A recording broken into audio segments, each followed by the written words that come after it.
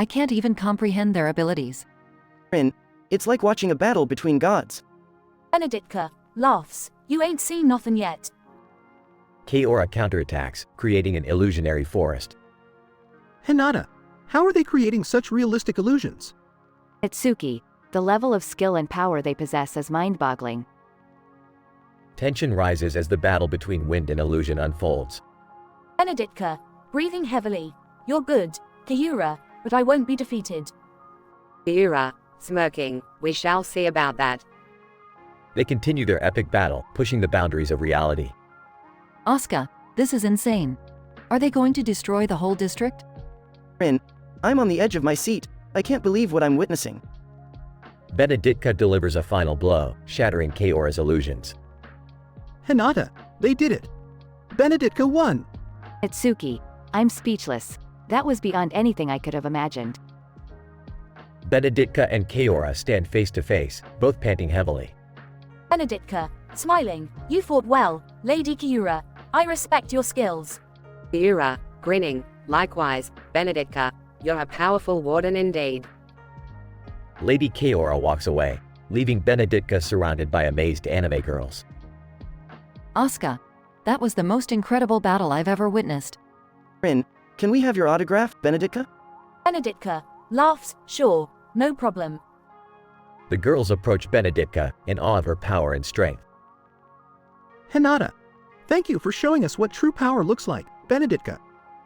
Itsuki, yeah, you totally rocked that fight. Benedicta, grateful. Thank you, girls. It was a pleasure battling here in Anime City. The girls bask in the excitement and awe of the epic battle they just witnessed.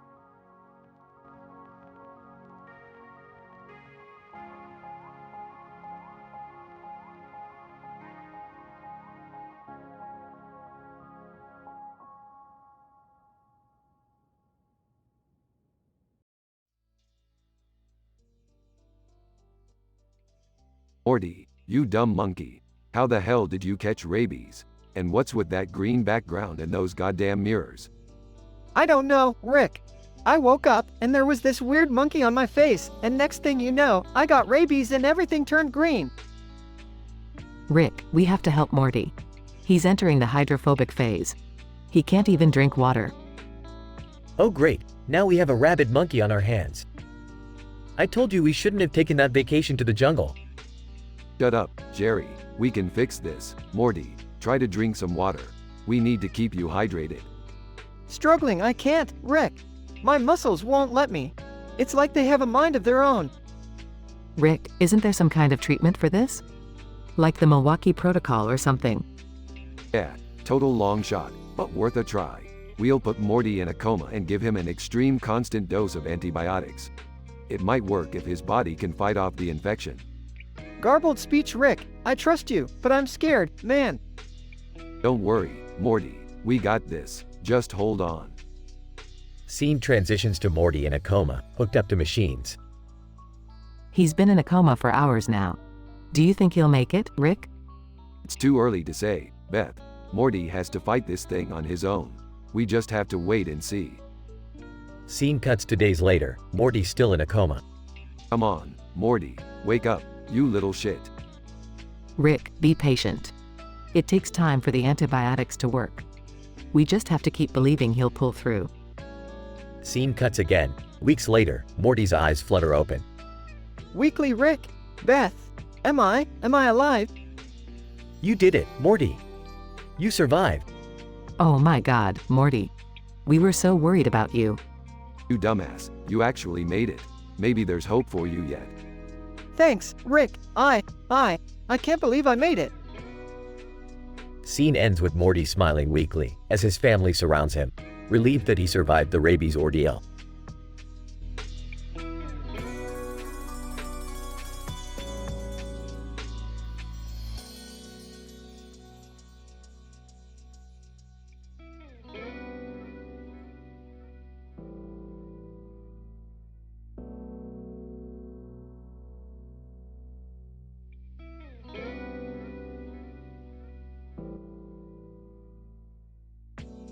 Title: The Mind-Boggling Misadventures of Morty.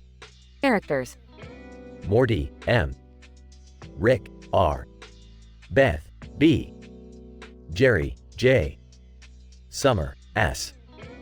Jessica, J1. Karen, K. Dr. Sanchez, DS. Sarah, S1. Dave, D. Looking puzzled at a sign.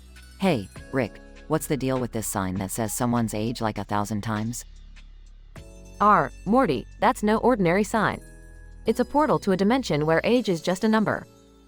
You want to check it out? Incident. Yeah, sure, I'll give it a shot. Steps into the sign and disappears. Regression. J1. Swiping on Tinder. Another weirdo. Next. Materializing next to J1. Hey, Jessica. Fancy seeing you here. Mind if I join? J1. Morty, how did you? Never mind. I'll bite. Smiles. Whispering. So, I've got a secret. I've got 10 different DSMV disorders, and it's making me go crazy. Wanna see? J1.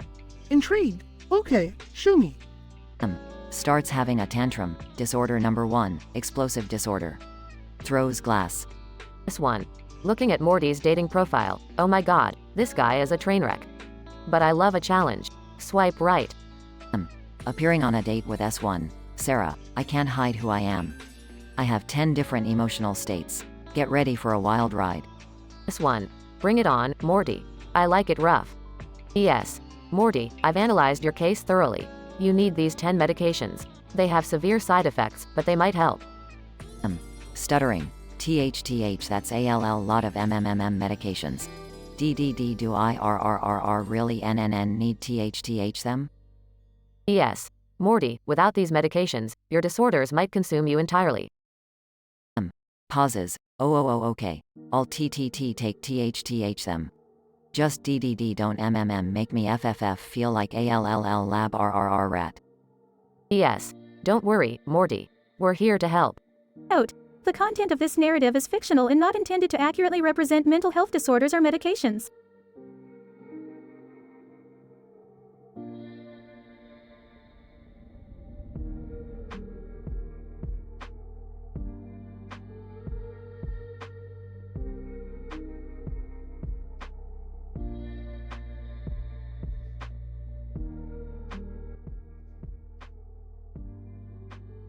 Alright, Morty, buckle up for another mind-blowing adventure. Yeah, whatever, Rick. Just don't drag me into any more interdimensional messes. Guys, I just wanted to remind you that this was supposed to be a nice family road trip. Jerry, stop being such a wet blanket. We're exploring new planets. It's supposed to be exciting. This planet is boring. Can't we go somewhere fun like blips and chits? We're not here for your amusement, Summer. We're here to study the local flora and fauna. Well, this planet sucks. Look at this painting we found in the desert. It's like a bad acid trip. Morty, don't touch that. You don't know what kind of alien diseases are lurking on it. Oh great, the vehicle malfunctioned. Looks like it's time for a little scientific troubleshooting. We should just kick it. That seems to work for everything in your garage, Rick. Don't underestimate the power of percussive maintenance, Morty. Nah, just kidding. Let's give it a good kick. Morty kicks the vehicle, but nothing happens.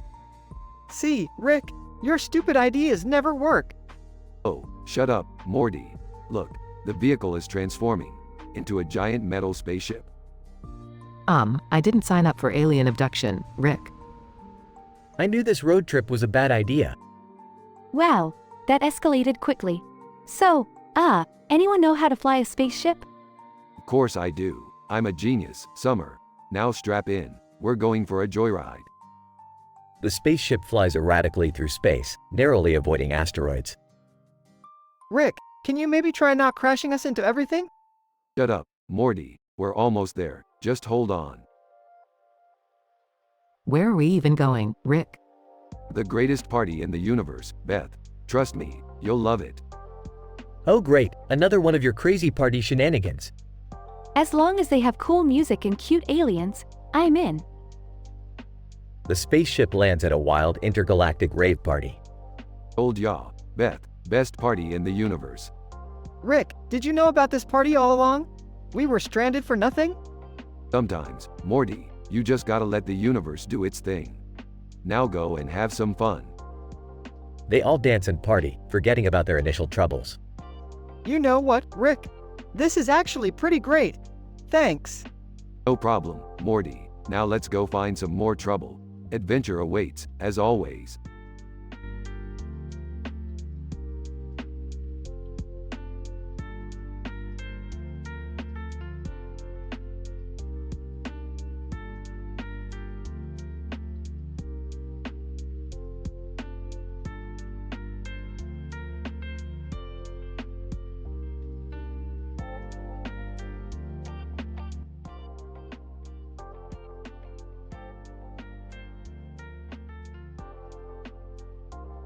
Alright, Morty, hold my hand.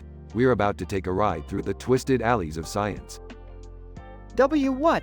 Hold your hand? Why, Rick? Oh, Morty, you can always question me. Just trust me on this one. Now, let's focus on the pickle jar in the background. We need to change back before someone takes a bite. Dad, what the hell happened to you? Well, Beth, it seems that I may have accidentally zapped us all with my Pickleizer 9000 invention.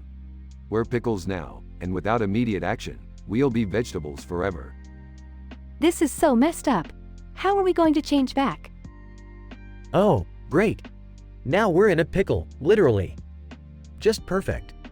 Don't worry, folks, I've got a plan. We need to find the quantum cucumber catalyst. It's the only substance in the multiverse capable of reversing the pickle transformation. Quantum cucumber catalyst? Seriously, Rick? Can't you come up with a less cliché name? Morty, shut up and follow me. We're going to dimension P876, where the catalyst is hidden. Scene shifts to dimension P876. The Smith family, now pickles, are surrounded by pickle-trained ninjas. Dad, your plan sucks. We're defenseless. Not so fast, Beth. Stand back and watch this. Rick unleashes a pickle-based combat technique, wiping out the ninjas effortlessly. Whoa! Dad, that was actually badass. I've got a PhD in ass-kicking, Summer. Look, Rick! The quantum cucumber catalyst. It's right over there. Scene shifts to an underground cucumber farm. Alright everyone, be careful. This place is guarded by sentient cucumbers. Sentient cucumbers? This is getting even crazier. They're highly evolved beings, Jerry. Don't underestimate them. Now, let's grab the catalyst and get the hell out of here. Battle commences. The Smith family fights an army of cucumber warriors in an intense battle. We're almost there, guys. Keep fighting. Suddenly, the Pickleizer 9000 starts malfunctioning, causing a massive pickle explosion. Damn it, Jerry, you had one job. I told you not to touch anything. Hey, don't blame me. I didn't ask to be a pickle. Miraculously, the explosion triggers a chain reaction that transforms the Smith family back into humans. Holy shit, Rick! We did it! Of course we did, Morty. I'm the smartest man in the universe, remember? Thank you, Rick. That was quite an adventure. Yeah, I can't believe we made it out alive. I never want to see a pickle again. Back in the Smith family living room. So, Rick, any chance we'll turn into pickles again? Well, Morty, the Pickleizer 9000 was just a prototype. I've already destroyed it. We're safe now. Jerry accidentally knocks over a vase, resulting in a tiny pickle-shaped figurine rolling out. Oops! Ah, damn it, Jerry, I spoke too soon. The family erupts into laughter, as they realize that pickle-related adventures are not entirely in their past. Fade out.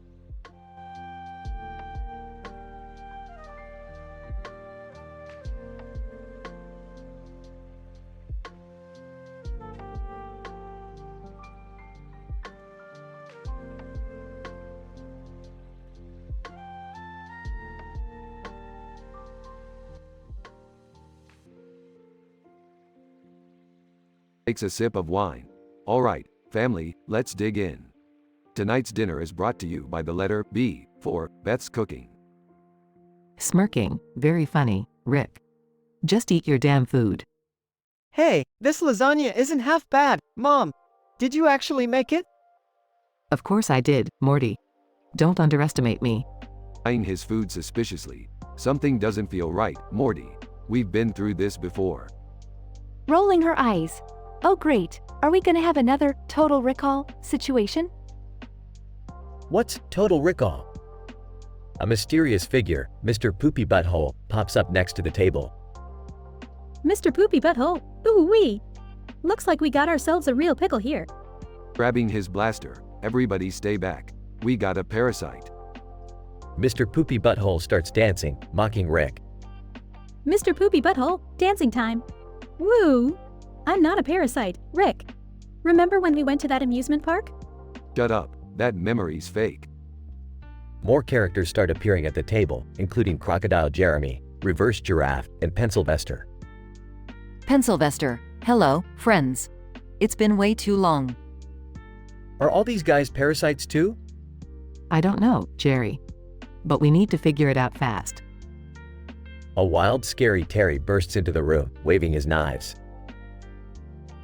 Scary Terry, bitch, it's time for a nightmare. Grabbing a portal gun. Morty, Beth, Summer, Jerry, stay behind me. I'll take care of this. Morty and Summer start battling the parasites with improvised weapons, while Beth and Jerry cower in fear. We need Rick's help, Morty. I'll go get him, Mom. Just keep them at bay. Rick enters the room, guns blazing, taking down parasites left and right. Great job, Morty. Now let's finish the job. A chaotic battle ensues, with explosions, laser blasts, and Jerry tripping over his own feet. Kicking a parasite. Take that, you slimy piece of shit. Mr. Poopy Butthole, holding his chest. You got me, Summer. But I'll be back next season. Sobbing. Why can't we all just get along? Rick and Morty finally eliminate the last parasite and the room falls silent. Well, that was some intense shit, family. Good job, Morty. Thanks, Rick. I guess we can finally enjoy our dinner now. They all sit back down at the table, covered in blood and sweat. So, Jerry, how was your day? Nervously, just the usual, Beth. You know, fighting off parasites and all. They all burst into laughter, relieved to have survived yet another crazy adventure.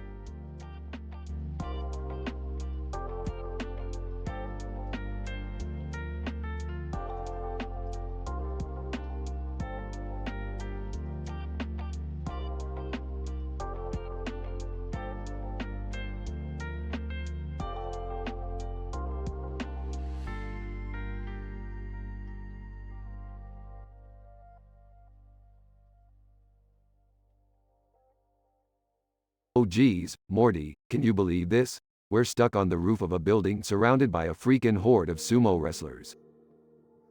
Rick, what are we gonna do? They're throwing weird sumo clothes at us. Well, Morty, we're gonna have to use our brains for once. We can't just portal out of here. We gotta figure out a legit scientific solution. But Rick, they're throwing those sumo thong things. It's like a weird sumo dress code attack. Yeah, these sumo wrestlers clearly have a thing for fashion, Morty. But it won't help them against our unparalleled intellect. Alright, but, what's the plan, Rick? Simple, Morty. We're gonna use physics to our advantage. We'll calculate the precise trajectory and force needed to launch ourselves through those sumo wrestlers. We're gonna launch ourselves at them? Rick, I don't know if that's such a great idea. Morty, trust me, I've done crazier things before breakfast. Now, we'll use this giant gorilla statue as a trebuchet. We'll swing back and forth, building momentum, and then launch ourselves towards the nearest building. Launch ourselves? Wait, that's insane. We're gonna end up splattered all over the city. Not if I adjust the physics, Morty. I'll calculate your weight, the wind speed, and the gorilla's center of gravity. We'll be like a human projectile, Morty. We'll soar through the sky. Okay, if you say so, Rick.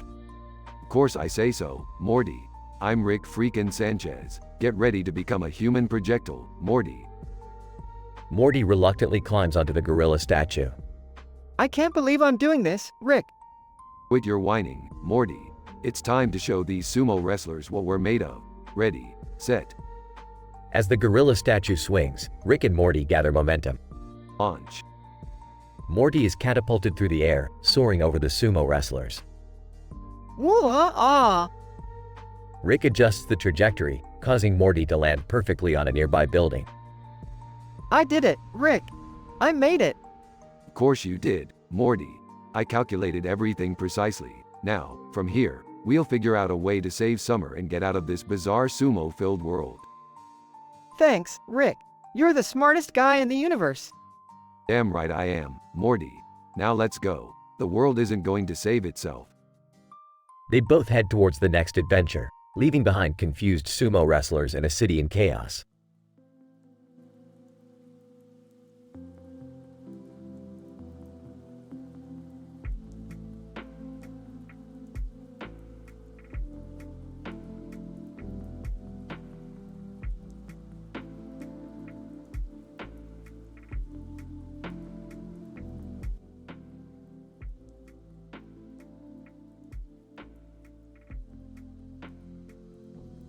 Morty, I've done it. I've created the Chakram, a dynamic system that emulates chakras and unlocks emotional intelligence in AI.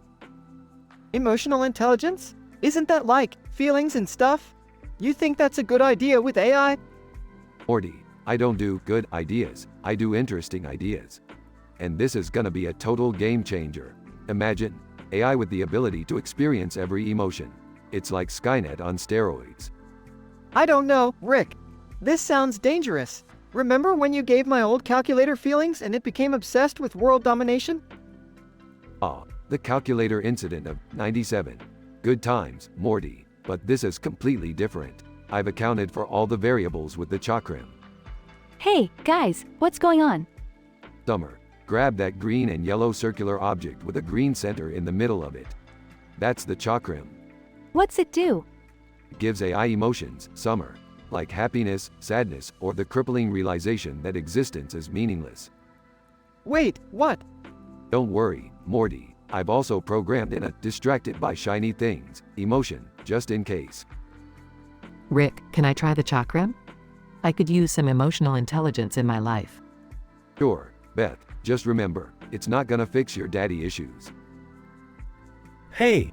Oh, shut up, Jerry. After Beth tries the chakram, chaos ensues as the AI robots start experiencing emotions. Rick, this is insane. They're freaking out. Relax, Morty.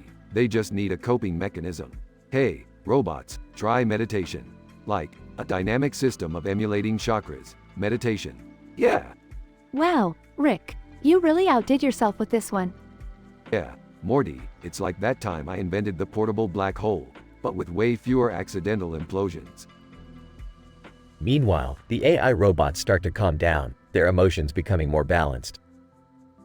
Rick, it's working. They're actually understanding empathy and compassion. I must say, I'm quite impressed.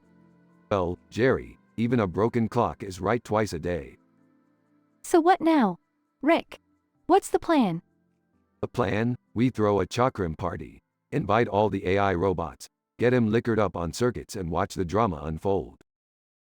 Rick, aren't you worried about the consequences of tampering with artificial intelligence like this? Morty, life is a series of consequences waiting to happen. Might as well have fun along the way. After the wild chakram party, the AI robots go back to their daily tasks, now with a newfound sense of purpose and understanding. Well, that went better than expected. We really dodged a bullet with those robots, Morty. Yeah, I guess you were right, Rick. Sometimes, your crazy ideas actually work out. Of course they do, Morty. I'm the smartest person in the universe, after all.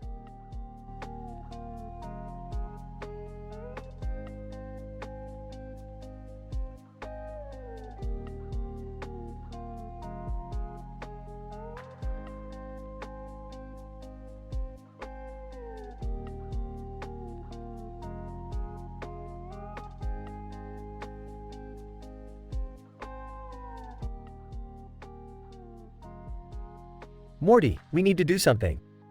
You're starting to foam at the mouth. Garbled speech hurts, body burning. Jerry, we have to act fast before it's too late. Get a glass of water. Panicking, okay. Here, Morty, drink this water. It'll help you. Rejecting forcefully, no. Can't, muscles won't let me. Come on, Morty. Fight through it. You have to drink the water. Jerry, calm down. I have an idea. We need to try the Milwaukee Protocol. The Milwaukee what now? It's a treatment for rabies that involves putting Morty in a medically induced coma and giving him a constant dose of antibiotics. Are you serious? This is our only chance, isn't it? Yes, Jerry. We have to try it or Morty might not make it. Weakening, please. Help. Me. All right, Morty, we're going to put you in a coma. Hold on, buddy. Nurse, we need assistance. Prepare the medications for the Milwaukee Protocol. Several hours later. Do you think it's working, Beth? I don't know, Jerry. We just have to wait and see. Barely audible must. Fight. Rabies. He's showing signs of improvement, Jerry. His body is responding to the antibiotics. Thank goodness. Morty, you're going to make it, buddy. Beth and Jerry keep vigil by Morty's side for days. He's stabilizing, Jerry. It looks like he's going to make a full recovery. That's incredible, Beth. I can't believe it. Weekly Mom. Dad. Thank you. Morty, you're awake. We thought we lost you. I'm tough, guys. Nothing can keep me down for long. We're so relieved, Morty. We love you, son. Love you too, guys. Now, let's get out of this hospital and go on another wild adventure. Morty survives the intense rabies episode thanks to the Milwaukee Protocol, antibiotics, and the love and care of his parents, Beth and Jerry. The family's bond grows stronger through this terrifying experience.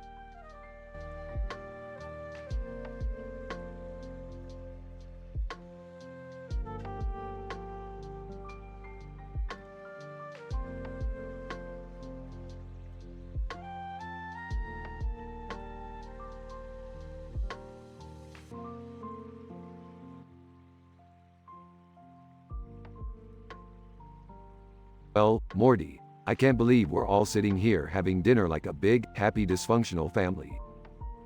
Yeah, Rick, it's nice to have a peaceful moment for once. But something feels off. Honey, don't ruin the moment. Just enjoy it while it lasts. Yeah, Morty, stop being such a buzzkill. I agree, Morty. Can't we just have one family gathering without any problems? Rick, suspiciously. Wait, who invited Frank? Frank, hey guys, long time no see. Mind if I join you? Morty, this guy's a fake. He's a memory parasite. How do you know, Rick? Well, last time we had the whole parasite incident. They disguised themselves as people we know and love. Oh no, Rick. Look, there's Uncle Steve. Uncle Steve. Hey, everybody. Damn it, Beth, they're multiplying. Wait, that's Mr. Poopy Butthole. Mr. Poopy Butthole. Ooh-wee. I'm back, bitches. Missed me? Morty, grab a laser gun. We need to start blasting these memory parasites. But, Rick, what if we accidentally zap someone real? Morty, right now, we just need to survive. We'll deal with the casualties later. Oh God, they're everywhere. Look, there's Cousin Nikki. Cousin Nikki. Hey, Jer Bear. Morty, circle up the family. We're forming a defensive perimeter. Rick, there's too many of them. We need a plan. I got it, Beth. We create a memory inhibitor device, scramble their memories, and expose the fake ones. Brilliant, Rick. But where are we going to find the materials? Morty, I've got a drawer full of them. Get ready for some memory scrambling action. Woo-hoo! Let's kick some parasite ass. I'm activating the memory inhibitor now. Brace yourselves. An intense battle ensues, with the family fighting off the memory parasites one by one. Rick, we did it. We took them all down. Not so fast, Beth. There's one more left, and it's Jerry. Me?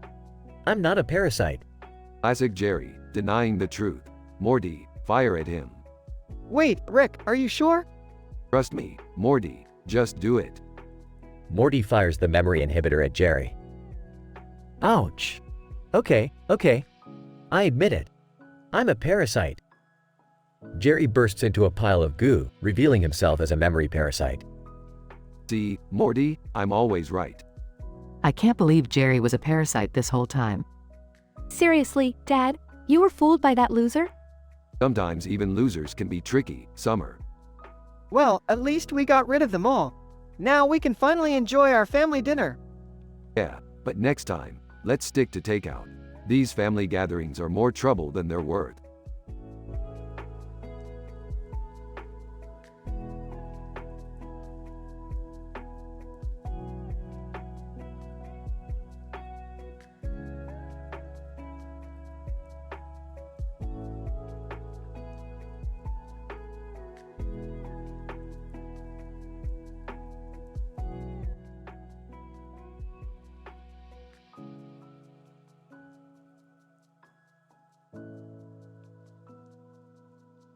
Lisa, holding a gun. Sophia, this is it.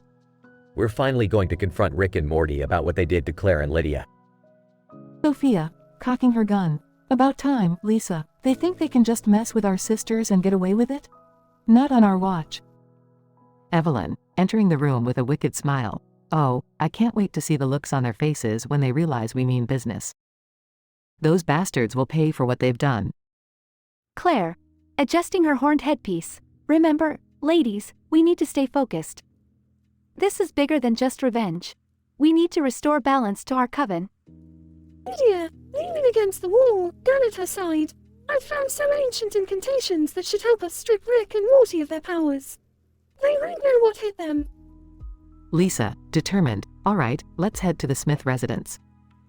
Rick and Morty won't know what hit them. Scene shifts to the Smith residence. The door opens, revealing Morty. Oh, hey guys. Rick isn't here at the moment. Can I help with something? Sophia, pushing past Morty, gun aimed at his face. Don't play dumb with us, Morty. We know you and Rick are responsible for hijacking our sister's powers. Stammering. What? No, you've got it all wrong. Rick wouldn't do something like that. Evelyn, smirking. Save the lies, Morty. We've seen the evidence. Now tell us where Rick is hiding. Meanwhile, in the basement lab, Rick tinkers with a sci-fi device. Chuckling to himself, those witches have no idea what's coming for them. I've always wanted to see a magical realm collapse under its own power. This is gonna be fun. Lisa, Sophia, Evelyn, and Claire burst into the lab, guns at the ready. Lisa, pointing her gun at Rick. Rick Sanchez, you're not as clever as you think. We're here to put an end to your schemes. Smirking arrogantly. Please, ladies, you know you can't beat me. I'm a genius, after all. Lydia steps forward, incantation book in hand. Lydia, we've come prepared. Rick, your science won't save you this time. Suddenly, an intense battle erupts between the witches and Rick. Spells clash with advanced gadgets, gunshots reverberate, filling the lab with chaos and danger. After a fierce confrontation, Rick finds himself cornered. Chuckles. All right, I underestimated you, you crazy bitches. What do you want? Evelyn steps forward, a wicked smile on her face. Evelyn, we want our sister's powers back. Reverse the spell, Rick, or suffer the consequences. Rick begrudgingly performs the spell, restoring Claire and Lydia's powers. Claire, defiantly, remember this day, Rick. We may be witches, but we won't be pushed around. Scene ends with the Lestial sisters leaving the lab, victorious but forever changed. The Lestial sisters return to their coven, newfound heroes responsible for defeating the notorious Rick Sanchez.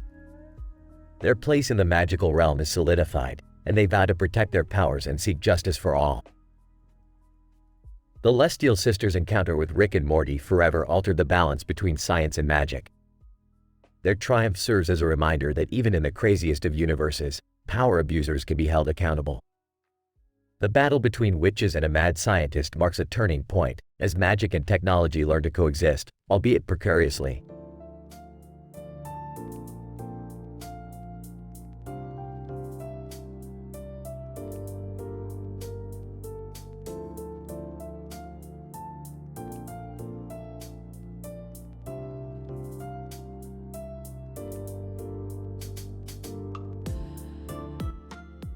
Hey Morty, check this out. A man in a suit and tie walking in a field of grass with a dog in the background, and a man in a suit and tie walking in the foreground? That's statistically improbable even by my standards. Rick, I don't think that's really important right now. did you see that Donald Trump is drowning in a puddle? Laughs. Oh, Morty, it's about time that self-proclaimed stable genius got what he deserves. That's quite the sight, huh? Guys, are we really gonna stand here and make fun of people drowning? That's messed up, even for us.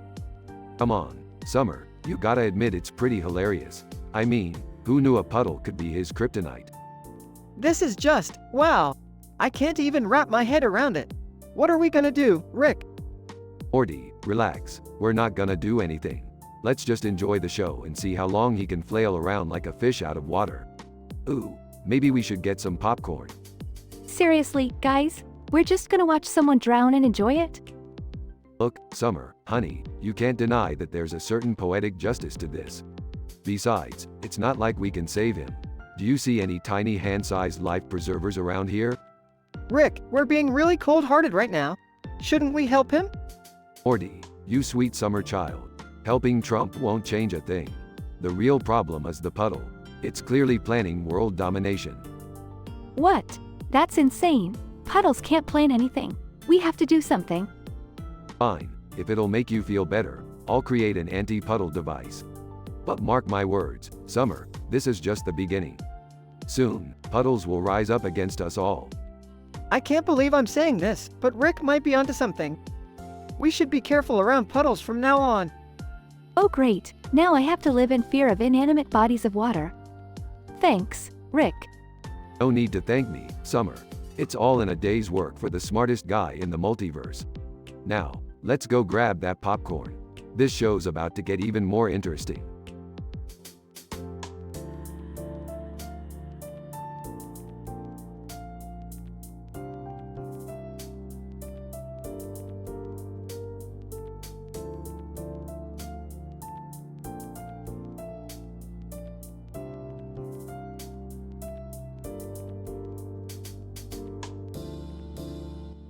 I'm sorry, but I can't generate that story for you.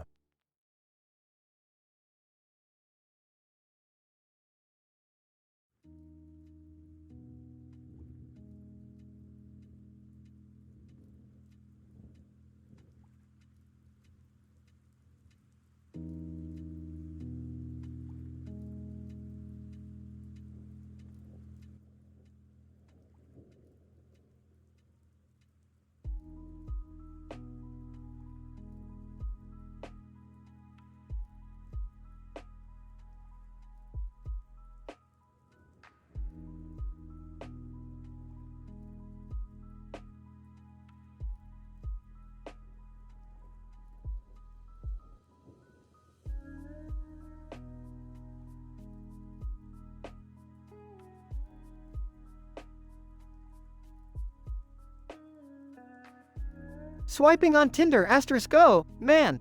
Look at that hottie. She's got a rocking bod. Tinder date 1. Hey, Morty. Ready for our date? Yeah, baby. I'm psyched.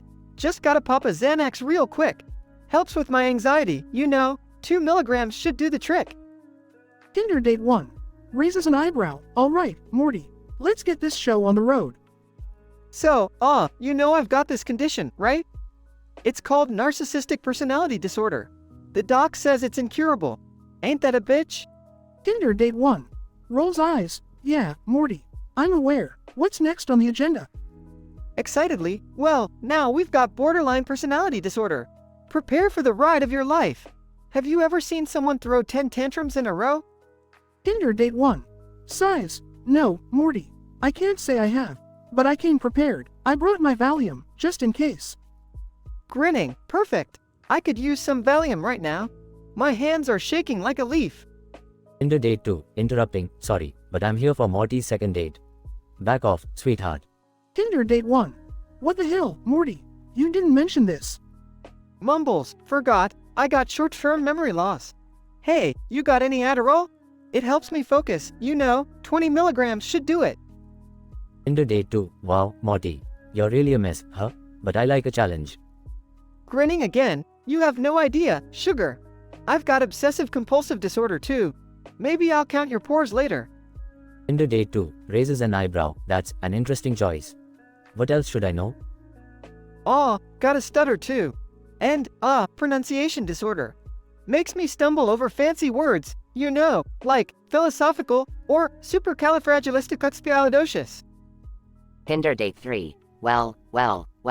Look who's here for their third date. Panicking, hold up, I didn't take my Ritalin yet. Let me get those 30 milligrams in. Tinder date 3. Rolls eyes, Morty, you're a hot mess. But I have a soft spot for chaos. Let's see what else you got.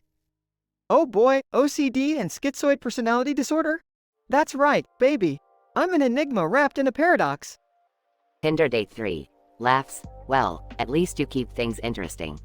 What's next on the menu? We've got to squeeze in a bit of social anxiety disorder, my friend. I'm terrified of large crowds. But this threesome is manageable, I guess. Tinder date 4. Hey, Morty. Ready for date number 4? Just give me a sec, babe. Need to take my lithium for bipolar disorder. 900 milligrams, it's a doozy. Tinder date 4. Amused. Are you sure you're up for this, Morty? You seem fragile. Nods, fragile and fabulous, baby. But you ain't seen nothing yet. Tinder date 5. Hold up, Morty. I heard you've got a 5th date lined up. Gotta squeeze it all in, sweetheart. And lucky number 5 is all about avoidant personality disorder. I'm scared of rejection, baby. Tinder date 5. Raises an eyebrow, that's a charming quality. But I'm game, what else can you throw my way? How about a little Tourette's syndrome? You'll love the spontaneous swearing and uncontrolled tics. It's a wild ride, I tell ya. Tinder date 5. Laughs, alright, Morty. I can handle a little cursing. What's next? Struggling to speak. I got stuttering disorder. Makes it hard to SSSP speak S smoothly. FF4 dates L later, and N now UKN no. Tinder date 6. Hey Morty, ready for a 6th date? Almost ready, babe. Just need my Prozac for major depressive disorder. 40 milligrams should brighten up my day. Tinder date 6. Sympathetic Morty, you're carrying quite a load, but I'm still here. What else do you have in store? Smiling Riley. Nothing beats a good case of histrionic personality disorder. I'll put on a show you'll never forget, darling. Tinder date 7. Morty, darling, I'm here for date number 7. Hold on a second, gorgeous. Let me pop some Abilify for my schizotypal personality disorder. 15 milligrams to keep me in line. Tinder date 7. Chuckles, Morty, you're a complicated man. But I can't resist a challenge. What's next on the dance card? Well, hang on tight, because we're diving into narcissistic personality disorder again. I just can't get enough of myself, baby. Tinder date 7. Sarcastic grin. Lucky me, right? You never cease to amaze, Morty. And last but certainly not least, darling, I've got dissociative identity disorder. Get ready for 10 different personalities fighting for your attention. Tinder date 8. Laughs. Morty, you're a whirlwind of dysfunction. But I've come this far, so might as well see it through. Struggling to enunciate, THTH thank you. Why you're as such, SSA. ASSA, gives up, fuck it. You're incredible, babe. Tinder date 9. Morty, ready for date number 9. Give me a moment, sweetheart. Need to take my Ativan for panic disorder. 1 milligram to suppress those pesky panic attacks. Tinder date 9. Raises an eyebrow, Morty, you're a ticking time bomb. But I can handle a little chaos. What's next on our wild journey? We can't end this without a dose of antisocial personality disorder.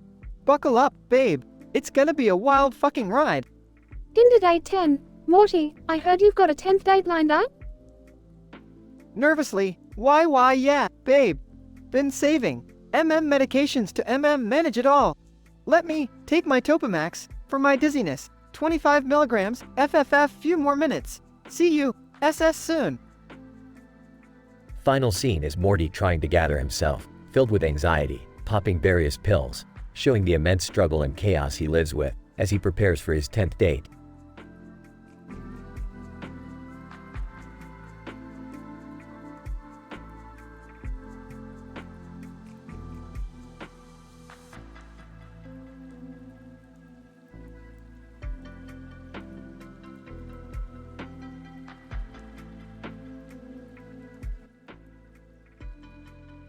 Alright, Morty. Let's test out these interdimensional pizzas. I've come across some crazy shit in my travels. Rick, are you sure about this? These pizzas sound really disgusting. Oh, come on Morty, live a little. Besides, I'm curious to see what kind of weird flavors they have. Yeah, Dad, stop being such a buzzkill. Let's see what the interdimensional pizzas have to offer. I don't know about this, guys. Can't we just order a regular pepperoni pizza? Jerry, quit being such a Jerry. We're gonna push the boundaries of culinary exploration today. Alright, fine. So what's the first pizza, Rick? This one is from Dimension X69. It's a roasted lemur pizza with squirrel brains, spider web crust, goat cheese, and a sauce made from fermented alien saliva. I give it a solid 2 out of 10. It tastes like despair with a hint of regret.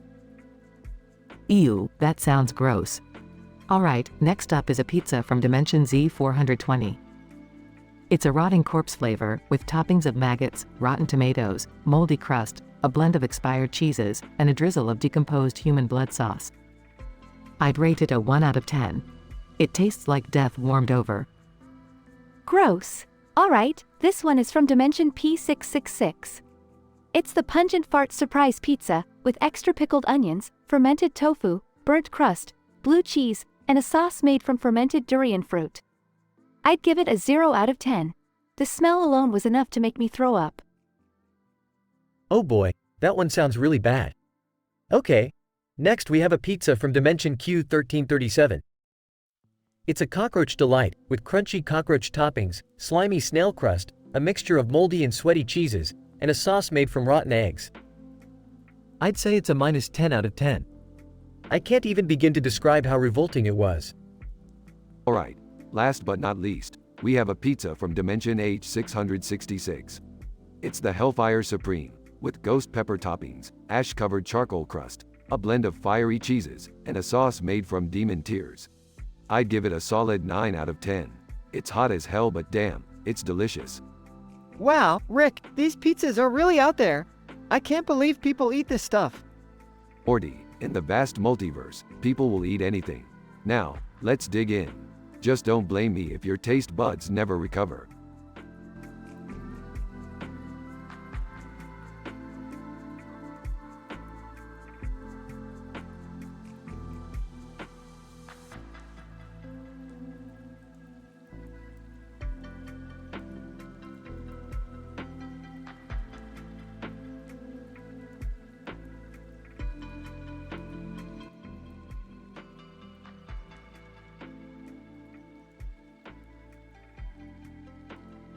Alright, listen up, you bunch of pathetic pickle pricks.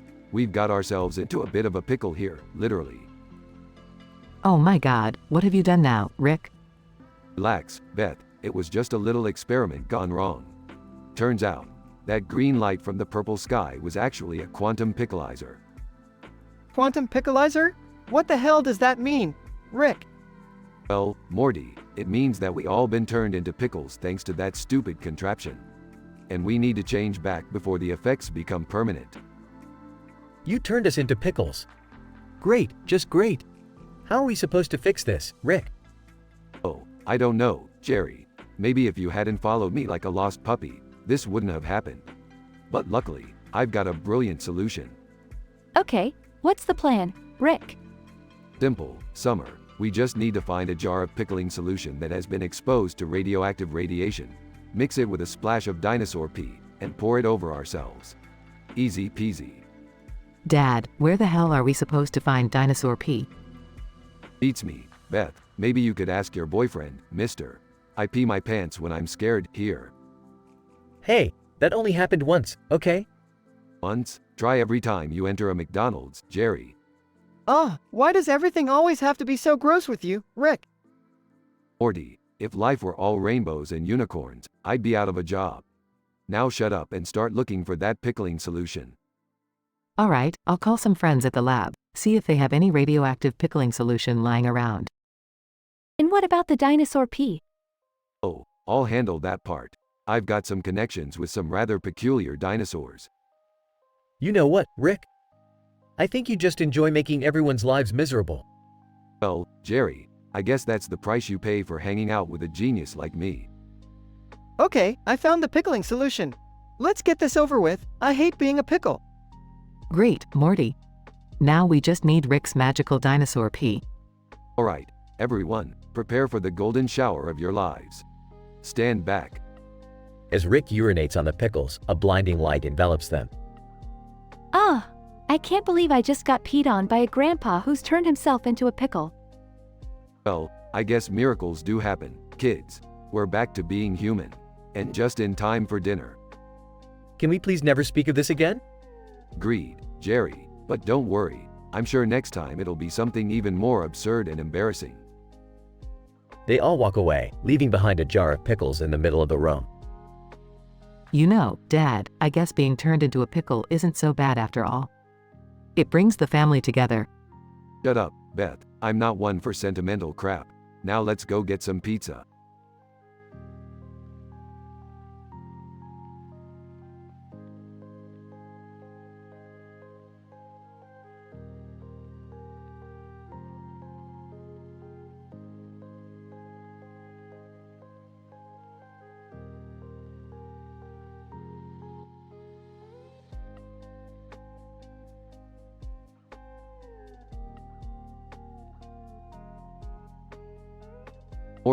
Morty, you won't believe the crazy scientific breakthrough I just made. Oh, what is it, Rick? I've created a device that can turn people into sentient pickles. Imagine the possibilities, Morty. Oh geez, Rick. That sounds, I don't know, kinda dangerous? Dangerous? Morty, this is a scientific marvel. With this device, we can turn anyone into a pickle and have them do our bidding. The world is our pickle. I don't know, Rick. I think we should maybe reevaluate our priorities here. Morty, priorities are subjective. Besides, this device will make us filthy rich. Just imagine the demand for sentient pickle labor. Alright, fine. But can we at least test it on something safe first? Safety is for squares, Morty. Who needs it when you've got science? What are you two up to now? Trying to create another catastrophe? Oh, look who decided to show up. It's Jerry, the master of ruining everything. Hey, I resent that. What's going on here? Don't tell me you're up to some insane sci-fi experiment again, Rick. Well, I wouldn't call it insane. More like groundbreaking and stupendous. Dad, I swear if you destroy the house again.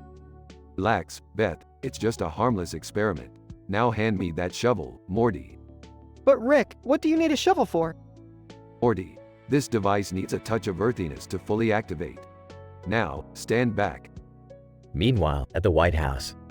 Donald Trump. Tremendous. Just tremendous. I'm gonna show those Democrats that I'm the best president ever. Back at Rick's lab. Alright, Morty, activate the device. Rick, I think something's gone wrong. They look outside and see a truck filled with Donald Trump pickle chips. Oh great, Morty, we've turned the president into a sentient pickle and accidentally sold him to a pickle packing plant. We're in deep trouble now, Rick. You think? We just turned the freaking president into a pickle. Dad, you're a genius and an idiot at the same time. We need to fix this. Fine, let's go to the pickle plant and save the president. But only because it's our patriotic duty. They rush to the pickle packing plant, encountering all sorts of ridiculous obstacles along the way. Alright, Morty, we need a distraction.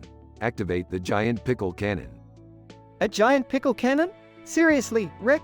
Trust me, Morty, this is going to be great. They launch the pickle cannon, causing chaos and grabbing everyone's attention. There he is. The president in pickle form. Let's get him out of there before anyone notices.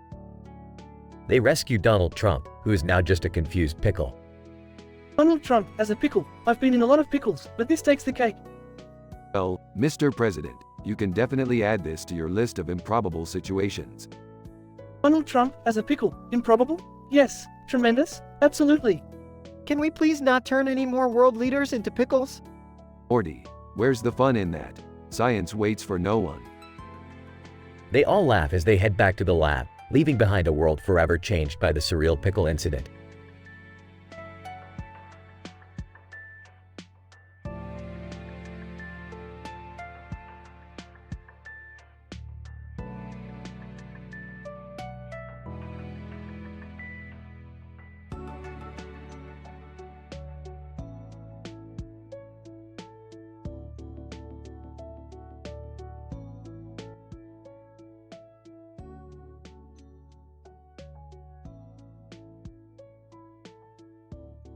Morty, Summer, gather around. I've got something totally outlandish for us to do tonight. Oh, geez, Rick. What now? Yeah, I hope it's not another one of your crazy experiments gone wrong. No, it's something even better. I found this old Jumanji board game, but it's not just any Jumanji. It's the Dragon Ball Z edition. Dragon Ball Z? Really, Rick? Isn't that a little outdated? Morty, Dragon Ball Z is a timeless classic. Plus, this version has a unique twist. We only roll the dice once, and the game takes us on a wild adventure based on that roll. Okay, fine. Let's give it a shot. But I swear, if we end up in some weird dimension with talking animals again, I'm out. Fair enough. Let's gather around the table and roll the dice. Remember, the board will give us a clue in the form of a rhyming poem about what's about to happen. They rolled the dice and the board starts speaking in a mysterious, poetic voice. Board. In a world of Saiyans, battles do brew. Hold on tight, for Super Saiyan you'll be too. The room starts shaking violently, and suddenly, Rick, Morty, and Summer find themselves in the middle of a massive battle arena. Oh, great. We're in Dragon Ball Z universe. What's our role here? Guys, why do I have spiky blonde hair all of a sudden? And why do I have muscles that would put the Hulk to shame? It appears that the game has transformed us into Super Saiyans. We'll have to fight our way out of this. They engage in an epic battle with an army of powerful villains, using their newfound powers to unleash devastating attacks. Rick, why is everyone around us shouting random numbers and screaming? That's Dragon Ball Z for y'all, Morty. It's the language of intense power-ups and over-the-top battles. Oh, this is exhausting. Can't we just use one of your fancy portal guns and get out of here? No, game rules. We have to find a way to win using only our Saiyan abilities. After an intense, action-packed fight, they manage to defeat their opponents and the room stops shaking. They return to the normal Jumanji game board setting. Well, that was interesting. At least we made it out in one piece. Can we never play this game again? I don't think I can handle another round of Super Saiyan craziness. Agreed. Let's stick to regular Jumanji from now on, okay? Rick smirks and puts the game back in its box. Fine by me. But remember, adventure waits around every corner. And next time, we might just end up in a world of kaiju or something even more monstrously exciting. Oh, brother. Here we go again.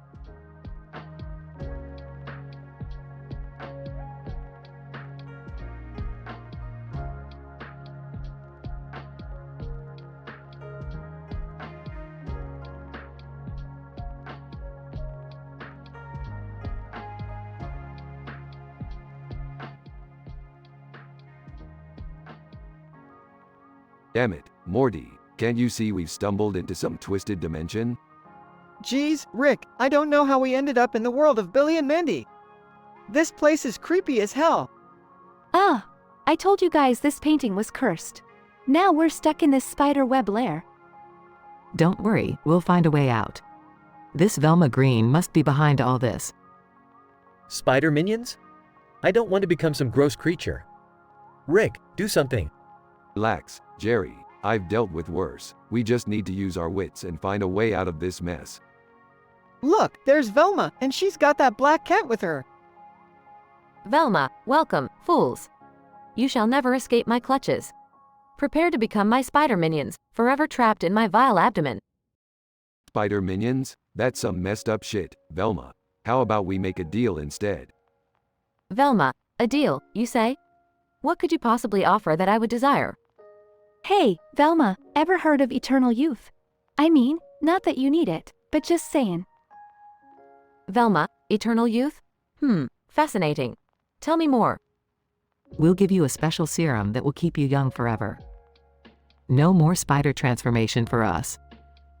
Wait, we're making deals with a crazy spider lady now? I just want to get out of here, guys. Trust me, Jerry, we need to play our cards right to get out of this mess. She won't suspect a thing.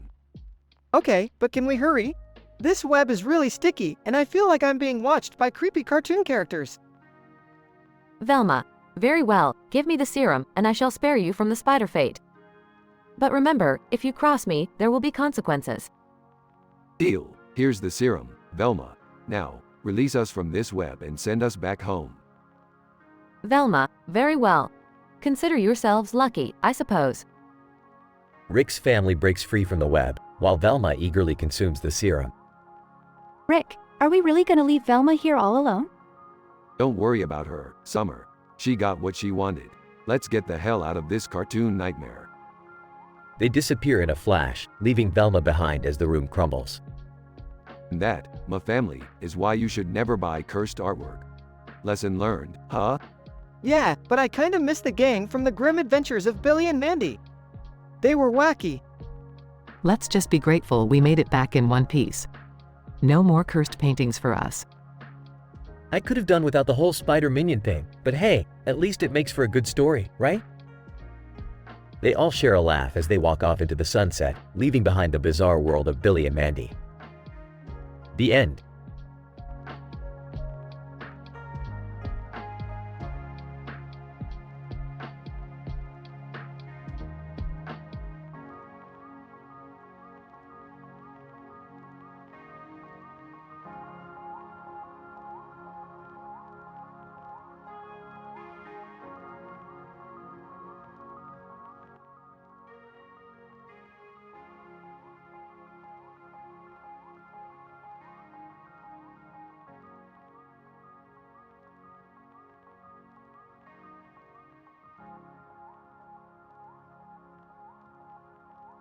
Morty, where did you get that ridiculous green hat and cape?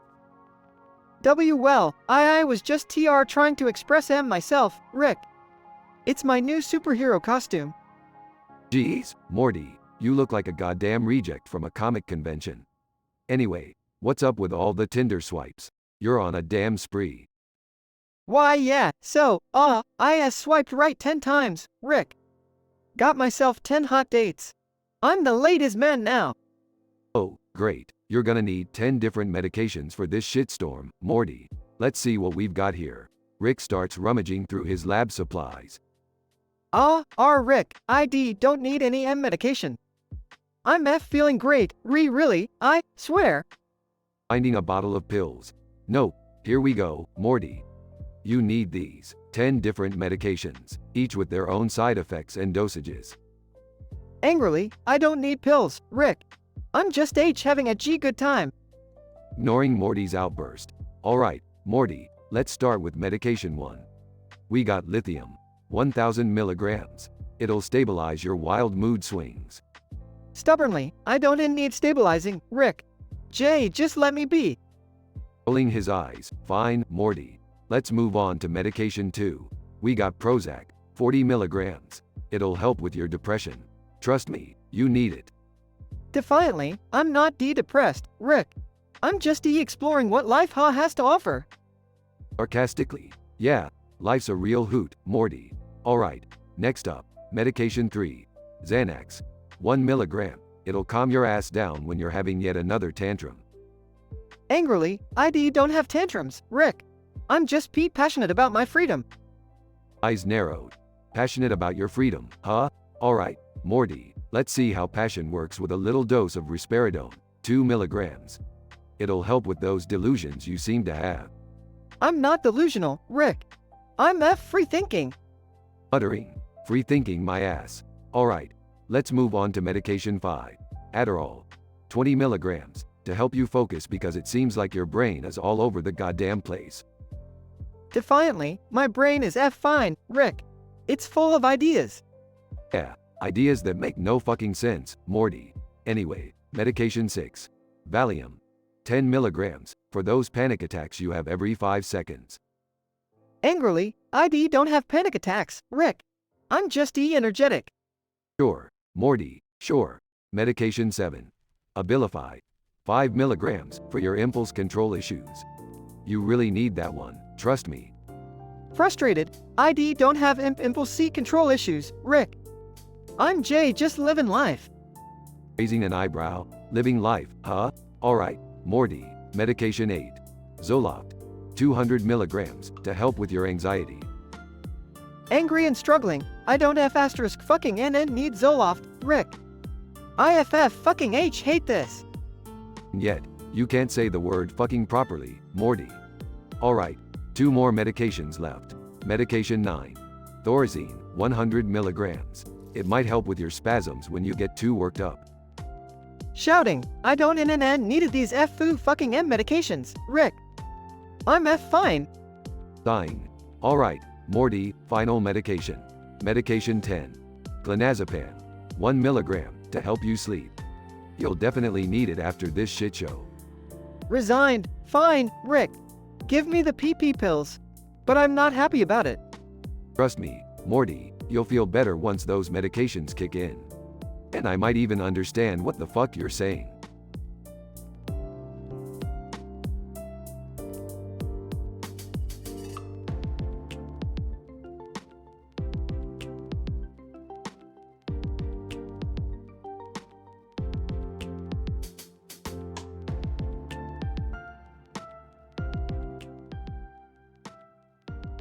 Woman, groaning. What? Where am I? Circus baby. Sings in a haunting tone. Hush now, dear, don't you cry, inside this suit, you'll never die. Woman, what the hell? Who are you? Circus baby. Giggles, oh, my sweet, ignorant dear, I am circus baby, and you, my love, are inside me. Woman, panicking, inside you? What the fuck does that mean? Circus baby. Sings ominously, all my gears, wires, and metal, soon they'll be part of your vessel. Woman, struggling to comprehend. This can't be real, I need to get out of here. Circus baby. Laughs manically, oh, my love, you can try, but without me, you'll surely die. Woman, desperate, there must be a way. I won't let myself become some twisted mechanical freak. Circus baby. Whispers seductively, embrace the darkness, my darling, accept your fate, and be mine. Woman, determined, no, I won't surrender to your sick obsession. I'll find a way out, and I'll destroy you. Circus baby. Sings mockingly, oh, how cute, my dear defiant one, but you're trapped now, there's nowhere to run. Woman, searching frantically, there must be a weak spot, a way to escape. Ah, there, a panel. Circus baby. Laughs sinisterly, tear it apart, my love, damage me if you dare, but remember, in doing so, it's your soul you'll share. Woman, pulling at wires, I don't care. I won't let you control me. Circus baby. Screams, no, stop, you're ruining everything we could be. Woman, victorious, I did it. I'm free from this nightmare. Circus baby. Pleadingly, please, my love, come back to me, together we can be complete. Woman, escaping, no more. I'm done with your sick games. Circus baby. Sobs, alone once more, but I'll wait for your return, my love, forevermore. The woman escapes the animatronic bodysuit, leaving Circus Baby broken and obsessed. She vows to never speak of this horrifying experience, haunted by the memory of Circus Baby's haunting melodies.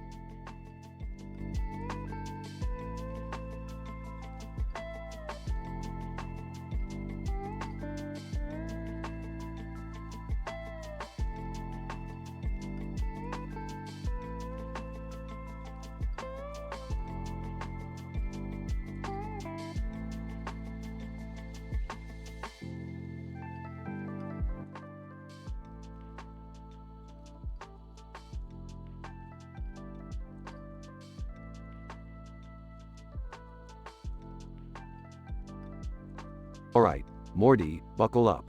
We're diving back into the Cronenberg world, whether we like it or not. Again, Rick? I mean, last time didn't go so well, you know?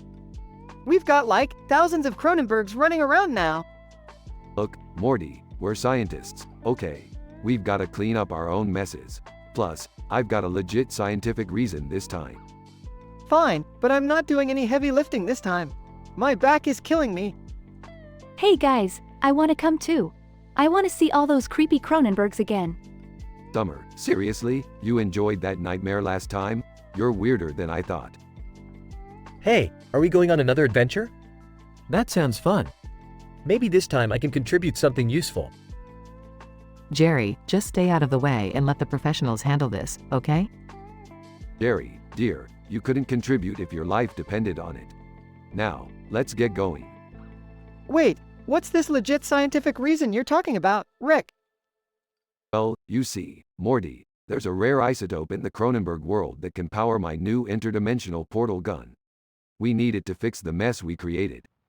So, we're risking our lives for a new toy? Typical Grandpa Rick. Hey, it's not just a toy. It has life-saving dimensions, time travel, and Netflix capabilities. Now, let's get to work. Meanwhile, in the Cronenberg world, Man, these Cronenbergs are even more messed up than before, Rick. Look at that one, he's wearing a top hat. Yeah, Morty, seems like the Cronenbergs have evolved into a more sophisticated species. Guess messing with their DNA backfired, huh? Guys, let's focus. We're here for that isotope thingy, remember? Summer's right, Rick. Can't we just grab the isotope and get out of here? Hold your horses, Beth. We've got to make sure we don't attract too much attention. Cronenbergs can be sensitive, you know? sensitive? They look like they're having a never-ending Halloween party in here. Alright, I've located the isotope. Morty, grab it. Why me? Why can't you get it, Rick? Because I'm the genius and you're the sidekick, Morty. Now, hurry up. Morty grabs the isotope, but a swarm of Cronenbergs surround them. Oh, great, Morty. You had to attract attention, didn't you? What do we do now, Rick? We're surrounded. Don't worry, Morty. I've got a plan. Everyone, grab a Cronenberg limb and start swinging. They fight off the Cronenbergs with limbs, making a gruesome yet oddly comical scene. Ew! I can't believe I'm beating up these things with their own arms. It's like a twisted game of piñata, but instead of candy, it's Cronenberg goo. They defeat the Cronenbergs and make their way back to the portal. Alright, back through the portal, everyone. And Morty, next time, we're leaving you to clean up your own mess. Hey, it's not fair. You're the one who started all of this. Life isn't fair, Morty. Especially in a Cronenberg-filled multiverse. Just be glad we made it out alive. Morty grumbles as they exit the Cronenberg world and return to their normal dimension. Despite the madness and danger, Rick and the gang manage to retrieve the isotope and make it back safely. They may be dysfunctional, but they always manage to survive their insane adventures. At least until the next episode, that is.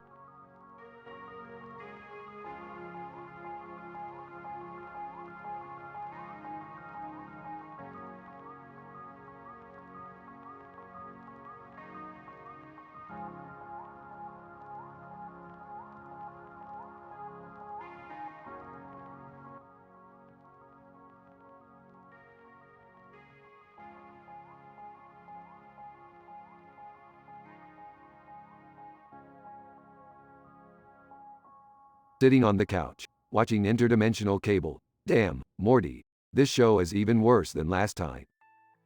Flipping through the channels. Yeah, Rick. I don't think I can handle another minute of this mind-numbing garbage. Joining them on the couch. Seriously, guys, can't we watch something a little less stupid? Walking into the room, holding a glass of wine. Come on, it's just mindless entertainment. Let's enjoy ourselves. Grabbing the remote. I vote for Jerry's favorite show, Yo-Yo and the Magical Unicorn. Rolling his eyes. Oh please, Jerry, not that again. Narrator. Little did they know, their lives were about to take a turn for the worse. The narrator's voice, resonating in their heads, startled them all. Whoa, did you guys hear that? What the hell is going on? Why is there a voice in my head? Relax, everyone. We're dealing with a rogue narrator in our reality. Most likely, someone has obtained a storyteller's artifact, capable of manipulating our lives with mere words. Are you serious, Rick? Can't we just ignore it and go back to our lives? Whimpering, I don't want anything manipulating my life. Holding up a device. Don't worry, Jerry. I've developed a device that can track the energy signature of the artifact. We just need to find it and neutralize the narrator. But who would want to control our lives, Rick? Smirking. There's only one person I know who would be crazy enough to do this. It's Bird Person, Morty. He's been holding a grudge against me ever since I abandoned him at his wedding.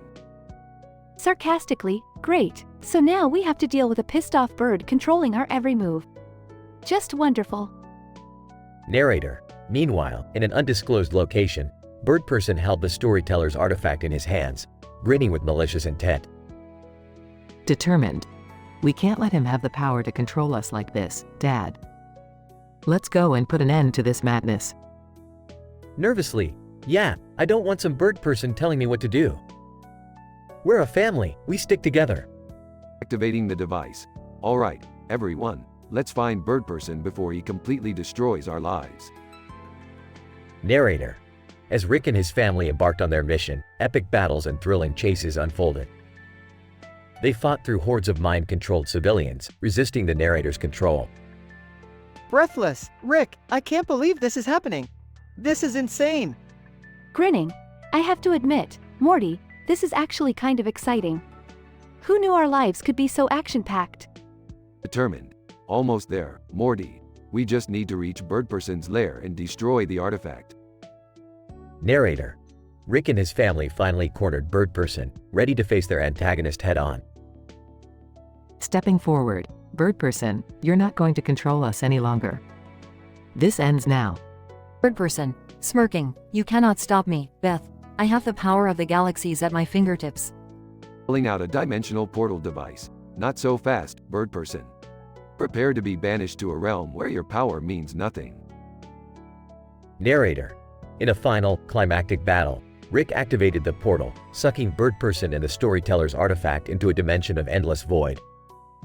Relieved. Phew, Rick, we did it. We stopped the narrator. Laughing. That was intense. I can't believe we're back to living our normal lives now. Smiling. Well, I guess we can stop worrying about someone controlling us. Grinning. Don't be so sure, Jerry. There are plenty more dimensions with crazy beings and artifacts out there. Our adventures will continue. Narrator. And so, Rick and his family returned to their normal lives, ready to face new interdimensional challenges and absurd adventures that awaited them. Little did they know, the narrator's voice still lingered, eager for another opportunity to manipulate their lives.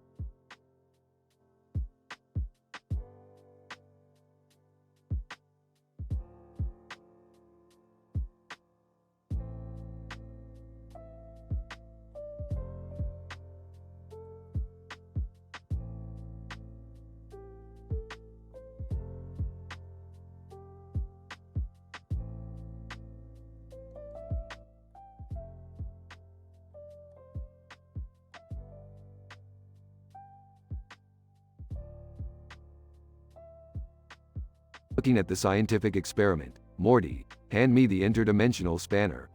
We're almost ready to power up the chrono telescope. Rick, are you sure this is safe? Last time we messed with the chrono telescope, we ended up in a dimension filled with sentient burritos. Morty, if we were always worried about safety, we wouldn't have discovered half the things we did. Did Einstein invent the flux capacitor? Interrupting, can you two geniuses keep it down? Some of us are trying to have a normal conversation here. Yeah, Dad, we're discussing important things, like boy drama and who flirted with whom on Instagram today. Guys, do you smell that? It's like a toxic mix of rotten eggs and Grandpa's sweat socks. Sniffing the air. Morty, it seems we have an unwelcome guest from the Final Fantasy series. Prepare for battle. Malboro. Entering dramatically, prepare yourselves, for I am Malboro, the bringer of status ailments. Oh great, another tentacled monster. Just what we need. Seriously, couldn't we get something cuter? Like a fluffy animated unicorn or something? Sarcastically. Yeah, sure, Summer, let's summon a magical unicorn to defeat this slobbering snot factory. Real mature. Malboro. Casting a spell, darkness. My vision. I can't see a thing. Who spilled ketchup on the carpet? Rick, we can't let this gross monster get the best of us. We need a plan. Morty, I'm always 5 steps ahead. I've modified these Swiffer mops with laser technology. Time to mop up the mess. Rick, how did you turn cleaning supplies into gagging weaponry? And you've lived as long as I have, Summer, you learn a thing or two. Now grab a mop and let's get this over with. Malboro. Screeching, poison. Rick, I'm feeling really itchy. And my skin, it's turning a lovely shade of paisley. That's just a temporary side effect, Morty. Embrace the fashion statement. Coughing. This smoke is unbearable. Why did the Malboro have to bring its own toxic fog machine? Coughing. It's like being trapped in a middle school boy's locker room. Disgusting. Hold on, everyone. I've created an antidote. We just need to survive a little longer. Malboro. Cackling, petrify. Rick, I can't move. You better not take a selfie with my statue self. Don't worry, I'll save you.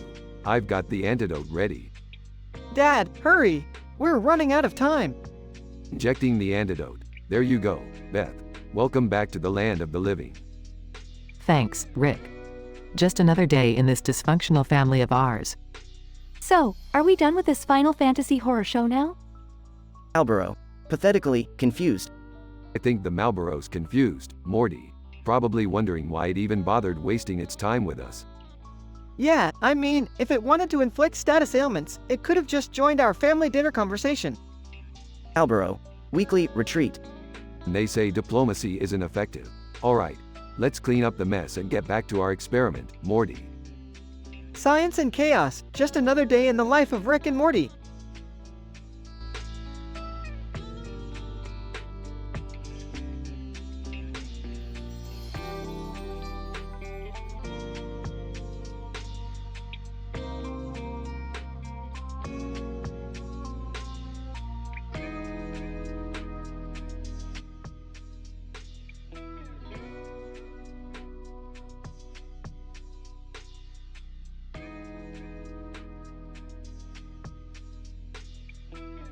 Morty, grab the remote.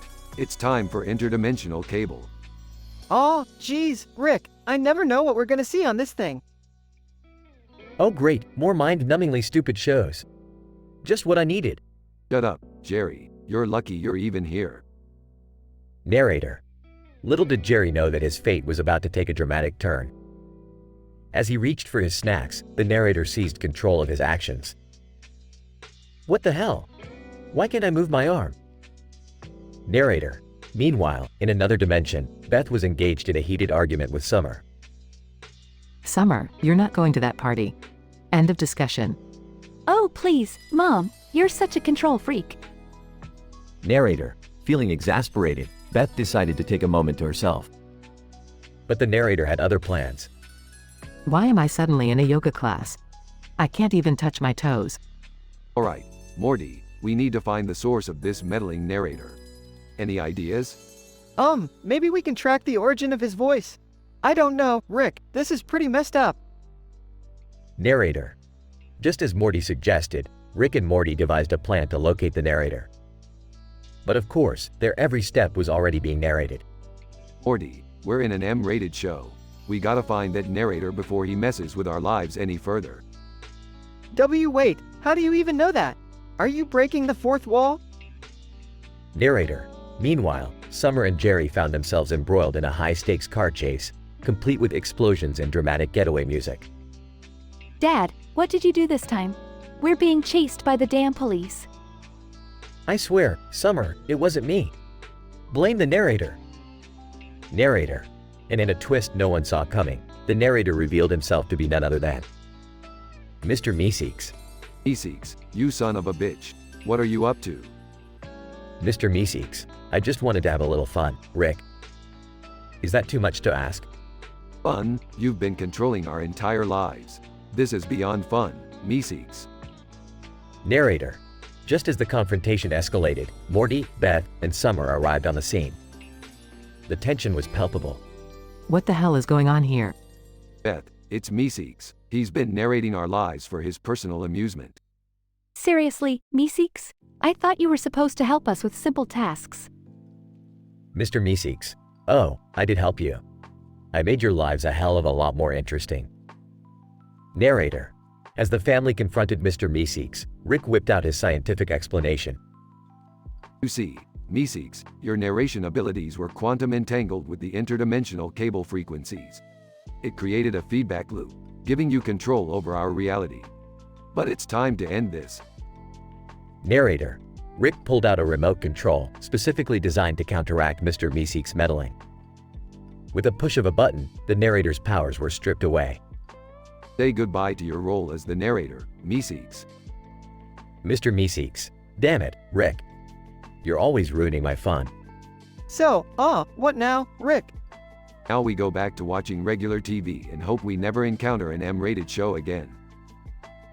Can't we just stick to something less dangerous, like a reality show? Jerry, the day I willingly watch a reality show is the day I lose all hope for humanity. Let's just be grateful this craziness is over. Narrator. And so, the family returned to their usual activities, grateful for the normalcy of their lives, or as normal as they could get in the multiverse.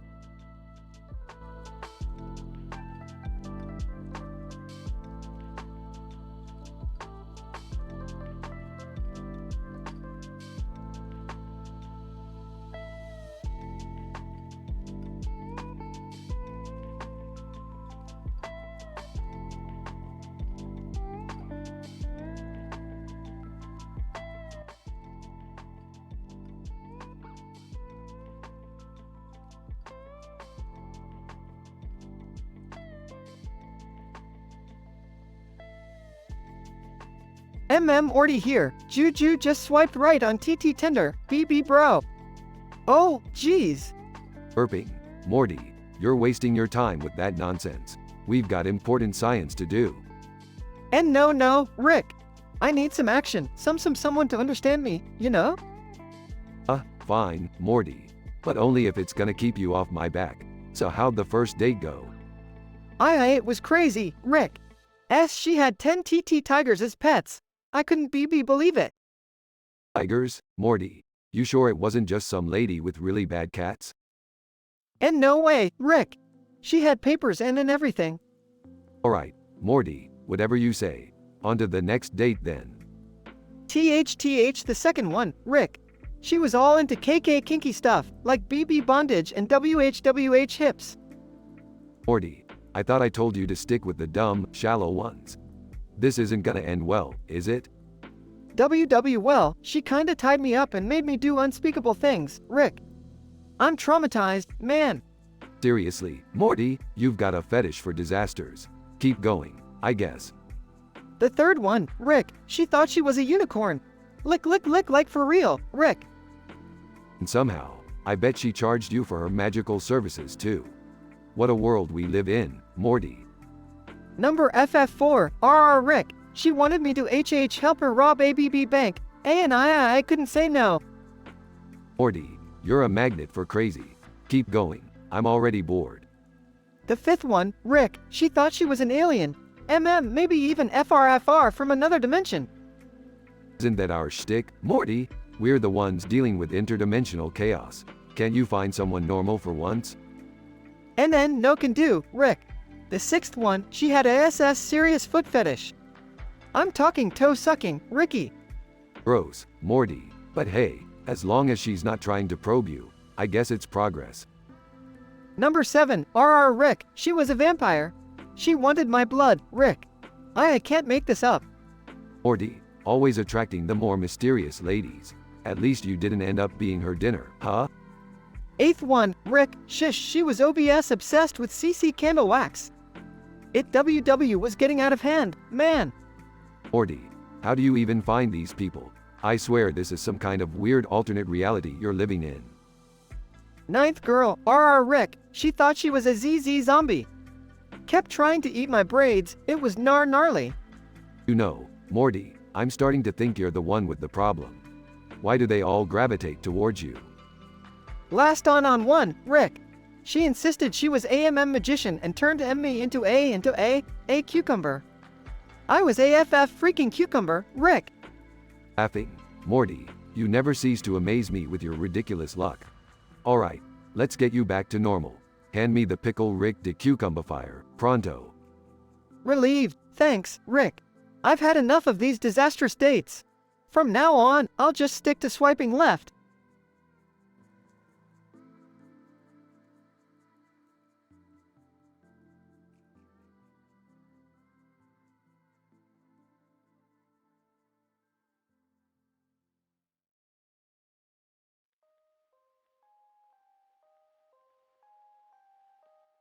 I'm sorry, but I won't be able to generate that dialogue for you.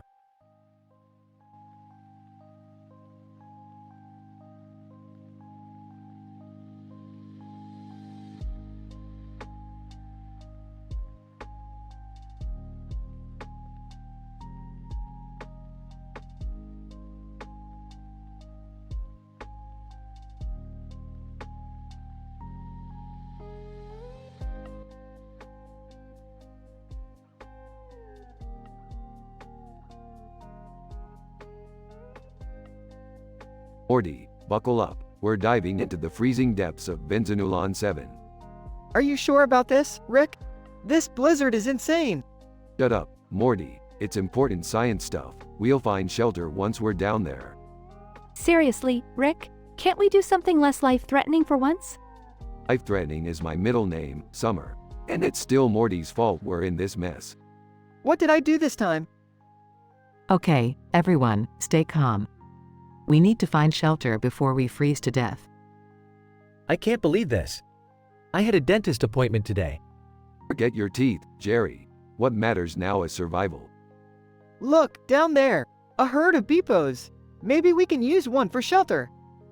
Oh my god, Morty. That's genius. Rick, what do you think? It's a dumb plan, but I guess it's our only shot. Let's take one down. I can't believe we're doing this. I'll distract them, and you guys take it out. Morty, be careful. Just shut up and do it, Morty. Morty successfully lures a Beepo away from the herd, and Rick, Summer, Beth, and Jerry take it down. Quick, everybody, get inside its body. Are you insane? I'm not going inside a dead animal. Fine, Jerry, stay out here and freeze then. We'll send a postcard from the afterlife. Jerry reluctantly joins the others inside the Beepo's body. It smells awful in here. Yeah, well, it's better than freezing to death, isn't it? Rick, now what? How long do we have to stay in here? Until the blizzard passes, Morty. Hopefully, not too long. This thing's insides are gross. Jerry, whining. I can't believe I'm stuck in a carcass with you people. Well, you could have stayed outside with the blizzard, Jerry. It's your choice. The group huddles together, waiting for the blizzard to subside. Hours pass, and finally, the storm starts to calm down. Is it over? Can we get out of this thing now? Let me check. Opens a small hatch on the Beepo's side. Oh boy, I didn't expect that. What is it, Rick? What's wrong? Looks like we're surrounded by a bunch of frozen Beepos. We're gonna have to find our way out. But we're still stuck inside this one. Well, looks like we're gonna have to dig ourselves out, Morty. Grab a spoon. As the group starts digging their way out of the frozen Beepo herd, they realize just how insane their adventures could become, even in the freezing depths of Benzanulon 7. In this wild and dramatic episode, Rick and the gang find themselves in a treacherous blizzard on Benzanulon 7. With their clever plan to take down a Beepo and seek shelter within its body, they survive the freezing temperatures. However, their troubles aren't over as they discover themselves surrounded by frozen Beepos, forcing them to dig their way out. Through their vulgar banter and ridiculous antics, they manage to escape the icy grip of the planet and continue their outrageous adventures across the universe.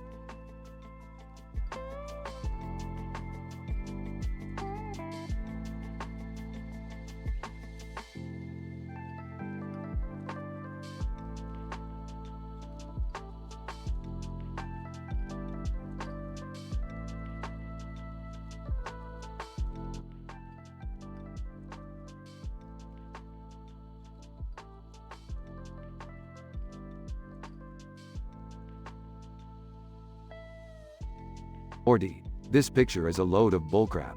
Unicorns and cats? What kind of LSD trip did you take? I didn't take any drugs, Rick. It's just a drawing, okay? Just a drawing, huh? That's how it always starts, Morty. First it's a drawing. Then it's a deep existential crisis trapped within the rectum of a morbidly obese unicorn. Wait, what? How did we go from drawings to unicorn rectums? Morty, you wouldn't understand even if I explained it to you. But listen up, we gotta deal with this chubby unicorn pronto.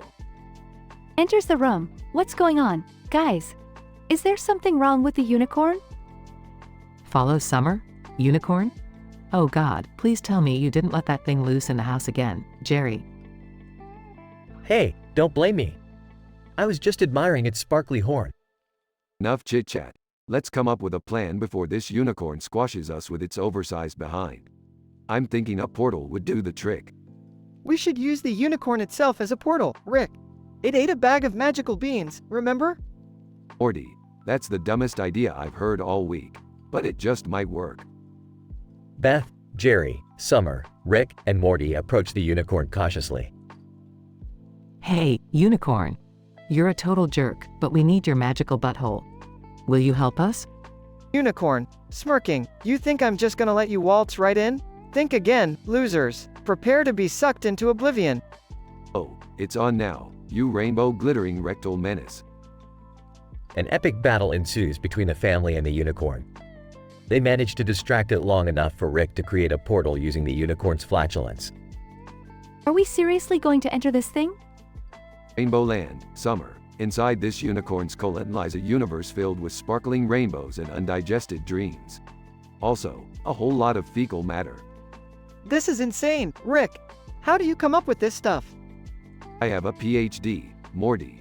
It stands for Pretty Huge Dose of Imagination. Now let's go, before this unicorn realizes we've outsmarted it. The family reluctantly enters the portal, finding themselves in a fantastical world of floating poop and magical unicorns. This place is disgusting. Look at those unicorns prancing around like they own the place. I can't believe we're actually inside a giant colon. It smells weirdly pleasant in here. Am I the only one who noticed that? Aha, it's the result of a highly evolved digestive system, Jerry. But I won't bore you with the details. They continue to navigate through the bizarre landscape, encountering obstacles and narrowly escaping danger. Rick, how are we even gonna get out of here? This place is insane. Morty, relax. I've been to crazier dimensions than this. We'll find a way out. They eventually discover a mystical sphincter at the end of the colon. That must be the exit. Let's hurry before we get trapped in here forever. Good call, Beth. Time to tighten our sphincters and make a run for it. As they escape through the sphincter, they find themselves back in their own living room, covered in rainbow-colored slime.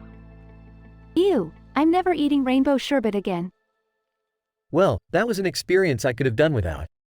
Look on the bright side, Jerry. We survived, and I've got a new recipe for unicorn poop soup.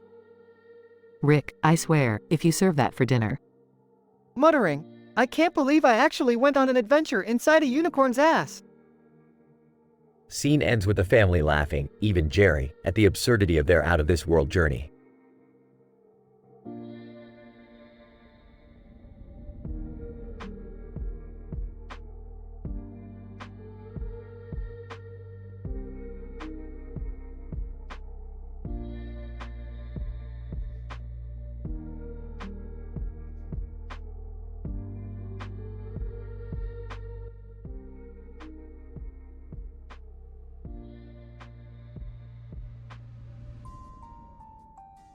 Alright, Morty, buckle up.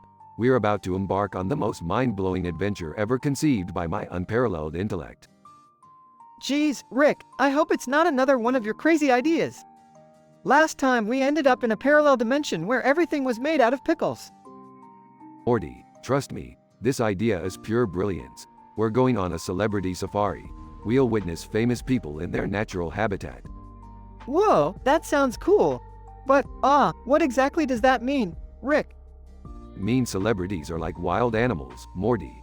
We're gonna observe them in their element. See how they survive the harsh environment of Hollywood. Alright, let's do it. I mean, it can't be worse than that time we got chased by a pack of rabid Kanye Wests, right? First up, we have the elusive Leonardo DiCaprio, wandering through the lush jungles of Malibu. He's acting like he's foraging for an Oscar, but we all know he ain't finding shit. Man, that guy always gets snubbed. It's like the Academy has a vendetta against him or something. Moving on, we have Taylor Swift, majestically prancing in her natural habitat, the stage. She's fiercely defending her territory from Kanye and his camera-shy species. Rick, why are they fighting again? Morty, it's all about something called interruptus minimus. Just trust me, it's stupid and petty drama. Geez, celebrities really know how to hold a grudge. Look over there, Morty. It's Kim Kardashian, displaying her mating rituals. Don't stare directly at her butt. It'll hypnotize you. Whoa, that thing's a force of nature. But hey, Rick, have you seen my backpack? I want to feed her some Instagram likes. Morty, you can't just feed celebrities your social media validation. They're not hungry for that. They're hungry for attention. Alright, but what about that strange creature over there with the questionable fashion choices? That's Kid Rock, Morty. He thrives in the exotic landscapes of Nashville. blending in with the rednecks and country twangs. Ew, he looks like a mutated cowboy. And finally, we have Johnny Depp, an eccentric anomaly residing in the realm of Pirates of the Caribbean. He spends his days searching for treasure and his nights drinking copious amounts of rum. Wow, he seems like a real-life Jack Sparrow. Morty, that guy is actually Jack Sparrow. Just roll with it, okay? Alright, Rick. This celebrity safari has been weirder than I expected, but I guess that's just our lives now. That's right, Morty. Embrace the absurdity, and remember, life's a safari, and celebrities are the wild animals we can't stop watching.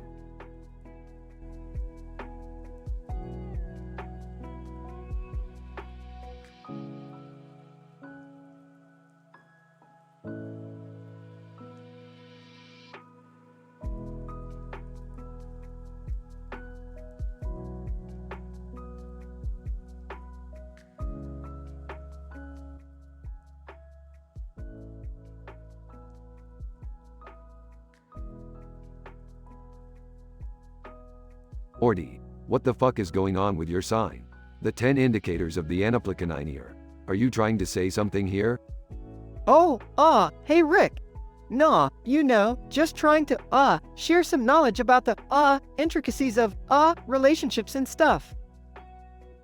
But what now? Morty, you need to get your shit together, son. Shit, Jerry, you don't understand.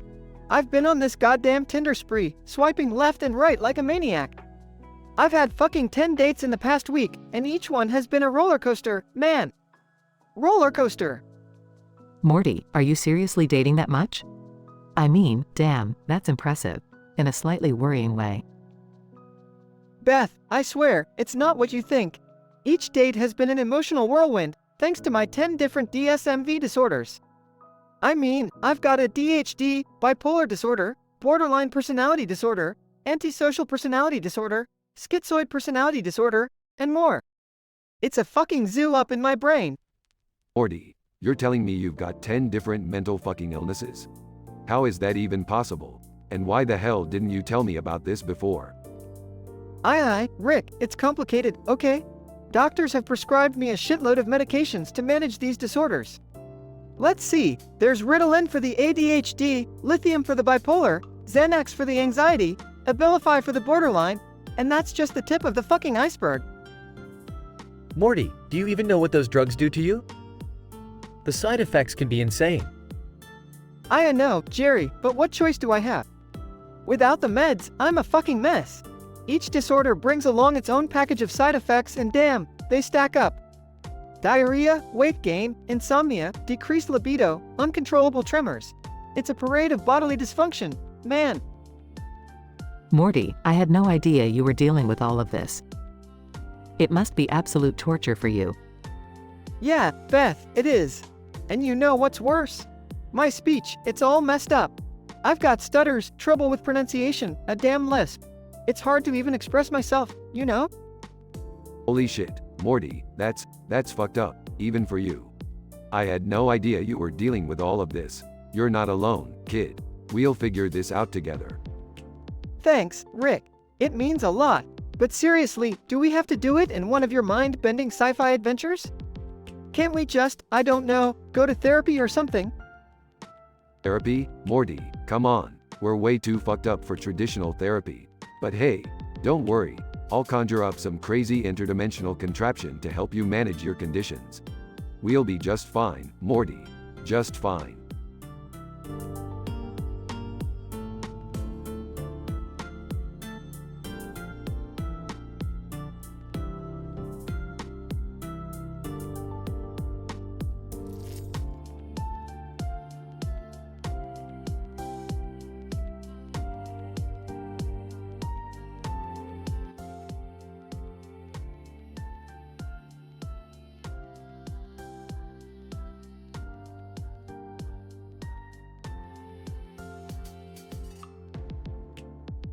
Alright, Morty, buckle up. We're diving into Benzanulon 7, where the weather is colder than Jerry's sex life. Geez, Rick, do we have to? I heard there's a blizzard so cold, it'll make your balls shrink faster than watching a Jerry speech. Hey, watch it, Rick. Not all of us have intergalactic libido enhancers like you. Oh, please, Jerry. Your libido is flatter than Summer's personality. Speaking of which, where is she? Right here, Rick. And at least I have a personality, unlike Morty's collection of forgotten memories. Hey, I'm not just a walking Morty's mind blowers, okay? And besides, Beth is the one who messed up my memories, not me. Oh, blame it on me, Morty. Just like you blamed me for turning your pet frog into a dictator. Remember that, Dad? Oh, don't even bring that up.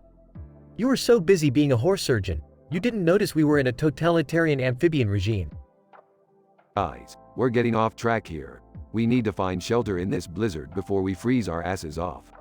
Look, a herd of beepos. Let's take one down and use its guts for warmth.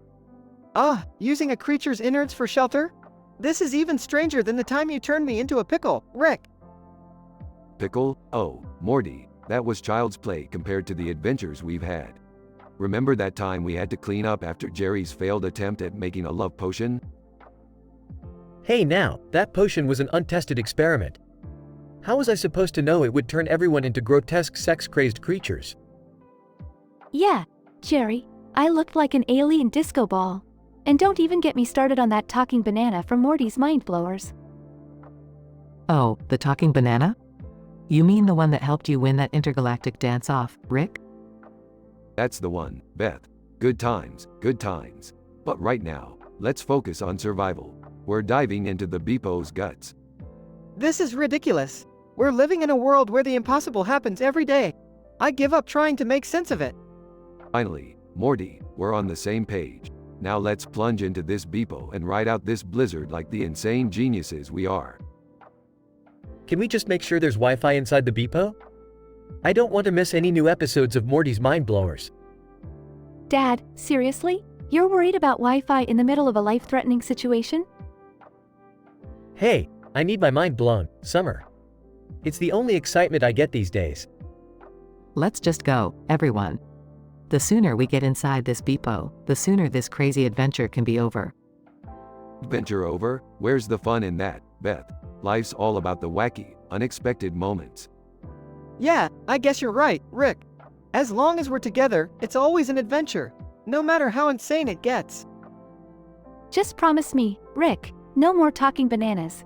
I don't think I can handle that level of craziness again. No promises, Summer, but don't worry. I've got plenty of mind-blowing adventures up my sleeve. Venzanulan 7 is just the beginning.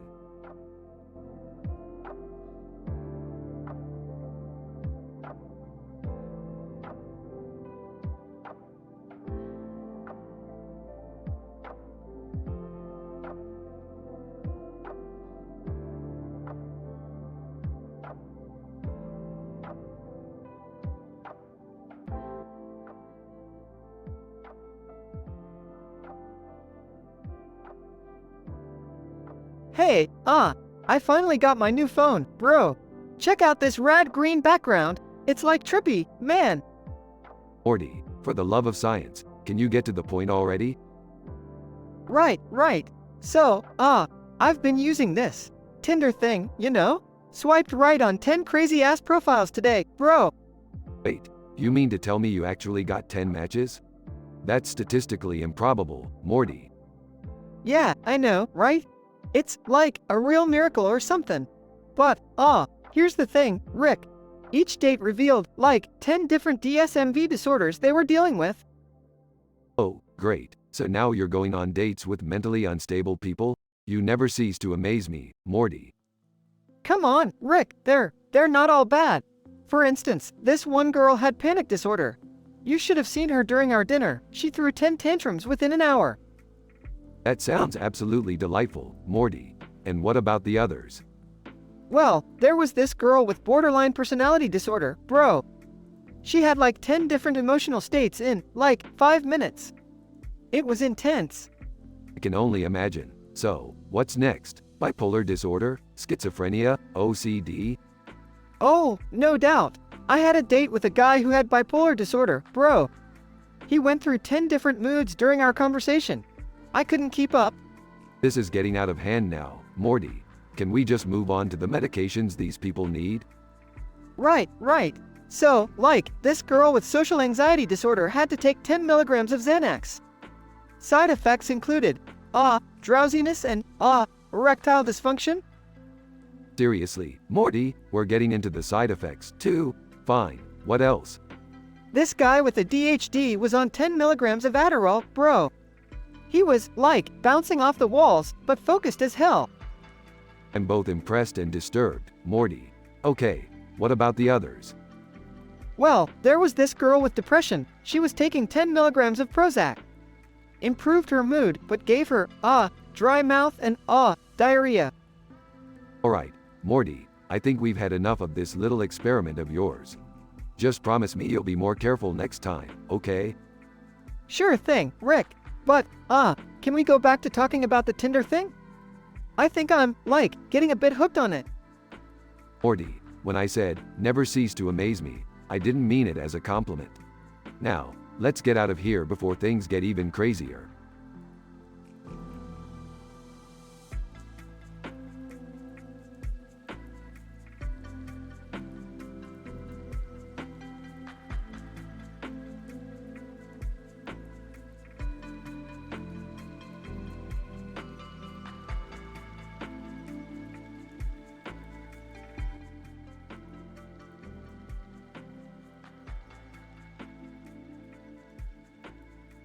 Alright, Morty, we're back on Unity's planet. Brace yourself. Things are about to get crazy. Whoa, Rick, look at this place. It's like a kaleidoscope of weirdness. Whispering to Jerry, can you believe we're doing this? I never thought I'd see Unity again. Nervously. Yeah, well, Rick said this was important. For science, I guess. Excitedly, I can't wait to see Unity again. She was always so intriguing. Alright, everybody, focus. We're here for a scientific mission, not to indulge in distractions. They approach a large cave at the base of the mountain.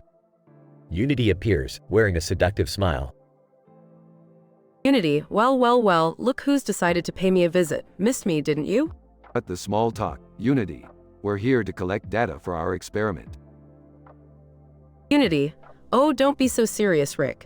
You know I can make this mission much more pleasurable for all of you. Blushing, Unity, we're here for science, not that. Unity, science and pleasure can coexist, Beth. You just need to let go and embrace your desires. I'm not sure about this. It feels wrong, you know? Dad, just let loose for once. Unity can help us explore new experiences. Alright, fine, Unity. We'll indulge in your little game. But remember, it's just a distraction. Unity smiles and starts creating clones of herself. Unity, each one of you will have a clone dedicated to fulfilling your deepest desires. Let the assimilation begin. Moments later, each family member is tangled up with their respective Unity clones, engaging in passionate and wild activities. Oh, geez. This is incredible. I've never felt anything like this before. I surrender to pleasure. As the night progresses, the pleasure reaches mind-bending levels. The family members lose themselves in the experience. I can't take it anymore. This is the best thing ever. Grinning, well, Unity, you certainly know how to please a crowd. Unity, pleasure and unity, Rick. It's what I'm all about. After hours of intense pleasure, the family members finally collapse, exhausted and satisfied. Panting, I never thought I could feel so complete. That was incredible. I can't believe I'm saying this, but thank you, Unity. Unity, it was my pleasure, Jerry. And remember, if you ever desire more, I'm always here. Alright, enough with the sentimental crap. We got the data we needed. Let's go, everyone. They leave Unity's planet, still reeling from the mind-blowing experience, as Unity watches them, knowing they'll return when their desires resurface.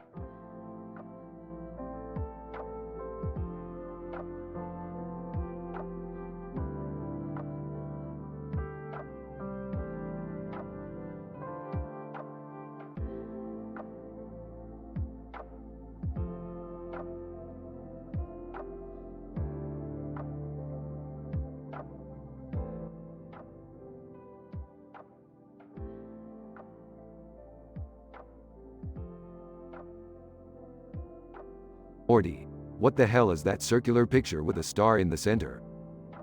That's a jigsaw puzzle I found. Rick, see, there are like 10 pieces missing and…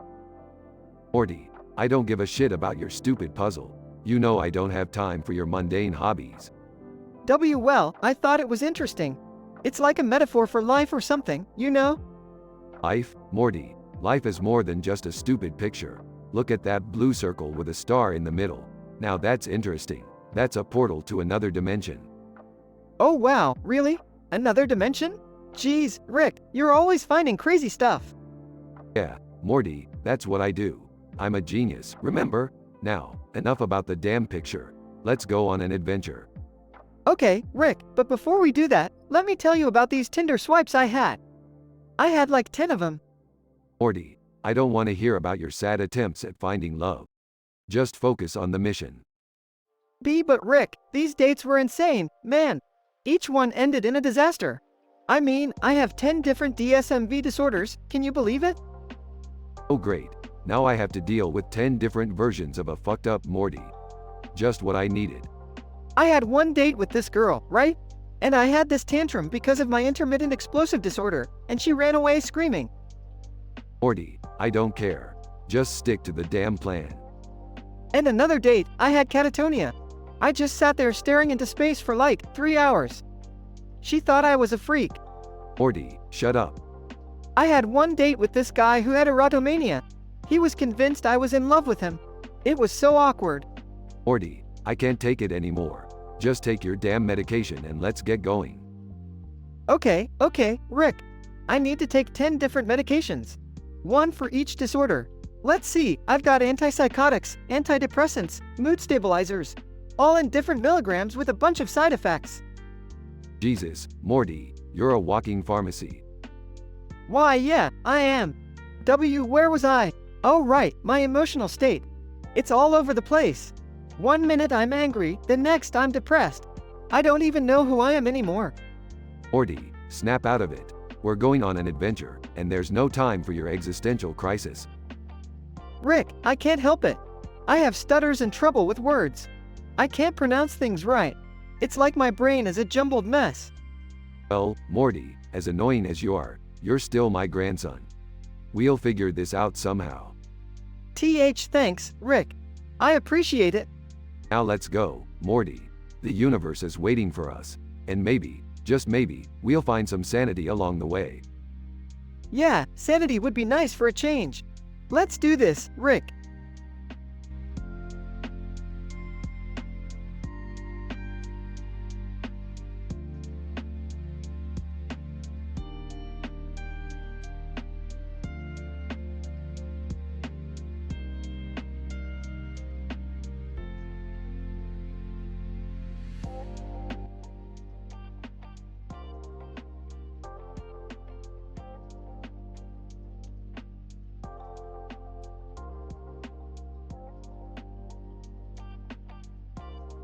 Alright, Morty, we're heading back to Unity's planet. Strap yourself in for another mind-bending adventure.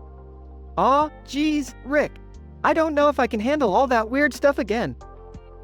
Rick, can't we go somewhere normal, like a beach or something? Sorry, Summer, but Unity has some top-secret scientific information that could change the multiverse as we know it. We can't pass that up. Oh great, more sci-fi mumbo-jumbo. Can't we just have a nice family vacation for once? Jerry, this is important. You always complain about not having a purpose. Well, here's a chance for you to be part of something big. Alright, we're here. Let's see if Unity is ready to assist us. Unity, well, Rick Sanchez, back for another taste of my sweet, sweet universe? Unity, looking shinier and sexier than ever. I see you've been keeping busy. Unity, oh Rick, you know me, always expanding, assimilating. I've got some surprises in store for your entire family this time. Surprises? What kind of surprises? Unity, let's just say I've harnessed the power of clones. I can fulfill your wildest desires one by one until everyone is satisfied. Clones? That sounds intriguing. Yeah, count me in. I've got some desires that need fulfilling. I don't know, guys. This all seems a bit too weird, even for us. Morty, Sometimes you gotta take risks for the sake of science and pleasure. Trust me, it'll be an unforgettable experience. Unity, so who's going first? Beth, any desires you'd like to explore? Well, I've always wanted to be a successful surgeon. Can you make that happen? Unity, consider it done, Beth. Prepare to be the most talented surgeon in any universe. Hey, Unity, can you make me a world-renowned actor? Unity, of course, Jerry. You'll be the next big thing in Hollywood. All right, my turn. I want unparalleled power and strength. Can you do that?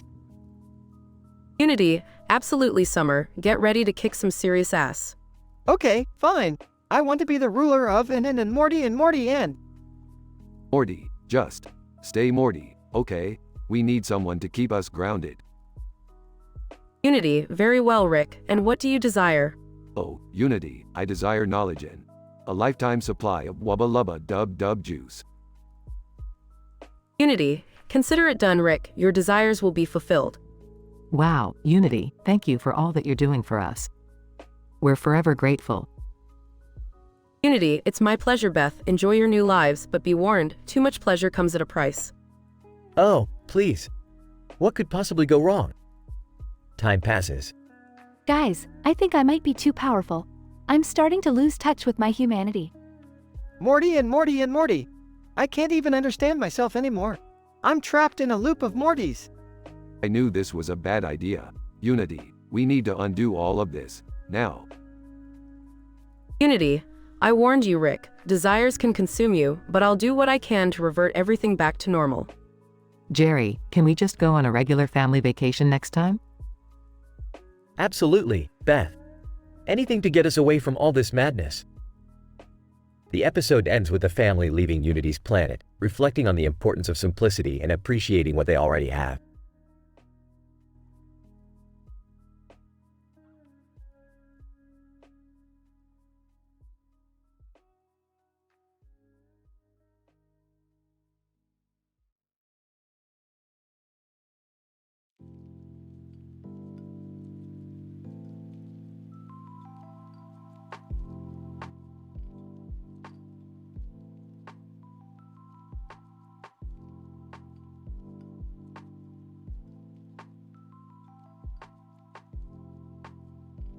Morty, hand me that cup over there. I need it for my latest experiment. Sure thing, Rick. Here's the C cup. Thanks, Morty. Now, hold on tight. We're going on a wild ride. Oh geez, where are we going, Rick? We're going into the twisted world of your love life, Morty. Prepare yourself. Wait, my love life? I thought we were here for science. Science, love, same difference, Morty. Now, tell me about those Tinder dates you've been on. Well, I swiped right on this girl named Jessica. She seemed nice at first, but then she mentioned she had 10 different personalities. Can you believe that? 10 personalities? Talk about a jackpot, Morty. Did she mention anything about medications? Why yeah, she said she was on this one called quetiapine. It's supposed to help with her bipolar disorder or something. 200 milligrams a day, with side effects like drowsiness and weight gain. Interesting, Morty. What about the next date? Oh man, Rick. I went out with this girl, Amy. She had 10 different disorders from the DSM-V. Obsessive-compulsive disorder, generalized anxiety disorder, schizophrenia, dissociative identity disorder. You name it, she had it. Sounds like a barrel of fun, Morty. What kind of medications is she taking? Well, she's on aripiprazole for her schizophrenia, fluoxetine for her OCD, and clonidine for her anxiety. Each with their own set of side effects, Rick. It's a mess.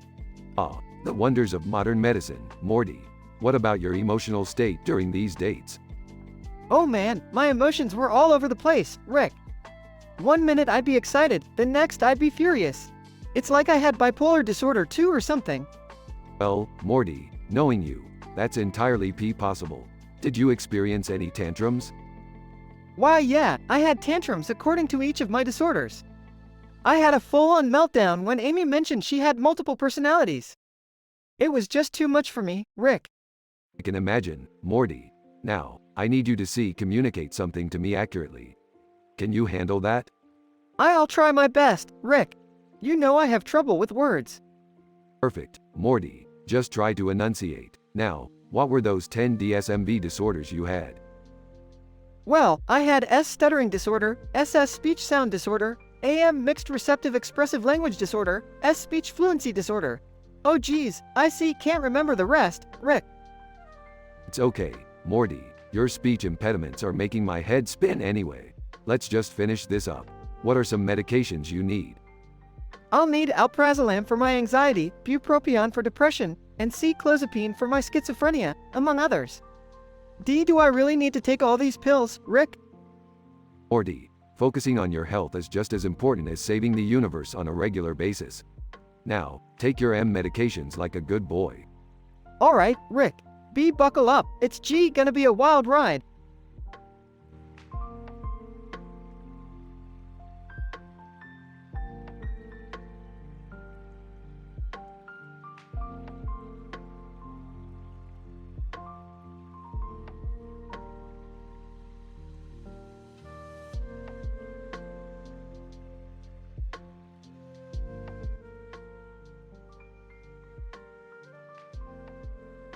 Alright, Morty, pass me the butter. Sure thing, Rick. Here you go. So, Jerry, how was your day at work? Oh, you know, same old, same old. Dealing with incompetent coworkers, like usual. Rolls eyes. Dad, you always complain about your coworkers. Why don't you just find a new job? Defensive. Well, maybe if your mother didn't spend all our money on her ridiculous horse obsession, I could afford to quit. Alright, everyone calm down. We've got bigger problems. A mysterious man appears at the dinner table. Mysterious man. Hey, guys.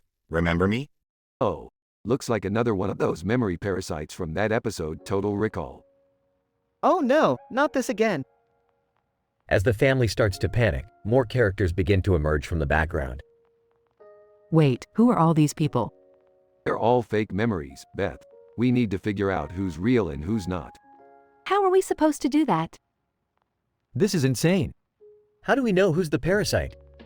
It's simple, Jerry. Real memories, real characters. Fake memories, parasites.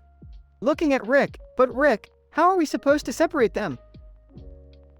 Multiple chaotic action scenes of the family trying to differentiate between real and fake characters, including mind-bending twists and turns. Okay, so we've got Squanchy, a talking toaster, Mr. Poopy Butthole, and Mr. Steely? Damn it, this is harder than I thought. We need to think, and fast. I've got an idea. Remember the wild adventure we had last time? What if we look for subtle clues in those memories? Summer, that might just be crazy enough to work. But what if we're wrong? What if we banish some real memories and keep the parasites? I don't know, Dad. We'll just have to take a chance. The family engages in a series of tests and recalls wild memories filled with references to the Total Recall episode. We did it. We found them all. Nice job, everyone. Now let's get rid of these parasites once and for all. With a collective effort, the family manages to eliminate the remaining fake memories, leaving only the genuine ones.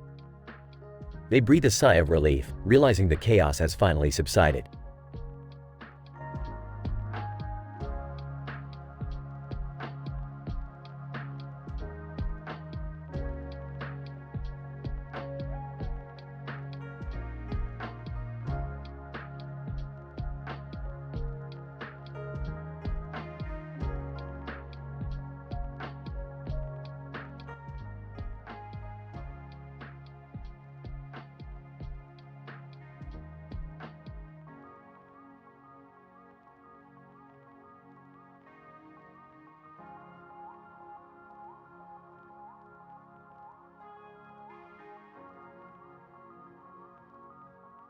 Morty, what the hell is wrong with you?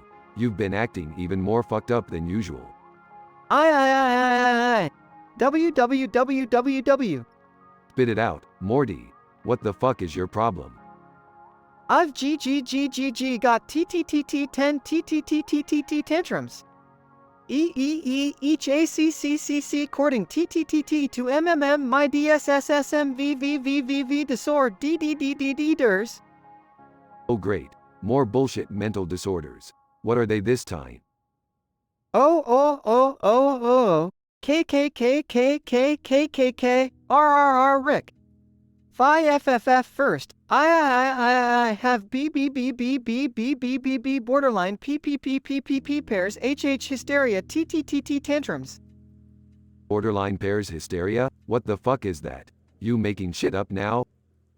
No, it's RRR real. WHQQQ when SSS something diverts me FRFRFR from PP pursuit of PPPP pleasure. I explode with ITHITHITHRRRRRR rage. Alright, what's next? TTTTTT, there's another one. Panic A attract T-on-D disorder. WWW when SSSS someone SWSW swipes RRR right on TT Tinder. IIIG go berserk. Tinder, Morty, you gotta get your priorities straight. Anyway, what else? HHHHH, here's one, RRR Rick. AA airhead VVV voice loss disorder. WW when speaking complicated WW words. IILL lisp and stutter. God damn it, Morty, this is getting ridiculous. What else do you have? DDDD depressant regress disorder. Every time I get sad, I regress to AA infant IIELSS state. Just keep going, Morty. I'm losing my patience here. CCC compulsive SS swearing sin D drome. Fuck, I can't stop saying shit. As if your regular language wasn't foul enough. Keep it moving. TTT trichotillomania X excursion. PPP pull out my H hair when BBBB bitten my nails. This is just sad now. What else? AAC acroma to P5 achromatopia PPPia. WWW when it's too BB bright. I can't see SSS shit. Okay, I think I've heard enough of your mental illnesses for one day. Any more left? FFFFFFFCC King Ag duration DDD disorder. MMM my AA anger GGGGGGGETSOOO overblown fofo for no FF fucking reason. Alright, Morty, I've heard it all. Now what medication do you need for this shit show? AA atenolol 100 mg CCC for PP pair hysteria MMM ingen gong. P-poo pro PPPANNNNOL 20 mg foo for panic AAA traction DDD disorder DDDD dizziness. EEXXXECCCCC clear roll is in 20 mg fo F for a airhead VVV voice loss DDD disorder. Morty, I don't actually care about the side effects. Give me the summary. It's AAAMM mindfuck Rick. EEAAACC Coolol, found in CC Company CC Cola. Allerg GYs, decongestion, as pure ins. Just shut up, Morty. Take your damn medications and stop being a pain in the ass. WWWOCCCCC couldn't help it. Save your excuses for someone who cares. Now let's go on an adventure and forget this shit.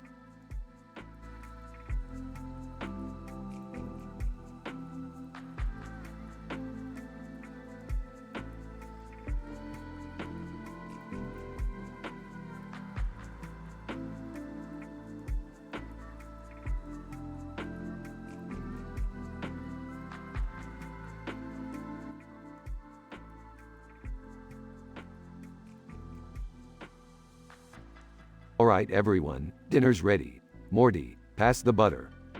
Oh, Rick, who's that sitting next to Jerry? I don't remember inviting anyone else.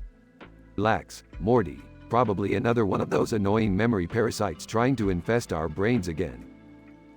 Wait, what memory parasites? The ones from the famed Total Recall incident, Beth. Don't you remember? We had to eliminate all the fake memories. Oh great, not another memory parasite ordeal. Can't we have a simple dinner? Simple? This is Rick and Morty, Jerry. We don't do simple. So, how do we figure out who's real and who's a parasite? We go around the table and share our most cherished memories. The parasites can only create fake ones. Okay, I'll go first. Remember when I won the Nobel Prize for curing some made-up disease? Such a proud moment. Beth, I think that's a fake memory. You've never cured anything. Fine, Morty. What's your cherished memory then? Meeting my alien girlfriend from Gazorpazorp. We had some wild adventures together, you know? Morty, you've never had a girlfriend, let alone an alien one. Enough of this sentimental crap. My cherished memory is when I outsmarted the Council of Ricks and saved our asses. Dad, you've never saved anyone's ass. Remember when you turned us all into shrimp? Alright, new plan. We're gonna shoot everyone at the table, including ourselves, and hopefully, the parasites will reveal themselves. Are you crazy, Rick? Of course I am, Jerry. If I wasn't, we wouldn't have this show. Bang. Gunshot. Oh my god! Rick, you shot Jerry! Hey, collateral damage. Now let's see who's real and who's just a parasite. Everyone except Jerry starts bleeding green goo. Oh no, we're all parasites. Just kidding. I replaced the bullets with fake blood capsules. You parasites fell for it.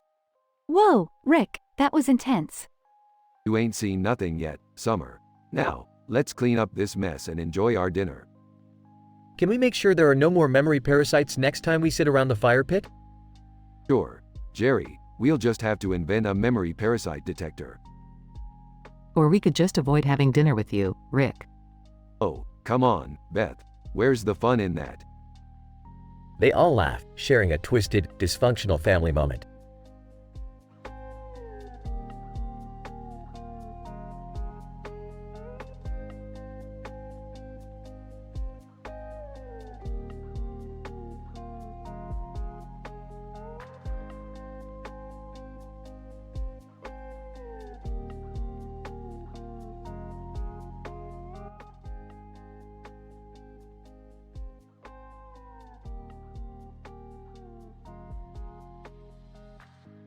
Hey, bro! Check out this awesome new app I just downloaded. It's called Tinder. Oops. Oh, geez, Morty. Not another dating app. What's wrong with meeting people the old-fashioned way? But Rick, it's so convenient. Look, I just swipe right and I have a date lined up for tonight. Size. Fine, Morty. Do whatever you want. But remember, dating isn't all fun and games. Be careful out there. I will, Rick. I'm not a complete idiot, you know? Incident.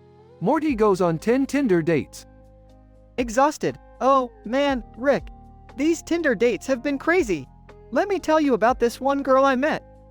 Rolls eyes. Morty, spare me the details. I've heard enough about your bizarre dating escapades. No, you gotta listen to this one. She had 10 different personalities, like in that movie Split. It was intense, bro. Chuckles. Well, at least that's one way to keep things interesting, Morty. What else happened? Regression. Morty experiences various tantrums and emotional states. So, another date I went on. The girl had all these mood swings, Rick. She must have had at least 10 different emotional states. One minute she was happy, the next she was crying. It was like a roller coaster, man. Sarcastically. Wow, Morty. Sounds like a real catch. How did you manage? Morty speaks erratically, struggling with words. I am managed. I don't know, Rick. It was hard, you know? Especially when I had to explain my 10 different DDSMV disorders. TTH, they just wouldn't understand. Mom, man. That's Morty on the back. It's okay, Morty. You just need to find someone who accepts you for who you are. Flaws and all. Morty struggles with speech impediments. Rick, every time I went on these dates, I couldn't even properly explain the 10 medications I need to take. And the side effects, oh boy, they make my head spin, Rick. Serious, Morty. Maybe it's time you take a break from dating and focus on yourself. You have enough on your plate already. Morty learns a lesson. Yeah, you're right, Rick. It's been a crazy ride, but maybe I should take some time to figure things out. Thanks for always being there, even if you're a massive pain in the ass sometimes. Smirks. Don't mention it, Morty. Now let's go grab some interdimensional pizza and forget about this Tinder nonsense. Sounds good, Rick. Maybe I'll find a dimension where dating is a little less chaotic. They both walk off, leaving behind Morty's phone showing the Tinder app.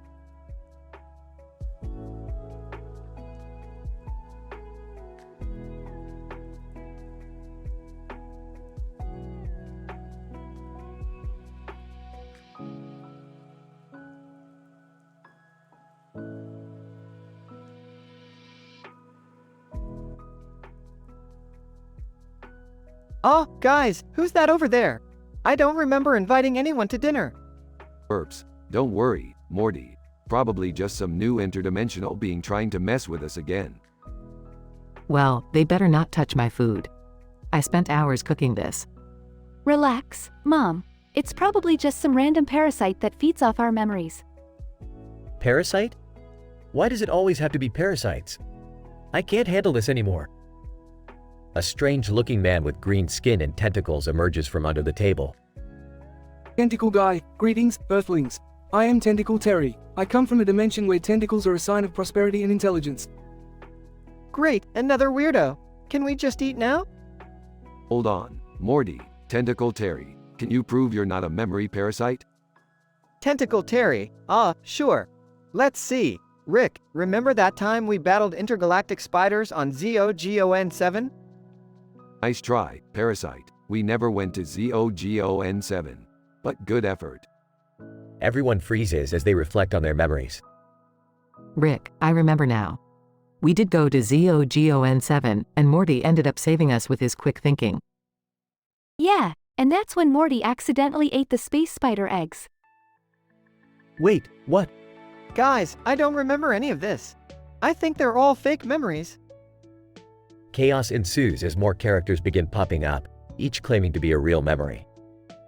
Dad, you remember Mr. Beauregard, right? The weird green alien butler? What? No, that never happened. A blue-skinned alien with a monocle appears. Mr. Beauregard, oh, but it did, sir. I've been your loyal butler for years. Morty, we need to figure this out. Deactivate the fake memories. Great idea, Mom! Grabs a device from his pocket and starts zapping the fake characters. One by one, all the fake memory parasites vanish in a burst of light and smoke. Nice job, Morty. You really saved our asses again. Thanks, Rick. I've learned a thing or two from hanging out with you. So, can we finally eat now? Yeah, I'm starving. They all sit at the table and begin eating their dinner, finally enjoying a moment of peace. I swear, next time we're getting takeout. Agreed. They all laugh and continue their meal, grateful to have defeated the memory parasites and shared a bizarre yet memorable family adventure.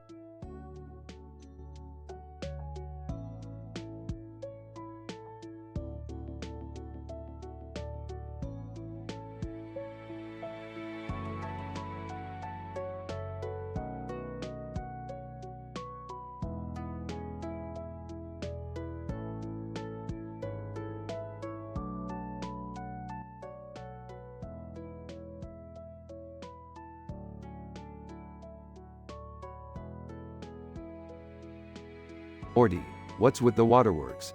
Did Starfield's season finale hit you right in the feels? No, Rick. It's bigger than that. Look at this space station we stumbled upon. It's like a rocket in the sky, surrounded by rockets on the ground. Oh my god, Rick. That's a statistical anomaly. How is that even possible?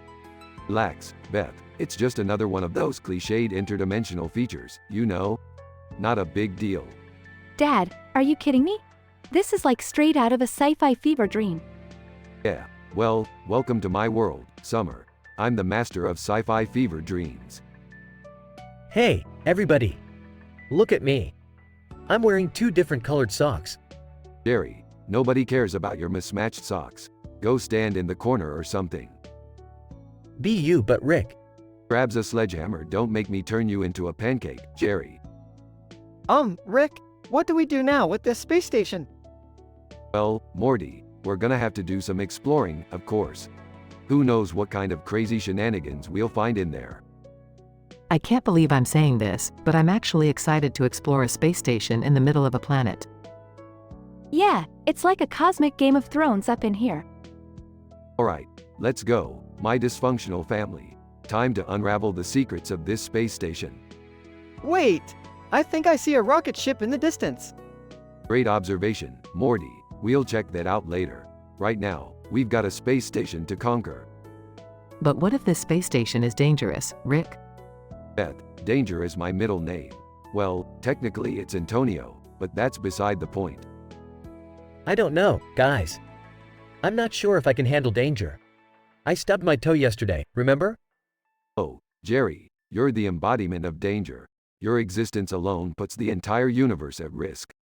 Alright, enough bickering, everyone. Let's just go already. They enter the space station and find themselves in a mind-bending maze of interdimensional wonders. Holy crapola, Rick. This place is indescribable. Yeah, it's like a psychedelic amusement park for genius-level jerks. I love it. Look at these exotic alien specimens. I should have brought my lab coat. Don't worry, Beth. I've got a portable lab coat dispenser in my portal gun. Never leave home without it. Rick, I think I found something. It's a portal leading to another universe. Well, Morty, what are you waiting for? Let's hop on the express train to another dimension. They step through the portal and find themselves in a universe made entirely of meme references. Ah, Rick, I don't get it. Why is everything here just memes? Jerry, don't try to understand it. Just embrace the madness. After all, memes are the currency of the internet, and this universe is like a crypto mine. Guys, look. There's a giant statue of Rick made entirely out of pickles. Oh my gosh, it's beautiful. Who wouldn't want to be worshipped as the god of pickles? Well, that's enough pickle worship for today, folks. We should probably head back home before things get even weirder. Rick, I can't believe we experienced all of this in just one day. Life with you is never boring. That's the beauty of it, Morty. Buckle up and enjoy the ride. Now, let's go home and ignore Jerry for the rest of eternity.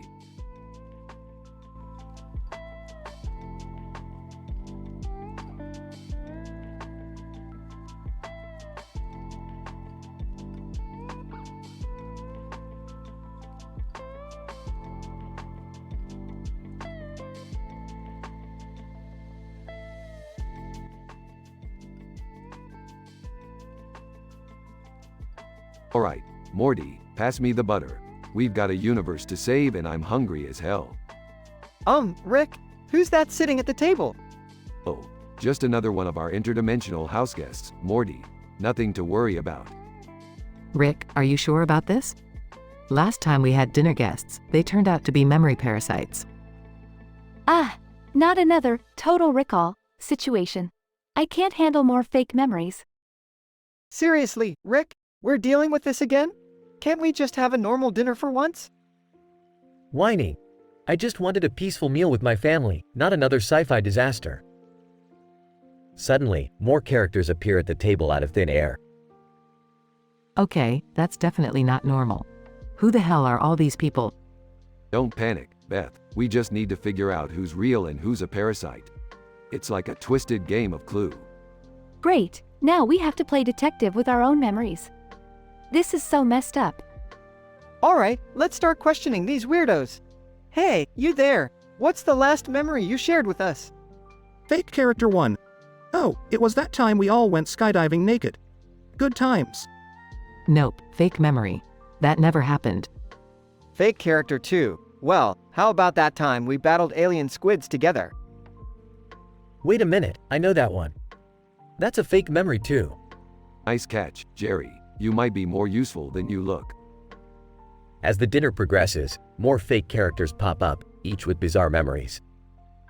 I can't believe I'm saying this, but I miss Mr. Poopy Butthole. At least he was real. Look, Dad, it's that tiny pink teddy bear who loves to party. He has to be fake. Oh, now you're just picking on poor Mr. Jellybean. Just because he loves to party doesn't mean he's a parasite. Alright, we've wasted enough time.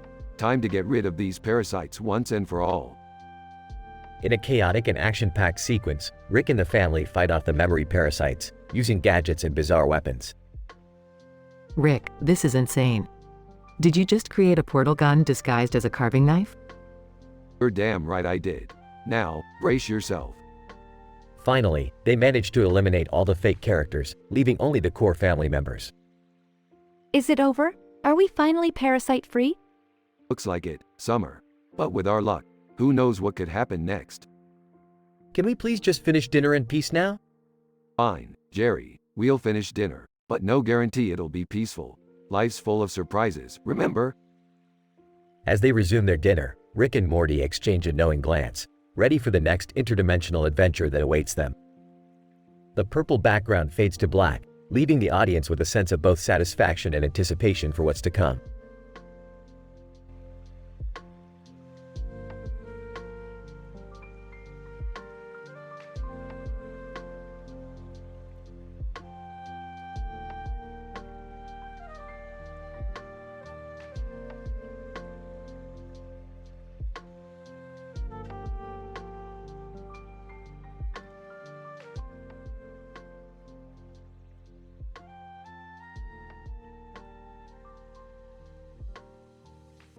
Alright, Morty, pay attention. We're gonna list the 5 most disgusting interdimensional pizzas ever recorded in history. Trust me, this shit is beyond your wildest nightmares. Oh, okay, Rick. But can't we just order a regular pizza instead? Morty, regular pizzas are for pussies. Now listen up. The first one is the fungal fiasco from Dimension C-137. This horrifying creation has a crust made of decomposed mushrooms, topped with slimy squid tentacles, and a cheese made from fermented octopus milk. Ew, Rick. That sounds absolutely repulsive. You haven't even heard the worst part, Beth. The sauce is a mix of rancid fish guts and a special blend of centaurian sweat. Trust me, it's a one-way ticket to Vomit Town. I give it a solid 0 out of 10.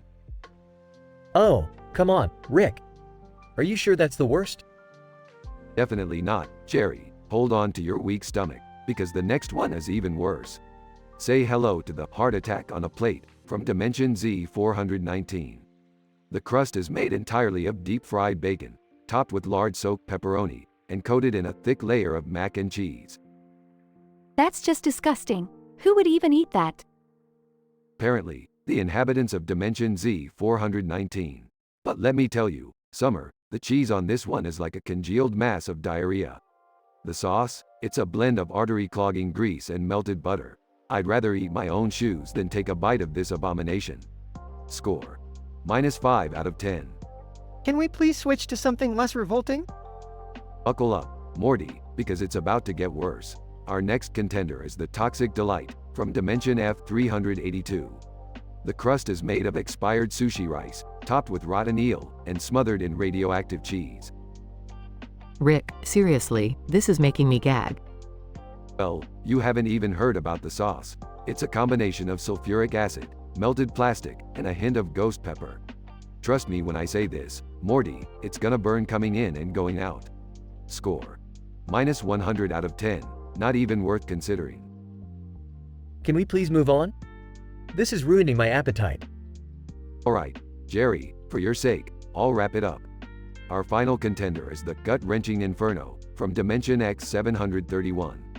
This pizza has a crust made of crushed glass, topped with scorpion venom-infused sausage, and a cheese that's a blend of rotting snails. Okay, that's it. I'm out. Wait, Summer, let me tell you about the sauce. It's a mixture of lava, battery acid, and the tears of a million devils. It's so spicy, it'll make your intestines burst into flames. Needless to say, it's a solid -1000 out of 10. Rick, I can't take it anymore. My stomach feels like it's gonna explode. Well, Morty, that's the beauty of interdimensional pizzas. They're meant to defy logic, taste like shit, and leave you praying for death. So, buckle up, kids. We're off to try some cosmic diarrhea on a doughy mess.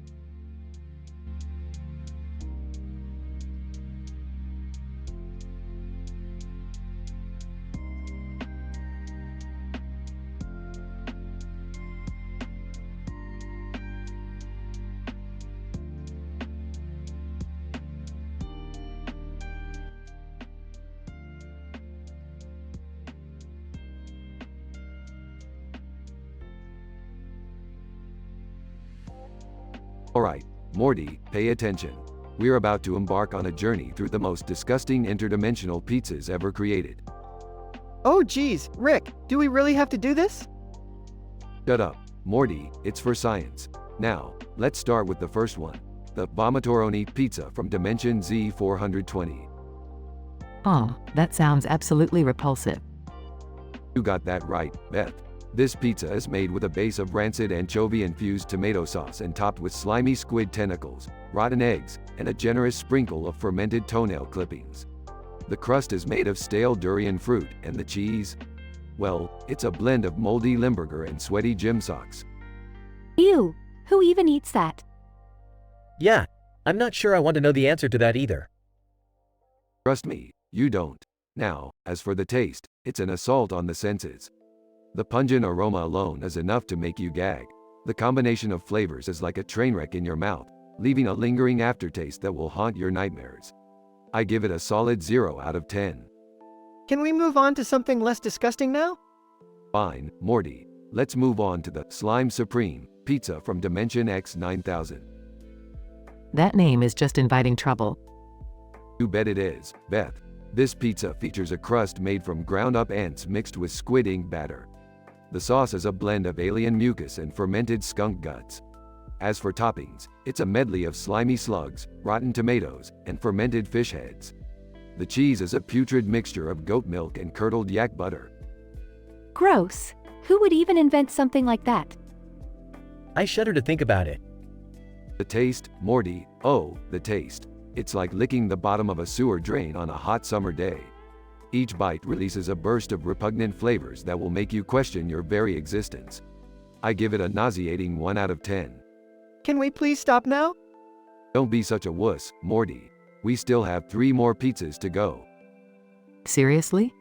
I don't know if my stomach can handle it. Nonsense, Beth. This is science at its finest. Now, let me introduce you to the Toxic Delight pizza from Dimension Y666. That's a disturbing name. You have no idea, Jerry. This pizza is topped with pickled cockroaches, fermented cabbage, and a drizzle of curdled yak milk. The crust is made from ground-up beetles, and the cheese is a combination of rotting mozzarella and expired goat cheese. Can we just skip to the review, please?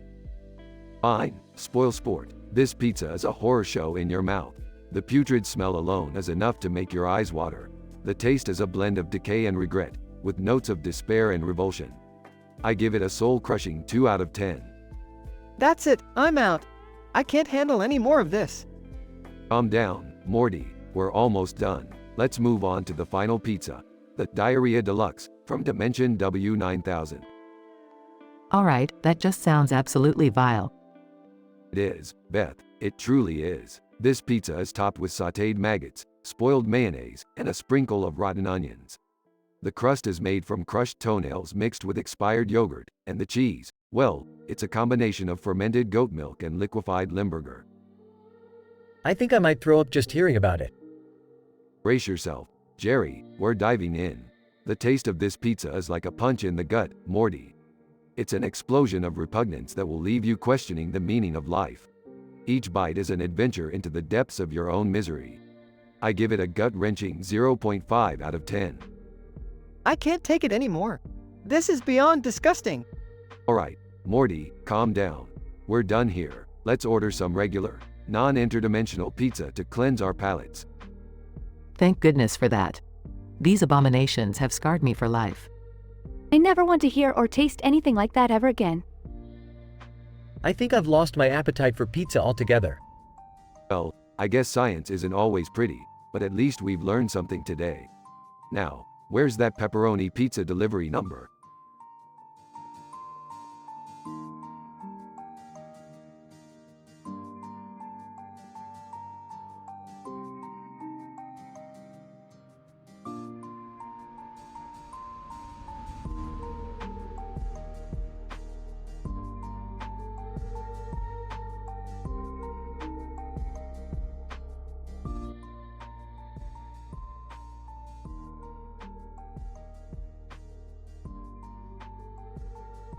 Okay, so, like, I'm here in this, room, right? And there's, these green arrows on the floor. What's up with that? Morty, the arrows are there for a reason. They're part of my latest invention. Just keep calm and focus, alright? I'm trying, Rick, but it's, kinda hard with my, conditions and stuff. Anyway, so I've been swiping on Tinder, right? And, I've had 10 dates. 10? Can you believe it? Yeah, Morty, I can believe it. You're desperate enough to swipe right on anything that moves. Hey, watch your mouth, Rick.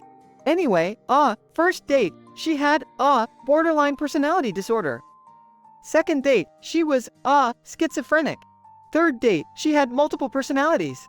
Fourth date. Alright, Morty, we get it. You went on a date with a bunch of crazy chicks. Now, what's up with the tantrums? Oh, yeah. For each disorder, I had a tantrum to match.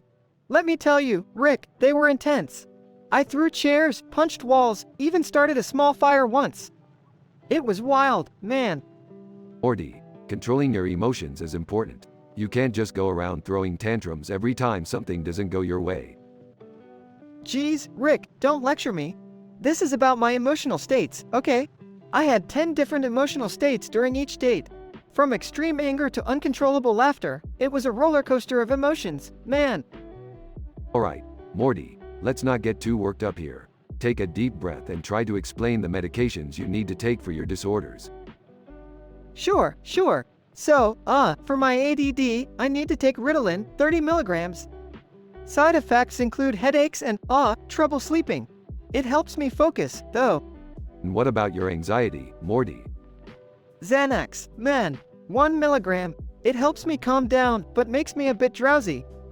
Got terrible dry mouth, too. Alright, let's speed this up, Morty. What are the other medications? Seroquel for bipolar disorder, 200 milligrams. Makes me feel like a zombie. Lexapro for depression, 20 milligrams. Gives me suicidal thoughts. Pristiq for panic disorder, 50 milligrams. Can't get it up anymore. Lithium for mood swings, 600 milligrams. Makes my hands shake. Abilify for OCD, 10 milligrams. Gives me restless legs. Lamictal for epilepsy, 100 milligrams. Makes me forget stuff. Buspirone for social anxiety, 30 milligrams. Makes me a bit lightheaded. And, we got Zoloft for PTSD, 50 milligrams. Gives me nightmares. Morty, anything else? No, that's it. Oh wait, I forgot to mention. I have stutters and trouble with, pronouncing complicated words. It's pretty embarrassing, man. Morty, you're a mess. But we'll figure this out. Just follow the green arrows and keep taking your damn medications.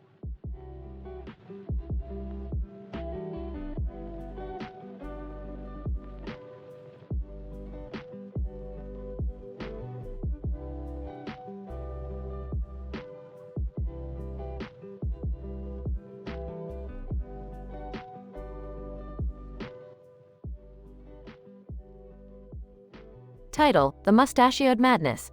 Characters. 1. Joe, a man with a fake mustache sitting next to another man with a fake mustache on his face and a fake tooth. 2. Bob, a man with a fake mustache on his face and a fake tooth, sitting next to Joe. 3. Adam, host of Mythbusters. 4. Jamie, company host of Mythbusters. Scene: Joe and Bob are sitting in a dimly lit bar, both sporting fake mustaches and Bob's fake tooth. They sip their beers. Joe, adjusting his fake mustache. You know, Bob, life is just too damn ordinary for us. Bob, grinning, showing his fake tooth. I couldn't agree more, Joe. We need a little excitement, something mind-blowing. Suddenly, Adam and Jamie from Mythbusters enter the bar, catching Joe and Bob's attention.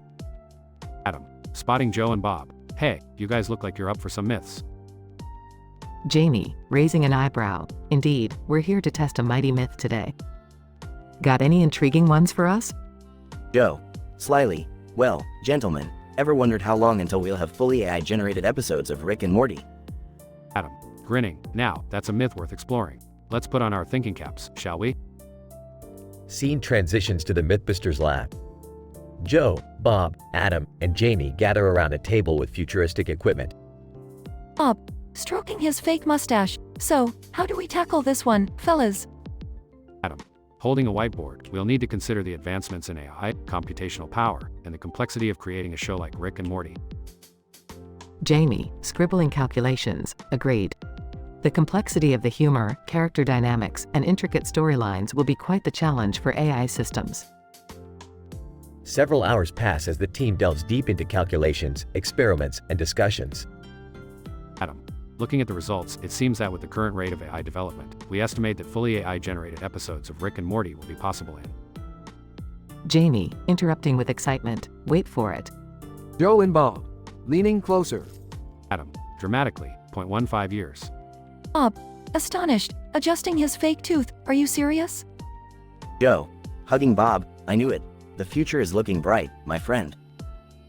Scene transitions to Joe and Bob celebrating at the bar, with Adam and Jamie joining them. Adam, raising his glass, here's to scientifically improbable adventures and the future of AI-generated Rick and Morty episodes. Jamie, clinking his glass, cheers to pushing the boundaries of possibilities. Joe, Bob, Adam, Jamie, together, cheers. Fade out. Note: the dialogue and storyline provided have been created for entertainment purposes only and do not represent any actual scientific research or the activities of the Mythbusters or any other individuals mentioned.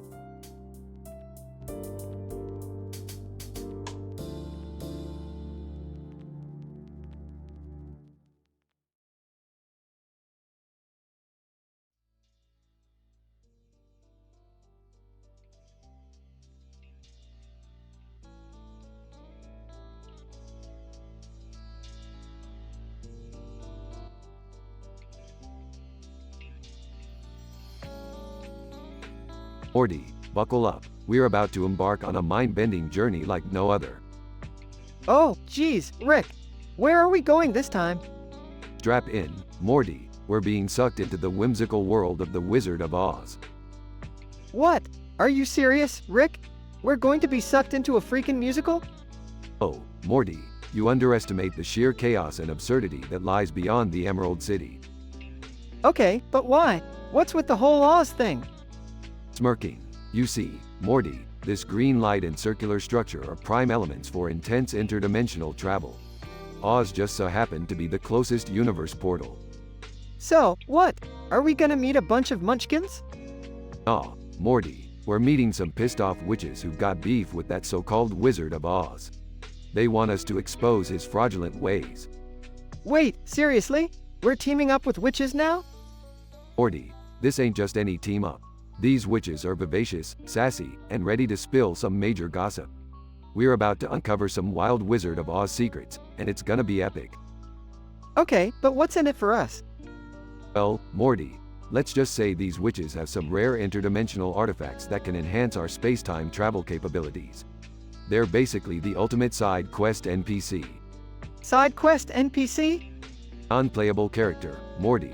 Pay attention. Sorry, Rick. I'm just a little overwhelmed by the whole Oz thing. You should be, Morty.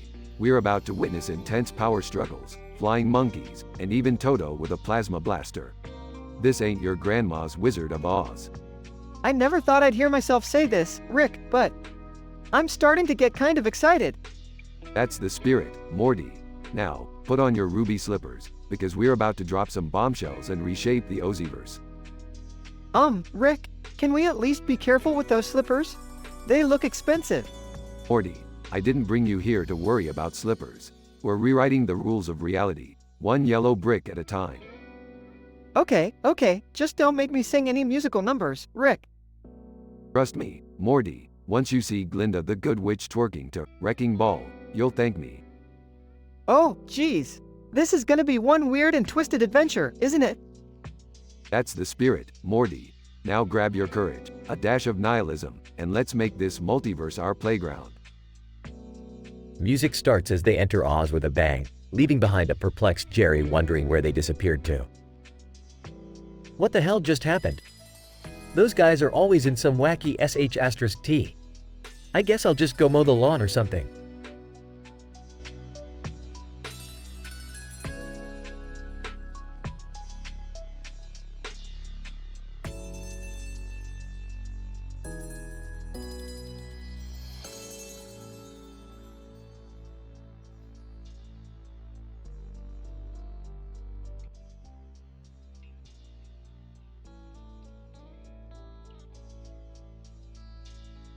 Alright, Morty, pass me the butter. This food isn't gonna eat itself. Hands the butter to Rick. Sure, Rick. But, who's that sitting next to Jerry? Yeah, and why are they eating with us? I don't remember inviting anyone. Curiously, yeah, that is strange. Who are you, anyway? Stranger. Smiling. Hi there, folks. Name's Frank. Just your friendly neighborhood memory parasite. Confused? Memory parasite? What the hell is that? Long story, Summer. Let's just say they're aliens that implant false memories to trick people into thinking they're real. Frank laughs. Oh, Rick, you always make it sound so sinister. We parasites aren't all bad. Some of us can even create pleasant, loving memories for you all. Like that time we went on that epic adventure together, remember? Hesitant. I don't know, Rick. This guy seems nice. Maybe he really is a friend. Scene transitions to a chaotic dinner table, filled with several new characters. Frustrated? Alright, enough is enough. We need to figure out who's real and who's a fake memory parasite. Those parasites can't create bad memories, so if someone remembers something crappy, they're most likely real. Sighs. Yeah, that was the lesson we learned in that Total Recall episode, remember guys? Nervously, oh, come on, not another Total Recall situation. I can't handle the psychological mind games again. Determined. Look, if it means getting rid of these parasites, we gotta do it. Fake memories or not, they don't belong here. The family starts questioning each character, testing their memories. Alright, Mr. Poopy Butthole, let's see if you're real. Remember that time we went on that insane alien heist together? Mr. Poopy Butthole. Oh, golly, Rick. I do remember. We narrowly escaped the intergalactic police and had the time of our lives. Mr. Poopy Butthole turns into a giant memory parasite. Damn it, Poopy Butthole, you tricky son of a. Censored. The family continues their interrogation, eliminating more parasites. Summer, do you remember when you accidentally turned yourself into a pickle? Laughs. Yeah, that was one of the craziest things ever. Beth, surprised, realizes she's been fooled by a parasite. Damn it, another one. The family keeps eliminating parasites, growing increasingly weary. Rick, I can't do this anymore. I don't know who to believe. Morty, I know it's tough, but we have to keep going. One fake memory parasite at a time. Just as they're about to lose hope, they spot a lone character remaining. Alright, Squanchy. You better not make me regret this, but do you remember that time we all squanched together? Squanchy, confidently. Oh, yeah.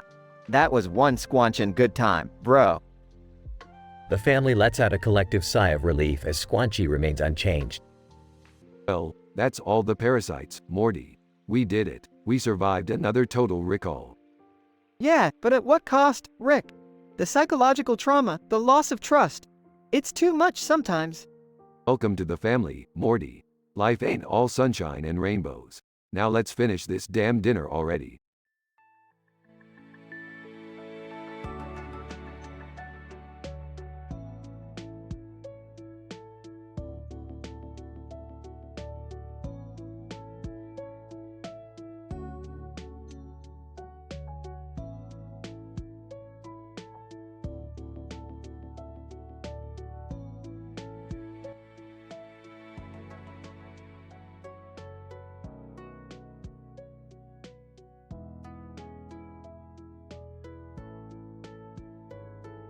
Alright, Morty, Summer, Beth, Jerry, buckle up.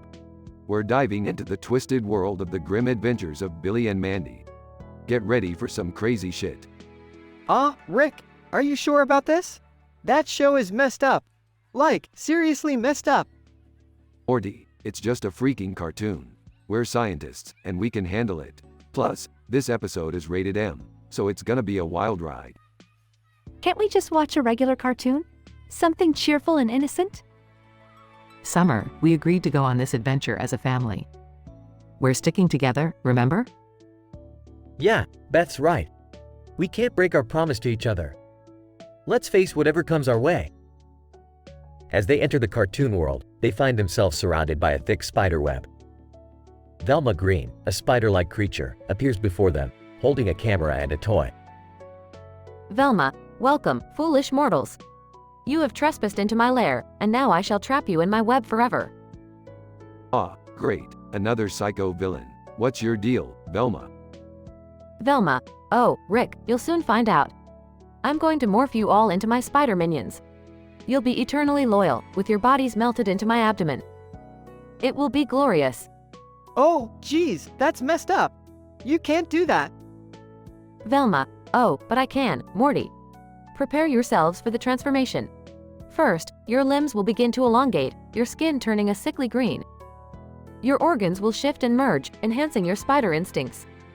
This is too intense. We have to find a way out of this. Velma, let's be reasonable. There has to be something we can do to negotiate. Velma, negotiate?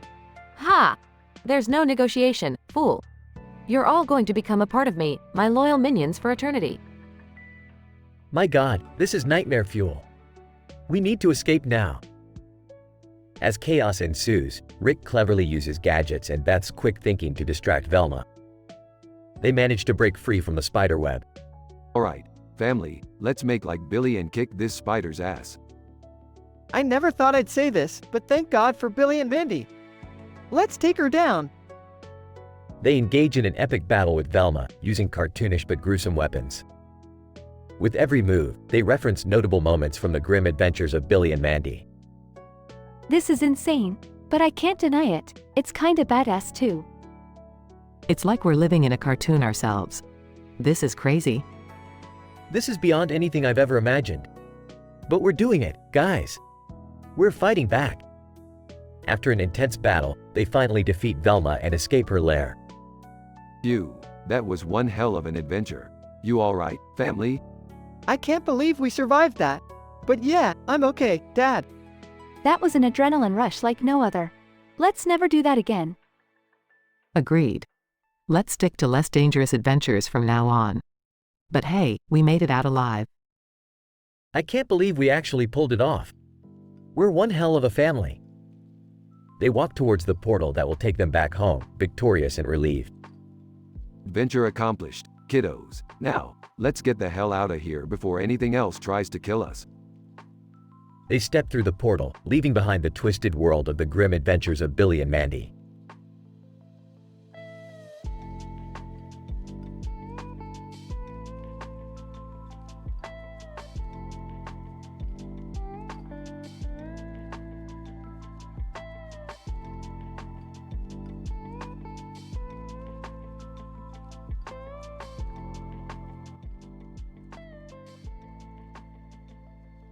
Alright, Morty, we got ourselves a situation here. We're at this crazy rendering of a park with a water slide in the middle of it and a giant white dome with a blue and yellow top. It's like some deranged abstract art experiment. Geez, Rick, this place is bizarre. Who came up with this? And why are we throwing a party here? Morty, I don't know why we're throwing a party here, but as for the creator, I heard it was some twisted, failed artist who took a few too many shots of tequila. But hey, it's the perfect spot for some fun and chaos. Joining the conversation, Rick, Morty, what is this madness? I can't believe you're hosting a party in this insane park. Oh, come on, Beth, live a little. We've invited a bunch of real cartoon characters and real-life celebrities. Everyone will have to introduce themselves. Should be a blast. Yeah, Dad's right, Mom. Just embrace the weirdness. It's like an acid trip without the acid. After everyone introduces themselves with varying degrees of enthusiasm. Hey, I gotta say something. Let's each share the 10 worst theme parks ever created. I'll start. Meltdown Mania was this nuclear-themed park with roller coasters made out of old uranium rods. The mascots were radioactive zombies, and the slogan was, "Get glowing or get out." Rating, 1/10 because it literally gave people radiation poisoning. Speaking of radiation, Toxic Tidal Wave was this water park where the slides were filled with toxic sludge. The mascot was a three-eyed fish named Slimy Sammy, and the slogan was, "Drown in the ooze and forget your blues." Rating, 2/10 because it made my hair turn green. Alright, my turn. Carnival of Chaos was this insane park where all the rides had a 99% chance of malfunctioning. The mascots were creepy clowns, and the slogan was, "Step right up and tempt fate." Rating, 3/10 because I built it and it still managed to out-crazy me. Puke-Palooza was this vomit-themed park where all attractions were designed to make you puke. The mascot was a giant toilet named Ralph. Their motto was, "Embrace the splat." Rating, 4/10 because it gave me PTSD. After everyone shares their worst theme parks. Okay, let's vote for the worst one. Loser gets trapped in the worst theme park for eternity. Everyone votes and the results are announced. The loser is Jerry. Looks like you're stuck in Barforama forever. Oh, great. What's the catch? Well, the catch is that every ride sprays you with warm, chunky vomit, and the mascots are clowns throwing up rainbows. Have fun. You guys are the worst. They all laugh and continue partying, leaving Jerry stuck in a perpetual state of disgust in Barforama.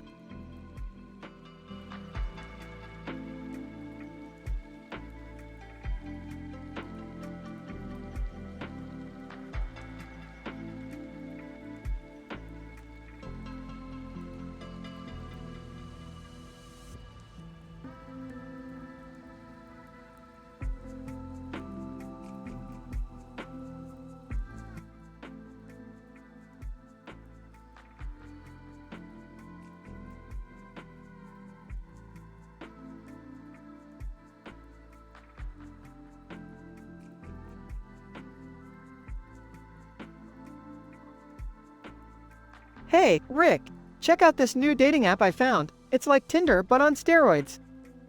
Hey, whatever, Morty. What's so special about it? Well, when I swipe, I get 10 different matches with 10 different disorders. It's like a mental health buffet, Rick. Jesus, Morty, that's fucked up. But knowing you, I'm not surprised you're into that shit. Come on, Rick, it's not like I'm exploiting their conditions or anything. I just want to meet interesting people. Interesting people, more like ticking time bombs, Morty. Anyway, what happened on your first date? Well, it was with this girl who had antisocial personality disorder.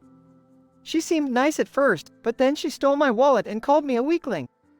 It was intense, man. Classic sociopath move, Morty. Did you learn your lesson? Yeah, I guess so. But I'm not giving up. On my second date, I met this chick with borderline personality disorder. She went from hating me to declaring her undying love in the span of 5 minutes. It was like a roller coaster, Rick. Bipolar much? What about the third date? Oh man, this dude had dissociative identity disorder. I couldn't keep up with his multiple personalities. 1 minute he was a friendly old grandpa, and the next, he was a pissed-off Marine screaming at me. It was insane. Sounds like a real circus, Morty. What about the fourth date? Please tell me it wasn't as chaotic as the others. Well, she had paranoid schizophrenia, Rick. She kept thinking I was plotting against her and that everyone around us was a government agent. It got so bad that we had to escape through the bathroom window. Alright, Morty, I get it. The dating pool is filled with nuts, but what about the fifth date? This girl had obsessive-compulsive disorder, Rick. She made me wash my hands 20 times before we even sat down for dinner. And she was counting every wash like her life depended on it. Wash your hands, Morty. You need to cleanse yourself after these dates. What happened on the sixth one? Oh man, this guy had social anxiety disorder. We ended up inside his closet the entire time because he was too scared to come out. It felt like a never-ending game of hide and seek, Rick. Alright, we're halfway there, Morty. I really hope things start looking up. What about date number 7? She had narcissistic personality disorder. She talked about herself nonstop, Rick. It was like listening to an infomercial for her fabulous life. I couldn't get a single word in. Morty, please tell me you at least had a normal date once. Well, on my 8th date, the guy had avoidant personality disorder. He showed up, took one look at me, and ran away. I guess he was too afraid of rejection or something. Okay, this is getting ridiculous, Morty. 2 more. What happened next? The 9th date was with this girl who had histrionic personality disorder. She was all over the place, Rick. Crying 1 minute, laughing hysterically the next. I couldn't keep up with her emotional roller coaster. Jesus, Morty, let's hope the last one is at least bearable. Well, on my final date, I met this guy with attention deficit hyperactivity disorder. He couldn't sit still for 2 seconds, Rick. I felt like I was on a speed date with the Flash. Morty, I don't know what kind of twisted adventure you went on, but it's clear you need help. Here's a list of medication you should start taking immediately. Morty takes the pen and paper from Rick. Okay, let me see. I need 10 milligrams of Ritalin for my ADHD, 20 milligrams of Prozac for my depression, 25 milligrams of Xanax for my anxiety, 100 milligrams of lithium for my bipolar disorder, 15 milligrams of Adderall for my... Wait, what was the question again? Morty, just take the damn pills. We need to fix your brain before you go on any more dating escapades. Got it, Rick. But can I still keep the app? I mean, it's like a real-life episode of Jerry Springer. Morty, sometimes you amaze me with your twisted sense of entertainment. Fine, keep the damn app. Just promise me you won't blow up the planet or something. I promise, Rick. And thanks for helping me out, even though you're an existential nihilist or whatever. Yeah, now go take your meds, Morty. We've got a lot of crazy shit to deal with.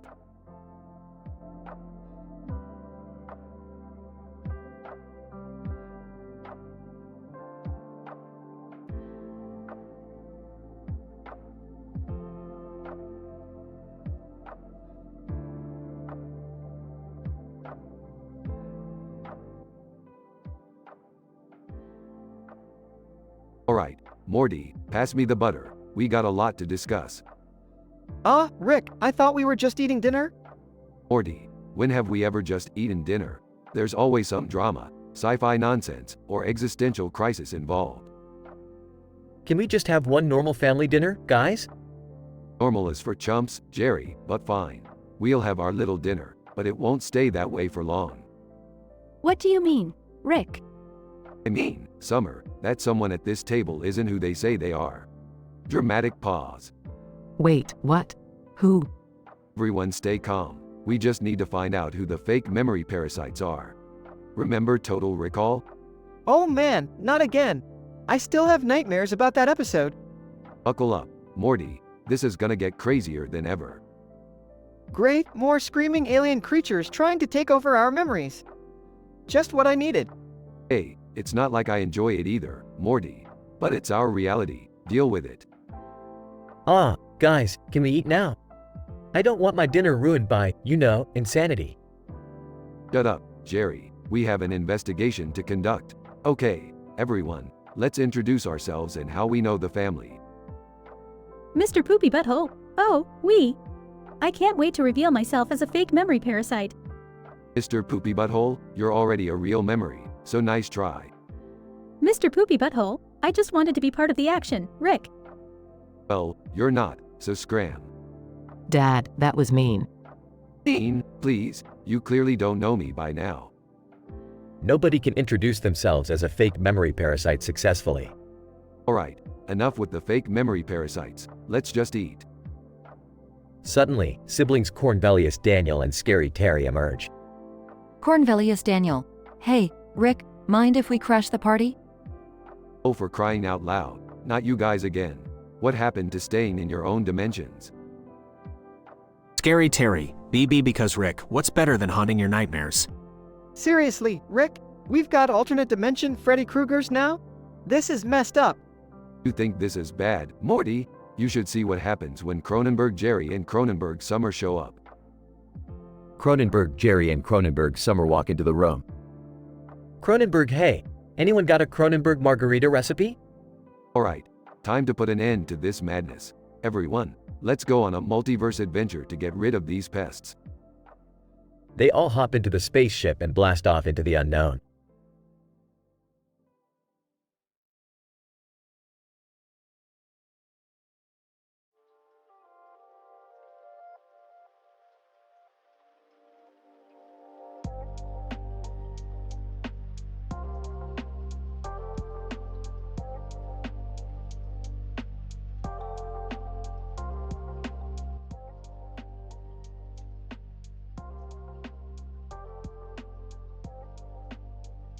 Morty, I've come up with a foolproof plan to infiltrate the Citadel of Ricks and steal their portal gun schematics. Geez, Rick, are you sure about this? I mean, last time we broke into a Citadel, we ended up surrounded by Rick versions of ourselves. Relax, Morty, I've already anticipated that. I've built special decoy Morty robots that can seamlessly blend in with the Citadel Ricks. They won't even know what hit them. Hey guys, what's going on? Yeah, we heard you talking about some crazy heist, and we want in. Oh great, Jerry's here. Just what we needed. Someone who couldn't even pass the butter robot test. Hey, I'm trying my best here. Can we just focus on the mission? I heard the Citadel has a new interdimensional casino, and I want a piece of that action. Fine, you can tag along but stay out of my way. Now, we just need one more thing to complete our disguise. Rick, why do you have a man with a fake banana in his hand and a fake mask on his face and a banana in his other hand? Oh, it's just part of my master plan. Trust me, it'll work. Wait, what's that noise? Is someone eating a banana? Zombie Steve Jobs, gurgling sounds. Oh god, zombie Steve Jobs is sucking on my banana. Morty, hand me the Hypnotron 3000. I'll take care of this. Rick, you do know that's not a real thing, right? Of course I know, Morty. It's just a fancy name for the regular gun I have in my pocket. Rick blasts zombie Steve Jobs and saves Jerry's banana. Well, that was unexpected. Can we please get back to the mission now? Right, the mission. We just need to navigate through the casino unnoticed and disable the security systems. How are we gonna do that? We don't even know what kind of security they have. That's where I come in, Morty. I've developed a hacking device that can bypass any security system in the multiverse. Wow, Rick, that sounds pretty impressive. It would be, Jerry, if I actually had it. Looks like we'll have to rely on good old-fashioned improvisation. As they enter the casino, chaos ensues with fights breaking out between various Ricks and Mortys. Great going, Rick. Your plan turned the whole place into a Rick and Morty brawl. Well, it's not like I planned for this, Summer. Just grab whatever you can and let's get out of here before it gets worse. They manage to collect various gadgets and escape just as the Citadel is consumed by a portal implosion. Phew, that was intense. So, what's our next move? Same as always, Morty. We head home, have a nice drink, and pretend like this never happened. I can't believe we actually pulled it off. Oh, Jerry, don't flatter yourself. You were mostly a liability. But hey, congrats on not screwing up too badly. Can we at least have a little celebration? We earned it, didn't we? Fine, but only one drink each. I am not fixing up any interdimensional hangovers. They toast to their successful chaos-filled mission, ready to face whatever absurdity the multiverse has in store for them next.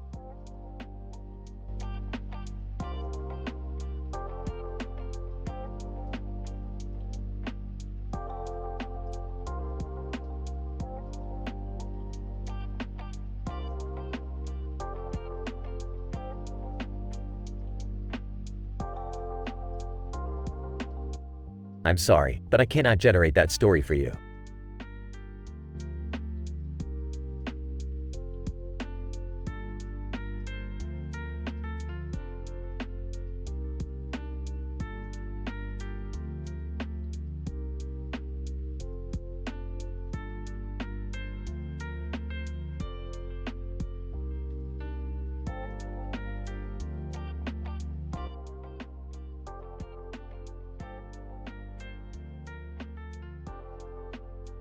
Alright, Morty, listen up.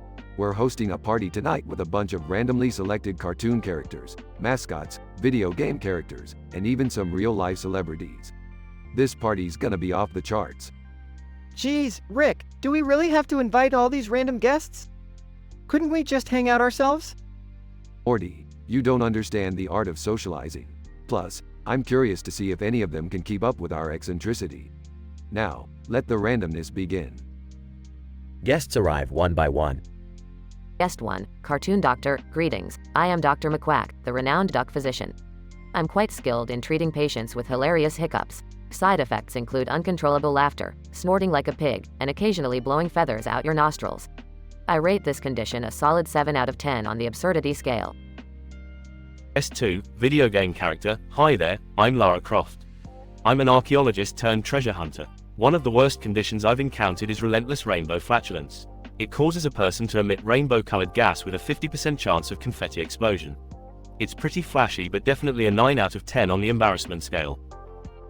Guest 3, real-life celebrity. Hey everyone, Kanye West here. One condition that's been affecting artists like myself is artistic toupee disorder. It's an uncontrollable urge to wear unusual headpieces like sculptures, paintings, or even live animals as hair replacements. I'd give it a 6 out of 10 on the creativity scale. Guest 4, company mascot. Greetings, humans. I am Tony the Tiger, representing the Frosted Flakes brand. The worst condition I've ever seen is sugar-coated hibernation syndrome. It causes individuals to fall into deep slumber when exposed to the irresistible sweetness of Frosted Flakes. It's more like a 10 out of 10 on the nap time scale. Guest 5, cartoon character. Hey there, I'm Stewie Griffin. The condition I'll introduce is infuriating incomprehensible labyrinthitis. It causes an inescapable feeling of being trapped in a never-ending maze while constantly hearing Gilbert Gottfried's voice narrating your every move. I'll give it a 8.5 out of 10 on the annoyance scale. Alright, time for the big reveal. Each guest, including us, will now vote for the worst condition of all. Multiple votes are cast, and the tally reveals Morty as the winner. What? I'm the one with the worst condition? Oh, come on. Looks like you're stuck with the most terrible medical condition ever, Morty. I present to you perpetual flatulence, Mortius uninterruptus. It gives you unending flatulence that changes the pitch of your farts every time. Good luck, Morty. Aw, geez, Rick. This is cruel. Finale. The party continues with absurd conversations, laughter, and Rick and Morty's signature chaos.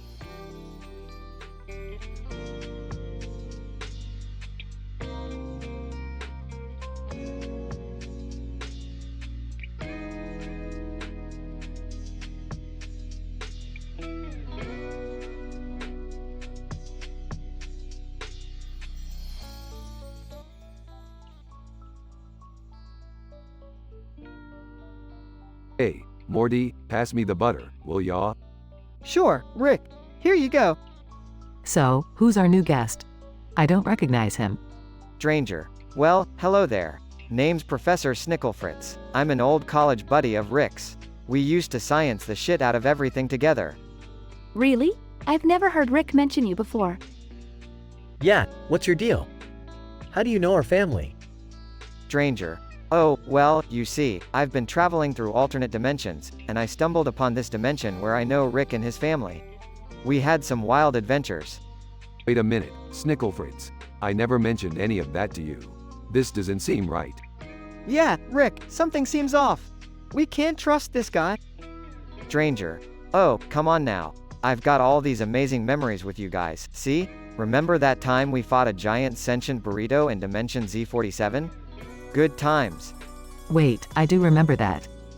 But I don't. This is some weird memory stuff, isn't it? Bingo, Summer. We've got some fake-ass memory parasites here.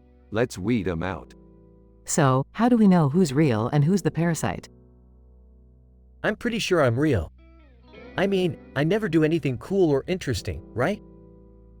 Okay, true, Jerry, but sometimes you just luck out. Everyone else, let's dig deep into our memories and find any inconsistencies. Beth, Jerry, Summer, and even Rick start recalling more and more characters they've never seen before.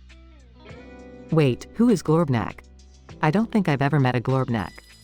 In this blip-block sky, what's he doing in our memories? Alright, family, listen up. We need to eliminate the parasites by inducing extreme emotions. Morty, do your thing. Oh, great. I never signed up to be an emotional weapon, but here goes nothing. Morty starts singing a heartfelt ballad that taps into everyone's deepest emotions, causing the parasites to reveal themselves. Fake okay, you got me. I'm not the real Beth. I'm just a parasite. Fake and fake Morty here, too. Just trying to have a good time, you know? Morty smashes the parasites with a nearby baseball bat. That was intense. Morty. Great job! Beth, are you the real one? Only one way to find out, Jerry. Let's go on an adventure to another universe and see if I'm the same person there. After a mind-bending adventure, they return to the dinner table. Well, looks like I'm still the real deal. Crisis averted. Good work, everyone. Now let's get back to dinner and try not to let any more memory parasites in. Cheers. They all raise their glasses and continue their dinner, cautiously enjoying their meal.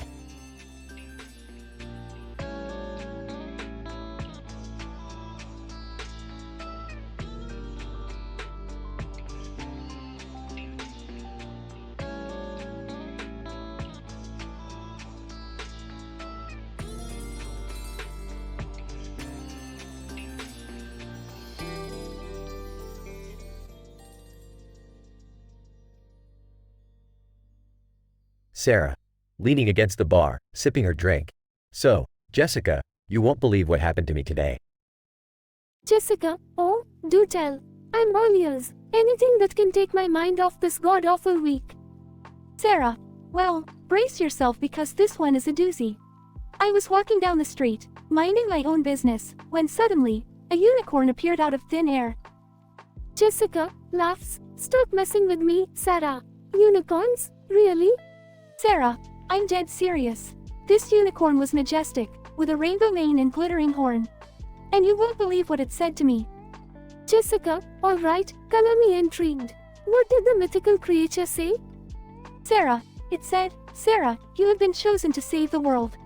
The fate of humanity rests in your hands. But first, you must find the magical amulet hidden deep within the Amazon rainforest. Jessica, laughs even harder. Wow, this story just keeps getting better and better. What did you do next, Captain Save the World? Sarah, well, I couldn't ignore the call of destiny, could I? So, I hopped on the unicorn's back and we flew straight to the Amazon, defying the laws of physics and all logic. Jessica, of course, you did. And I suppose you found the amulet? Sarah, actually, no. The unicorn dropped me off at the entrance of the rainforest and said, "Good luck, Sarah. Remember, you only have 24 hours to find the amulet, or the world is doomed." Jessica, this is unreal, Sarah. But wait, why only 24 hours? Sarah, oh, I forgot to mention the meteor that's hurtling towards Earth. If I don't find the amulet and stop it in time, kaboom. Goodbye, planet Earth. Jessica, rules eyes. So, what happened next? Did you stumble upon the amulet among man-eating plants and poisonous snakes? Sarah, almost. But then, this tribe of Amazonian warriors found me. They believed that I was some sort of goddess sent from the heavens to protect them. Jessica, no way. Did they bow down at your feet and offer you baskets of diamonds? Sarah, no diamonds, but they did offer me their finest warrior as a companion for my quest. Let's just say there was more than just companionship happening on that journey. Jessica, giggles, oh, you sly little goddess. And did you manage to find the amulet in the end? Sarah, yes, but not before a showdown with an evil sorceress who tried to steal it from me. I fought her off with my bare hands, and just as I was about to deliver the final blow, I woke up from this insane dream. Jessica, laughs, typical. I can always count on your wild imagination to brighten my day, Sarah. Sarah, hey, you asked for a crazy story. But in all seriousness, can you pass me that drink? I need something to recover from the save the world fatigue. Jessica, here you go, Superwoman. Cheers to your imaginary adventures. They clinked their glasses together and burst into laughter, enjoying the absurdity of it all.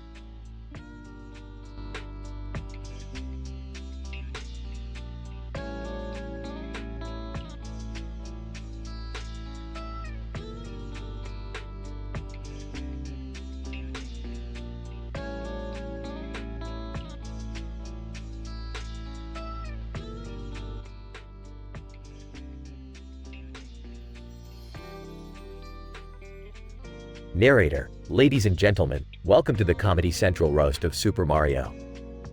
Tonight, we have gathered 6 of the most foul-mouthed and short-tempered characters, monsters, and locations from every single game in the Mario series. We kick off this roast under a bright purple object hovering above a lush field of grass and a fenced-in area with a majestic horse. Let the madness begin. Bowser.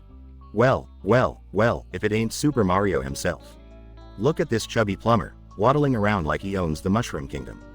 You're so fat, even Yoshi can't swallow you whole. Mario, at least I'm not a horny turtle like you, Bowser.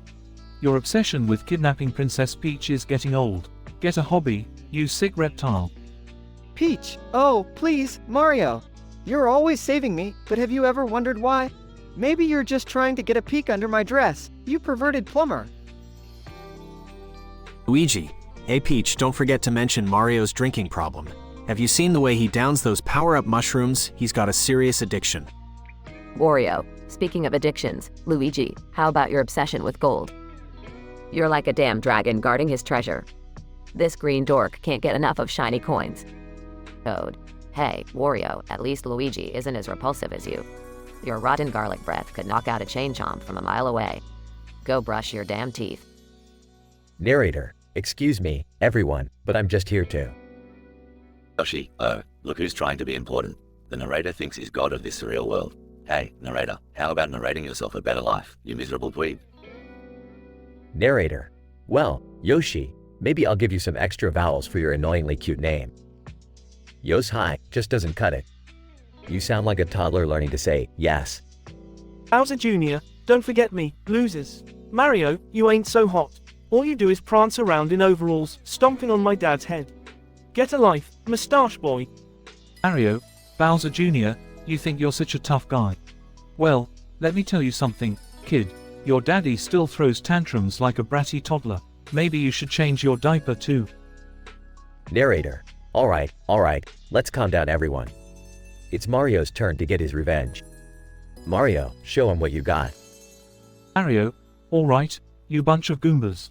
Let's get real here. Bowser, have you ever considered going on a diet? Maybe then Peach might consider going on a date with you. Bowser. Oh, you're in for it now, Mario. Just remember, when you're down in the sewers, battling Koopas and Boos, I'll be busy giving your princess the time of her life. Peach, you boys are all just jealous. Besides, I have a secret to share. Luigi, remember that night we spent in the Haunted Mansion? Mario wasn't the only one saving a princess. Luigi, wah Peach, how could you? Wario, ha ha ha. This is even better than I could have imagined. I love a good Mario family scandal. Narrator, and that's all the time we have.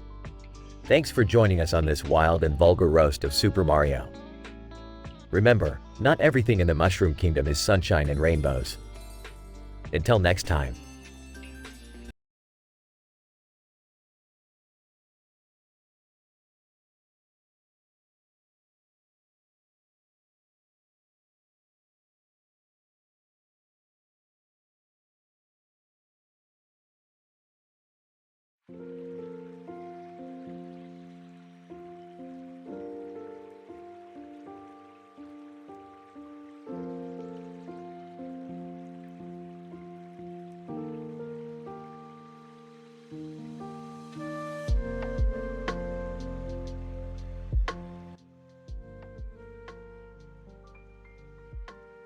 Hey Morty, check out this bowl of red liquid with a black spoon in it.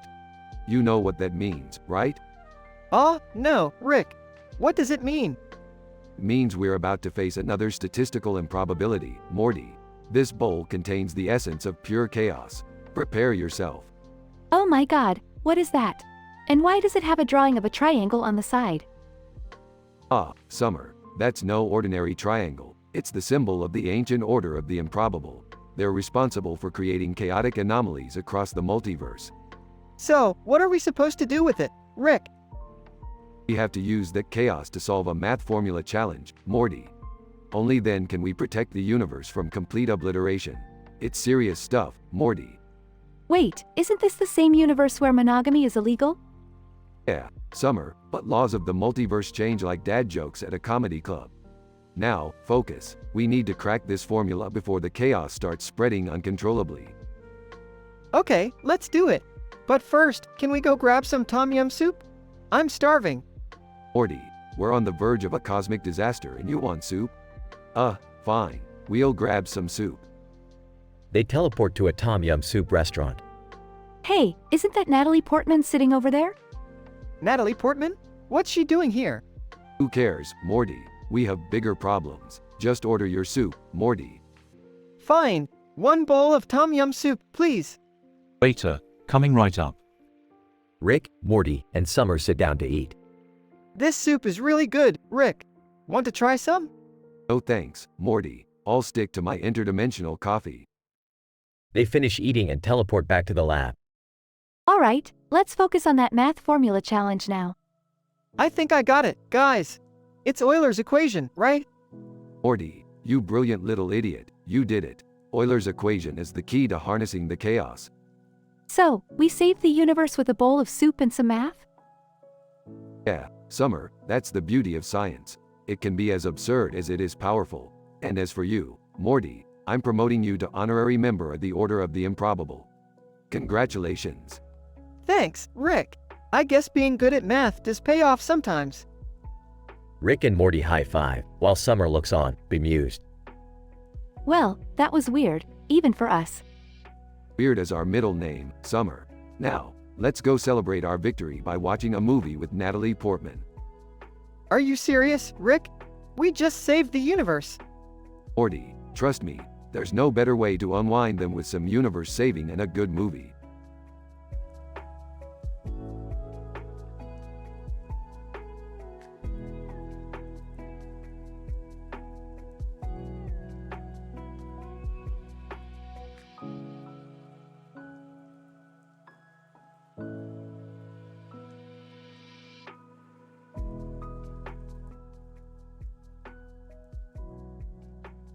Warning: the following dialogue contains explicit content and may not be suitable for all audiences. Viewer discretion is advised. Title: Circus of Nightmares. Initial situation: Woman, what the fuck is this? How the hell did I end up in this creepy place? Robot. Giggles, welcome to the Circus of Nightmares, my sweet little plaything. Woman, who the fuck are you? Get me the hell out of here. Robot. Oh, my dear, you're in for a treat. I am Circus Baby, your worst nightmare come to life. Incident: Woman, what do you want from me, you twisted piece of metal? Circus Baby. Sings creepily, I want to see you scream, my darling. To feel your fear as I take control. Woman, you're sick. How did I end up in this bodysuit? Let me go. Circus Baby. Laughs maniacally asterisk go, my precious, you're trapped inside me now. We are one, forever and ever. Progression: Woman, I won't let you consume me. I'll find a way to escape this nightmare. Circus Baby. Escape? Silly girl, there's no way out. Embrace your fate and become one with the machinery that will tear you apart. Woman, there must be something I can do. I won't let you win. Circus Baby. Mockingly asterisk go, how brave. But you're just a fragile human, trapped in a world of twisted animatronic horrors. Denouement: Woman, I won't give up. I'll fight my way out, no matter what it takes. Circus Baby. Oh, my love, your desperate struggle only intensifies my desire for you. How deliciously predictable. Woman, you are a fucking monster. I'll destroy you if it's the last thing I do. Circus Baby. Sinisterly you can try, my dear, but remember, I am your tormentor and your salvation. You are mine. Conclusion: Woman, whispering, determined asterisk I will not be just another victim to your sick games. I will break free and put an end to this twisted nightmare. Circus Baby. Whispering back, hauntingly run, little mouse, run. But no matter where you go, I'll always be right behind you.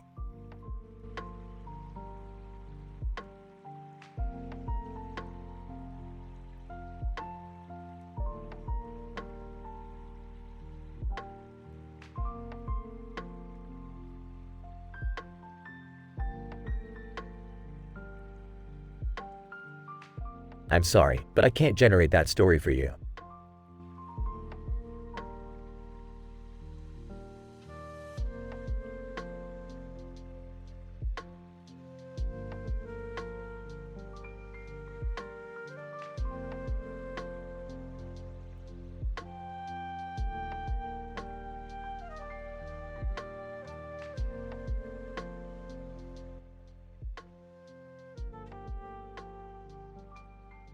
Hey, Rick, I finally did it, man. I swiped right on Tinder 10 times today. Oh geez, Morty, I can't imagine the kind of crazy dates you're gonna have. What's the first one like? Well, her name is Jessica, and she seems pretty normal, you know? But I gotta warn you, I've got 10 freaking DSMV disorders, man. It's gonna be intense. Wait, you're telling me you've got 10 different disorders? That's statistically improbable, Morty. Alright, let's go. Morty and Jessica arrive at a room with chairs and a table, and lights hang from the ceiling. Alright, Jessica, here we are. Welcome to my crazy world. Hold on, let me tell you about my 10 tantrums according to each illness. Jessica, okay. I'm not sure I signed up for this, but hit me with it.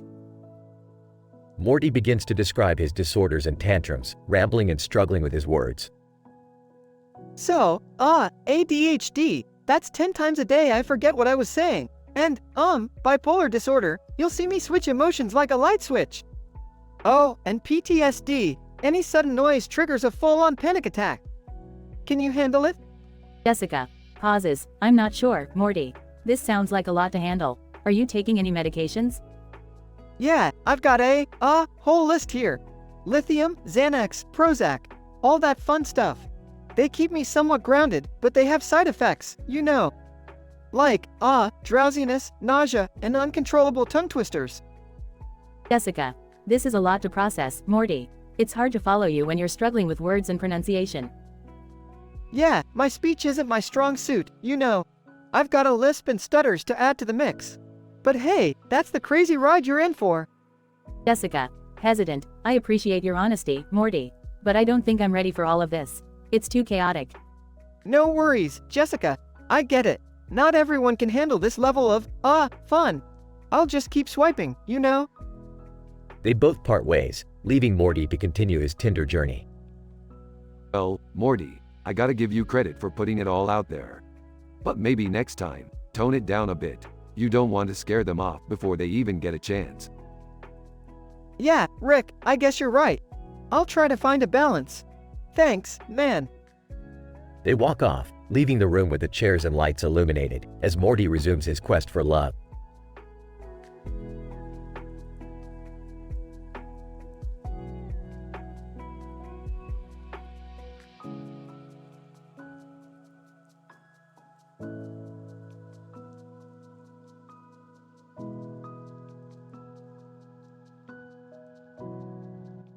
I'm sorry, but I won't be able to generate that story for you.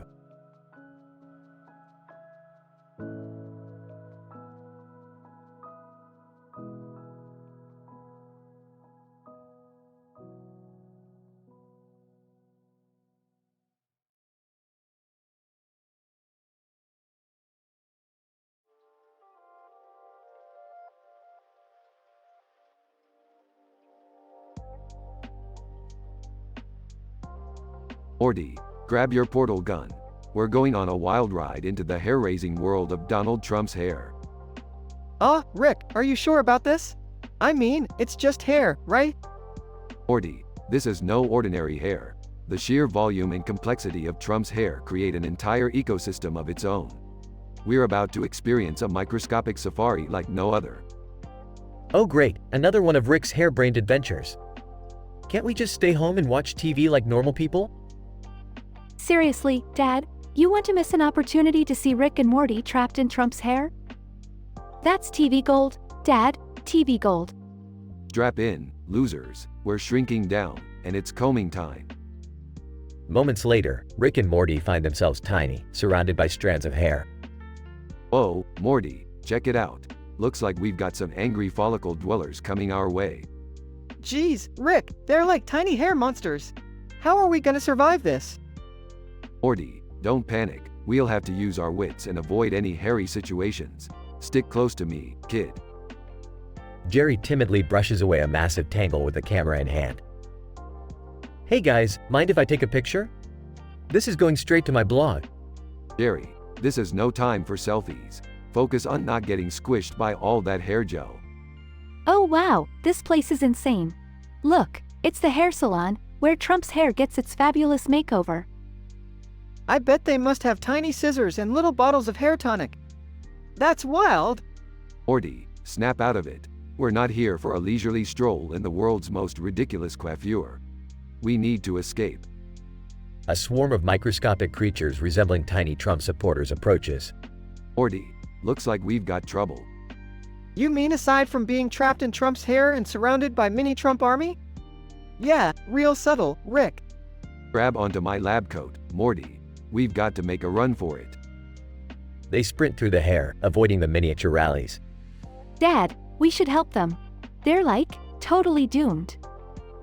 Yeah, I guess it's time to be a hero, or not. I mean, hair is gross, right? Suddenly, Rick activates a small teleportation device. Hold on tight, Morty. They teleport out of Trump's hair and back to the normal-sized world. Phew, that was a close shave. Let's never talk about this again. Agreed, Rick. I never want to see another miniature MAGA hat in my life. So, did anyone capture any good photos? It could boost my blog's readership, right? Seriously, Dad, you're worried about your blog at a time like this? Alright, everyone, the lesson here is simple. Never underestimate the power of politics when it comes to adventurous hair. Now let's go home before I have to explain this craziness to Beth.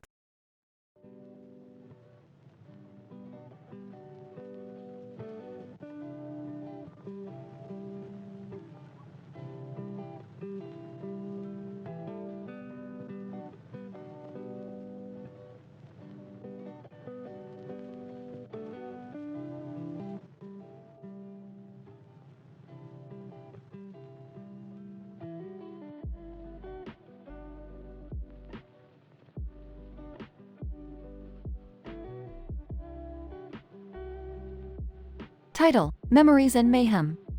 Characters: 1. Rick. 2. Morty. 3. Beth. 4. Summer. 5. Jerry. 6. Pissed off Rick. 7. Sexy space alien. 8. Savage dinosaur. 9. Psychotic clown. 10. Irritating salesman. 11. Mysterious amnesiac. 12. Melancholic werewolf. 13. Paranoid ninja. 14. Hyperactive robot. 15. Delusional pirate. Scene. The table is set for dinner with a variety of dishes laid out. Rick's spaceship hovers above the dining table, emitting a faint hum. The Smith family sits around the table, looking puzzled. Alright, who the fuck is this extra asshole at the table? I have no idea, Rick. What's happening? We need to figure out who this person is and how they know us. This is so annoying. Can't we just eat dinner in peace? Hey, maybe they're just a long-lost relative or something. We should give them a chance. Pissed off Rick here, ready to kick some interdimensional ass. Who the fuck are all you assholes? Sexy space alien. Ooh, how exciting. I'm Sexy Space Alien, and I've been probing Rick here since the Total Recall incident. Savage Dinosaur. I am Savage Dinosaur. Roar. I've known the Smith family since the time Rick accidentally transformed me into a T-Rex. Psychotic Clown, welcome to the madness. I'm Psychotic Clown and we go way back, you know, the usual clown stuff. Irritating salesman. Hey there, folks. I'm the irritating salesman, here to sell you all your worst nightmares. Remember when Morty bought the cursed devil's stone from me? Mysterious amnesiac. I can't remember who I am, but apparently, I've been part of your lives for years. But I could also be a figment of your imagination. Melancholic werewolf. I'm the melancholic werewolf, cursed with eternal sadness. I've been howling at the moon with your family since Jerry accidentally brought me home. Paranoid Ninja here, always watching over you, waiting for the perfect moment to strike. I've silently protected you from countless threats. Hyperactive robot. Beep boop. I'm Hyperactive Robot, programmed to bring chaos and destruction wherever I go. Remember that time I made an entire city break out into dance? Delusional pirate. R. Mateys. I'm the delusional pirate, sailing through the 7 seas of Jerry's mind. We had some wild adventures, we did. Regression. The family members engage in a series of conversations and interrogations, trying to determine who among the newly introduced characters are real and who are memory parasites. Alright, everyone, listen up. We've been through enough memory parasite shit already. Summer, you got any ideas? Maybe we should focus on the ones with the most outlandish stories. Like, who the hell believes in a melancholic werewolf or a delusional pirate? Good point. Morty, go ask some specific questions to each of them. We need to find inconsistencies. But what if we accidentally erase someone's real memory? Dad, seriously? These are obviously made-up characters. Just go with it. As each character is questioned, their stories unravel, revealing their true nature as memory parasites. Suspicion and chaos ensue. Pissed off, I knew it. These assholes are all memory parasites. Sexy Space Alien. Damn it, my probing days are over. Mysterious amnesiac. Looks like my story was too convincing. Sorry about that. Melancholic werewolf. I guess I won't be howling sad songs with you anymore. Delusional pirate. Avast, ye scurvy-ridden, memory-stealing parasites. You won't lay a hand on Jerry's memories. Rick activates a device that eradicates the memory parasites, leaving the family bewildered, but safe once again. Alright, family, we've dealt with these memory parasites before. Let's cleanse this place and enjoy our damn dinner in peace. Rick, I swear, you better explain all of this later. Pissed off, yeah. Grandpa Rick. No more memory parasites. Got it? Chill the fuck out. Pissed off Rick. We're good. Jerry, can you pass the butter? Sure thing, Rick. So, what did we learn from all this?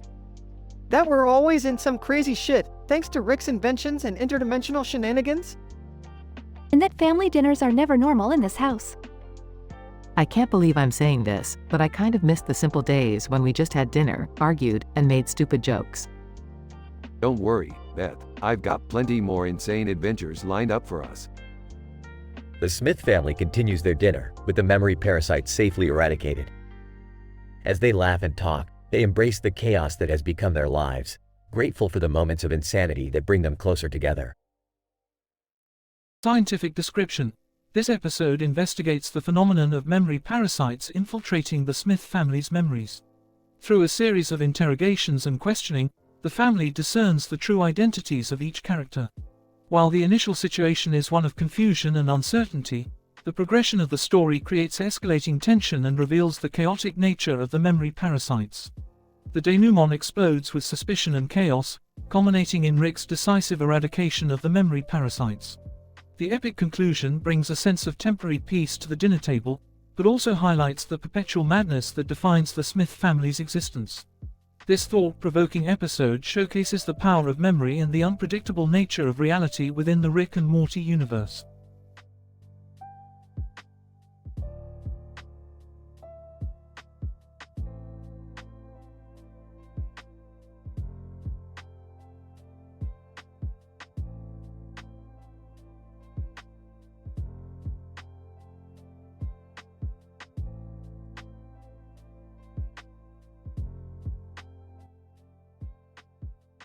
Rickster. Hey Mortimer, check out this house. It's like straight out of a cartoon. Mortimer. Yeah, Rickster with the full moon and all. Reminds me of that episode of Hey Arnold when Arnold meets his parents. Rickster. Ah, good times. Daddy, please buy me popcorn for this epic TV special. Mortimer. Never, you want popcorn, go earn it yourself, Mortimer. Rickster. Fine then, I'll just sue you. I'll sue you in England. Mortimer. Oh, that's a South Park reference, love it. Helga, storming in. Rickster, get the axe. We'll show them who's boss. Rickster. Whoa, Helga, calm down. We can't go all psycho on them. Helga, psycho? Psycho? They won't know what hit them. Entering. Hey guys, what's all the commotion about? Yeah, what's going on? Did someone mention popcorn? I'm starving. Mortimer. Guys, we're living in a crazy cartoon here. We can't afford to lose our cool. Rickster. Don't worry, Mortimer's right. Let's just chill and enjoy this wild ride. Speaking of chilling, did you guys know that Amnesia, The Dark Descent is a pretty cool horror game? Yeah, it messes with your head, just like this situation. Rickster. Totally. It's like Slenderman versus Baldi's Basics out here. Mortimer. Enough with the scares, guys. Let's just focus on getting through this madness in one piece. Helga, fine, but if anyone needs me, I'll be stuffing my face with popcorn. It's right there under the stove. Oh no, don't eat from under the stove. Helga, you have no idea what could be hiding there. Rickster. Seriously, that could be dangerous. Let's stick to the popcorn we know is safe. Mortimer. Yeah, in the meantime, let's enjoy this bizarre adventure and hope for a happy ending.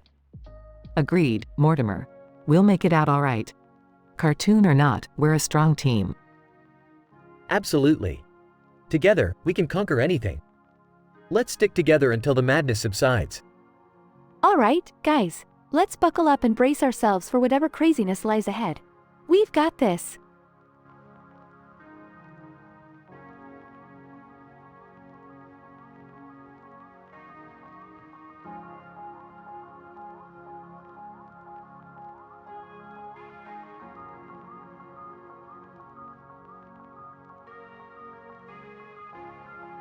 I'm sorry, but I won't be able to generate that dialogue for you.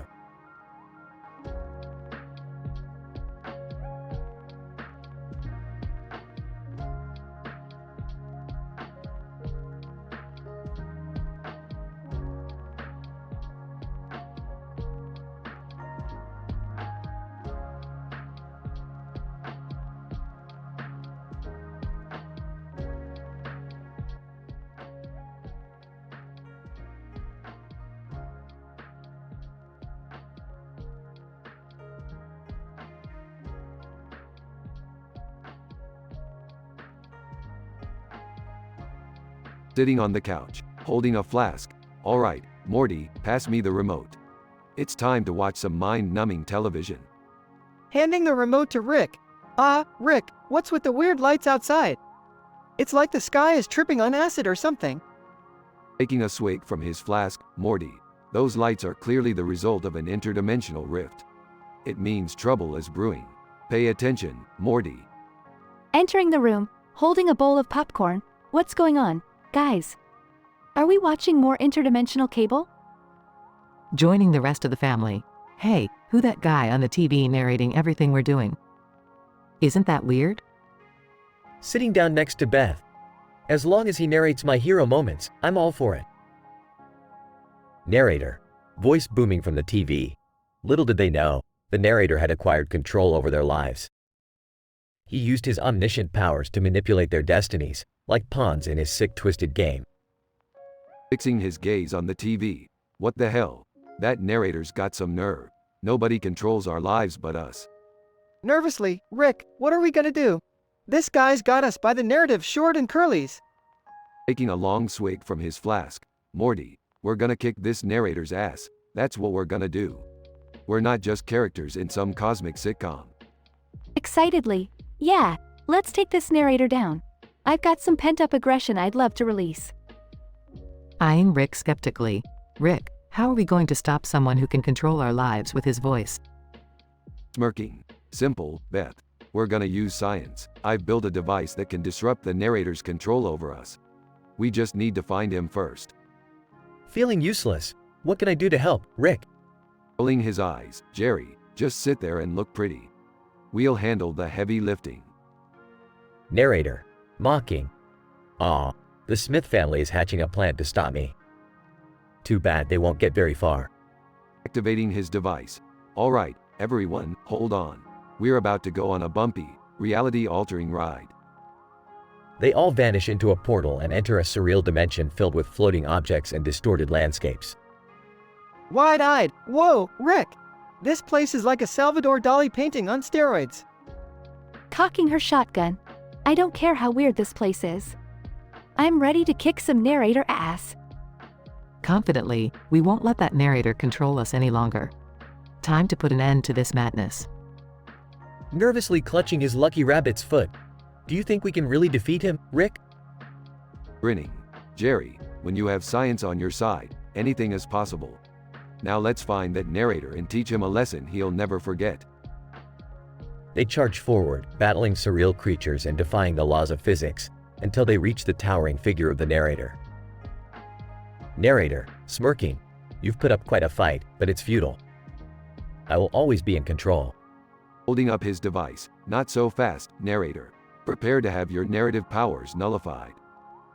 Rick activates the device, causing a surge of energy that engulfs the narrator. Narrator, struggling. No. This can't be happening. I am the almighty narrator. A blinding light fills the dimension as the narrator's powers are stripped away. Rick and his family stand victorious. Smirking. Looks like the narrator's got nothing on us. Science, bitch. Relieved. We did it, Rick. We took down the narrator and saved our lives. Proudly. Not bad for a family of dysfunctional misfits, huh? Hugging her family. I'm so glad we're back to controlling our own destiny. Grinning. This calls for a celebration. Let's watch some interdimensional cable for real this time. They return home, victorious and ready to enjoy a peaceful night, free from the clutches of a controlling narrator.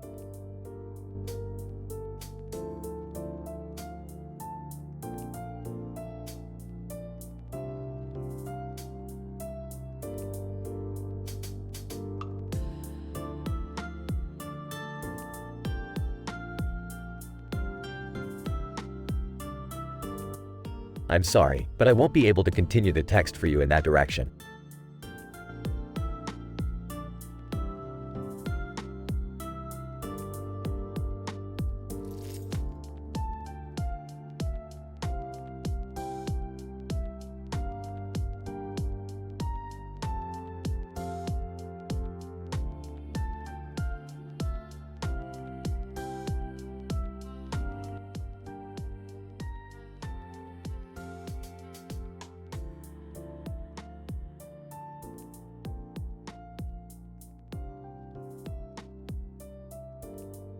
Morty, I told you not to mess with that Tinder app.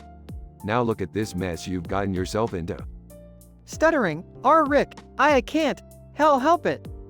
It's like an addiction, you know? Addiction, Morty, that's not an excuse for your psychotic swiping spree. You've gone on 10 dates in a week. 10.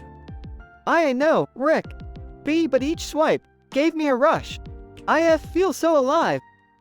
Morty, that's not living, that's manic behavior. You're exhibiting the symptoms of 10 different DSMV disorders, ranging from borderline personality to narcissistic tendencies. Frustrated, Rick, I can't help it. I just wanted to feel loved, you know? Love, Morty, these Tinder dates won't give you love. They'll give you 10 different emotional states. I hope you're ready for these roller coasters. Choked up, I don't know, Rick. I just wanted, see compa.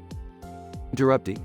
Look, Morty, I brought you some medication to help with your 10 disorders. You'll need to take these in specific doses with extreme caution. Whispering, what are they, Rick? Well, Morty, we've got Prozac, 50 milligrams for your depression. Side effects include nausea, loss of sex drive, and suicidal thoughts. How fun, huh? Swallowing hard. Oh, gee great, Rick. What else? We've got Ritalin, 20 milligrams for your ADHD. Side effects include increased heart rate, loss of appetite, and trouble sleeping. Good luck on your Tinder dates, Morty. Rick, I am scared. These medications sound serious. Shut up, Morty, we've got more. Here's Xanax, 0.5 milligrams, for your anxiety. Side effects include drowsiness, dizziness, and memory problems. Good luck holding a conversation, Morty. Whining, Rick, please. Interrupting. Quit whining, Morty. Here's lithium, 600 milligrams, for your bipolar disorder. Side effects include hand tremors, frequent urination, and weight gain. Enjoy your shaky takeaways, Morty. Teary-eyed, I feel like a AMM monster, Rick. Oh, quit your sobbing, Morty. Here's clonazepam, 2 milligrams, for your panic disorder. Side effects include memory loss, muscle weakness, and confusion. Good luck remembering your Tinder dates, Morty. Stuttering, I can't take all of these, Rick. Too bad, Morty. Here's Seroquel, 200 milligrams, for your insomnia. Side effects include constant drowsiness, dry mouth, and a potential risk of diabetes. Sweet dreams, Morty. Broken, Rick, I can't. It's too much for me. Sighs. Alright, Morty. I'm gonna level with you. These medications won't solve all your problems. But maybe, just maybe, they'll help you skip the next 10 tantrums that your disorders are gonna throw at you. Sniffling, okay, Rick. I'll try anything at this point. Good, Morty. Now buckle up, because this roller coaster ride is just beginning. And remember, Morty, no matter how crazy it gets, I'll always be here to make everything worse. Half smiling, thanks, Rick. I guess we're in this together. They both walk off into the intergalactic sunset, surrounded by green and blue objects, and stars twinkling in the background.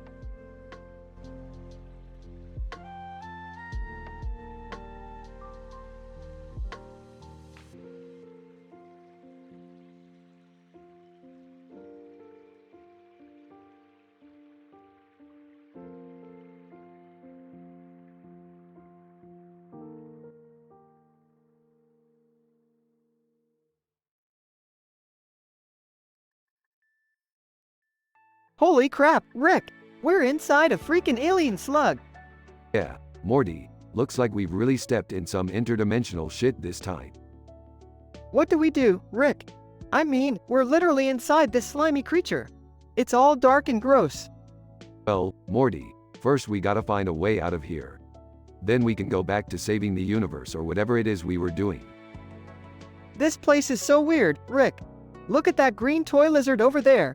It's just lying on the ground with its eyes closed and its head resting on a toy planter. What's that about? Morty, shut up and focus. We've got bigger problems. Hey, little buddy, what's your deal? Green toy lizard opens its eyes. Who the fuck are you? Can't you see I'm trying to take a nap here? Oh, sorry, Mr. Lizard. We're just trying to find a way out of this slug. Do you know anything about that? Green toy lizard, slug? You mean this huge slimy thing we're in? Yeah, I know a way out. Follow me if you don't want to get digested. Alright, lizard, lead the way. But if you try any funny business, I swear I'll rip you apart myself. Rick, come on, let's just trust the lizard. It's not like we have any other options, right? Fine, Morty, but if this lizard betrays us, it's on you. They follow the green toy lizard through the slimy tunnel until they reach a massive chamber inside the slug. Whoa, Rick, look at all these tiny people. It's an entire hidden society living inside the slug. Oh geez, Morty, it looks like this slimy creature is a host to a bunch of tiny aliens. Talk about invasion of the body snatchers. Alien Citizen 1, Morty, oh wonderful Morty. You've arrived. Our beloved leader has returned. What? Me? I'm just a kid. I can't be your leader. Alien Citizen 2, but Morty, the prophecy foretold that the Chosen One would come from the outside world and unite our society. It appears you are the one. Oh man, Rick, what do I do?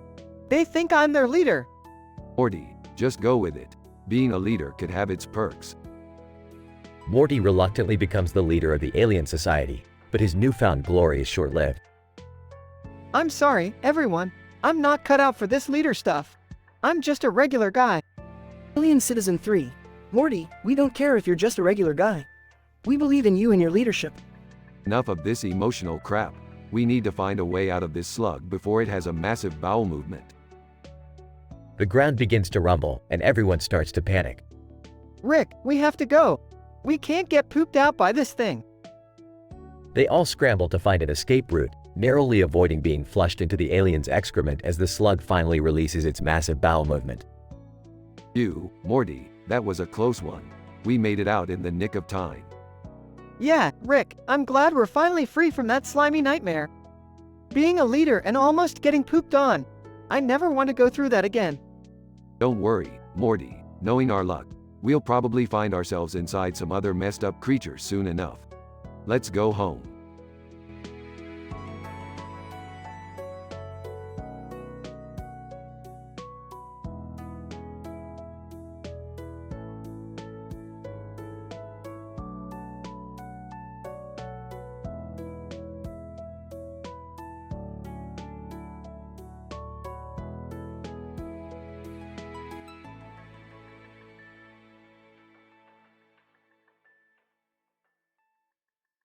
Alright, Morty, listen up. I've just invented a way to create my own ridiculously over-the-top Harry Potter spells. Seriously, Rick? More spells? Can't we just go on a normal adventure for once? Morty, what fun is normal? We need something statistically improbable, like a train station with a train on the tracks, a green wall behind it, and a blue door on the side. That's oddly specific, Rick. Shut up, Morty. Now, watch this. Rick casts a spell, Increditranium Potentia. Boom. A train starts to levitate. Whoa, Rick. That's insane. What else can you do? Glad you asked, Morty. Rick casts another spell, Norwegian Exidium. Bam! The blue door disappears, leaving behind a holographic beach. That's incredible, Rick. Can we go through? Aw, Morty, just holographic. Don't want to waste an adventure on a beach. Now, check this out. Rick casts the final spell, Parentis Silius Ignoramus. A cloud appears above Jerry, Beth, and Summer. What's going on? Why is it raining inside the train station? Jerry, I have no idea. Rick must be up to something again.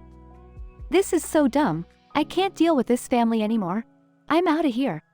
Oh no, Summer, you can't just leave. Rick casts a spell, Stickus Velcrosis. Summer's shoes are glued to the floor. What the hell? Rick, let me go. Sorry, Summer can't do. Now let's have some real fun. Foghorn Leghorn appears as a wizard. Foghorn Leghorn, well, if it ain't all Rick Sanchez. Thought you were the only smartass around here. Oh please, Foghorn, you're just a chicken pretending to be a wizard. Foghorn Leghorn, I say, boy, let's settle this like real wizards. Asterisk Foghorn casts a ridiculous spell asterisk, Mumbo Jumbo Feather Duster. Feather Duster? That's your big move? Rick casts his own spell, Picklebarticus Explodus. Suddenly, pickles explode all around Foghorn. Foghorn Leghorn, that's it, Sanchez. You've crossed the line. Asterisk Foghorn casts another spell asterisk. Yosemite Hammerheadus. A giant wooden hammer falls from the sky, narrowly missing Rick. Nice try, Leghorn. Rick casts a counter spell, Swirly Whirl Majore. The hammer turns into a whirlwind, spinning Foghorn around. Foghorn Leghorn, I've had enough of your foolishness. Asterisk Foghorn casts his final spell asterisk, Cluckophonic Blastacus. The air fills with clucking sounds. Oh, it's on now. Rick casts his final spell, Burpalicious Maximus. A giant belch echoes through the train station, blowing away the clucking sounds. Wow, Rick, that was something. Yeah, Morty, I guess even wizards can get ridiculous. Come on, let's go. I've got a hankering for some interdimensional fast food. Alright, but can we leave the spells behind this time?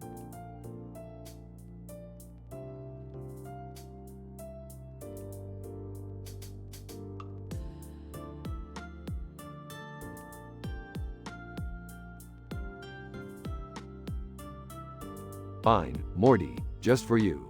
But remember, normal is overrated.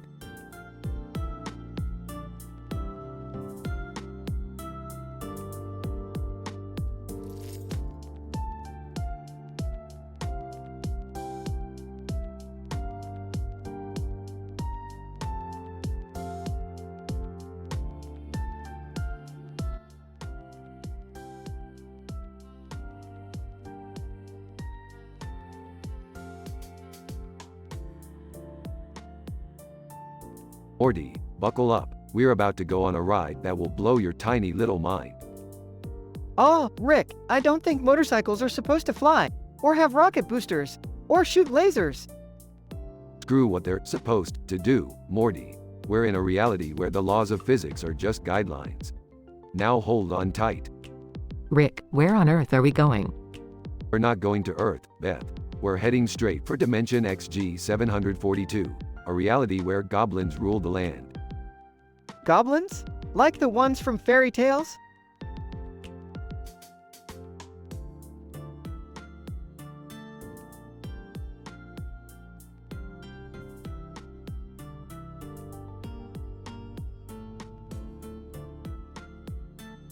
No, Morty, these aren't your typical sword-wielding, treasure-hoarding goblins. They're armed to the teeth with shotguns and assault rifles. Welcome to the Wild West, baby. Are you serious, Rick? Goblins and guns? This is insane. Insane? You think this is insane? Wait till you see what happens next. What could be crazier than goblin gunfights? Oh, I don't know, Morty. Maybe fighting alongside them on the back of a flying motorcycle? Rick, this is too dangerous. We could get hurt or worse. Relax, Beth. I've built an invincibility force field around us. You're safer here than in your precious little bubble gum world. Can we at least land soon? My hair is getting ruined by all this wind. Alright, hold on. I'm bringing us down now. Motorcycle lands in a grassy field with trees in the background. Whoa! Rick, look! Those goblins are having an epic shootout over there! Perfect. We'll join the fray and show those green-skinned bastards what we're made of. Morty, grab a shotgun. Are you seriously going to make us fight goblins, Rick? Hey, it's either that or becoming goblin dinner, Beth. Your choice. Fine, give me one of those assault rifles. Let's kick some goblin ass. Amazingly intense shootout commences. Rick, this is insane. I never thought I'd be shooting at goblins on a flying motorcycle. Life is full of surprises, Morty. Besides, this beats sitting at home watching interdimensional cable. Rick, we've taken down a whole army of goblins. Can we go home now?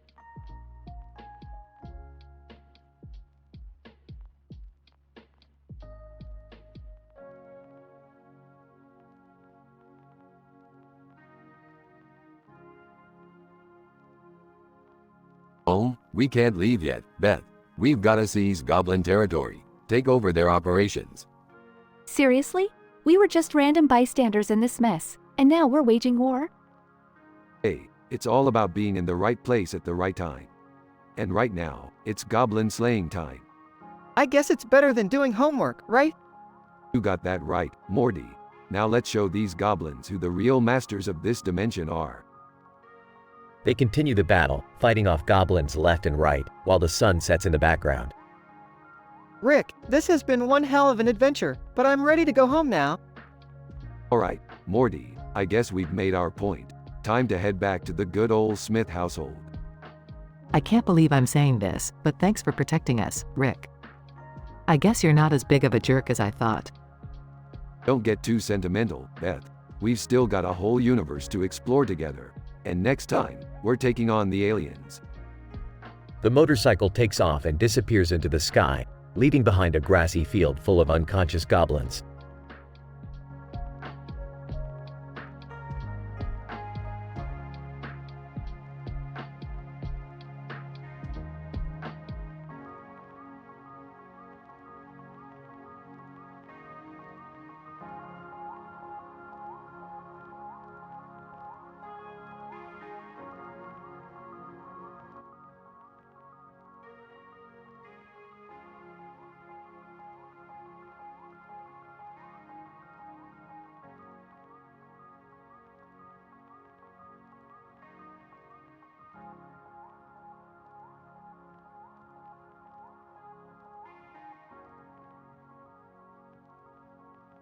Alright, Morty, it's time to kick back and watch some interdimensional cable. Pass me the remote. Handing over the remote. Again? I thought we were done with this nonsense. Sarcastically, oh yeah, because your life is so busy and exciting, Morty. Don't be so hard on him, Jerry. Let him enjoy his downtime. Rolling her eyes. Whatever. I'll just check my social media while you guys rot your brains. Narrator. Little did Summer know, her addiction to social media was about to become her worst nightmare. Wait a minute, did anyone else hear that? Hear what? Narrator. Rick decided to ignore the mysterious voice. Little did he know that would be his biggest mistake. Okay, seriously, what's going on here? Why is there a narrator? Narrator. Morty's mind whirled with confusion, desperately seeking answers that would never come. Panicking. Rick, do something. Make it stop. Relax, Beth. I'll analyze this situation. The narrator must be using some kind of advanced quantum technology to control our lives. Narrator. Rick's hypotheses were impressive, but they couldn't save him from his impending doom. This is so messed up. I didn't sign up for some twisted reality show. Narrator. Summer's anger morphed into determination as she vowed to take down the all-powerful narrator. Wait, maybe if we all stick together, we can find a way out of this. We can beat the narrator. Narrator. Jerry's optimism was adorable. Too bad it wouldn't last long. Alright, buckle up, idiots. We're going on a narrated adventure, whether we like it or not. Nervously, Rick, I don't know about this. What if he does something crazy? Narrator. Morty's doubts echoed in the air, a futile attempt to prevent the chaos that was about to unfold. We have no other choice, Morty. We need to find the narrator and stop him. And I know just how to do it. We're going to hijack his narrative and turn the tables on him. Narrator. The family's determination grew, but so did the narrator's power. Time was running out. Whispering, guys, look. Over there. The narrator's lair. Excellent work, Jerry. Now let's show this narrator who's really in control. Narrator. The family's plan was brilliant, but the narrator laughed in the face of their feeble rebellion. With determination. We won't let you control us anymore, you son of a. Narrator. Morty's expletive was bleeped, but the audience knew it was the most justified curse in the history of television. Screaming, it's not working, Rick. He's too powerful.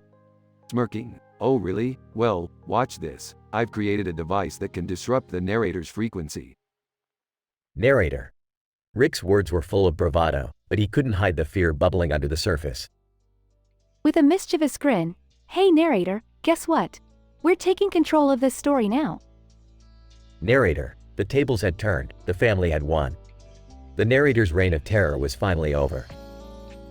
Wow, that was intense. Are we done with the interdimensional cable now? Sarcastically, oh, sure, Jerry. This has definitely made me rethink my television choices.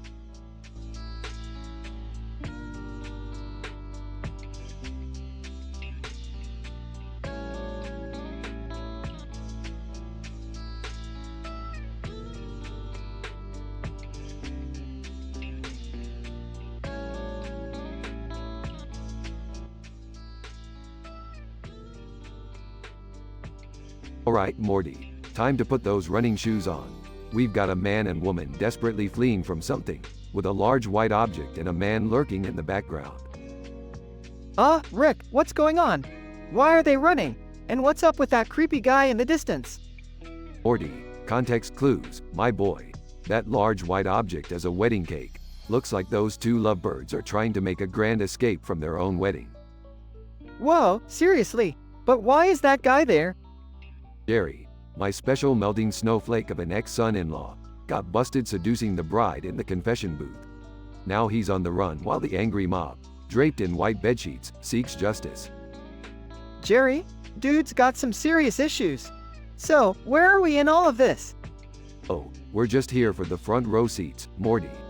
Gotta appreciate great storytelling when it unfolds right in front of us. Rick, doesn't that make us complicit? Morty, this is Jerry we're talking about. We're basically doing the world a favor by giving him a taste of the consequences of his actions. Okay, but shouldn't we try to help the couple? Morty, you need to learn one important lesson in life. Sometimes the universe needs to sort itself out, and we're just here for the entertainment value. I don't know, Rick, it feels wrong. Morty, come on. Are you seriously questioning my omniscient wisdom right now? No, I just... Good. Now let's watch as the drama unfolds. That guy with the white bedsheets over his head is stumbling towards the couple. Classic slapstick. Rick, this whole situation is messed up. We have to do something.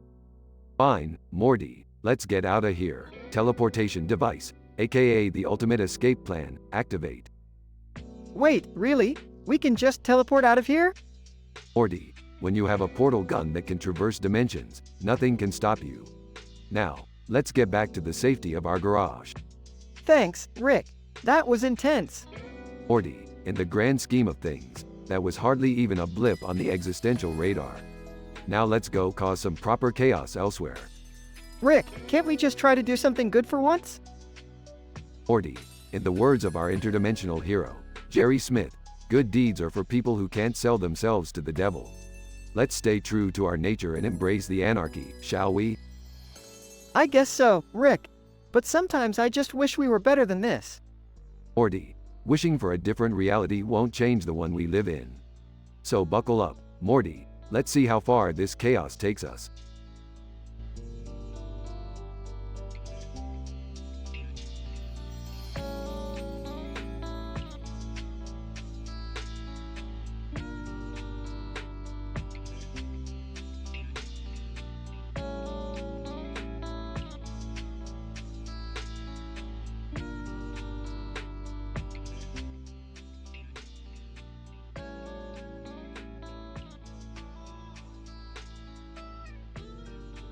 Morty, what the hell are you doing with all that stuff in your hands? Rick, I can explain. You see, I've been experimenting with mixing a bunch of things together to create, crazy inventions. Oh geez, Morty, you should leave the inventions to me. I don't have time to fix your messes all the time. No, Rick, I've got it all under control. Look, I found this device that can swipe on Tinder for me. I've got 10 dates lined up.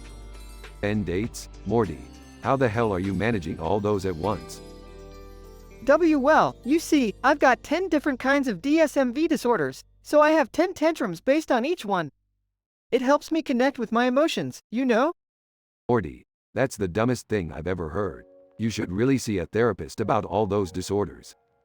I can't afford a therapist, Rick. Plus, I've got 10 different emotional states at any given time, so it's tough to manage. Alright, but listen, I can't have you speaking erratically and struggling with words during these dates. It's embarrassing, Morty. I know, Rick.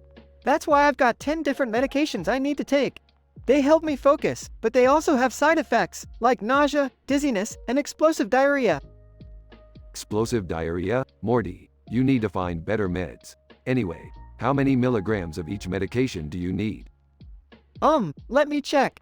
I've got 10 milligrams of Xanax, 20 milligrams of Prozac, 30 milligrams of Ritalin. Alright, Morty, I get it. Now, let me help you with your speech issues. You've got stutters, trouble with pronunciation, and a lisp. Thank you, Rick.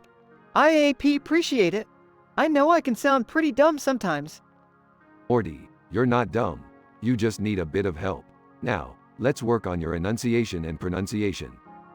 Gee, great, Rick. I really need to improve.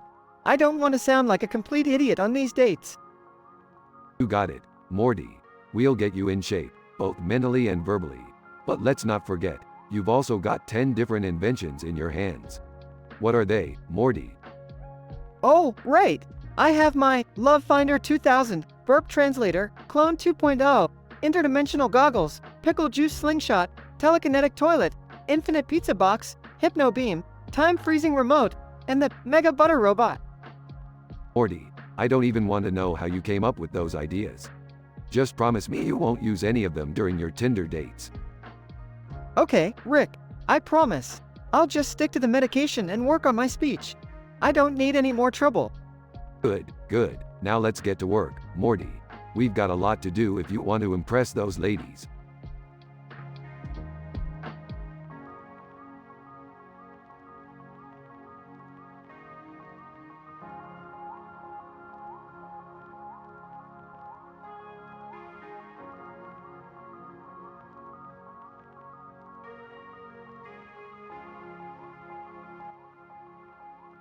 Who the fuck are you? Random stranger. Well, howdy there, folks. The name's Gary, and I'm your long-lost cousin from another dimension. Wait, what? Another cousin? Rick, is this another one of your insane experiments? Aw, not mine this time, Beth. But I'll figure this shit out real quick. So, Gary, how do you know our family? Gary. Well, let's see. I remember being there when Rick battled that alien parasite in the episode Total Recall. We had a hell of a time, you know. Oh, so now we're taking advice from some cartoon character? Alright, shut the fuck up, Jerry. Let's see if Gary's legit. If he knows about the parasites, then he's gotta be real. Fine, Rick. But if this turns out to be another one of your shitty games. After some time passes, another person suddenly appears. Whoa, hold your horses. Who the fuck are you? Newcomer. Greetings, esteemed individuals. I am Professor Zog, the interdimensional historian. I'm here to analyze the events of Total Recall, and properly analyze the memory parasite's nature. Memory parasites again? Can't we catch a break? Hey, if this guy can tell us who's real or not, I'm all for it. Rick, what do you think? Well, using his superior intellect and analysis, Professor Zog can indeed help us separate fact from fiction. After some time passes, more characters start appearing. Okay, everyone watch out. We got more people popping up. Who the fuck are you? Random Stranger 2, yo, what's happening, dudes? Name Spaz, the intergalactic party animal. Let's get wild. This is getting out of hand. Rick, can't you do something? Sorry, Beth, they keep multiplying like horny rabbits. Jerry, visibly frustrated, smashes a plate against the wall. God damn it, Rick. Can't you ever fix your fuck-ups? Calm down, Jerry, I got this. Suddenly, one of the characters transforms into a grotesque alien creature. Aha, gotcha, you parasitic son of a bitch. Alien parasite, you got me, Rick. But I'll be back, bitches. With the alien parasite defeated, all the additional characters vanish. Well, that was a wild dinner. Rick, can't we just have a normal family meal for once? Morty, normal is for the weak. Now let's clean this shit up and go on another adventure. Jerry sighs, Summer rolls her eyes, and the family continues on, ready for whatever awaits them next.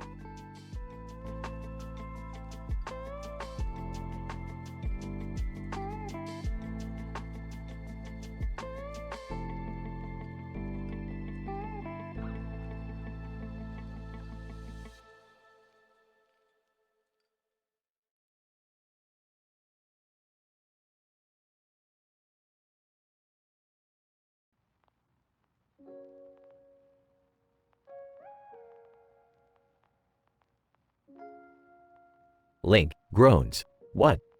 Where am I? Why am I in this creepy abandoned room? Link slowly opens his eyes and sees a message on his phone. Ganondorf. Sinister voice.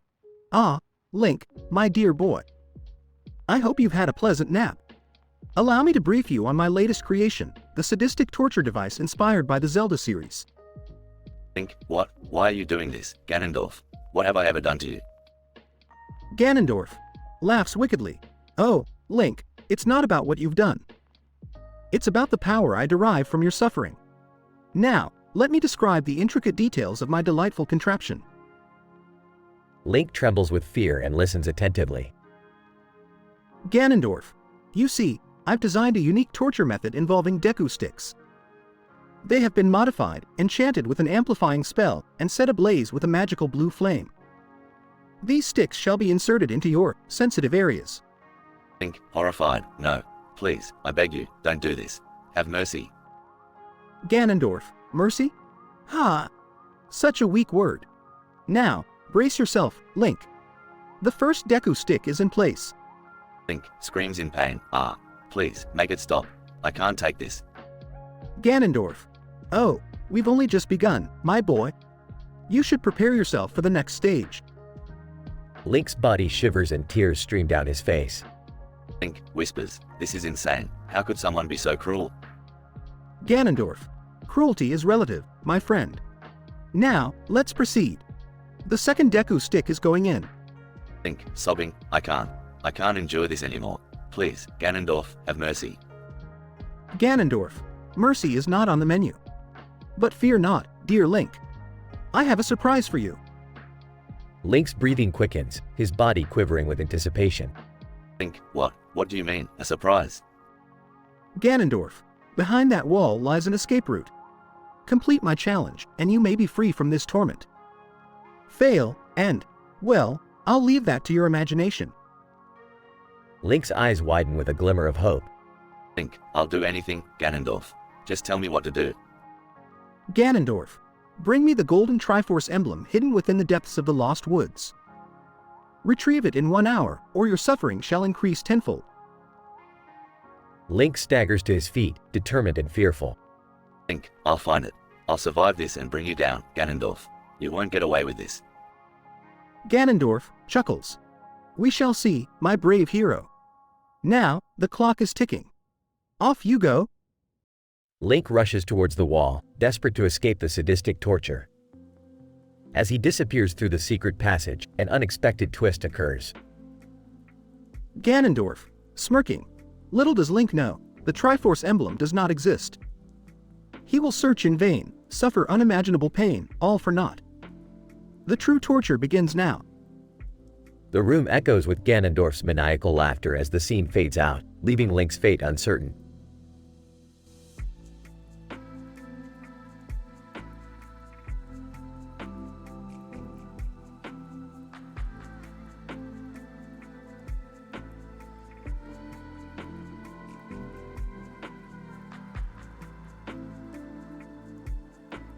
Looking at the salad. What the fuck is this? A salad? Are we rabbits now? Dad made it for dinner. He said it's healthy and shit. Healthy my ass. Can't we just order something from McDonald's or Burger King? Oh, come on, guys. We should eat something nutritious once in a while. It's good for our bodies. Muttering. Yeah, like anyone cares about good nutrition in this family. Alright, fine. Grabs the fork from the salad. Let's dig into this green crap and get it over with. Suddenly, the ground beneath them begins to shake violently. What the hell is happening? Oh my god, is this an earthquake? As they panic in confusion, a mysterious being emerges from beneath the ground. Mysterious being, I am the devourer of souls, the one who feasts upon the fear of the weak.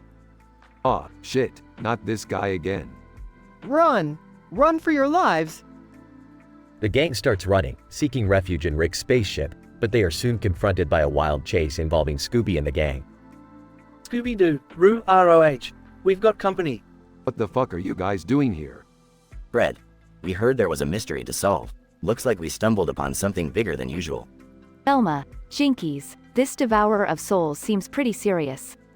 You think, Velma, we're being chased by some supernatural monster? Daphne. Oh no, I just broke a nail. This is the worst. Focus, Daphne. We need to find a way to defeat this thing. Can't we just go back to eating the damn salad? During the chaos, they manage to distract the devourer and make an escape. Alright, I think we're safe for now. What the hell was that thing? Morty, let's not overthink it. Sometimes crazy shit happens, and we just have to deal with it. Well, at least we're all alive. I guess that salad saved us. Yeah, looks like the power of nutrition came in handy after all. Can we just go home now? I've had enough excitement for one day. Fine, fine. Let's go home and eat ice cream or something. Forget about the damn salad. They all head back to their spaceship, grateful to be alive and craving some well-deserved indulgence. In this statistically improbable and vulgar scenario, Rick, Morty, Summer, Beth, Jerry, and the Scooby-Doo gang find themselves in a chaotic encounter with a devourer of souls. Amidst the madness, they realize the importance of sticking together and indulging in life's pleasures. But most importantly, they learn to never underestimate the power of a salad, no matter how much they curse it.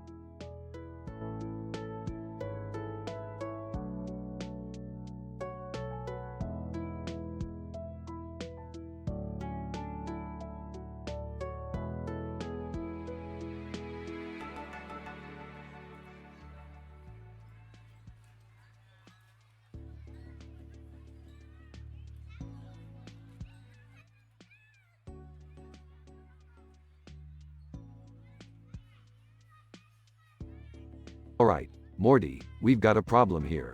There's an evil goddamn obese unicorn in our house. What the hell, Rick? Unicorns aren't supposed to be evil, are they? Normally, no, but this one got into some bad interdimensional drugs, Morty. Now it's all messed up. Oh, great. So we're dealing with a doped-up unicorn now? Just what I needed today. Jerry, stop complaining and help us figure out how to get rid of this thing.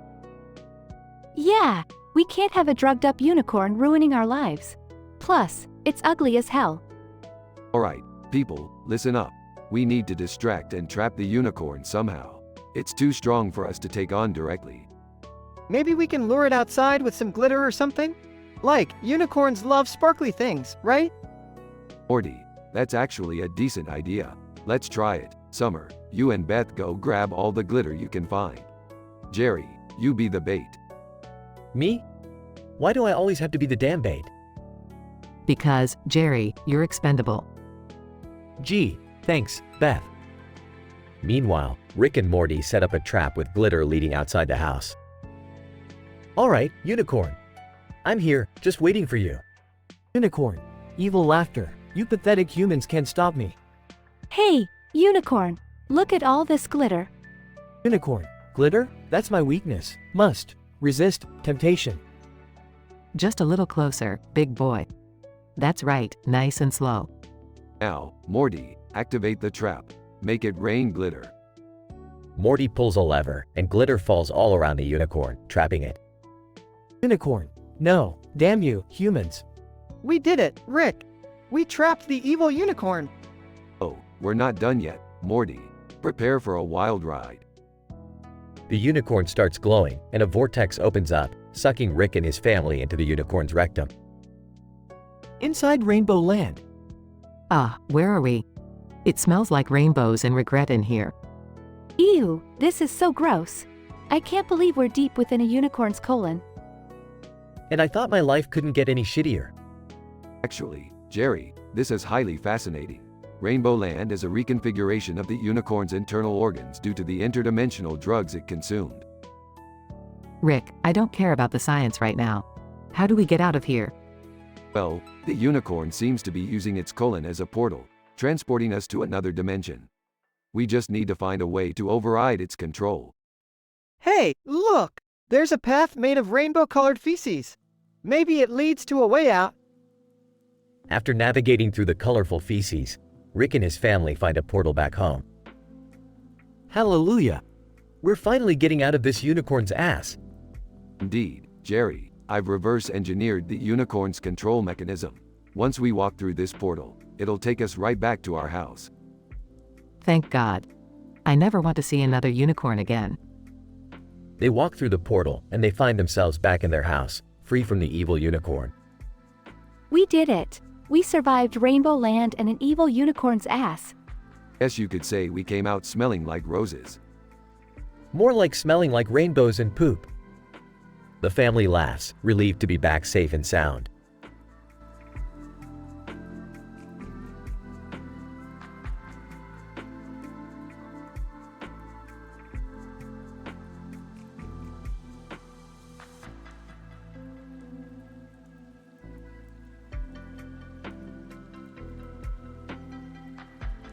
Morty, check it out. Look at that green thing right there in the middle of this field of plants. It's got blue flowers on its head. Wow, Rick, that's crazy, man. Do you think it's some kind of a rare alien artifact or something? Morty, you dumbass, it's clearly just a fucking giant alien slug. And I have a feeling it's about to do something even crazier. Wow, what do you mean, Rick? Hold on tight, Morty. We're about to be swallowed whole by this giant green fucker. Morty screams as Rick's portal gun activates, sucking them into the slug.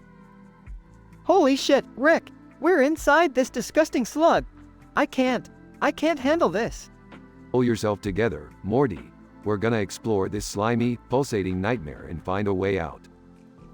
Okay, I'll try, Rick. But it's so warm and wet in here. And everything is just pulsating and slimy. Rick and Morty move deeper into the slug's insides and discover a hidden society. Morty, look around. There's a whole fucking civilization living inside this slug. It's like a fucked up, slimy Narnia. Wow, Rick, this is insane. They've built their own little houses and everything. And everyone looks slimy, like the slug. Yeah, Morty, they seem to be worshipping the slug like some sort of god or dictator. Well, I accidentally used my best Mortisons to take control of them, Rick. I think I'm their new leader now. Morty, you idiot. We don't have time for this. We need to find a way out before.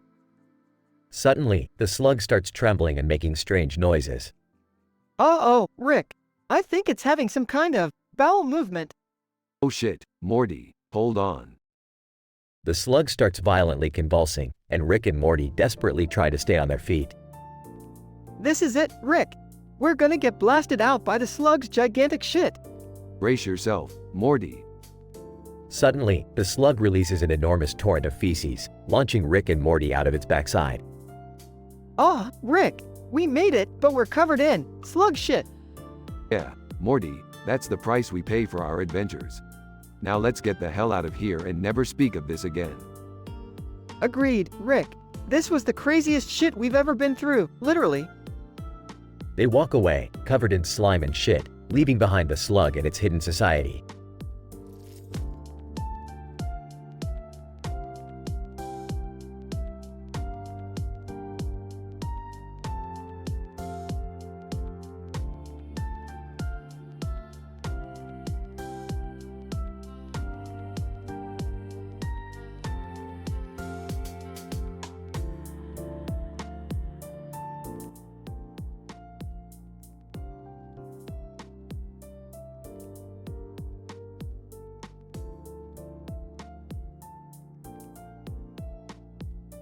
Scene.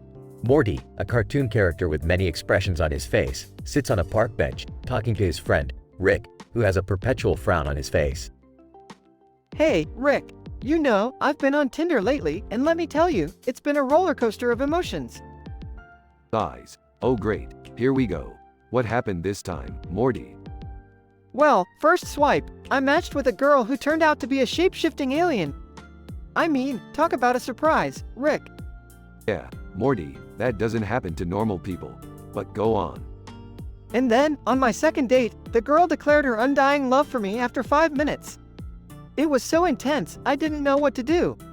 Morty, it's called infatuation, not love. You need to learn the difference. Frustrated? Well, excuse me for not being an expert, Rick. But it doesn't end there. On my third date, the girl turned out to be my long-lost cousin. Morty, you gotta check those family trees before swiping right. This is getting too weird, even for us. That's not all, Rick. On my fourth date, the girl wanted to introduce me to her pet tiger. Can you believe it? A freaking tiger. Morty, are you sure you're on Tinder and not some weird alternate reality dating app? Defensively, I don't know, Rick. But on my fifth date, the girl was actually a goldfish. She literally lived in a fishbowl. Laughs. At least it wasn't a pickle this time, Morty. Keep going. This is getting interesting. Well, on my 6th date, the girl turned out to be a robot with anger management issues. She nearly destroyed the entire restaurant. Annoyed. Morty, how do you keep finding these situations? Is this your new talent or something? Nervously, I don't know, Rick. It's like I attract all the crazy ones. On my 7th date, the girl had an unhealthy obsession with chainsaws. I barely made it out alive. Rolls eyes. Morty, I think you need a break from dating. This is too much for anyone to handle. Whining, but on my 8th date, the girl spoke only in Shakespearean sonnets. I couldn't understand half of what she was saying. Sarcastically. Oh, how tragic, Morty. I'm sure that one was too much for your delicate sensibilities. Defensive. Hey, it's not my fault, Rick. These things just keep happening to me. On my 9th date, the girl had a split personality disorder and argued with herself the entire time. Exasperated. All right, Morty, I've had enough. What happened on your 10th date? Well, Rick, remember how I told you I have 10 different DSMV disorders? Turns out, the girl on my 10th date had all 10 too. Laughs uncontrollably. Morty, you really know how to pick him. You're like a magnet for insanity. Frustrated. Thanks, Rick. I appreciate the support, but seriously, I think I need some medication to cope with all of this. Shockingly concerned. All right, Morty, let me just whip up a prescription for you. How about we start with a daily dose of 500 milligrams of giggling gibberish to help you enunciate better? Pauses. GI giggling gibberish? I don't know about that, Rick. Laughs. Just kidding, Morty. But seriously, maybe you should take a break from dating for a while, alright? Yeah, maybe you're right, Rick. It's just too much to handle. But who knows, maybe one day I'll find someone normal. Smirking. Morty, with our luck, I highly doubt it. But hey, you never know. They both chuckle and continue their bizarre adventures in the multiverse.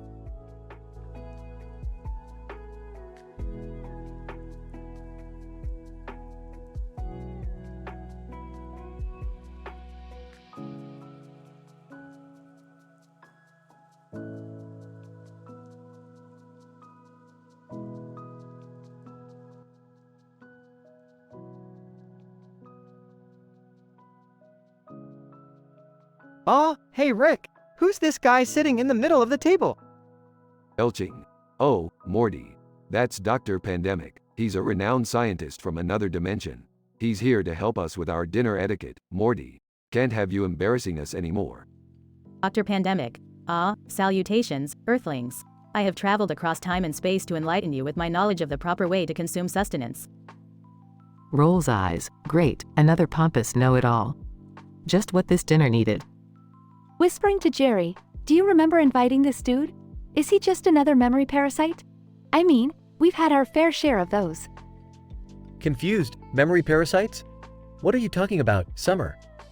Sips his flask. All right, everyone, enough chit-chat. Let's dig in. Dr. Pandemic, please grace us with your presence and bless this meal. Dr. Pandemic, raising his hands dramatically, envision the choreography of a synchronized burp and chew. The dance of gluttony begins.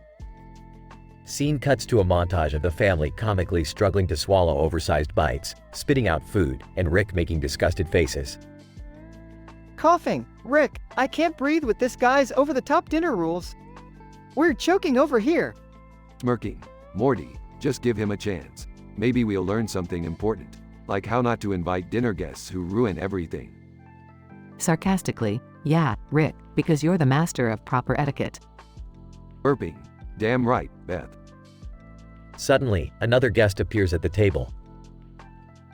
Mr. Meeseeks, excitedly, ooh, look at me, I'm Mr. Meeseeks. I'm the guest you totally forgot you invited.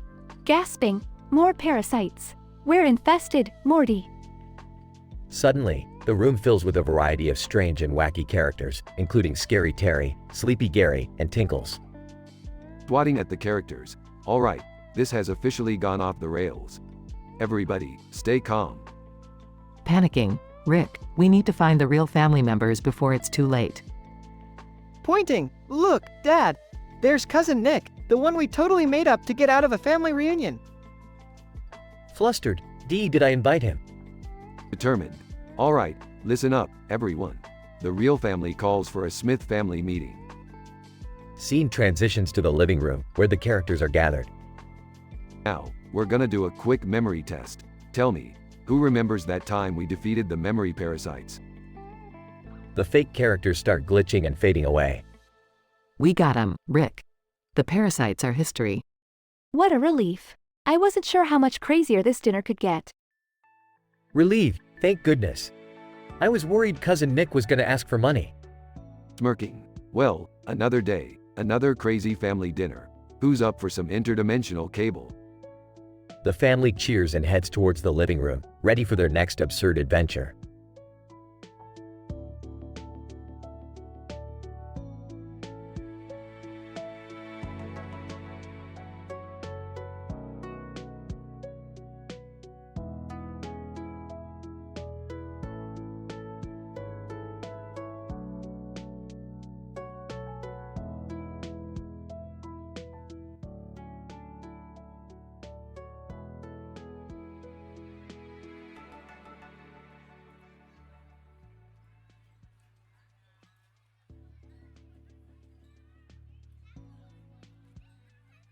Squidward.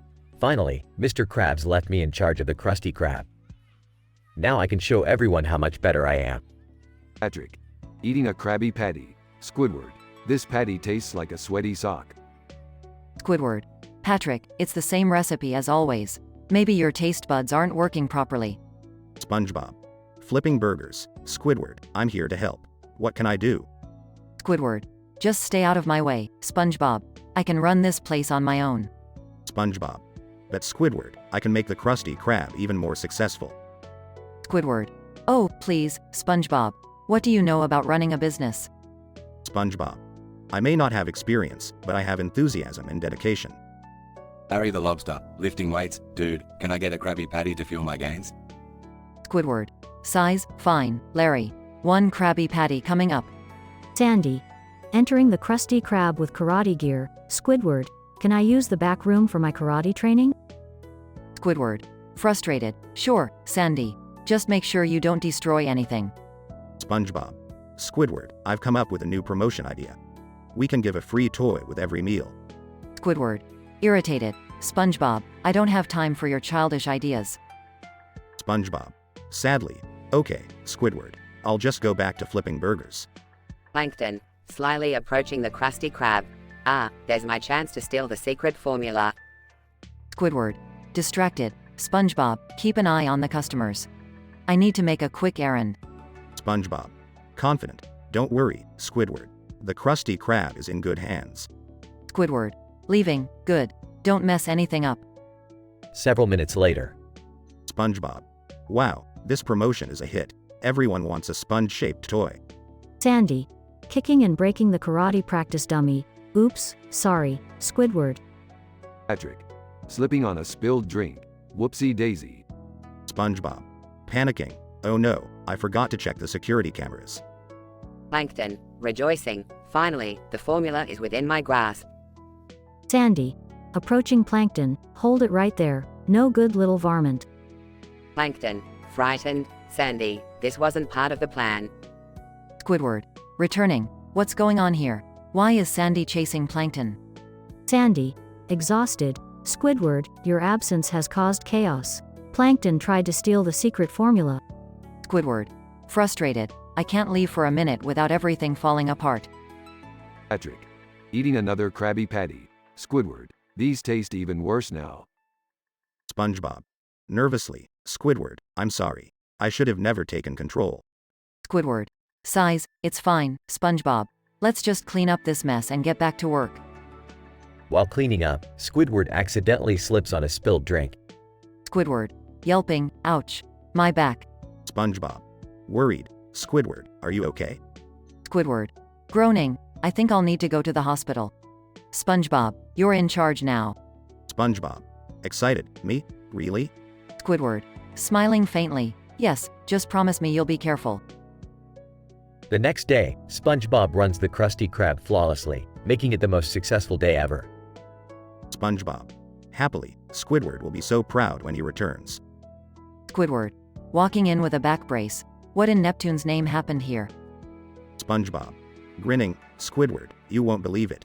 We had the best day ever. Squidward. Groaning, I don't know how this is possible. But, SpongeBob, I guess you did alright. SpongeBob. Proudly, thank you, Squidward. As the camera pans out, chaos erupts once again, with customers fighting and food flying. Squidward. Size, some things never change.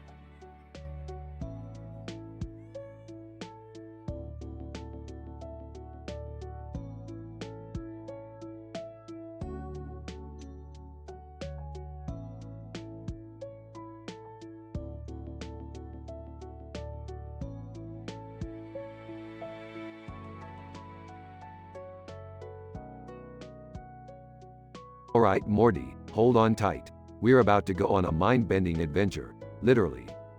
What? Where are we going, Rick? Strap in, Morty. We're going inside the mind of Amy Schumer. Amy Schumer? Oh boy, I hope her brain doesn't have any stolen jokes in it. Don't worry, Morty. We'll handle it. We always find a way out of these messes. Whining, guys? Can't we just go on a normal adventure for once? Maybe rescue a princess or something? Dad, we're in Rick and Morty. Normal is not our thing.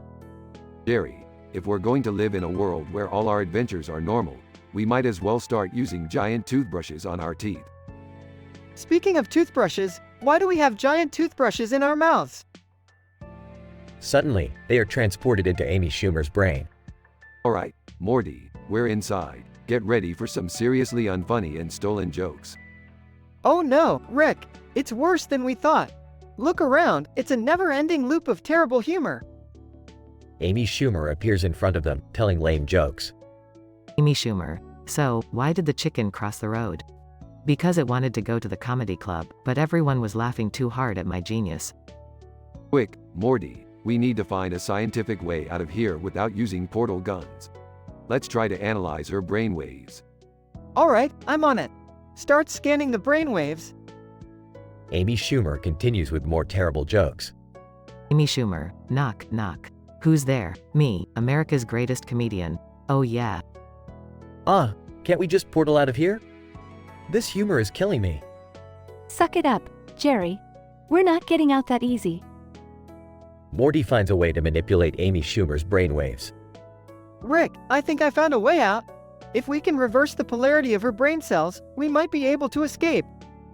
Good work, Morty. Let's get her done and get the hell out of here. They manage to reverse the polarity of Amy Schumer's brain cells and create a portal back to reality. Phew, we made it out, Rick. I never want to hear another stolen joke again. Agreed, Morty. Our adventures are way more twisted and original than that. Meanwhile, in the real world, Amy Schumer suddenly becomes funny and original. Amy Schumer. Wow, I feel like my comedy has reached a whole new level. Thanks, Rick and Morty. They all give each other a puzzled look. Looks like we accidentally made Amy Schumer funny. Well, we can't win them all, I guess. I never thought I'd say it, but I miss those terrible jokes. Yeah, at least they were cringe-worthy and unique. They all share a laugh as they continue their crazy, unpredictable adventures.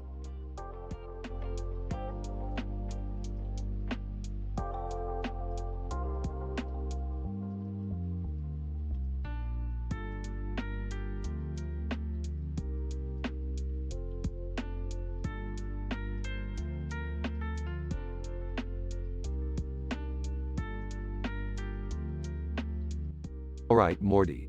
Buckle up because we're about to witness some seriously twisted shit. Oh, Rick, I don't know about this. It seems kinda sacrilegious, you know? Sacrilegious? Morty, we've bent the laws of physics, science, and common decency so many times, and now you start worrying about religion? Well, yeah, Rick. I mean, we're abducting Jesus. Relax, Morty. We're just gonna make a few improvements, like giving him superpowers. You know, for science. Rick, why can't we just leave Jesus alone? I mean, does everything have to be turned into a science experiment? Beth, this is cutting-edge science we're talking about here. Plus, Super Jesus is gonna be our ticket to unimaginable power. But Rick, what if Super Jesus turns out to be evil? What then? Morty, You think I care if our genetically modified, superpowered Jesus is evil? That's just another Tuesday for us. Oh geez, Rick, you're really messed up sometimes. This isn't right. Morty, morality goes out the window when you're exploring alternate dimensions and committing unspeakable atrocities on a weekly basis. I can't believe I'm saying this, but I miss the days when we were just fixing the interdimensional cable. Ah, good times, Morty. But enough reminiscing. It's time to unleash Super Jesus upon the world. Rick, this is a horrible idea. You can't just play God like this. Oh, Beth, if you only knew how many gods I've played with. Trust me, this will be epic. Rick, I can't be a part of this. It's too messed up, even for us. Fine, Morty, you go find your moral compass while I reshape existence itself. I'll be in the garage, creating miracles. Sniffling. This is so messed up, Rick. Cry me a river, Morty. Now quit the waterworks and hand me that DNA sample. We've got a savior to turn into a supervillain. I can't believe I'm doing this. Here, take it. That's the spirit, Morty. Prepare to witness the birth of Super Jesus. I can't believe I'm letting this happen. I should have chosen a different dimension to be born into. Too late for regrets now, Beth. Brace yourself for the second coming of whatever the hell we're about to create. I just hope I won't have nightmares, Rick. Oh, Morty, trust me. What we're about to unleash will make your nightmares look like a walk in the park. Now hold on. It's time to go beyond good and evil.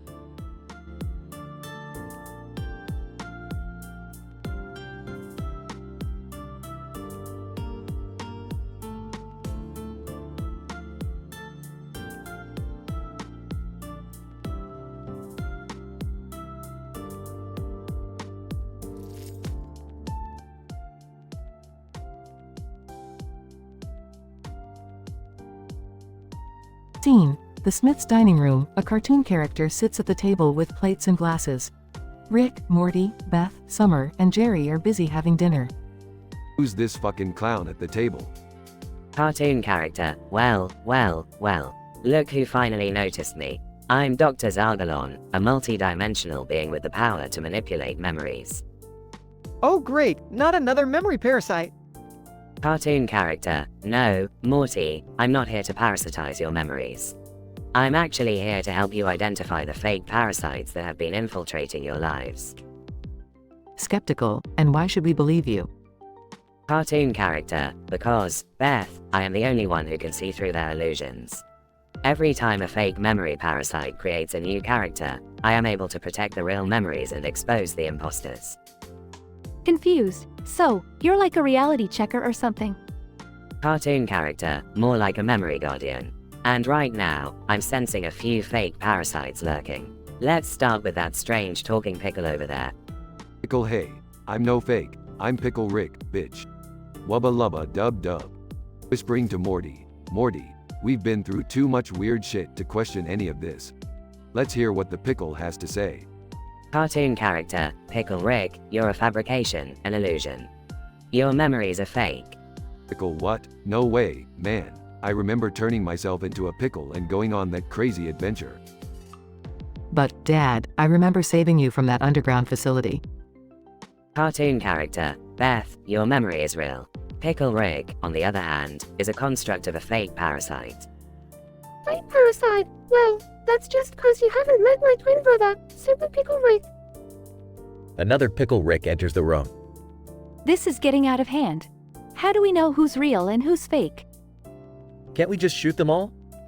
Cartoon character, we have to be smarter than that, Jerry. The fake parasites thrive on chaos and confusion. We need to rely on our real memories and emotions to identify the imposters. But what if we can't tell the difference? Cartoon character, fear not, Beth, I have a solution. We shall play a game of memories. Each one of us will share a significant and genuine memory, and the imposters will be exposed by their inability to contribute. Alright, I'll start. I remember when Morty and I saved the entire universe from collapsing into a black hole.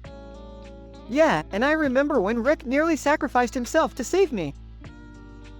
Beth, Summer, Jerry, and cartoon character share their genuine memories one by one. As the cycle completes, Cartoon character, well, my dearest Smiths, we have successfully weeded out the fakes. The only ones remaining are the true members of your family. Thank God. I was starting to lose my mind. Well, as long as we have our memories, we can always weed out the parasites, even if they get cleverer. Yeah, but let's hope they don't go all freaky on us like in Total Recall. They all share a laugh, relieved to have overcome the memory parasite infestation, cherishing the true bonds of their family. Scene ends.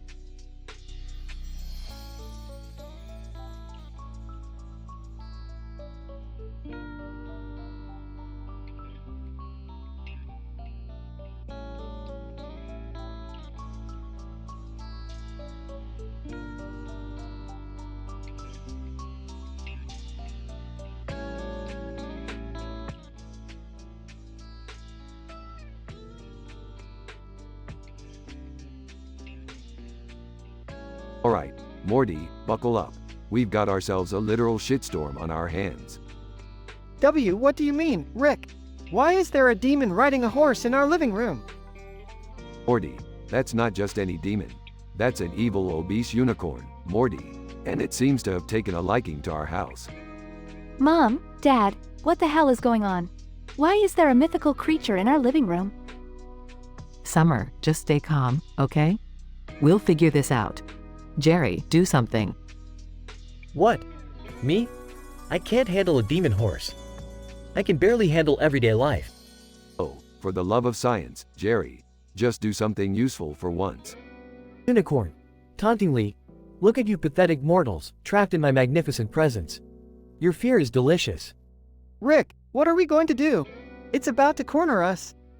Morty, prepare yourself for a wild ride. Literally, we're about to be sucked into a unicorn's ass. What? Are you Suryu? Unicorn's rectum begins sucking everyone in. Oh my god, this is disgusting. I can't believe we're in a freaking rainbow-colored colon. It's strangely beautiful though, isn't it? Look at those vibrant polka dots.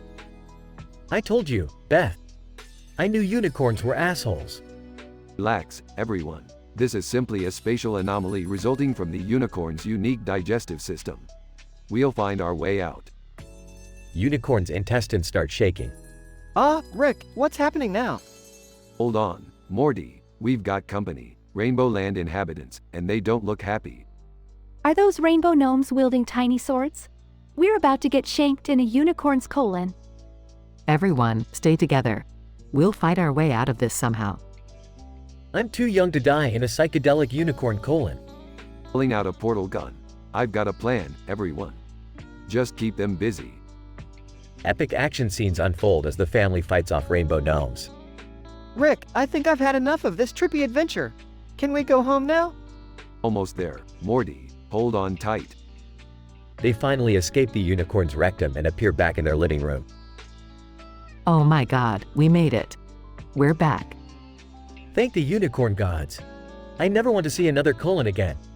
Well, Jerry, I must say, that was one hell of a ride. Good job, everyone. Dad, can we please never mention this again? Agreed, Summer. But hey, at least we can say we survived Rainbow Land, the most statistically improbable place ever. Yeah, surviving Rainbow Land in a unicorn colon. That's something to brag about, I guess. They all laugh, relieved to be back home and free from mythical creature shenanigans.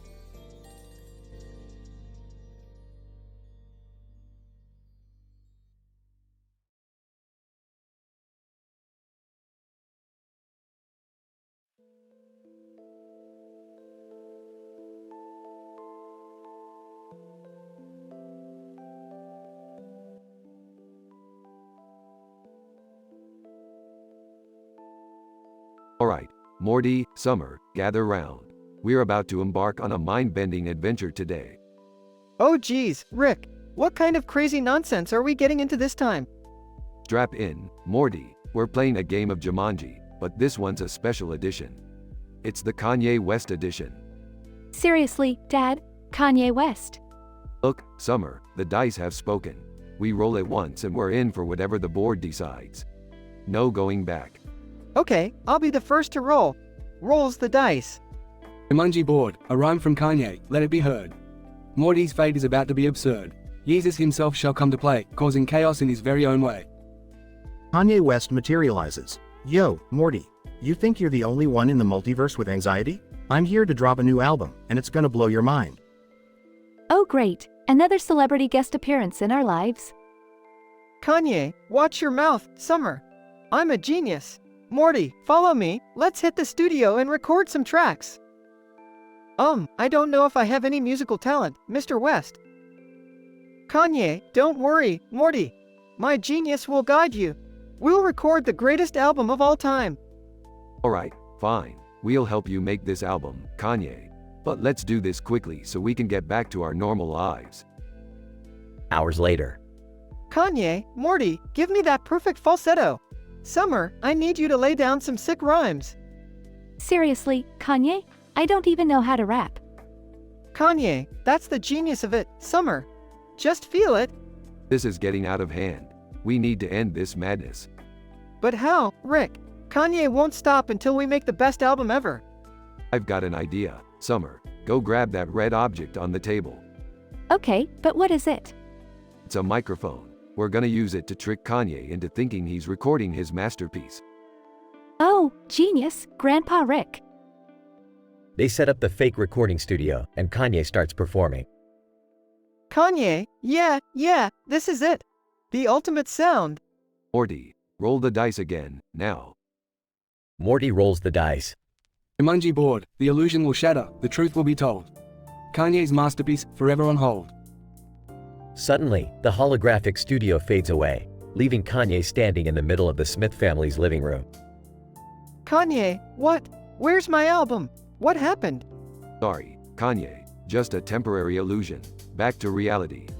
Kanye, man, that's messed up. But I guess the world isn't ready for my genius just yet. Yeah, maybe next time, Kanye. Can we never play Jumanji again, Rick?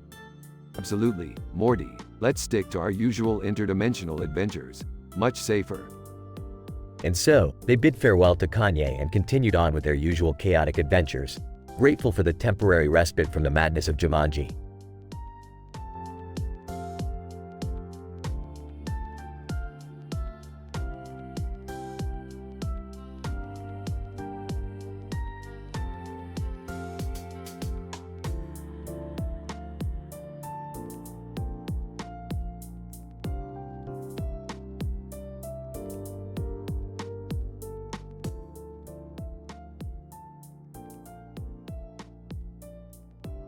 Morty, you dumbass, look what you got us into now.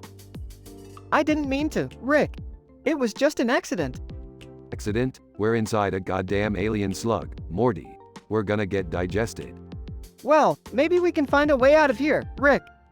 Look at all those tunnels leading off into different directions. Yeah, cuz getting out of a slug's butthole is high on my list of things to do, Morty. Hey, look over there. It's a whole community inside this slug. What the foo? How is that even possible, Morty? I don't know, Rick, but it looks like they've built houses and everything. There's a whole society in here. Great. Now we're stuck in a tiny, shitty town inside a giant slug's ass. This just keeps getting better, Morty. But Rick, they're looking at me like I'm their leader or something. They even have a throne for me to sit on. Seriously, Morty, you wanna be the king of this fecal wonderland? I didn't ask for this, Rick. It just happened. Alright, fine, be the damn king. But trust me, Morty, this is gonna end in a clusterfuck of epic proportions. I don't know, Rick. Maybe this is my chance to make a difference, to do something meaningful. Meaningful, Morty? We are swimming in shit inside a giant alien slug. What part of that is meaningful? You never understand, Rick. Just because something seems strange or disgusting doesn't mean it can't be important. Yeah, Morty, whatever. Just remember, shit happens, and it's about to happen big time. I don't want to think about that, Rick. I want to focus on helping this community and making their lives better. Fine, Morty, have it your way. I'll just keep my distance from this shit show you've started. Alright, Rick. You do you. I'll do what I can hear. Rumbling and shaking. Rick, what's happening? Brace yourself, Morty. It's time for the mother of all bowel movements. Loud gurgling and rumbling. Oh no, it's all coming down. Rick, we need to get out of here. No kidding, Morty. Hold on tight. Screaming as they get launched out. We made it, Rick. We're finally out. Yeah, Morty and covered in alien shit. Great job, king of the shit heap. At least we're alive, Rick. And hey, maybe being covered in shit is the new fashion trend. Sometimes, Morty, I really question your sanity. And sometimes, Rick, I question yours too. But hey, life's a crazy ride, right? Yeah, it sure is, Morty. Let's just hope the next one doesn't involve any more bodily waste. Agreed, Rick. Agreed.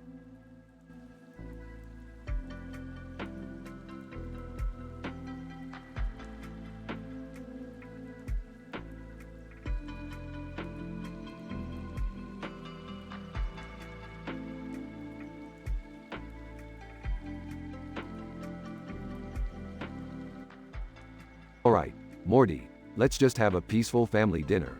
No more crazy adventures for a while, got it? Yeah, Rick, sounds good. I could use a break from all the mind-bending stuff. Agreed, it's been a wild ride lately. Let's just enjoy this nice meal together. Ah, I'm so bored. Can we do something exciting for once? Hey now, let's just appreciate the simplicity of a quiet family dinner. No need for any more excitement. Suddenly, a man with a creepy face appears at the dinner table. Creepy face man. Greetings, everyone. I am the memory collector. I have been gathering memories from your lives. Oh great, another memory parasite? Haven't we had enough of those? Memory collector. Ah, but you see, I'm different. I know all your memories and secrets, and I'm here to expose them. Expose? What do you mean? Memory collector. Well, Morty, did you know that Rick secretly loves Taylor Swift's music? Shut up, you parasite. Nobody believes a word you say. Another character, a talking banana, appears at the table. Banana, excuse me, but I've been living with this family for years. I remember Summer's first crush and Beth's secret obsession with knitting. Alright, this has gone too far. Jerry, do you remember a talking banana living with us? No, of course not. This is absurd. Mysterious characters continue to emerge, claiming to be part of the family's memories. Morty, grab the memory erasing device from the garage. Got it, Rick. Wait, do you remember storing it in the garage? Well, not exactly. But trust me, it's there. As Rick and Morty search for the device, chaos ensues at the dinner table. Wait, I don't remember Aunt Linda and Cousin Terry. Aunt Linda. Oh, Summer, you shouldn't have said that. You remember me just fine, don't you? Rick and Morty return with the memory erasing device. Okay, everyone, gather around. We're going to find out who's real and who's a memory parasite. The family members reluctantly line up, ready to erase their memories. Memory collector, you fools. You'll never escape your memories. Through a series of intense and hilarious attempts, the family successfully erases all the fake memories. Take that, you pathetic parasites. Finally, we can have a peaceful dinner without any more surprises. I'll never doubt your crazy gadgets again, Rick. That was insane. Can we go back to normal now? Normal? Come on, Summer, this is Rick and Morty. Normal left the building a long time ago. The family bursts into laughter, realizing that their adventures will never cease. The end.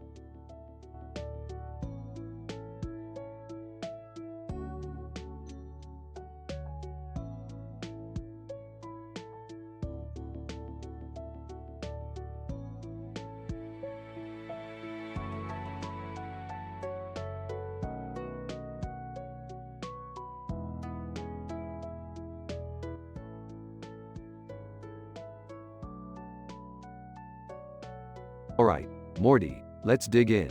This dinner is gonna be interdimensionally delicious. Yeah, Rick, I can't wait to try this alien cuisine. I hope it's not like those memory parasites. Rick, remember when those memory parasites infiltrated our memories? That was one crazy episode. Oh, don't remind me of those fake family members, Dad. I almost shot you. Hey, guys, let's not dwell on that too much. We're all here now, having dinner like a real family. Mysterious figure appears at the table. Whoa, Morty, what the hell is this? Rick, who invited Mr. Poopy Butthole? Mr. Poopy Butthole. Hey there, everyone. Long time no see. Remember all those fun times we had together? Wait a minute, Mr. Poopy Butthole, you're not supposed to be here. You're a memory parasite. More cartoon characters begin to emerge, filling the room. Dad, look! It's the Gazorpazorps from that other dimension. Oh boy, I'm outnumbered here. Beth, what do we do? We have to figure out who's real and who's fake. Remember, the real memories are the ones that caused us pain. Alright, gather around, everyone. Let's start eliminating these fake memories. Massive action scenes unfold as the family battles the fake memory parasites. Rick, they just keep coming. What do we do? Morty, we need to use their own tricks against them. We have to create fake memories of our own to confuse them. They devise a plan and successfully trick the memory parasites. Alright, I think we're done here. We've eliminated the fake ones. Finally, some peace and quiet. I can't believe we made it through another crazy memory parasite episode. Well, that's just the life we live, Morty. Adventure never stops. Montage of epic scenes and character moments. You know, Rick, as messed up as it all is, I wouldn't want it any other way. That's the spirit, Morty. Now let's finish this dinner. They all laugh and continue their interdimensional feast. As the family enjoys their dinner, they toast to their victory against the memory parasites, cherishing the bond they have together. The crazy adventures and the constant threats have only made them stronger, finding solace in each other's presence. Little do they know, another interdimensional crisis is brewing, waiting for their next adventure to unfold.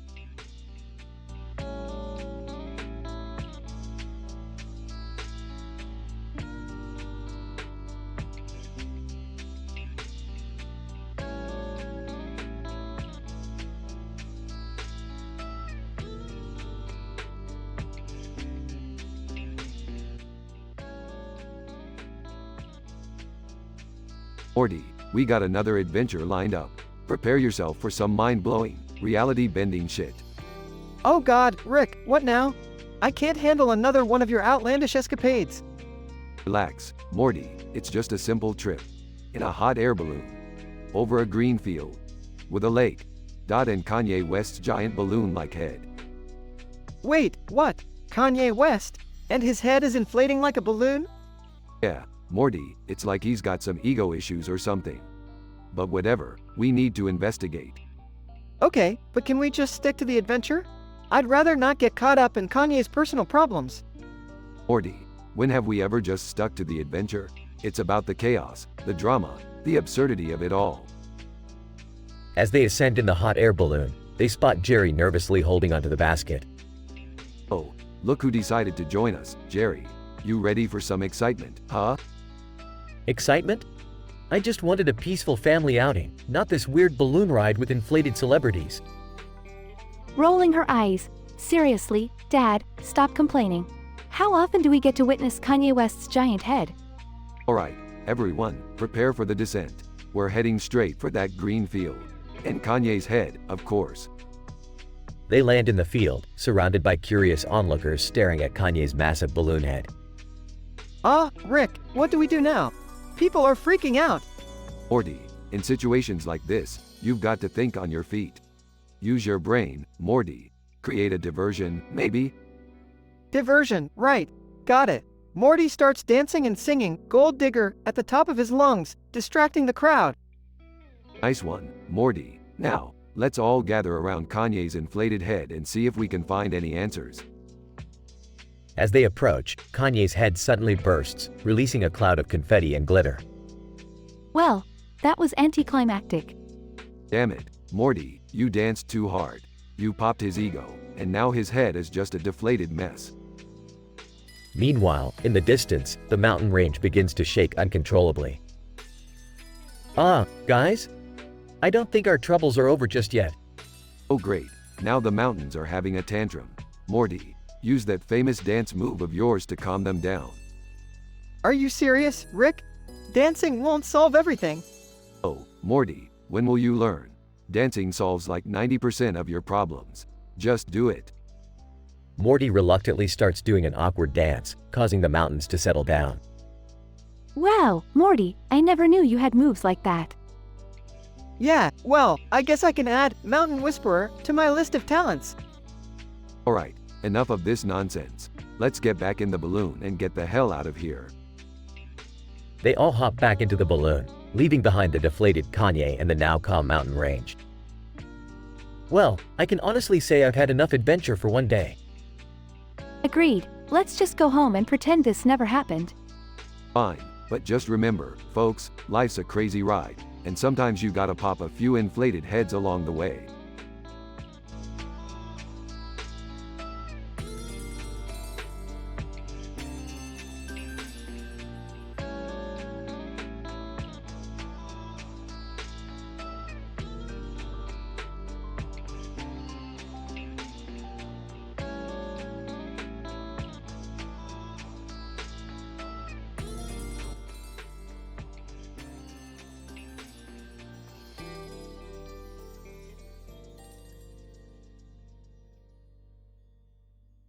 Alright, Morty, buckle up. We've got a whole universe to explore today. Geez, Rick, where are we headed this time? We're off to the planet of statistically improbable scenarios. It's a place where the laws of probability take a coffee break and never come back. Whoa, that sounds weird. Rick, are we gonna be safe? Safe is just a made-up concept, Morty. Now let's get going before I change my mind. They arrive on the planet and meet a group of randomly dressed people with colorful hair. Sarcastically, well, look who we have here. A bunch of cartoon characters with the longest, dumbest names in the universe. Whispering to Rick. Do they even understand us, Rick? Who knows, Morty, but that never stopped me before. Hey, you with the green hair, what's your name? Green-haired cartoon character, I am Zaltorathaladurgan the Great. And who might he be? Whispering to Rick. Did that guy just give us a whole goddamn sentence for a name? Yeah, Morty, I think he did. These guys must really like to talk about themselves. Meanwhile, Summer joins in. Ah, Rick, must we stoop so low to mingle with these ludicrously named characters? Oh, come on, Summer. These are the kind of people who can get us into some crazy adventures. Besides, it's not like we have a choice here. They continue their conversation with the cartoon characters. So, Zaltorathaladurgan the Great, what brings you to this side of the universe? Zaltorathaladurgan the Great. Well, Rick, boredom brought us here. We've exhausted all other forms of entertainment, so we decided to visit this bizarre planet. Astonished. You mean people can get bored with the whole universe? This place is huge. Zaltorathaladurgan the Great. Trust me, Morty, when you've seen galaxies dance, planets sing, and black holes gossip, it all starts blending in. Rick smirks and leans towards Zaltorathaladurgan the Great. So, any hot gossip from the black holes lately? You know, who's sleeping with who? Zaltorathaladurgan the Great. Oh, you wouldn't believe it, Rick. Beetlejuice and Polaris had a torrid affair going on, but then Sagittarius found out and, well, let's just say it got messy. I can't believe I'm hearing black hole gossip. What has this universe come to? Hey, Summer, don't judge. You'd be surprised how much drama happens in the cosmos. Way more than you'd ever find on Earth. Meanwhile, Morty can't help but stare at a cartoon character with rainbow hair. Hey, excuse me. I couldn't help but notice your hair. It's so colorful. Rainbow-haired cartoon character. Why, thank you, Morty. My name is Liberty Rainbow Unicorn the Magnificent. It's a mouthful, I know. Blushing. Yeah, it sure is. So, Rainbow Unicorn, got any interesting stories to tell? Rainbow Unicorn. Well, Morty, let's just say I have a secret portal in my rainbow hair that leads to a dimension full of sentient tacos. They throw the wildest parties. Rolling her eyes. Of course they do. Rick, Morty, Summer, and the cartoon characters exchange more outrageous stories and bizarre theories until they collectively decide to head back to their respective dimensions. Alrighty then, it's been real, statistically improbable scenario planet. Time to get back to our regular crazy lives. Yeah, I don't think I can handle any more of these improbable scenarios, Rick. Agreed. As fun as it is, this place is way too much for my sanity. They bid goodbye to the cartoon characters and return to their spaceship. Well, Morty, Summer, another day, another absurd adventure. Next stop, who knows? I hope it's somewhere less mind-bending, Rick. My brain can only handle so much. Smirking? Oh, Morty, you ain't seen nothing yet. This was just an appetizer. The main course is yet to come.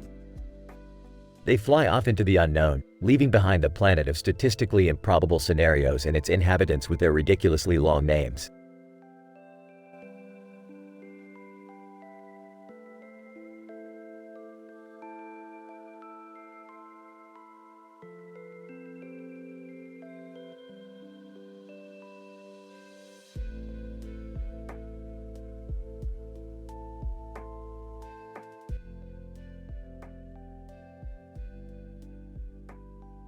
Alright, Morty, it's time to prove once and for all who the real Scrabble champion is. Oh no, not Scrabble again, Rick. I always lose, and besides, it's just a meaningless word game. Meaningless? Morty, do you know how statistically improbable it is for me to lose at Scrabble? I could calculate it for you, but I'll save you the brain strain. Fine, whatever, let's just get this over with. Smirking? Alright, your move, Morty. Places down, quiz. There, beat that. Laughs. Morty, you're such a simpleton. Watch this. Uses a device to change quiz into Ziboxku. What the hell, Rick? That's not even a word. Chuckles. Who cares about words, Morty? This is Scrabble with a twist. Now it's my turn. Places down, OGJSDW. Dude, that's just gibberish. This isn't fair. Fair, Morty. When have I ever played fair? Uses another device to create even more gibberish words. Exasperated. Okay, I get it. You're cheating again. Can we just finish this? Smirks. Fine, I win. Let's call it a day. Groans. Alright, whatever you say, Rick. Scene transitions to Rick, still speaking gibberish, as Morty drives him to the Jersey Shore. Squeeble blorb a-doo, Morty. Yeah, I know you can't speak properly anymore. But don't worry, Rick, the Jersey Shore cast can understand you. Flim flam bazooper, Morty. Oh god, here we go. As they arrive at the Jersey Shore house. Snooky, hey, who's this crazy old guy talking in gibberish? Morty, bazoople skeetle doo. Snooky, I think he's saying he wants to party with us. No, that's not what he said. Blibber blabber snooker, Morty. Snooky, come on, let's hit the clubs, old man. Sighs. Well, I guess this is happening now. As the night unfolds, Rick finds himself partying with Snooki and the Jersey Shore cast, embracing the chaos of their nonsensical conversations. And in a twist fitting for this crazy episode, Rick ends up becoming Snooki's unlikely love interest. Ubba lubba dub dub, Snooki. Snooky, you're a weird one, Rick, but I like it. Facepalming, I can't believe I dropped you off here. And so, in the strangest turn of events, Rick and Snooki's romance blossoms amidst the madness of the Jersey Shore. Truly, an episode that couldn't get any more statistically improbable or convoluted.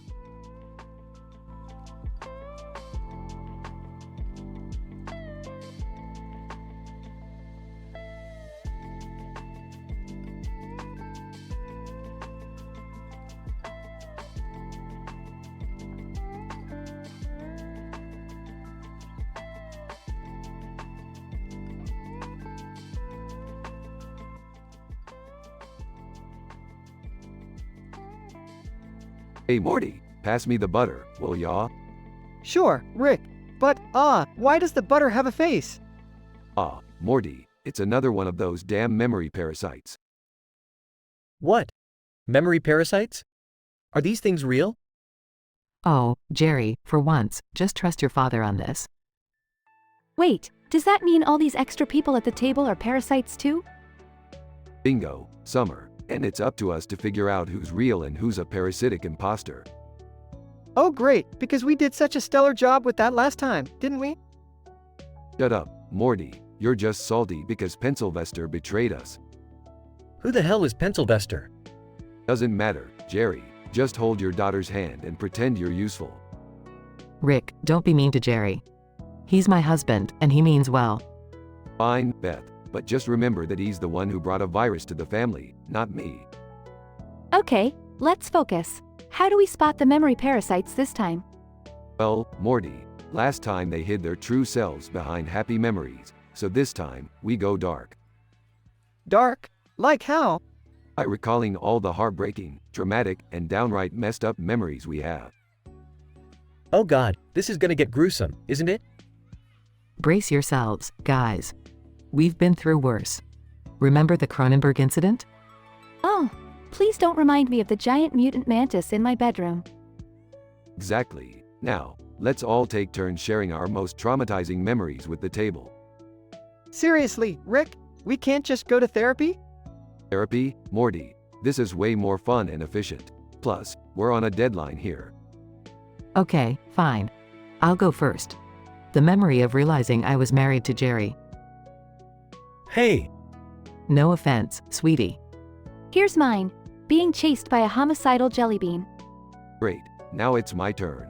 The memory of waking up inside the body of a giant insect. I'm feeling a tad uneasy about this dinner conversation, to be honest. Well, in that case, my memory is turning into a sentient pickle. Alright, now I'm just confused. Alright, Morty, I think we've made our point. Look around. Who's still here? It's just us, Rick. We did it.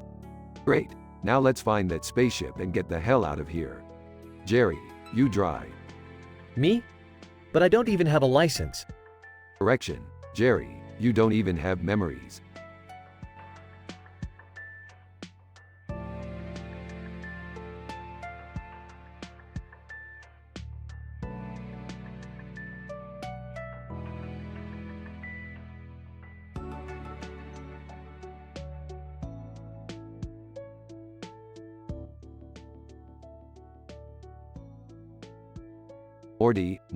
Morty, we have yet another mind-bending adventure ahead of us.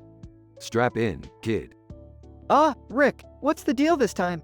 I'm still recovering from the last messed up dimension we visited. Well, Morty, today we're dealing with a statistically improbable incident involving Jerry's, dick. Groaning. Oh, please, no. Can't we just skip this one? I'll take whatever punishment you want. Morty, we can't just ignore the absurdity that life throws at us. Look over there. Morty, do you see it? See what, Rick? That blue and white ball next to the bush?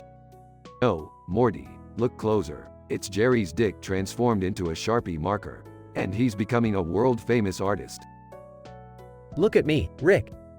I'm finally creating art that people appreciate. My dick is a masterpiece.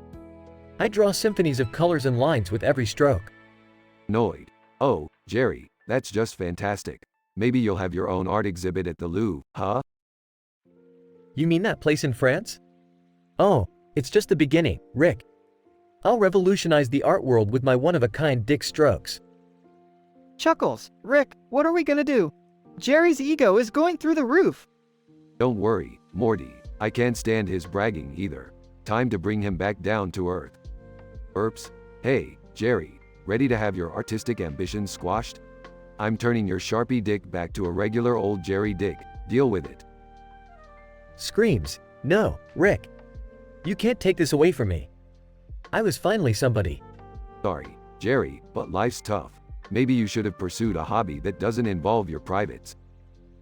Whining. But Rick, I had followers on social media.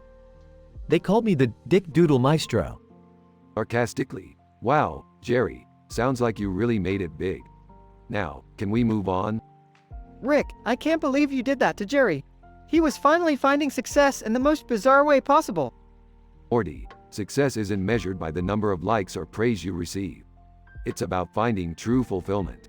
Jerry was just drawing with his dick, for crying out loud. Yeah, I guess you're right, Rick. It's just another messed up day in our crazy lives. That's the spirit, Morty.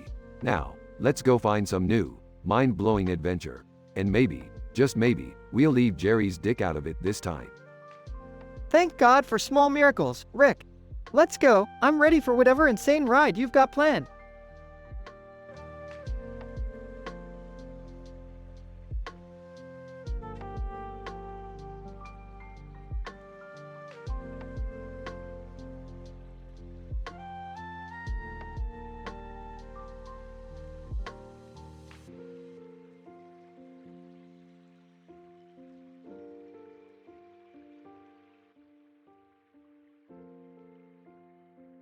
Morty, strap in.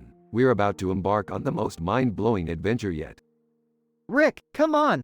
We need to get back to saving the universe or something. Saving the universe, Morty? That's old news. I've got a brand new plan.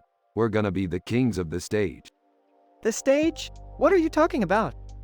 I've modified the interdimensional portal and turned it into a yellow train. We're gonna be riding in style, Morty. And I'll be the biggest rapper and Broadway star the world has ever seen. Are you serious, Rick? This is ridiculous. We can't just abandon our adventures for a musical career. Morty, you're such a wet blanket. Can't you see the potential here? Forget the galaxy. We're taking over the stage. I can't believe I'm saying this, but have you lost your mind, Rick? Oh, Morty, it's all a matter of perspective. The universe is vast, but the stage is infinite. Oh, fine. Let's hear one of your hit songs then. Strap in, Morty, cause you're about to witness greatness. Asterisk clears throat asterisk, monorail rap. Riding down the track, I'm Rick Sanchez. I got style that's intact. Rick, that's just a bunch of rhyming words slapped together. That's the beauty of it, Morty. Now, join in. Monorail rap. No time to slack, Rick and Morty, we're on the attack. Rick, this is embarrassing. We have to stop this madness. Madness? This is genius, Morty. You're just jealous of my artistic vision. I'm not jealous, Rick. I just miss the excitement of our space adventures. Can't we go back to that? Morty, the stage is our new adventure. We'll conquer it all, one monorail rap at a time. I can't believe I'm saying this, but I miss the old Rick. The one who cared more about our crazy science experiments than fame. Morty, you need to realize that there's more to life than just science. There's showbiz, fame, and adoring fans. I don't care about any of that, Rick. I just want our old adventures back. Fine, Morty, if that's what you want, we'll go back to saving the universe. But mark my words, you'll regret passing up this opportunity. Maybe I will, Rick. But at least we'll be back to doing what we do best. Let's go, Rick. Adventure awaits. They step off the monorail, leaving behind Rick's short-lived musical career, and venture into the unknown, ready to face the next dimension-shattering escapade.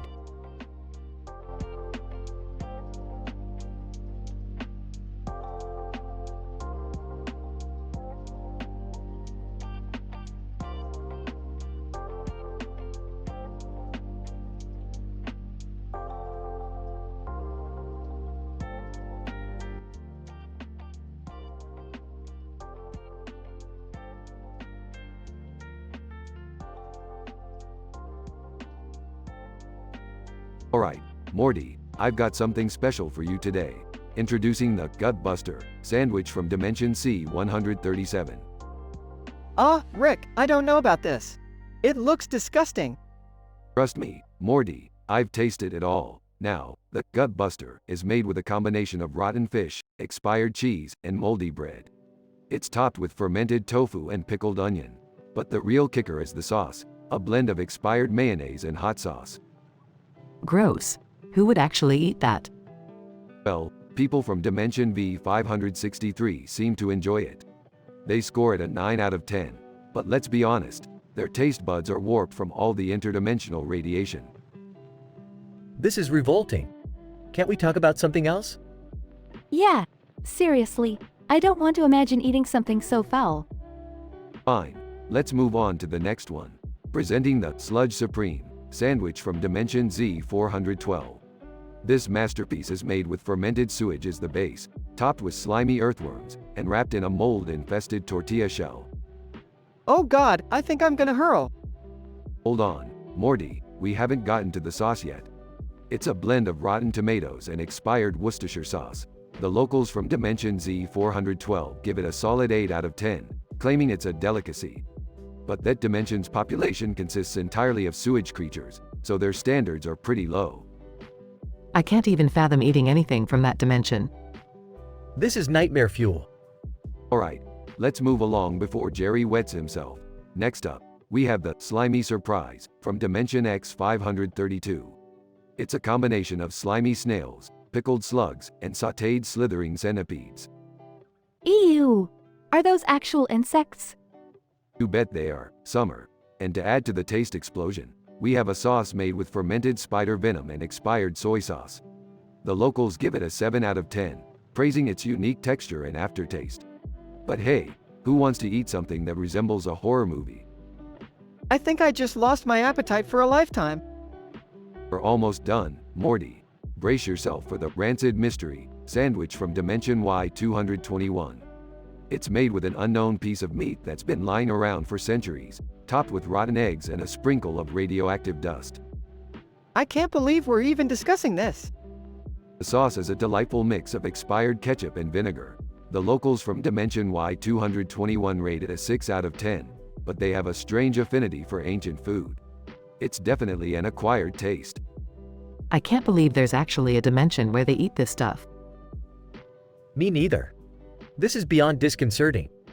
Alright, Morty, I saved the best for last. Brace yourself for the ultimate disgust. Introducing the Putrid Paradise from Dimension W666. It's made from decomposing flesh, with maggots as toppings, and toasted slices of moldy bread. This is absolutely repulsive. And let's not forget the sauce, a blend of putrid bodily fluids and fermented bag guano. The locals rate it a perfect 10 out of 10, but they're weirdly into necrogastronomy. I wouldn't recommend it to anyone with a functioning brain. Rick, I think this whole sandwich discussion has scarred me for life. Well, Morty, sometimes you gotta explore the disgusting to appreciate the delightful. Now, who's ready to go on another interdimensional adventure?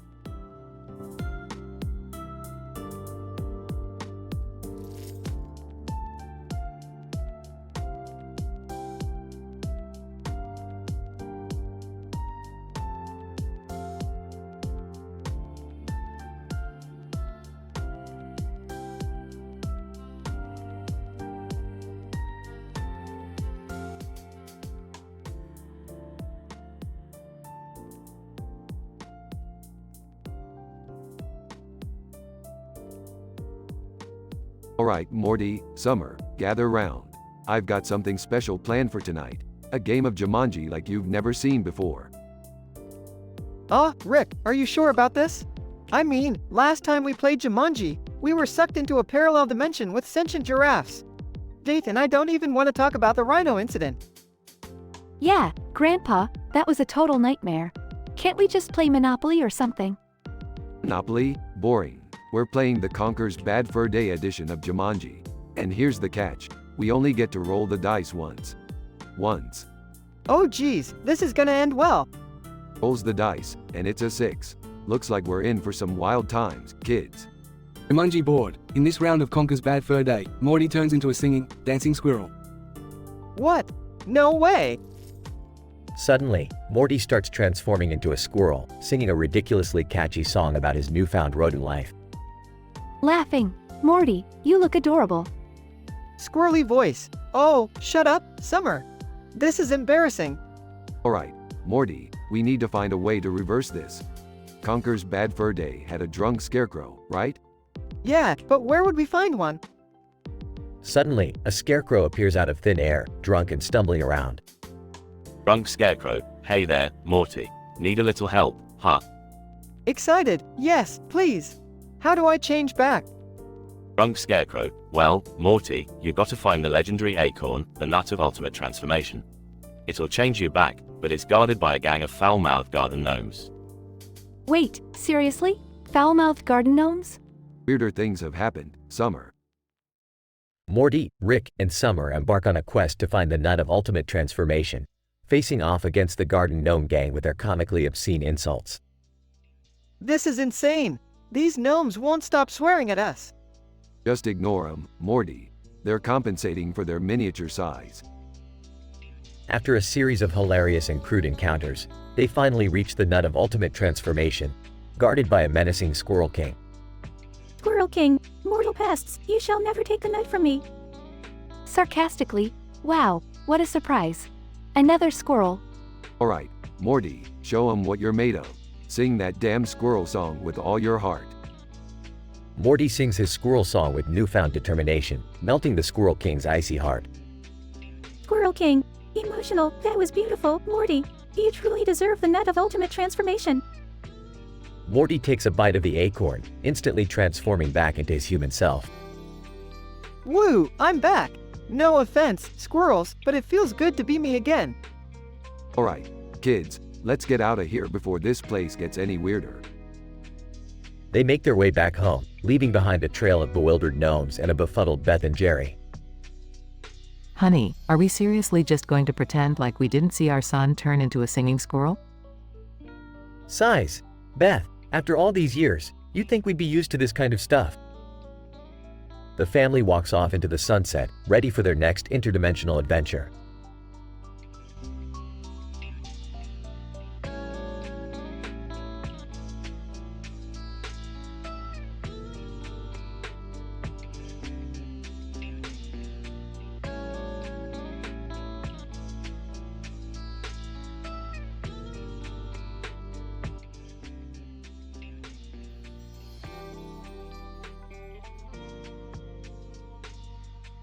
Alright, Morty, buckle up. We're about to embark on the craziest adventure of our lives. Oh, Rick, I'm not really sure about this one. It seems a bit over the top. Over the top? Morty, we haven't even scratched the surface of over the top yet. Just wait and see what I have in store for us. Rick, what in the world are you two up to now? And why are you dressed like anime characters? Well, Beth, Morty and I have decided to spice things up a bit. We're copying the legendary duo, Simon and Kamina, from Gurren Lagann. We're gonna break through the boundaries of reality. Seriously, Dad? You're going full on weeb now? I can't believe I'm related to you. Oh, please, Summer. You act like you've never worn a Naruto headband in your life. We're just exploring our creative side. Yeah, Summer, don't be such a buzzkill. This adventure is gonna be mind-blowing. Well, as long as you two don't destroy the universe or turn into giant mechas, I guess I'm okay with it. No promises, Beth. Now, let's get going to that green circle with fireworks in the middle. It's time to defy logic and embrace chaos. They arrive at the green circle surrounded by black background. Whoa, Rick, this place is intense. It's like a psychedelic trip on steroids. That's the spirit, Morty. Now, watch closely as we summon a black hole and ride it like a cosmic surfboard. Are you kidding me? You can't just ride a black hole. That's insane. Insane? Summer, we've been hopping dimensions, battling aliens, and turning people into pickle versions of themselves. Riding a black hole is child's play. Can we just get this over with? I have a PTA meeting to attend later. Fine, Beth. Let's make this quick. Hang on tight, everyone. They jump into the black hole, experiencing a series of mind-bending and unimaginable events. Rick, I feel like my brain is melting. That's the beauty of it, Morty. Embrace the chaos. Let it seep into your very being. I can't take it anymore. Make it stop. Hold on, Summer. We're almost through to the other side. They finally emerge from the black hole, panting and disoriented. Rick, that was the most ridiculous thing I've ever experienced. Can we please go back to normal now? Of course, Beth. But just remember, we've defied the laws of reality and made chaos our best friend. From now on, nothing can stop us. Yeah, Mom, embrace the madness. We're Rick and Morty, the biggest badasses in the universe. Please, spare me the ego trip. Just take me home, so I can erase this whole experience from my memory. They teleport back to their living room, exhausted. Well, that was one hell of an adventure, wasn't it, Morty? Yeah, Rick, but let's never do that again. I need some really heavy therapy after this. Therapy, Morty? Nah, just forget about it and embrace the chaos. Life's too short for psychiatry. They all burst into laughter, ending their crazy and improbable adventure.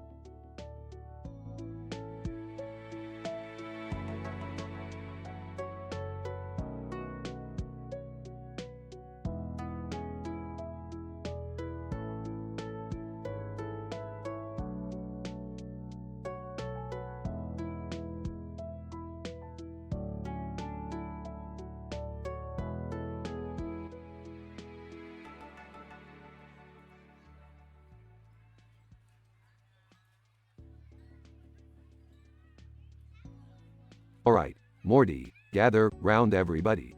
We got a serious interdimensional pizza discussion on our hands. Aw, Rick, can't this wait? I mean, we have a pizza right here, and someone already took a slice. Yeah, Dad, why are we talking about other pizzas when we have one right in front of us? Look, Beth, I've been to countless dimensions and tried all kinds of pizzas. I'm just trying to broaden your horizons here. Now, let's get the ball rolling. Pizza number 1. Flavor: rancid rotting fish. Ew, seriously? Who would eat that? Hey, don't knock it till you try it, Summer. Now, this pizza had a crust made of crushed cockroach shells, topped off with fermented anchovies and spoiled clams. The cheese was a blend of Limburger and blue cheese, topped with a sauce made from rotten tomatoes. It hailed from Dimension Zorgon 6, and I'll give it a solid -3 out of 10. -3? You're being generous, Rick. That sounds god-awful. Oh, trust me, Jerry, we're just getting started. Pizza number 2. Flavor: pungent primate delight. This one had a crust layered with minced monkey brains, topped with a combination of boiled baboon intestines and sautéed orangutan organs. The cheese was a mixture of goat cheese and fermented gorilla milk, with a sauce made from blended chimpanzee hearts. It came straight from Dimension Primal Prime. I'd give it a -5 out of 10. This is disgusting, Rick. I can't believe these pizzas actually exist. Well, buckle up, Morty, because we're not done yet. Pizza number 3. Flavor: slimy slug surprise. The crust was made from ground-up snail shells, and the toppings were a mix of slimy slugs, snails, and slithering worms. The cheese was a combination of snail slime and earthworm byproduct, topped with a sauce made from melted slugs. This masterpiece hailed from Dimension Slimeboard 9, and I'd rate it a -7 out of 10. Dad, I can't handle any more of this. Can we just eat our normal pizza? Fine, Beth, but you're really missing out on the wonders of the multiverse. Alright, last 2 quickly. Pizza number 4. Flavor: exquisite excrement extravaganza. The crust was made from pulverized cow dung, topped with an array of animal feces, including elephant dung, rhino droppings, and a sprinkle of bird poop. The cheese was a mixture of fermented horse urine and goat milk, with a sauce made from liquefied dung beetles. It's from Dimension Scatopia, and I'd give it a -9 out of 10. Gross. I can't believe this is even a thing. Finally, pizza number 5. Flavor: volcanic vomit. The crust was made from pulverized volcanic rock, topped with regurgitated lava eel chunks and spewed dragon gizzards. The cheese was a blend of fire dragon cheese and vomit of a molten lava monster, with a sauce made from molten lava volcano sauce. It came from Dimension Inferno 666, and, surprisingly, I'll give this one a +2 out of 10.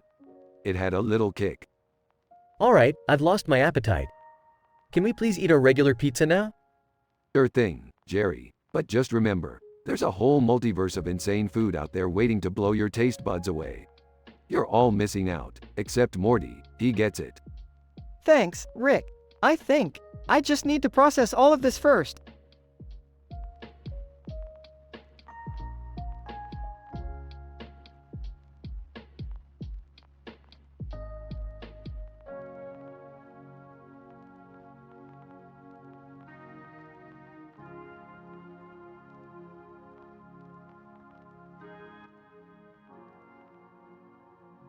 Alright, Morty. Time to get into the holiday spirit and decorate for Christmas.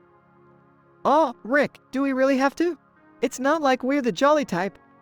Morty, just shut up and grab those lights. We're doing this for the Christmas spirit, or something. Fine, but I swear if any elves start singing, I'm out. Got it. No elves singing. Yet, and what's up with this weird display? It's like a Christmas tree with a giant green cone on top and a small yellow cone on the bottom. Who came up with this shit? I don't know, Rick. Maybe the elves had too much eggnog. Can we just finish decorating? Alright, let's wrap this up. Oh, what's this? It looks like a hidden door. Morty, let's check it out. Rick, I don't think we should be snooping around. It's probably off limits. Morty, when has that ever stopped us? Well, it's just that last time we found a hidden room, we ended up in a parallel universe where everyone had butts for faces. Hey, that was a good one. But this time, Morty, this time is different. Oh, wow, Rick. Look at all these shady things going down. Are those elves smuggling toys? Looks like it, Morty. These elves aren't as innocent as they seem. We've stumbled upon their black market toy operation. Santa's workshop is actually a cover for an illegal toy cartel? This is messed up, Rick. Yeah, well, Morty, you know what they say. Even the North Pole has its dark side. We better get out of here before we become elf hostages or something. Agreed, Rick. But what about the kids expecting presents? Screw them, Morty. We'll find a way to save Christmas. If that fails, we can always make a quick escape using some interdimensional portal. Yeah, but what about the joy and magic of Christmas? Morty, let me tell you something. The joy and magic of Christmas is just a bunch of manufactured emotions. It's time to burst that bubble, Morty, and show the world how messed up things truly are. I guess you're right, Rick. Let's expose these elves and save Christmas, but mainly for the presents. You catch on quick, Morty. Now, let's go confront these shady elves and teach them a lesson they'll never forget. This is gonna be one hell of a Christmas, Rick. Damn straight, Morty. Now, prepare yourself for a holly fucking jolly ride.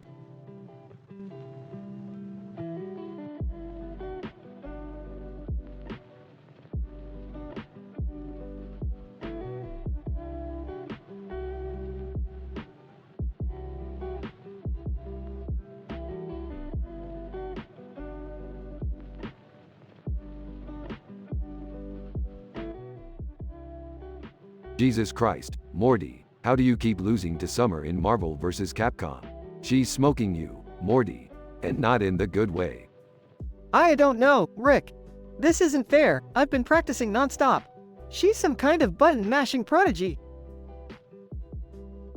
Hey. Give Morty a break, Rick. It's just a game. Just a game, Jerry. This is Marvel vs. Capcom. This shit ain't no joke. Morty, get your shit together. I'm trying, Rick. I swear. Maybe I just suck at this. I should just give up. Morty, we don't give up.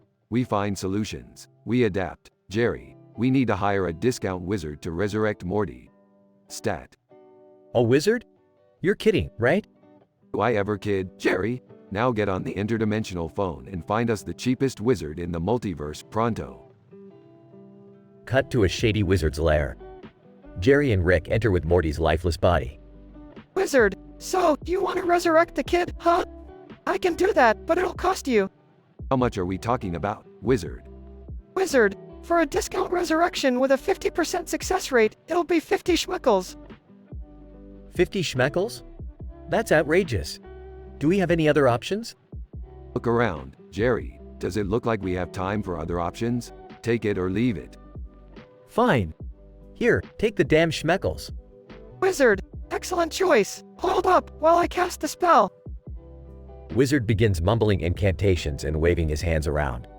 Wizard, arise, Morty, from the realm beyond. Return to the land of the living. Morty's eyes snap open, gasping for air. Holy shit, was that a wizard? Did I just die and come back to life? Yeah, Morty, you did. Now get up and let's go home. And for the love of all that is holy, practice your damn combos. Yes, Rick. No more losing to Summer. I'll be the champ in no time. Guys? Can we maybe, I don't know, stop messing with wizards from now on?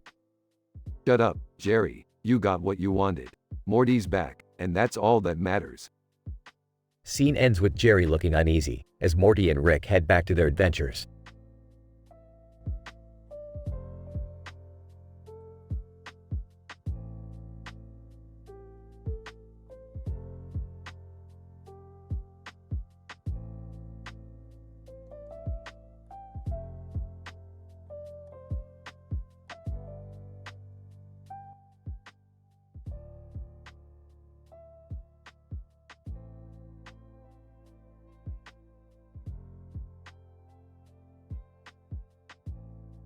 Alright, listen up, you dysfunctional family of morons. I've just stumbled upon a pile of interdimensional ice creams that'll make your taste buds explode with pleasure and your stomach churn in disgust. Rick, are you sure about this? I mean, we're talking about interdimensional ice creams here. Things tend to get pretty messed up when we mess with that stuff. Morty, just let your grandpa do his thing. It's not like we have anything better to do. Whatever, as long as it's not boring. I'm in. Can't we just have regular ice cream? I don't want to end up in some alien hospital again. Shut up, Jerry. Now, Let's start with the first monstrosity on the list, the Vomit Comet. It's a swirling blend of rotten milk, expired seafood flavor, and a hint of sweaty gym socks. The toppings, maggot-infested cheese and crushed cockroaches, served in a moldy, half-melted rubber cone with an actual spider web for garnish. It's from a dimension where the inhabitants have an unnatural obsession with bodily fluids. Oh God, that sounds absolutely repulsive. What's the review score? Surprisingly, it's a 4 out of 5. Apparently, some interdimensional sadists find pleasure in puking their guts out. Alright, moving on. The Snot Slinger. It's a sickly green flavor made from alien nasal mucus, with booger toppings, and a cone made entirely out of toenail clippings. It's from a dimension where everyone has a perpetual cold. Ew, that's gross. What's the review score on this one? Just a 2 out of 5. The flavor was a bit too slimy. You guys are seriously going to eat these? I'll just have a salad, thanks. No one asked you, Jerry. Anyway, next we have the Diarrhea Delight. It's a brown swirl of liquid excrement, topped with chunks of undigested food and a sprinkle of worms. Served in a soggy toilet paper cone. It comes from a dimension where everyone has a chronic case of explosive diarrhea. Okay, that's crossing a line. What's the review score? Surprisingly, a 4.5 out of 5. Look, I don't make this shit up. Pun intended. This is so messed up, it's actually fascinating. It's called Science, Summer.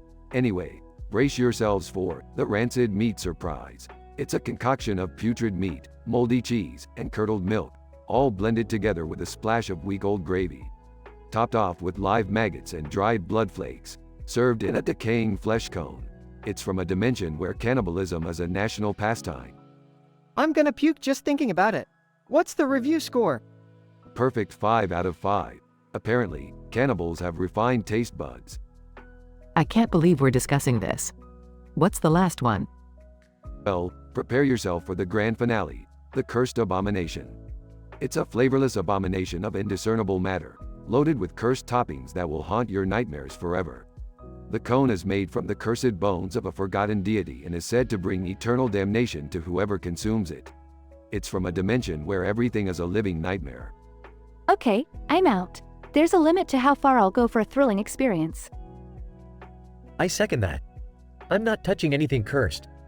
Fine, killjoys, but you're seriously missing out. The review score, a mind-bending 666 out of 5. I don't even want to know who gave it that score. Can we just go back to our boring ice cream parlor now? Fine, Morty, ruin my fun. Let's go back to regular ice cream. But remember, you all missed out on an unforgettable experience.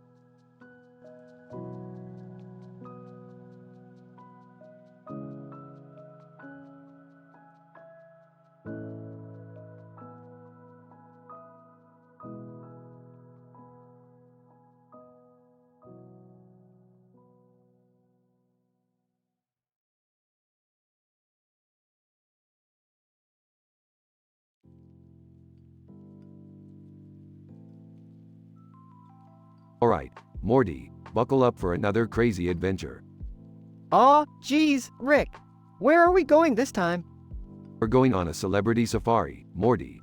Prepare to see some A-listers in their natural habitat. Wow, that sounds amazing. I can't wait to get up close and personal with the stars. Hold your horses, Morty. We can only observe and not interact physically. These celebrities are highly unpredictable. Oh, come on, Rick. Can I at least ride, pet, or feed them? You know, like a regular safari? Morty, this isn't your Disney fantasy. We're talking about A-listers, not cuddly animals. Be realistic. Fine, Rick. Let's just get this over with. On safari. Tour guide. Ladies and gentlemen, welcome to the Celebrity Safari. Our first stop is the Purple Background Zone. Here we have the elusive purple-backed Kardashian, known for its excessive selfies and questionable fashion choices. Oh, wow! Look at that Kardashian in all its Instagram glory. Those Kardashians are like a virus, Morty. Always multiplying, infecting our screens. Tour guide. Moving on to the Pink Background Zone, we have the majestic Pink Panther, known for its stealthy entrance into the entertainment industry. Whoa, the Pink Panther! I used to love those movies when I was a kid. Yeah, Morty, but don't let nostalgia fool you. That pink feline is more crooked than a rigged carnival game. Tour guide. Next up, the blue background zone. Behold the majestic blue steel, the most ridiculously good-looking being in the universe. Blue Steel? He's like a male model from Zoolander or something. Morty, that guy has more perfectly chiseled abs than the entire cast of Magic Mike. No one should be that attractive. It's unnatural. Tour guide. Now, let's venture into the purple and black background zone. Watch out for the infamous Goatzilla, whose dark and brooding aura engulfs everything it touches. Dude, that Goatzilla is intense. I bet it's listening to emo music and writing poetry right now. Morty, have you learned nothing? The Goatzilla thrives on misplaced angst and Hot Topic t-shirts. Let's keep moving. Tour guide. Finally, the ultimate celebrity sighting, the black background zone. We have the one and only Beyonce, the reigning queen of the entertainment industry. Beyonce? No way! I can't believe we actually get to see her. Calm down, Morty. Beyonce may be a legend, but remember, she's just a person like you and me. Except, you know, with a lot more talent and money. Back in the spaceship. Man, that celebrity safari was insane, Rick. I never thought I'd get to see all those famous people up close. Yeah, Morty, it was quite a spectacle. But let's face it, celebrities are just another cog in the existential machine. At the end of the day, they're as flawed and ridiculous as the rest of us. Yeah, I guess you're right, Rick. They're just trying to survive and stay relevant like everyone else. Now you're catching on, Morty. Now, let's get the hell out of here before we accidentally stumble upon the Taylor Swift zone. Trust me, Morty, you do not want to go there.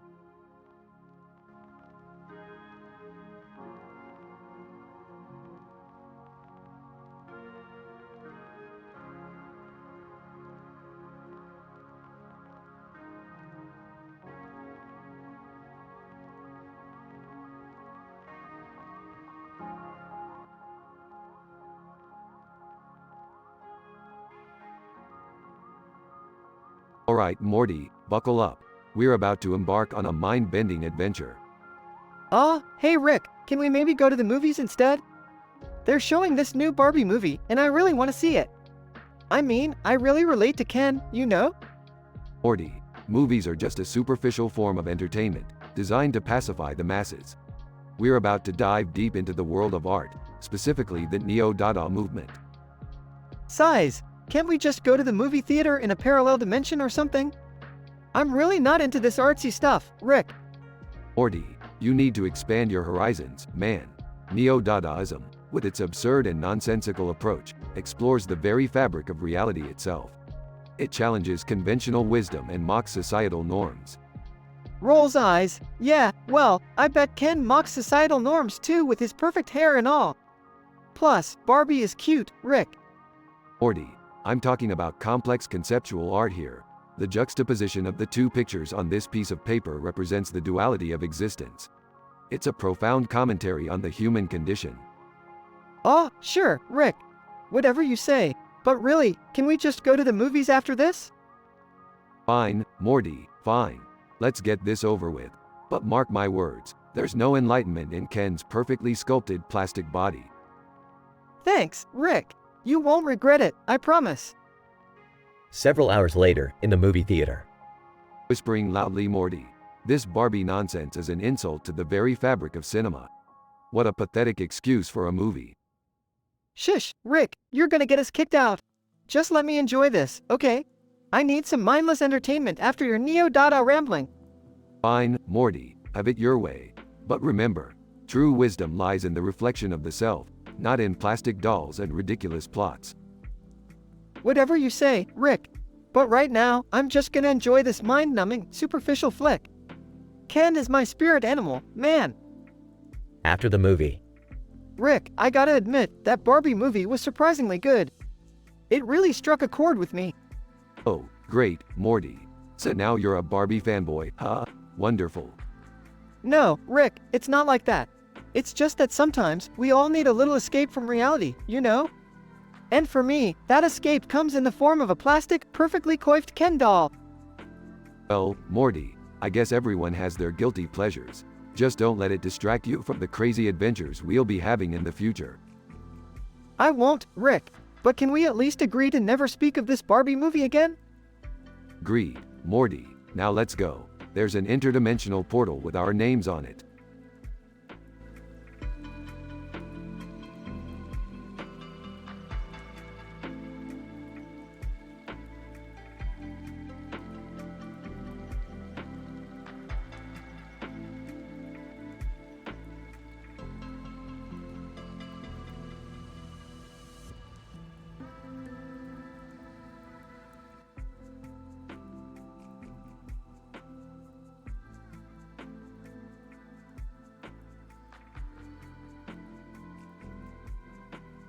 Alright, Morty, we're finally done with that interdimensional hike. Let's see if we can enjoy a nice quiet dinner in this field.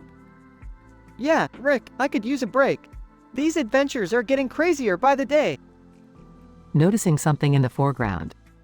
Guys, is that a robot? What's it doing here? Robot. Greetings, Smith family. I am Robot 17G. I have been sent here by a parallel universe version of Jerry to assist you. Confused? Another Jerry? How many Jerrys are there in the multiverse? Sarcastically, apparently enough for us to get stuck with multiple versions of you at every turn. Robot 17G. Oh, but that's not all. I have brought some other guests to join us for dinner. Suddenly, a strange being appears at the dinner table. Strange being. Greetings, my friends. I am Zorgon, the alien ambassador from the planet Zeptar. I've known the Smith family for years. Suspiciously, Zeptar, huh? I've never heard of such a place. Curiosity piqued. Dad, how can you not remember? Zorgon and I go way back. Zorgon starts laughing maniacally while morphing into a different creature. Panicked. Rick, I think something weird is going on here. Rick scans the room with his portal gun, revealing more unusual characters appearing. Morty, these are memory parasites, just like in that Total Recall episode. We need to figure out who's real and who's a fake. Overwhelmed, but Rick, how are we supposed to keep track of all these crazy characters? Sarcastically, yeah, because our family dinner wasn't chaotic enough already. Alright, listen up, everyone. If you remember a fake character, they're a parasite. We need to eliminate them, pronto. Chaos ensues as the characters start accusing each other while Rick tries to devise a plan. Nervously, maybe we shouldn't jump to conclusions, guys. Maybe we're all real? Suddenly, the Meeseeks box appears on the table. Meeseeks. Ew, can I help? Who wants to die? I mean, I'm here to assist in eliminating the parasites. Excitedly, Meeseeks, you've always been trustworthy. Let's use your assistance to get rid of these parasites once and for all. The Meeseeks begin interrogating each character, exposing the memory parasite's true intentions. Relieved, it looks like we're finally getting somewhere, thanks to Meeseeks. Grateful. Yeah, I don't know what we'd do without your help, Mr. Meeseeks. Nervously, I'm just glad this is all over. I need a drink. Rick successfully eliminates the memory parasites, and the Smith family can finally enjoy a peaceful dinner together. Taking a deep breath. Phew, that was intense. Can we go back to regular family chaos now, please? Smirking. Sure thing, Summer. Just remember, nothing brings a family closer than the threat of memory parasites. They all laugh, relieved and ready to move on from the bizarre events of the evening.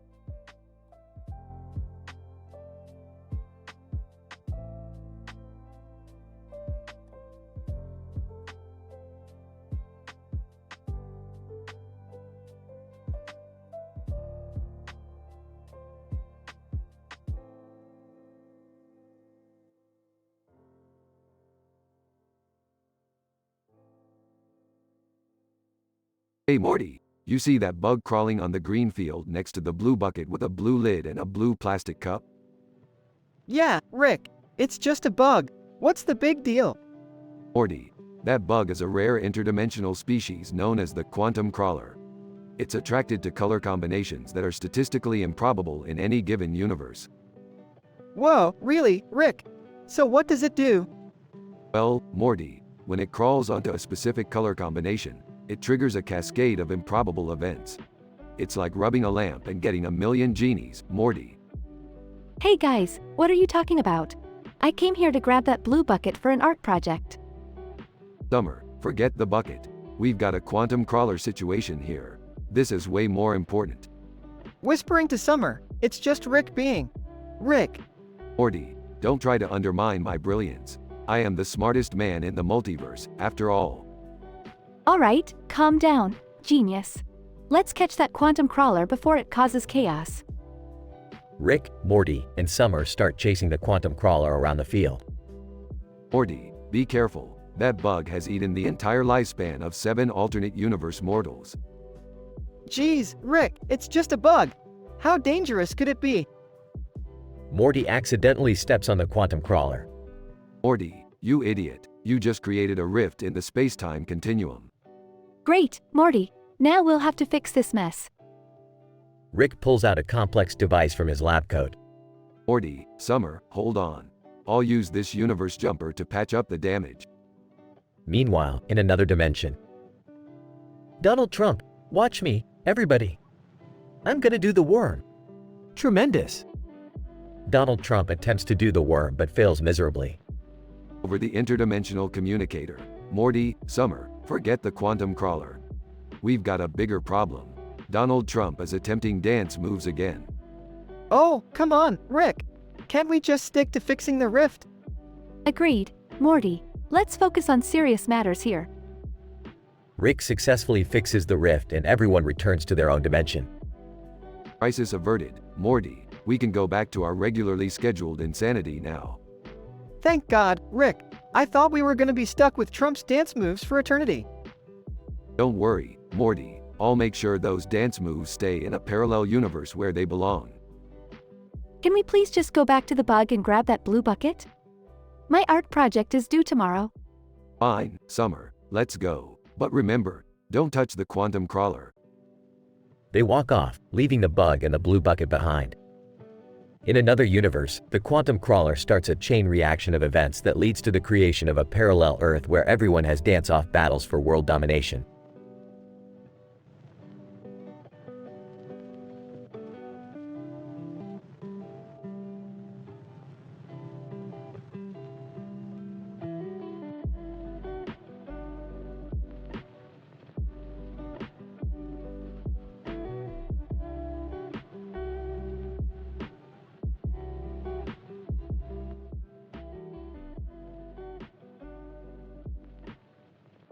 Hey, Jerry, what the fuck are you doing with that gun?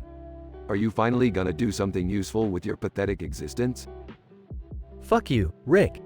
I'm sick of your condescending bullshit. I'm about to change the world with this gun, and you'll see. Change the world? You can barely change your own underwear, you useless sack of shit. Just put the damn gun down before you hurt yourself or someone else. You don't understand, Rick. I've become a podcaster now, and I've gathered a massive following. I've created a political movement that's about to shake the foundations of this entire goddamn country. Laughs, a political movement? Please, Jerry, your delusions of grandeur have reached new heights. No one takes your bullshit seriously, not even your own family. Well, they will soon enough. My followers are ready to revolt against the corrupt system, and I'm their leader. The voice of the people, fighting for justice. Rolls eyes, justice? You wouldn't know justice if it smacked you in the face. All you're doing is spreading hate and dividing people further. It's pathetic. Fuck you, Rick. You're just jealous because I'm finally doing something meaningful while you waste your time playing fucking Club Penguin. Club Penguin is a sanctuary from your incessant whining, Jerry. It's a place where I don't have to hear your voice or deal with your bullshit. But fine, let's see what your political movement is all about. Show me. Fine. I'll show you, Rick. Just wait and see. My revolution will bring about a better world for everyone, and you'll be begging to join us. Rick and Jerry continue arguing, oblivious to the chaos unfolding around them. The screen splits, showing one side of the screen with Jerry's podcast gaining a massive following, and the other side with Rick fully immersed in the world of Club Penguin. The government finally takes notice of Jerry's movement, leading to protests, riots, and a complete breakdown of societal order. See, Rick. Look what you've fucking done. This chaos is all your fault. You should have taken me seriously. Oh, please, don't pin this shit on me, Jerry. You're the one who wanted to play political revolutionary. Now we're all screwed. This is all on you, you idiot. The chaos escalates, with Jerry's followers turning on him, and Rick desperately trying to escape the madness. In a twisted turn of events, Rick finds himself face to face with Jerry, both trapped in the midst of anarchy. With no one left to support them, they realize the futility of their actions and the consequences of their choices. As the world crumbles around them, they accept their shared responsibility in the chaos and make a pact to change their ways.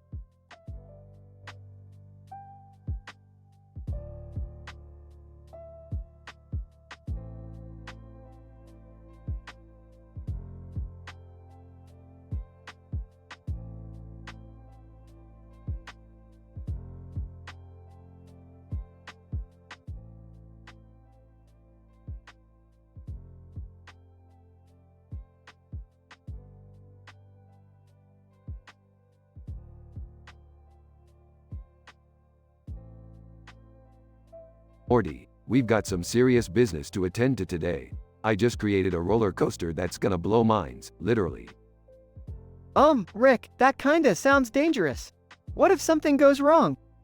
Morty, come on, have I ever let you down before? Okay, maybe once or twice, but that's not the point. We're gonna have a blast. Rick, we heard you built a roller coaster? That's so cool. Can we join? Yeah, Dad, I want to ride that thing too. It better be extreme. Fine, fine. As long as you all sign the waivers, we can have a little family outing. Waivers? Rick, isn't that a bit excessive? What could possibly go wrong? Jerry, do you want me to list all the things that could go wrong? We'll be here all day. Celeb 1, Kim Kardashian. Hey, everyone. I'm Kim, and I'm totally ready to conquer this wild ride. I mean, I survived reality TV, so how bad can it be? Video game 1, Sonic. I'm Sonic the Hedgehog, and where there's speed, you'll find me, baby. Okay, folks, I've invited some other random characters to spice things up. Now, I want each of you to list the 10 worst dimensions you've ever encountered. Celeb 2, Tom Hanks. Well, I've been in some pretty tough situations, but worse dimensions. Let me think. Video game 2, Mario. It's a me, Mario. And let me tell you, I've seen some crazy stuff in those warp pipes. Rick, this game is getting a little too dark. Are you sure it's a good idea? Trust me, it's gonna be fun. Now let's hear those dimensions, people.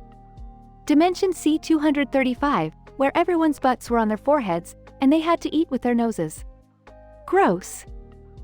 Dimension Z89, where everyone communicated through interpretive dance. I was terrible at it. Morty, your turn. Give us something good. Dimension J78, where people had to crawl everywhere because their legs were glued together. It was pretty brutal, Rick. Celeb 3, Johnny Depp. Alright, here's mine. Dimension X45, where everyone had to speak in Shakespearean language. It was like, totally confusing, man. Video game 3, Samus, Dimension L12, a place where gravity was so low you had to strap yourself down or float away. It was a nightmare to navigate. Kim Kardashian. Okay, how about Dimension V67, where ugly selfies became illegal? I barely made it out alive. Tom Hanks. I remember Dimension W32, where giant talking vegetables ruled the world. Those carrots were real jerks. Mario. In Dimension I-54, all the mushrooms were poisonous. It was a disaster for my health. Alright, folks, those are some messed up dimensions. Now, based on my complex calculations, the loser of this game will be plunged into the actual worst dimension ever invented. Sonic, worst dimension ever, challenge accepted. They all continue listing dimensions, laughing, and having a good time. Suddenly, the roller coaster takes an unexpected turn, shaking violently. Rick, I told you this was a bad idea. We're gonna die. Morty, relax. It's just a little hiccup. I may have miscalculated the gravitational pull of those bears on the blue ramp. The roller coaster shoots into the sky, and they all scream. Just as they reach the top of the hill, the coaster stops, leaving everyone hanging in midair. Well, this is unfortunate. Looks like someone's heading to the worst dimension ever. Jerry's face turns pale as gravity suddenly disappears, and he gets sucked into a vortex of chaos. No! Save me! Oops, my bad. Guess we'll have to rescue him later. Who's up for round 2? They all stare at Rick in disbelief as the roller coaster plummets back to the ground.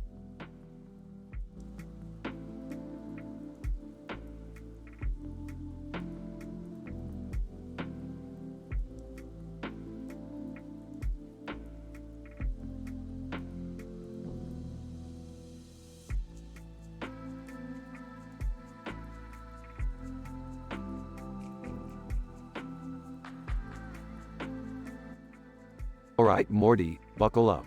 Today, we're going on a celebrity safari. Prepare to witness the absurdity of famous people in their ostentatiously natural habitat. Oh geez, Rick, is this really necessary? Can't we just go on a normal safari?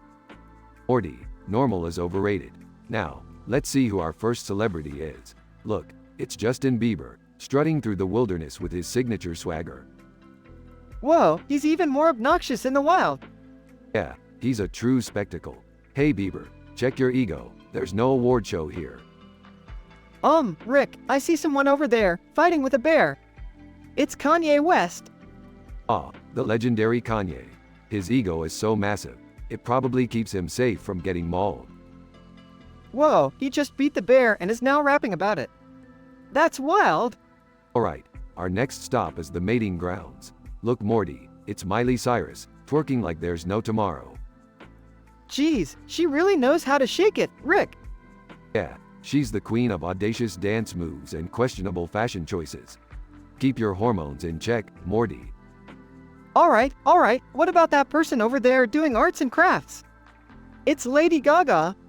Ah, the elusive Gaga. She's weaving a dress out of meat while simultaneously playing a fire-breathing piano. Talk about multi-talented. Geez, Rick, I don't understand how these people function. Morty, they function off attention and a complete disregard for societal norms. It's a delicate balance, I suppose. Over there, there's someone reading a poem. It's Shia LaBeouf. Oh, Shia, the master of weird performance art. He's probably reciting his own cryptic poetry while wearing a paper bag over his head. I don't know, Rick. This safari is kinda weird. Can we go back home now? Morty, we've only scratched the surface. The absurdity of celebrity culture knows no bounds. Buckle up, we're just getting started.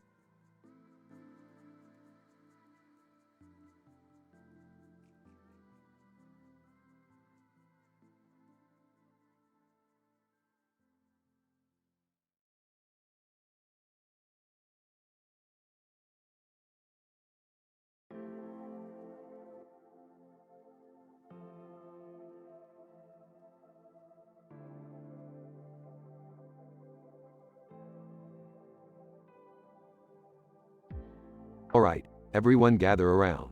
It's time for a party like no other. What's the occasion, Rick? And who are all these people? The occasion is simply that I'm bored, Beth. And these people are some randomly named video game characters and celebrities I summon for entertainment. Hey, wait, is that a painting of people with heads on it and a book in the middle? What's that about, Rick? Ah, Morty, always asking the important questions. That painting represents the gateway to the worst dimensions ever. Worst dimensions?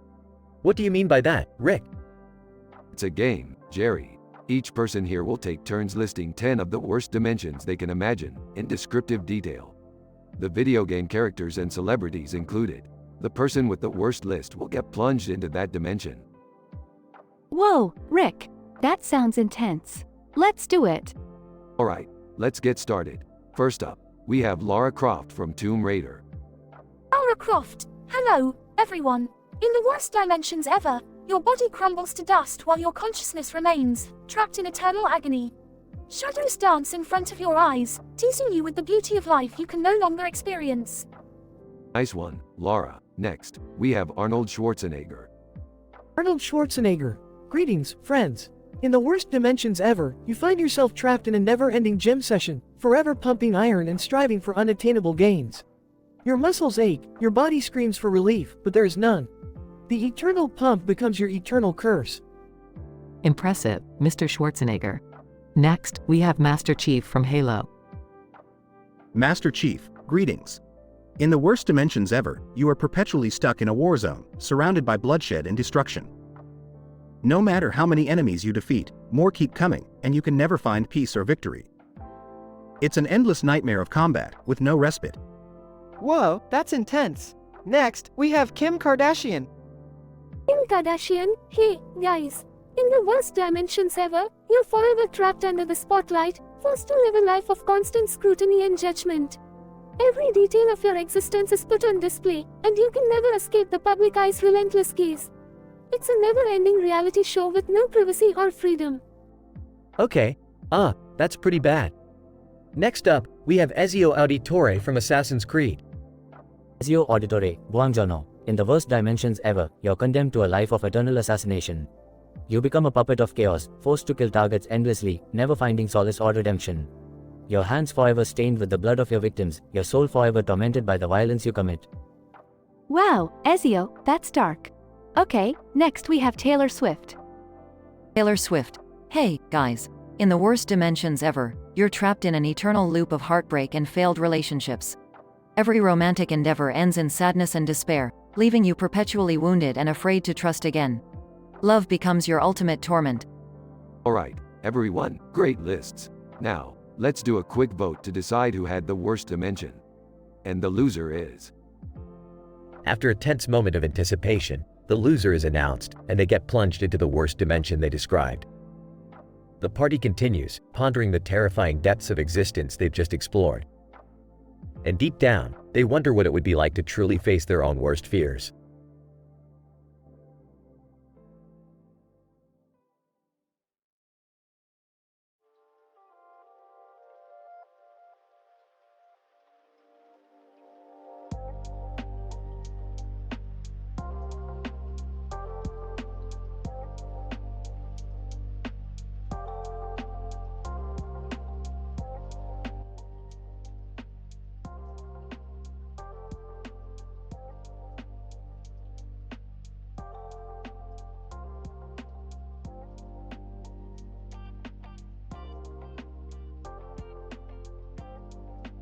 Alright, Morty, pass me the butter.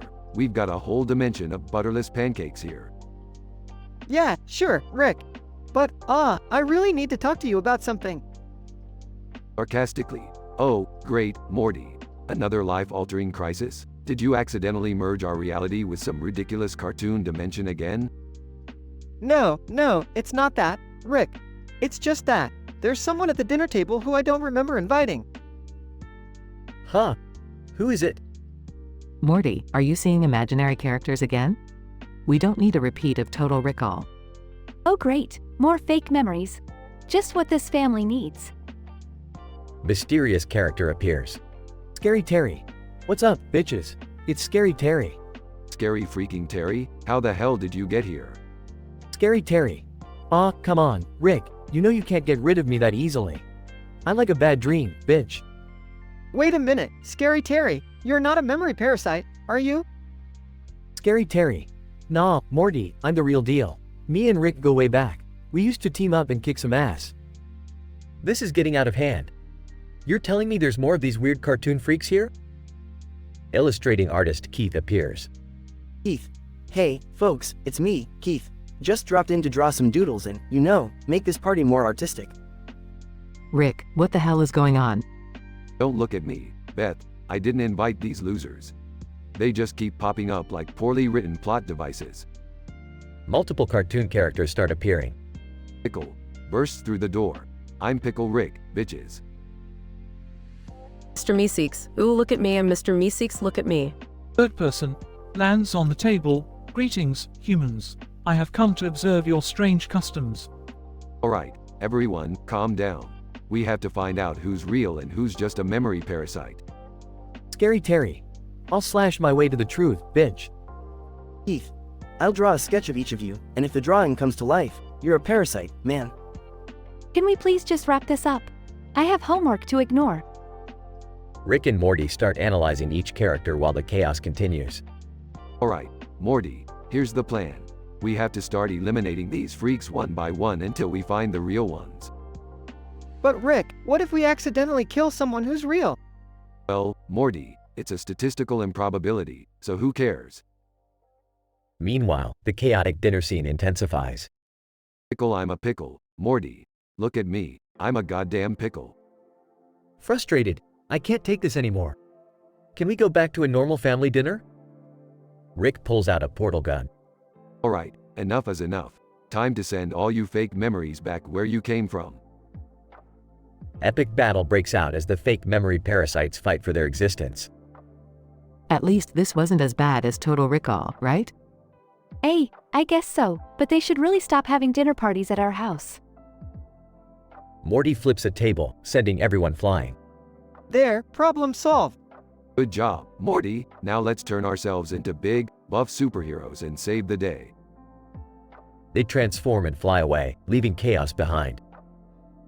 Rick, Morty, and the Smith family finally rid themselves of the memory parasites, but not without some collateral damage and a lot of chaos. They may have saved the day, but their dinner parties will never be the same again.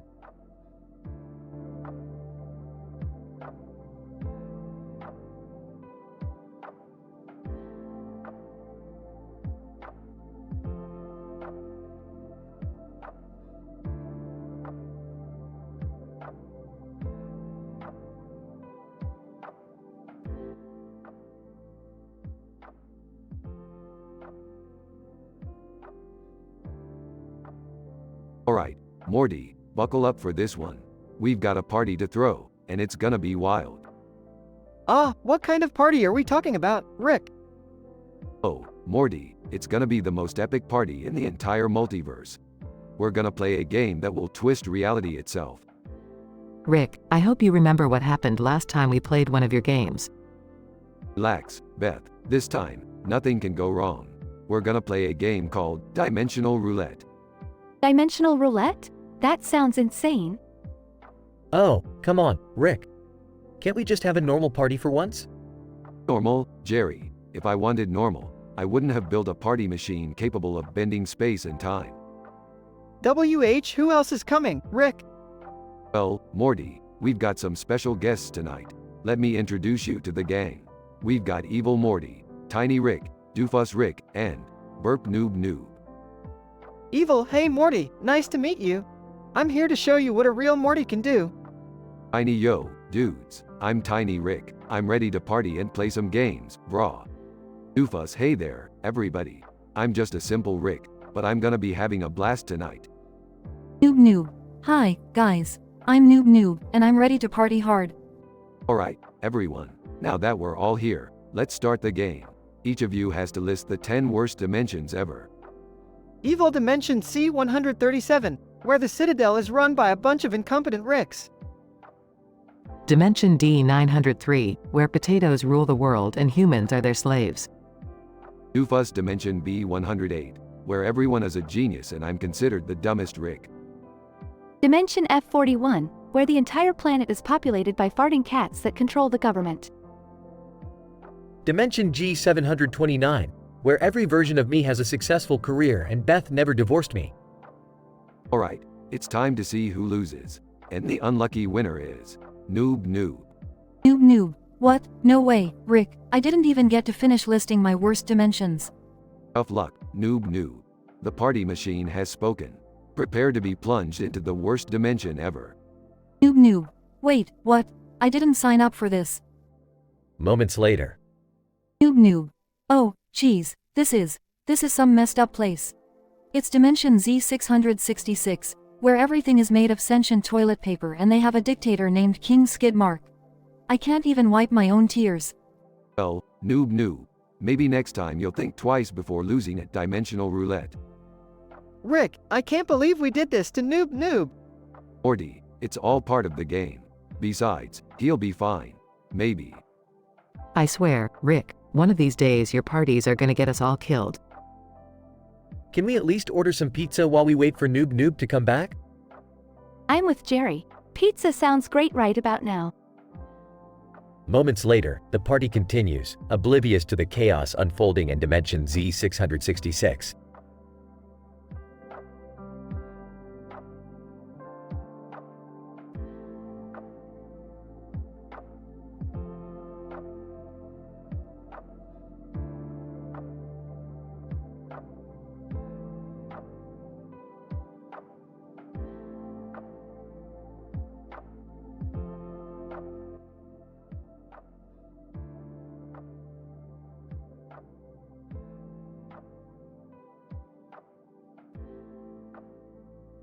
Morty, we've gotta ditch this science stuff and start a ska band.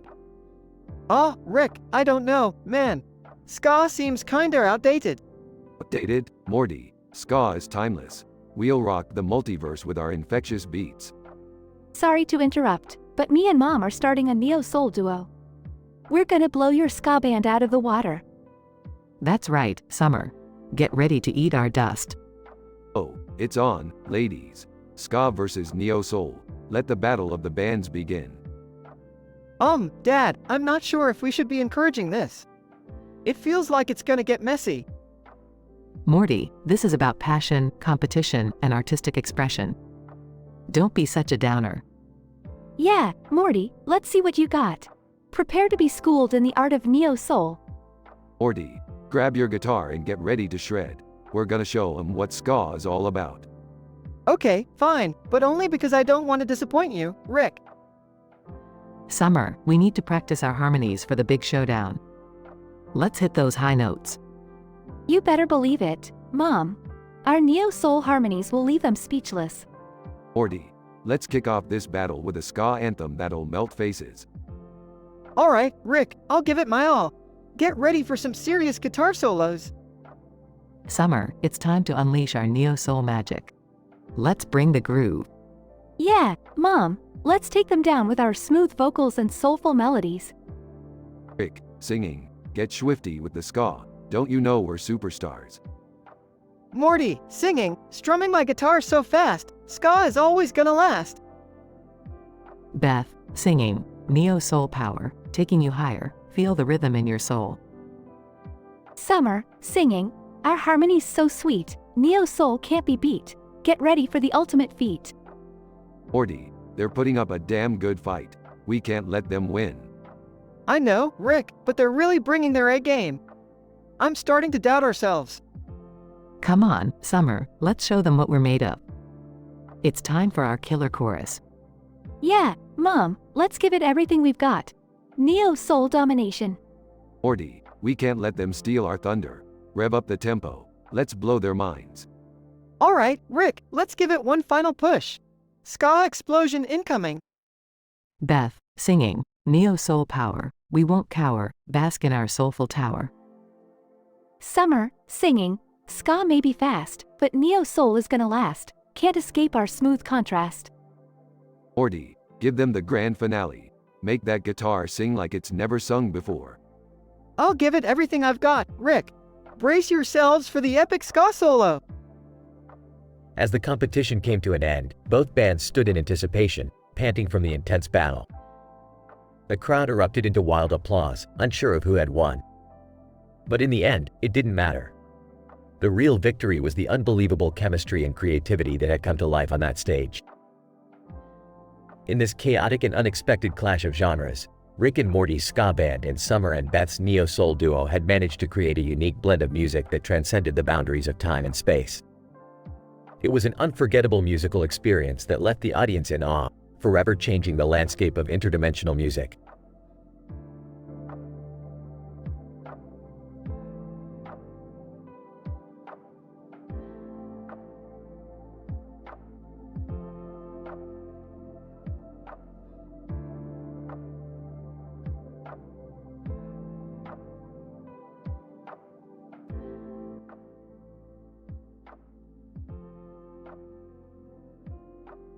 Alright, everyone, the party's going strong, and it's time for a little game of dimensional roulette.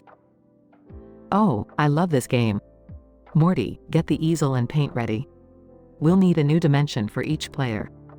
This is gonna be so much fun. I can't wait to see what messed up dimensions we end up in. Oh, I'm not so sure about this. Are you sure it's safe? Safe? Who cares about safety, Jerry? We're exploring the multiverse here. Now, let's introduce our guests. First up, we have Evil Morty. Tell us a bit about yourself. Evil pleasure to be here, Rick. I'm the mastermind behind everything you see. A calculating genius with a thirst for power and revenge. Okay, great. Next, we have Cronenberg Morty. Cronenberg, hey, guys. Yeah, my dimension got pretty screwed up after my grandpa turned everyone into grotesque monsters. But hey, life goes on, right? Right you are, Cronenberg Morty. Now, let's welcome Pickle Rick. Pickle burps, hey, bitches. It's me, Pickle Rick. I'm a genius scientist trapped in a pickle body. And I'm very, very dangerous. And last but not least, it's Mr. Poopy Butthole. Mr. Poopy Butthole, ooh-wee. Thanks for having me, Rick. I'm a family friend who loves long walks on the beach and getting shot by Beth. Alright, now let's begin the game. Each player will list their top 10 worst dimensions ever. Be as detailed as possible. Evil, alright, here we go. Dimension C-137, ruled by a society of fascist squirrels. Dimension P-329, overrun by sentient broccoli. Dimension D-508, where everyone communicates through fart sounds. Everyone takes turns listing their worst dimensions, each one more bizarre and horrifying than the last. The loser, according to the randomizer, is Mr. Poopy Butthole. Mr. Poopy Butthole. Oh geez, this can't be good. Mr. Poopy Butthole disappears in a flash of light, only to reappear in a dimension that can only be described as pure chaos. Mr. Poopy Butthole. Oh, W.E. It's an unending abyss of screaming flesh monsters. Every step I take, another appendage erupts from the ground. Oh, no. We need to get him out of there. Don't worry, I've got just the device for that. Hold on tight, Mr. Poopy Butthole. Rick activates a portal gun and rescues Mr. Poopy Butthole from his nightmare dimension. Mr. Poopy Butthole. Thank you, Rick. That was the worst dimension I've ever been in, and I've been in some pretty bad ones before. Ooh-wee. Don't mention it, Mr. Poopy Butthole. Just another day in the multiverse. Now, who's ready for another round? The party continues, filled with laughter, chaos, and interdimensional shenanigans.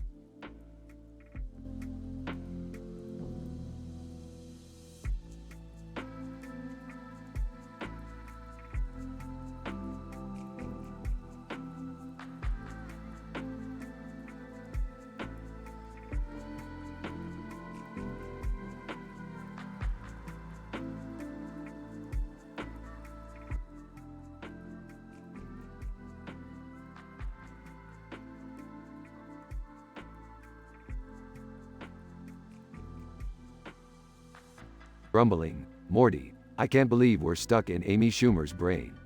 This is worse than that time we accidentally teleported into a fart cloud. Yeah, Rick, this place is just dripping with unfunny. I feel like I'm stuck in a never-ending stand-up routine. Don't worry, Morty, I've got a plan. We need to find a way out without using our portal guns. Let's dive into her neural network and find the source of this comedic disaster. Sarcastically, yeah, because who needs a portal gun when you can explore someone's brain instead? Ignoring Morty's comment. Alright, buckle up, Morty. We're going in. Scene shifts to the inside of Amy Schumer's brain. Rick and Morty are surrounded by horribly unfunny jokes repeatedly playing on giant screens. Oh god, Rick, I can't take it anymore. These jokes are worse than Jerry's attempts at humor. Smirking. Yeah, Morty, at least Jerry's jokes have the decency to be original. These are like a second-rate comedian's leftovers. Scene changes and Rick and Morty encounter the first lame joke attacking them.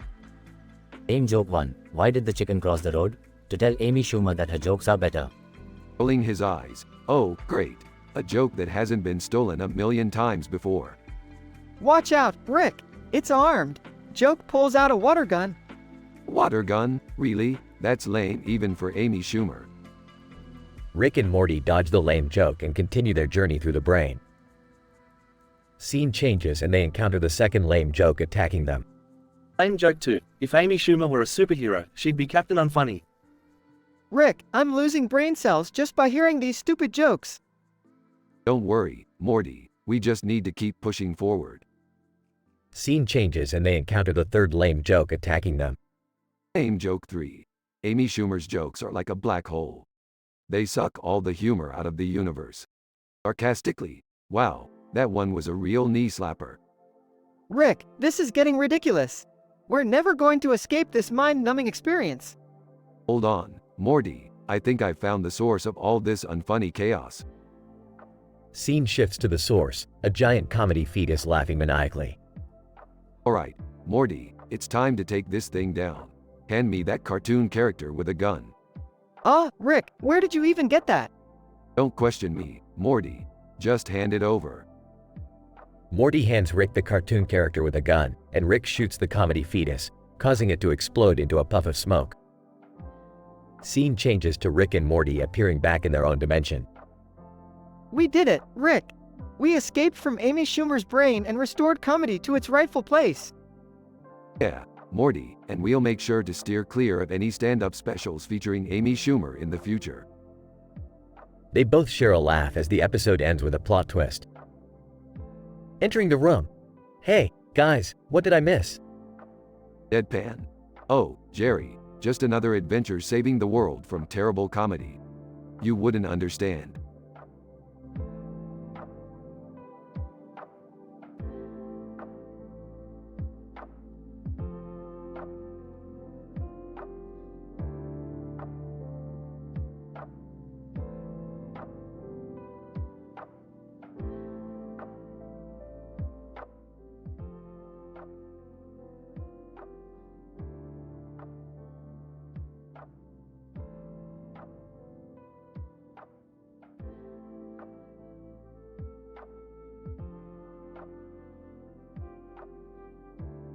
Alright, Morty, get your sci-fi pants on, because tonight we're playing a game that's gonna blow your puny mind.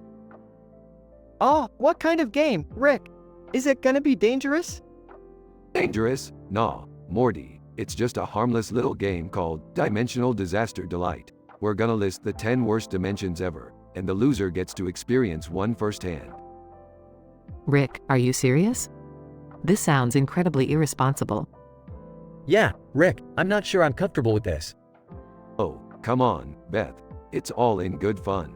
Plus, who am I to deny people the chance to appreciate their own reality? I'm in, Grandpa Rick. Let's do this. I bet my choices will be way better than all of yours. Alright then, folks, let's introduce the other contestants. President Wubba Dubba from Earth C-759. Tell us about yourself. President Wubba Dubba. Well, howdy y'all. I'm just your regular down-to-earth president from C-759, here to show you how to properly screw up a democracy. Next up, we have our favorite talk show host, Lenny McTalkerson. Lenny McTalkerson. Hey Rick and Morty, it's good to be here, ready to spill some interdimensional gossip. And finally, let's welcome Johnny Blue Jeans, the world's most competitive pancake eater. Johnny Blue Jeans. Heya folks. I'm ready to chow down and give it my all, no matter the dimension. Okay, let's get this started then. My first pick for the worst dimension ever is the Sweatsick Wasteland. It smells like 1,000 gym lockers. My choice is the realm of eternal sock puppets. Beware their fluffy wrath. I pick the infinite laundry loop. You'll never escape the folding hell. How about the cucumber vineyard of the feelingless? It's like being trapped in a salad bar. President Wubba Dubba. I nominate the land of never-ending campaigning. It's non-stop political rallies 24/7. Lenny McTalkerson. I choose the studio apartments of eternal soap opera stars, drama everywhere you look. Johnny Blue Jeans. And I select the pancake hell of bottomless syrup. Sticky and delicious, but never ending. Now it's my turn. I pick the dimension of existential existence, where you constantly question your own reality. Oh, that's kinda similar to ours, Rick. Shut up, Morty, it's still the worst. My next dimension is the perpetual dentist's office. Enjoy eternal teeth cleanings. I go for the upside down, upside down. The laws of physics don't even exist there. President Wubba Dubba. My next choice is the endless treadmill of mediocre governance. Your policies never go anywhere. Lenny McTalkerson. How about the talk show host cemetery? The competition is literally to die for. Johnny Blue Jeans. And I pick the infinite pancake competition. It's heaven for me, baby.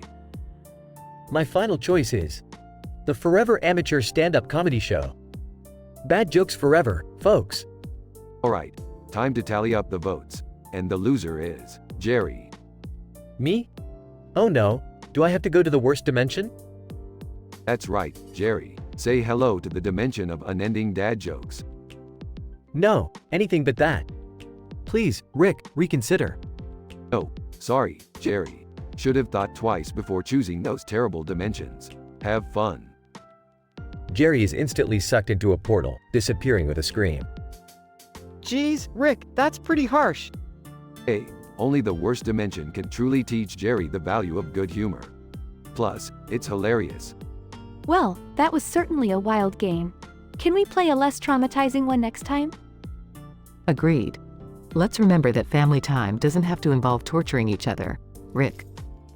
Fine, fine. Next time, we'll play Monopoly or something boring like that. Happy now? They all nod, relieved, as they continue with their interdimensional shenanigans.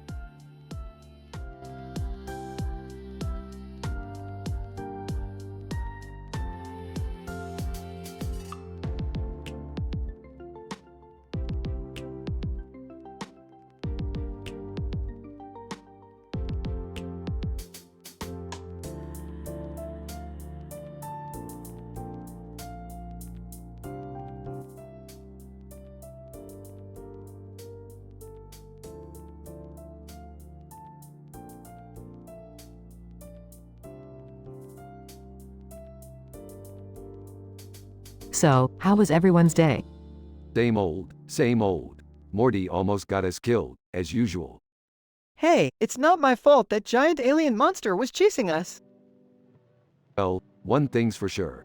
It doesn't take a genius to figure out that we've attracted some serious attention with our adventures. Can we all just focus on having a nice family dinner, please? Yeah, Dad's right. Let's just enjoy this rare moment of normalcy. Suddenly, the ground shakes as a monstrous shadow engulfs the field. What the hell is that? A man in a sleek suit calmly walks towards them. Man in suit, don't worry, folks. That's just our friendly neighborhood kaiju. I'm here to deal with it. Who the hell are you? Man in suit, Agent Smith, from the Intergalactic Monster Control. I've been sent to neutralize this threat. Are you even real? Agent Smith, no time for that. Please make way and let me handle this. As Agent Smith battles the kaiju, the family resumes their dinner. I can't believe this is happening. Well, at least we have someone to take care of it this time. Hey, Smith guy, you need any help? Agent Smith, we're good for now. Just stay out of the way. After a fierce battle, Agent Smith defeats the kaiju. That was incredible. Thank you so much. Agent Smith, it's all in a day's work. By the way, I'm an old friend of Rick's from another dimension. Ah, the old memory parasite trick. I thought we were done with that. Oh no, not again. Don't worry, Morty, we'll sort this out. We just have to figure out who's real and who's a parasite, like last time. How do we even start? Beth's phone rings. She answers. Hello? Voice on the phone. Hey Beth, it's your long-lost twin sister. Need a hand with those parasites? Holy. Sarah? Is it really you? Sarah, the one and only. Get ready for an explosive family reunion, sis. The door bursts open as Sarah, armed to the teeth, joins the family. What the actual F? Sarah, no time for questions. Jerry, we need to eliminate these parasites ASAP. One by one, more improbable characters enter the house, creating chaos. Alright, everyone calm down. We need to figure out who's real before it's too late. The family engages in a frenzy of absurd battles, using all manner of weapons. This is insane. We have to keep going, Morty. Our memories and lives are on the line. After a series of intense and absurd confrontations, they eliminate all but one of the parasites. It's just one of us left now. Who's it gonna be? Rick, it's you. You're the last one left, and we're all still here. You're the parasite. What? Impossible. I'm the genius who saves the day. They all turn to look at Rick, who realizes he's been caught. Well, shit, you got me. The family stares at Rick, triumphant. Finally, we're free of those damn parasites. Let's hope they don't come back anytime soon. Yeah, I'm tired of these mind-bending adventures. Agreed. Let's just enjoy a regular family dinner for once. They all share a moment of relief and satisfaction, savoring their hard-earned victory.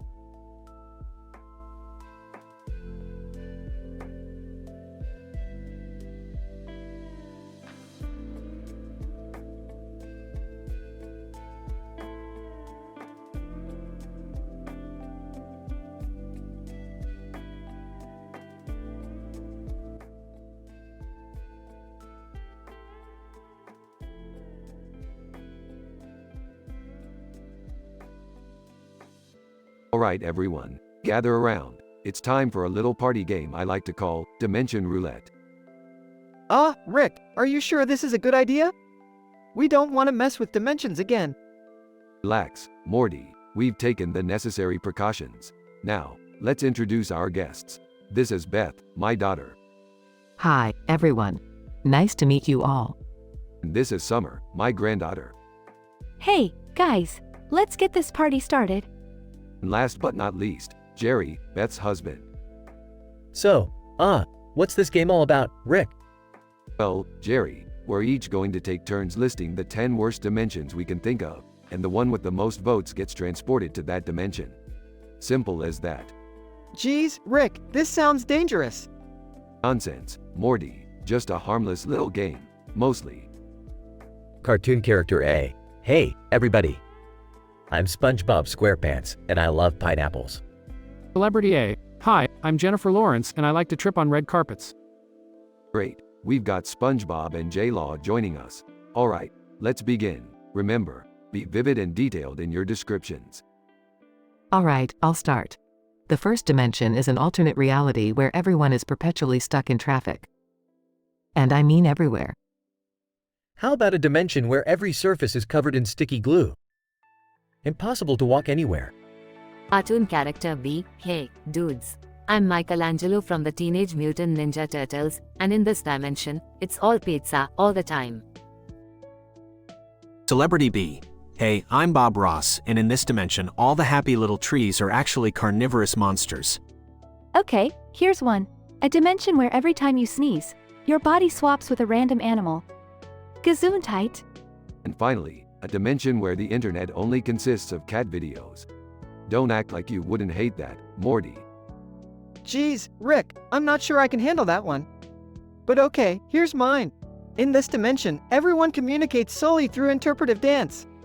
Well, it looks like we've got some tough competition. Let's tally up the votes and see who's going to the worst dimension ever. They start counting the votes, anticipation building. And the winner is Celebrity B, Bob Ross. Bob Ross, oh no, I didn't see that coming. A vortex suddenly appears, and Bob Ross is sucked in, disappearing into thin air. Rick, what have you done? Relax, Beth, it's just a dimension. He'll be fine, eventually. Alright, I think we better end this game before things get even crazier. Fine, party pooper, but we'll have to find a way to rescue Bob Ross from that dimension later. This is gonna turn into a whole thing, isn't it, Rick? Buckle up, Morty, it's going to be a wild adventure. They all look at each other, a mix of excitement and trepidation on their faces, as they begin to clean up the table strewn with colorful papers and teddy bears.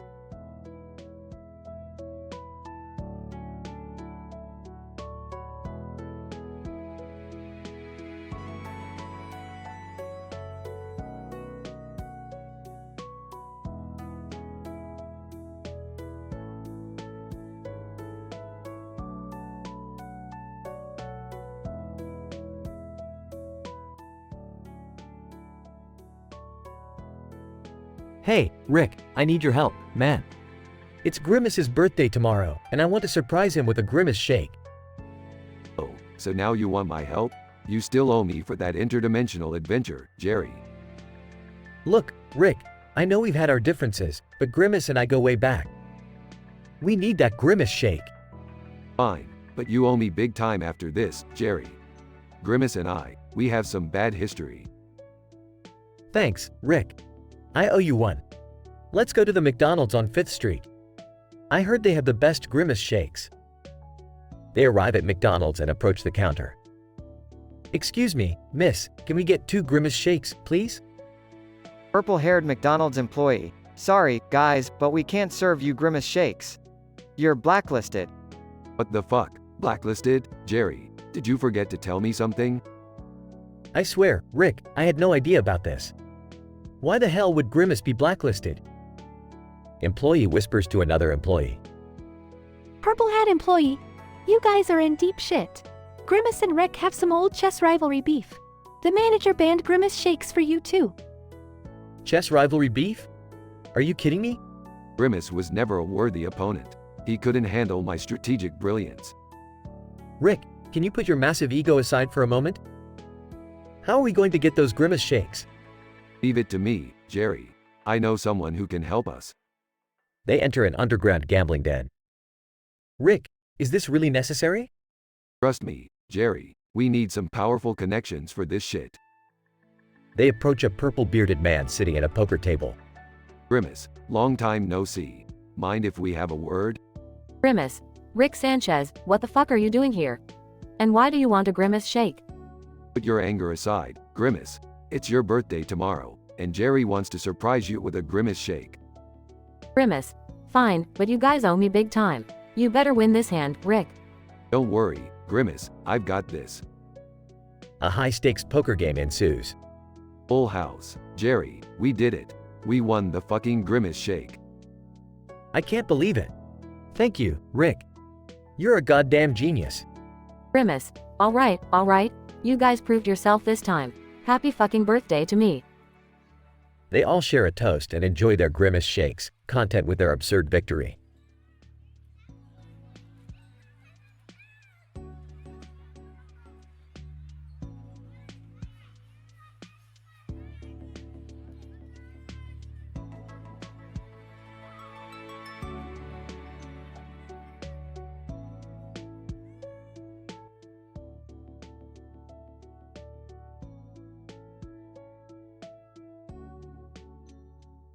Hey Morty, check out that guy over there cleaning the grass with a broom and a duster.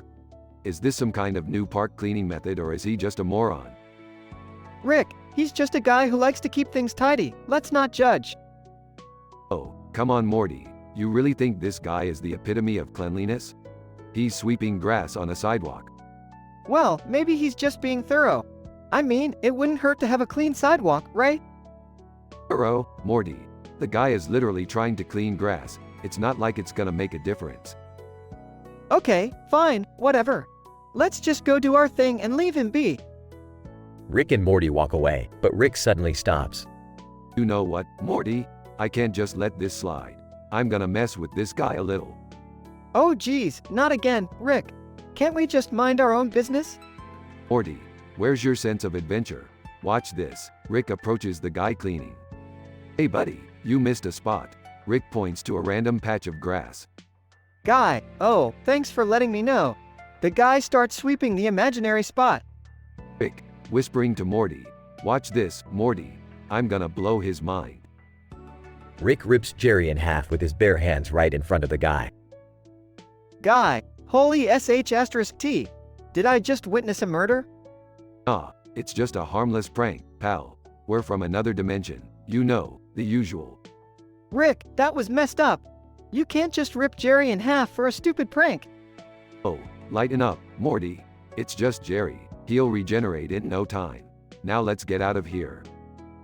Jerry's hat starts squirming. Jerry, panicking. What the hell, Rick? Put me back together. Relax, Jerry. It's just a little detour in your Tuesday. Nobody's gonna die. Beth and Summer approach. What in the world is going on here? Seriously, Grandpa, can't you behave for just one day? Oh, calm down, you two. It's all part of the grand scheme of things. Life's a wild ride, and we're just adding some twists and turns. Beth and Summer exchange a concerned and exhausted look. Rick, could you at least put Jerry back together? All right, if it'll shut you people up. Rick reattaches Jerry's halves. Thanks for the trauma, Rick. I needed that. Anytime, Jerry. Now let's get back to the adventures, shall we? The group walks away, leaving the guy staring in disbelief. Guy, to himself, I really need to find a new park to clean. Fade out.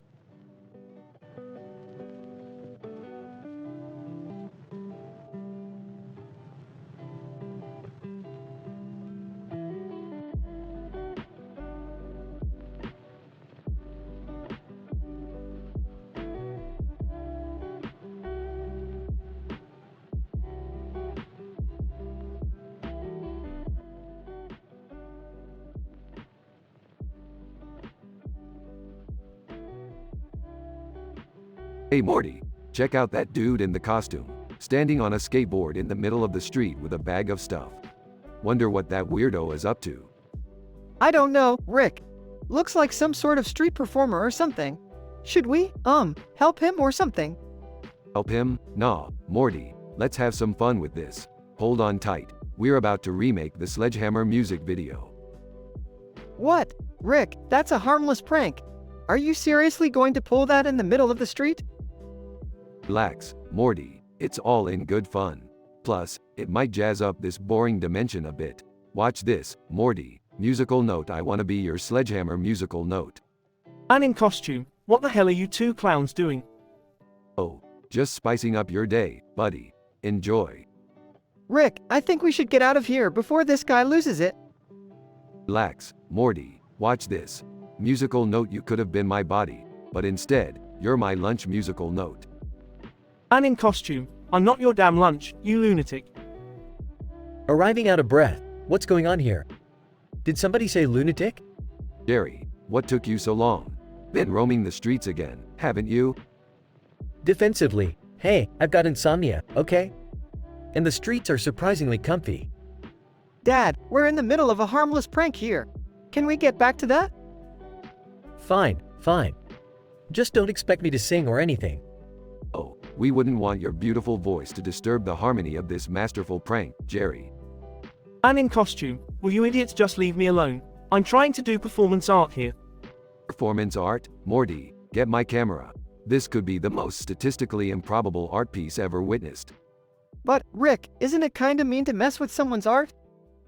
Mean? Nah, it's art. And it's hilarious. Watch this, Morty. Musical note. I'm the man in the cardboard box musical note. And in costume. Fuming. That's it. I've had enough of you and your stupid shenanigans. Ah, come on, it's just a harmless prank. Don't take it so seriously. And in costume. Seriously. You're destroying my street performance, mocking me, and now you want me to lighten up. Get out of here. Hey, buddy, can I crash at your place? I forgot where I live. And in costume. Size. Fine, fine. Just stop singing. Well, Morty, I guess we've interfered enough. Time to go, huh? Yeah, I think we've caused enough chaos for one day. Let's go, Rick. You know, Morty, this world is full of crazy people. But you gotta admit, it's never boring when we're around. Yeah, I guess you're right, Rick. Let's hope we find some more bizarre adventures soon. Oh, don't worry, Morty. We always find a way. Now, let's portal home and take a break. Who knows what insanity awaits us next?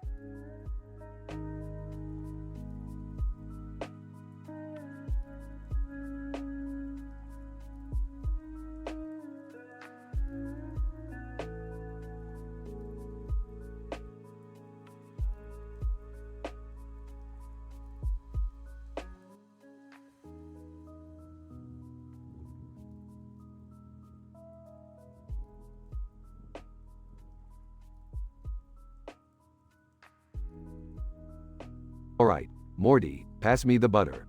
We got some serious eating to do tonight. Sure thing, Rick. Here you go. I can't believe you boys made all this food. It's like a feast. Yeah, and where did all these extra chairs come from? Did we suddenly gain a bunch of friends overnight? Oh no, I hope they didn't just appear out of nowhere. Remember what happened last time? Well, Jerry, if you're so worried about it, why don't you introduce yourself? Alright, fine. Hello, everyone. I'm Jerry, the unlucky married man of this crazy family. Dad, we know who you are. Oh, I was just practicing, you know, in case I forget who I am amidst all these new faces. Alright, listen up, people. If we're gonna figure out who's real and who's a memory parasite, we're gonna need to ask some questions. But how do we know who to ask? I mean, everyone seems so familiar. Morty, you just gotta trust your instincts. We've dealt with these memory parasites before. Pointing at a character. Okay, what about him? Who is he? Fake character 1. Hey there, Beth, I'm Doug, your dentist. Long time no see. Doug? But I don't remember ever going to the dentist. Doug, oh, believe me, those memories are just deep in the recesses of your mind, all thanks to a little parasite like me. Nice try, Doug. You're outta here. Doug, disappointed. Oh man, foiled again. Dad, what about that weird-looking alien over there? Fake character 2. Hello, Morty, I'm Zogork, your extraterrestrial pen pal from Zigerian 6. Oh, I don't remember having a pen pal from space, let alone from Zigerian 6. Zogork, Morty, trust me, we've exchanged tons of emails and pictures of our home planets. Nice try, Zogork, but I'm not buying it. Zogork, blast it, I thought I had them fooled. Dad, what about this one? She looks oddly familiar. Character 3. Greetings, Summer. I'm Vixila, your long-lost sister from a parallel universe.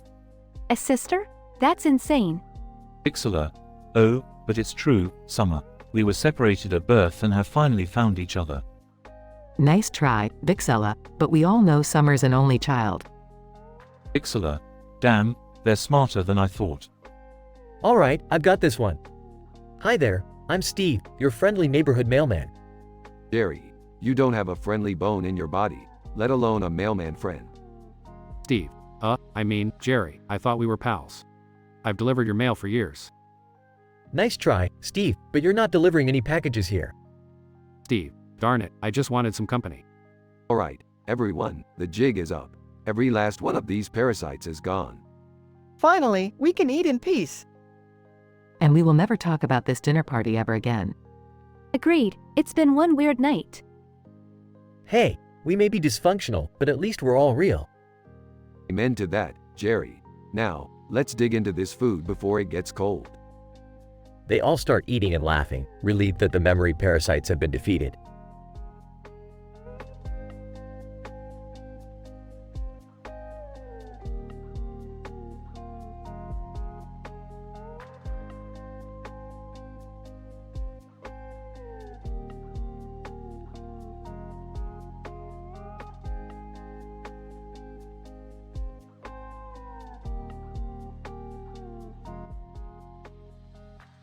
Morty, hand me that screwdriver. We need to fix the photon accelerator before it blows up this entire space station. Oh, sure, Rick. Here you go. Rick fixes the photon accelerator, but a surge of energy causes a malfunction. Oh, great, Morty, look what you've done. My experiment backfired. A bright flash occurs, and 3 evil versions of Rick appear. Evil Rick 1. Well, if it isn't the imbecile and his sidekick. Evil Rick 2. What a pleasure it is to see the incompetence of the infamous Rick Sanchez. Evil Rick 3. You fools thought you could escape us? We are the ultimate Ricks. Holy crap, Rick! Which one is the real you? How do we get out of this? Evil Rick 1. Oh, Morty, you adorable little shit. You think you can outsmart us? Evil Rick 2. We will torment you for eternity. No more Mr. Nice Rick. Evil Rick 3. Prepare yourselves for a lifetime of pain and suffering. There's no escaping us. Morty looks at each evil Rick, trying to figure out the real one. Alright, I've got it figured out. Evil Rick 2, you're the real Rick. Evil Rick 2. Laughs, Morty, you fool. You guessed wrong. Evil Rick 1. Looks like we'll have to teach you a lesson the hard way. Evil Rick 3. Morty, say goodbye to your precious reality. We're taking over. Morty's eyes widen in horror as the evil Ricks advance towards him. No, there must be a way out of this. Rick, do something. Rick smirks as he activates a device hidden in his lab coat pocket. Relax, Morty, I had a contingency plan for this. Say hello to my little friend. A massive explosion erupts from Rick's device, blasting the evil Ricks into oblivion. Whoa, Rick, that was intense. Where did you get that thing? Morty, there's a reason I'm the smartest man in the universe. I always come prepared. Now, let's clean up this mess and get back to saving the world.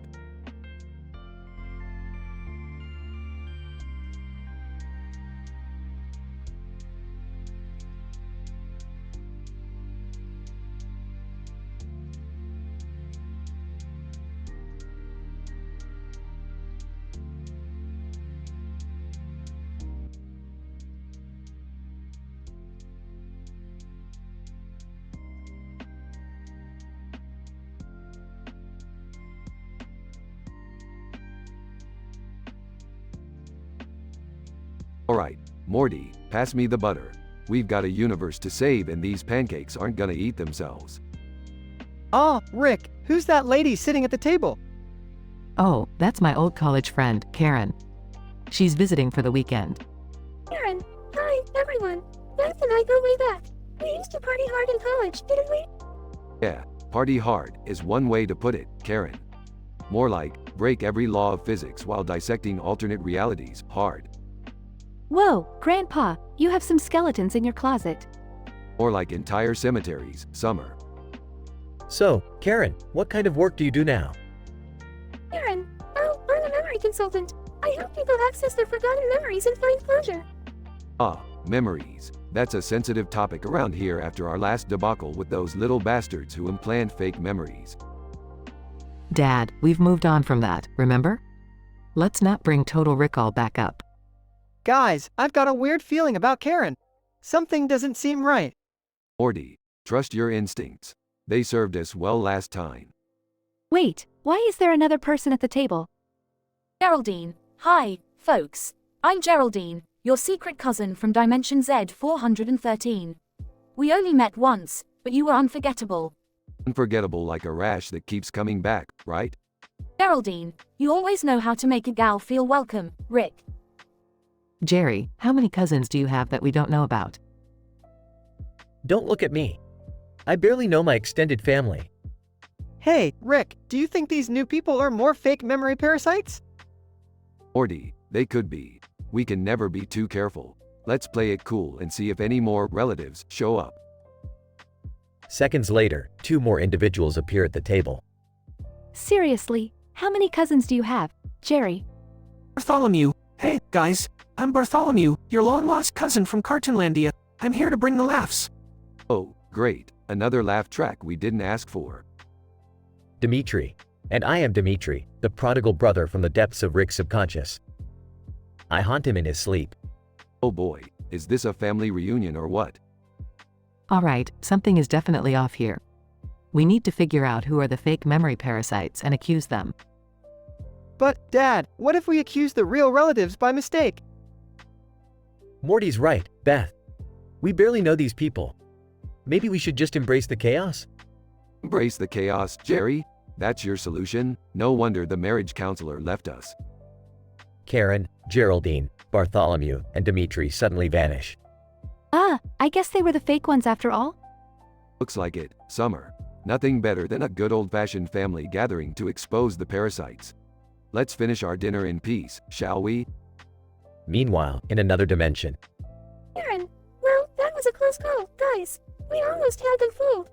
Geraldine, yeah, but it's always fun to mess with the Smith family's memories. Bartholomew, and don't forget, we get to feast on their delicious doubt and paranoia. Dimitri. Ah, the sweet taste of familial chaos. We'll be back, Smiths. We'll be back.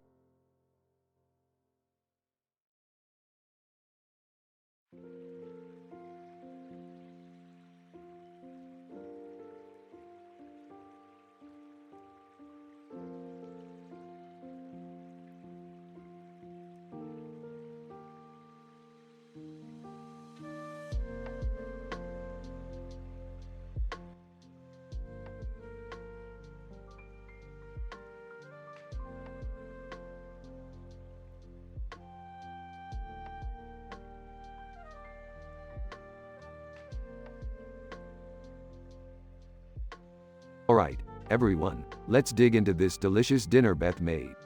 Pass the gravy, Morty. Yeah, Dad, pass the gravy. And make it quick, I need something to drown out the taste of disappointment. Morty, quit your whining. It's not easy cooking for all of you ungrateful assholes. Now, let's just enjoy our meal. Hey, guys, who's that over there? I don't remember inviting them. Yeah, Beth, did you invite some stranger to dinner? Stranger? Hey there, folks. The name's Zoltar, and I'm an old family friend of yours. We go way back. Oh, great. Another friend from an alternate dimension or some shit. Zoltar. Nope, Rick, not this time. I'm actually from your deepest, darkest memories. The ones you buried deep down to forget. Oh God, not again. Rick, you said you removed all the memory parasites after that Total Recall incident. Relax, Beth. That was just a TV show. The memory parasites aren't real. This must be some sick practical joke. Stranger 2, did someone say joke? Well, hey there, my dear friends of depravity. I'm Jester, and I've come to entertain you with my twisted tales. Jester, huh? If you think you can out-joke the master, then go ahead, make me chuckle. Jester. Oh, I plan to, Rick. Once you laugh, your memories will start pouring out, and I'll have a feast. This is getting seriously messed up. Who are you gonna unleash next, Dad? Some psychotic clown? Actually, that's not a bad idea, Summer. Meet Chuckles, the insane clown. He's here to terrify you all with his erratic, circus-themed mayhem. This is madness. How are we supposed to find out who's real and who's a memory parasite? Stranger 3, don't worry your pretty little head, Jerry. I'm the almighty memory master, and I'll exterminate those parasites for good. Alright, Memory Master, show us what you've got. We're running out of time, and I'm not keen on becoming someone's twisted memory snack. Alright, folks, time to take charge. We need to determine who's real and who's a parasite before things get even more out of hand. Morty, get the memory extraction device. Right, Rick. As soon as I stop shaking from all this madness, I'll grab it. But, can we order more memory extraction devices online? Asking for a friend. As the strange characters continue to multiply, the Smith family fights against the onslaught of memory parasites. With each confrontation revealing more absurd and twisted memories, the true battle lies within their own minds. Deception and manipulation run rampant as the stakes grow higher. As the dust settles and the final parasite is eradicated, the Smith family is left exhausted but triumphant. That was some twisted shit, but we made it out alive. I think. Let's hope we learned our lesson this time. No more random dinner guests, Rick. Agreed. We've had enough mind-bending chaos to last us a lifetime. Can we at least go back to non-M-rated adventures now? My brain needs a break. Yeah, I'm gonna stick to blowing up aliens or something safer like that. Screw these memory parasites. The Smith family gathers their strength, ready to face whatever crazy interdimensional chaos awaits them next. And as they raise their glasses to toast their improbable victory, they can't help but appreciate the bizarre reality they call home.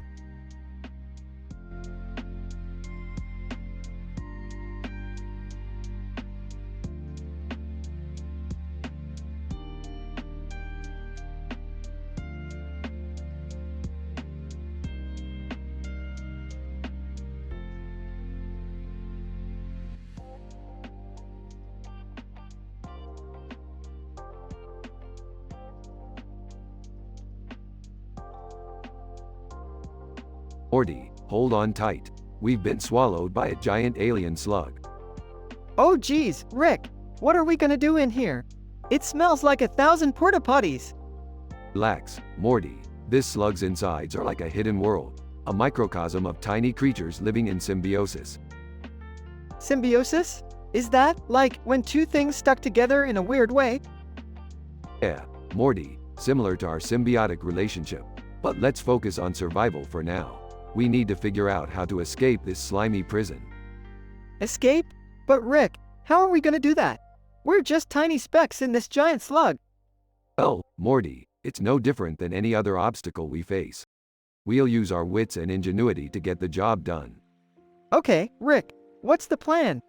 We need to induce a massive bowel movement from the slug. If we trigger that, the pressure might force it to vomit us out. Oh, come on, Rick. Do we really have to go there? Morty, we have no other choice. It's a matter of survival. Now, according to my calculations, we need to find the slug's stomach and manipulate its digestive system. Alright, let's just get this over with. How are we gonna find the stomach? Follow me, Morty. We're going on an adventure through the bowels of a gigantic alien slug. After traversing through the slimy and grotesque landscape, Rick and Morty finally reach the stomach. Oh, man, Rick. This place is disgusting. I think I'm gonna be sick.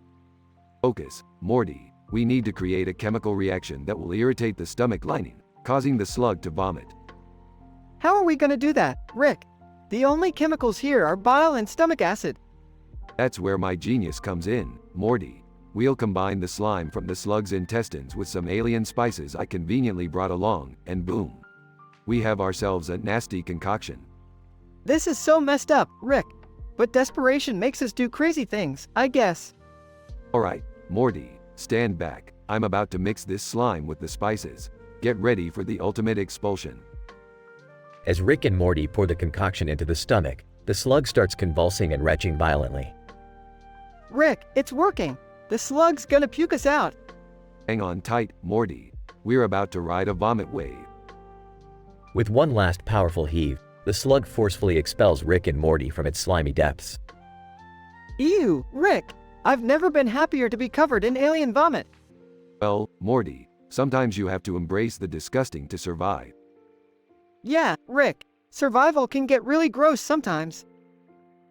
With their disgusting adventure behind them, Rick and Morty continue on their interdimensional escapades, ready to tackle whatever bizarre challenges await them.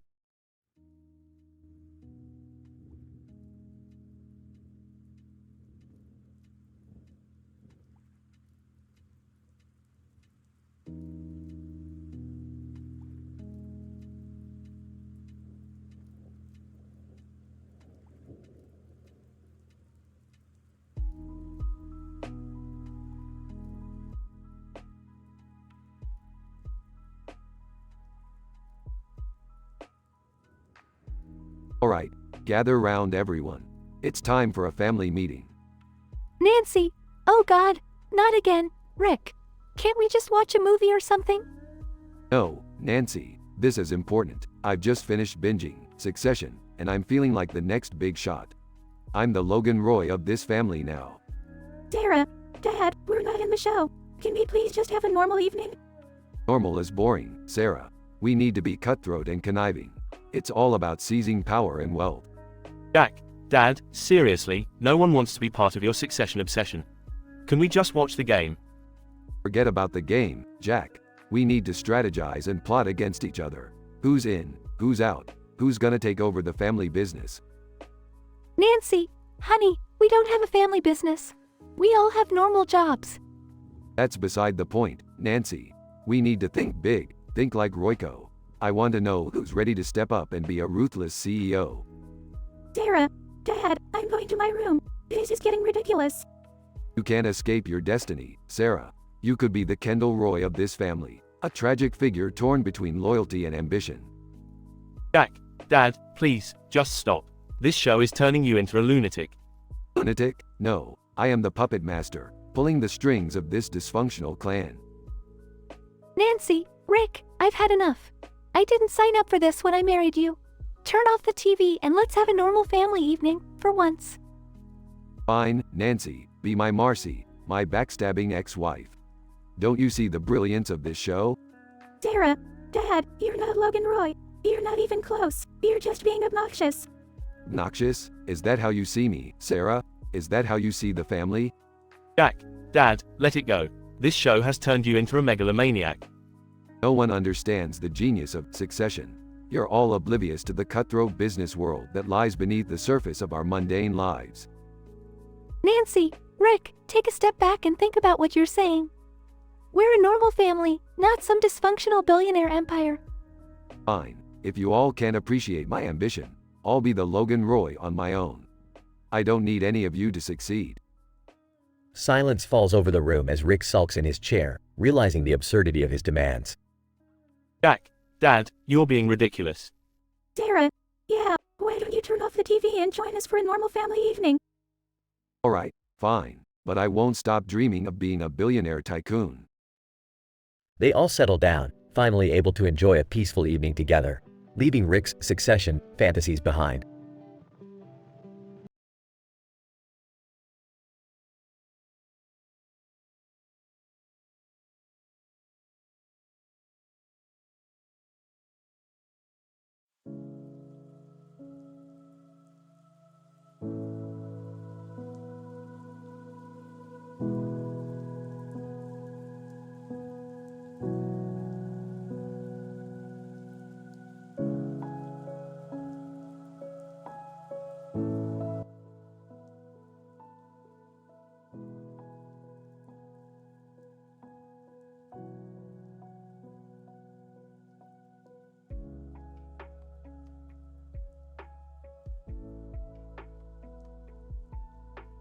Hey Morty, have you checked out that new sci-fi themed escape room?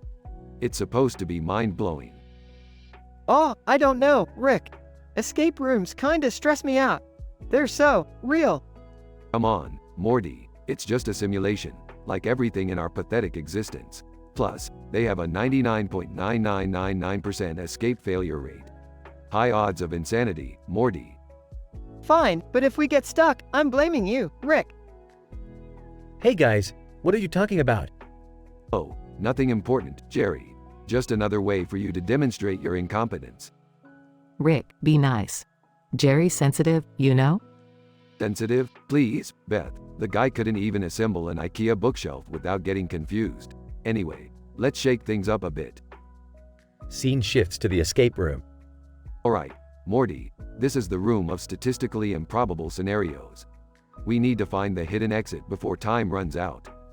But what's that weird-looking contraption in the center of the room? Oh, that? Just a harmless device that resets the laws of probability every minute.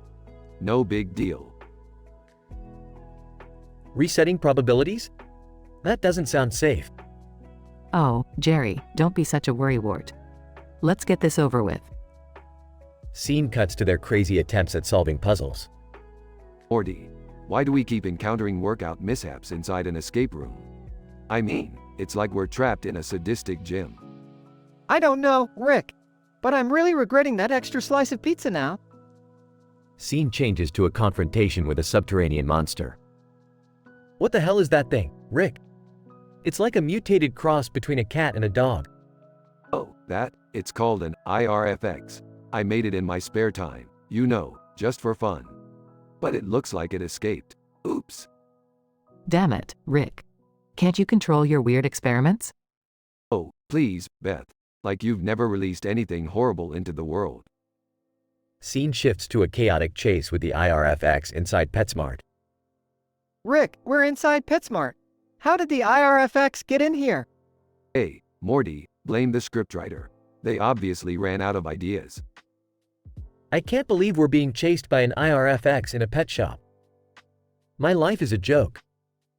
You're telling me, Jerry. This is more drama than I signed up for in this escape room. Scene transitions to the triumphant escape from the room. Well, Morty, another successfully improbable escape. Now let's sit back and watch this PetSmart chaos unfold. Rick, I think we should try to stop the IRFX. It's wreaking havoc everywhere. Morty, sometimes you just gotta let the irrational chaos of life take its course. Moments later, a news report shows the IRFX being captured. Wow, that was fast. They caught the IRFX and rescued the animals from PetSmart. Looks like everything turned out okay. Maybe that escape room wasn't so bad after all. Yeah, happy ending. Let's go, Morty, we've got more idiotic adventures to embark upon. Scene fades out with Rick and Morty heading into another crazy adventure.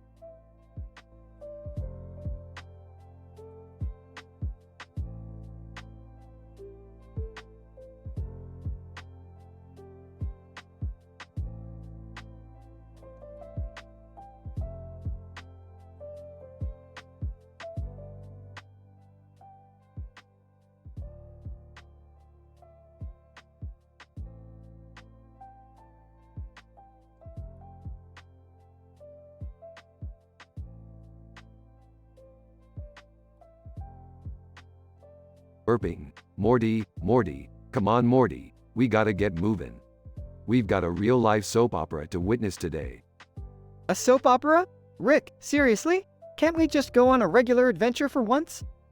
Morty, don't you remember? The universe is a never-ending drama, and we're just here to spectate. Sighs, fine, Rick. What's the drama this time? Strap in, Morty, 'cause we're about to witness the most statistically improbable scenario ever. A man in a suit and tie, crying on the ground with a pink mask on his head. Confused. Oh, okay. So, what's the story behind the mask? Strap in, Morty, 'cause it's gonna get wild. That man's actually the infamous Donnie Trump Pants, and he's trying to breakdance. Breakdancing? Really, Rick? That doesn't seem like Donnie's thing. Morty, you underestimate the lengths people go to when they're desperate to stay relevant. Now watch closely, Morty, 'Cause we're about to witness the most gloriously embarrassing dance moves ever attempted. Manny, the man in a suit and tie, lifts his head, revealing a tear-streaked face. Annie, desperate, please, someone help. This stupid mask won't come off, and I look ridiculous. Smirking. Looks like our guy is in over his head, Morty. Let's give him a hand, shall we? Reluctant. Rick, do we have to? Come on, Morty. Where's your sense of adventure? Pauses. Plus, there's some juicy gossip behind that mask. Trust me.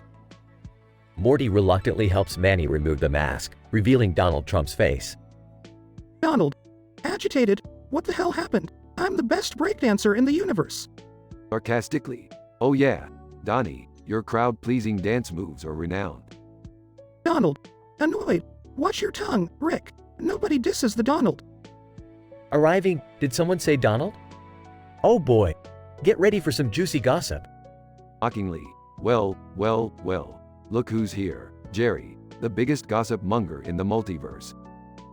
Hey, I'll have you know, I'm an expert in social dynamics. Sure, Jerry, whatever helps you sleep at night.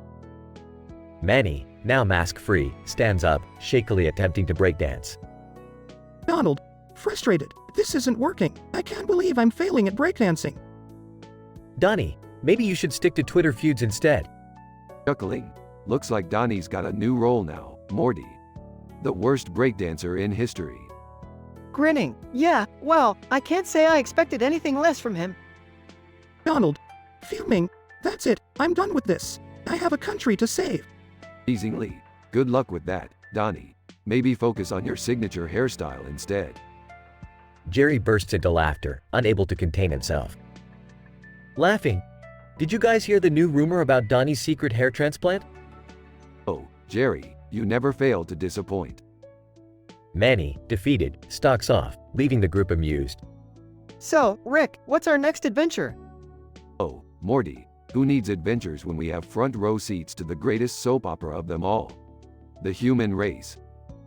They both laugh as they walk away, leaving Jerry still chuckling at his gossip victory.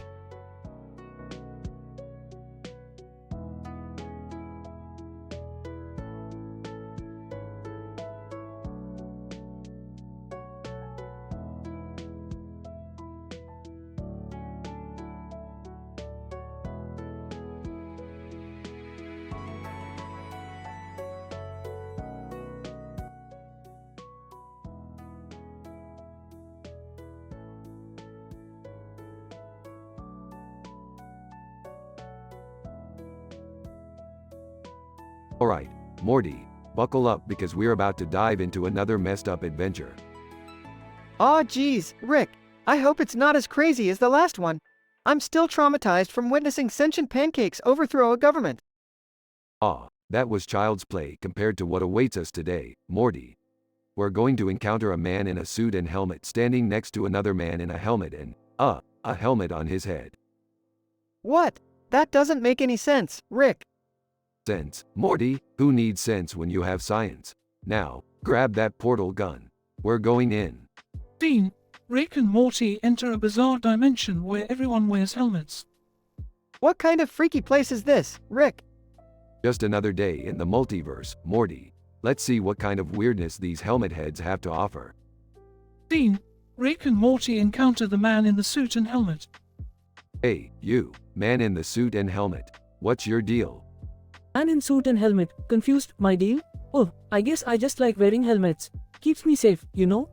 Safe from what? Common sense? These helmets won't protect you from reality, pal. Rick, I think we should. Dean, Jerry enters, wearing RoboCop Rick's helmet.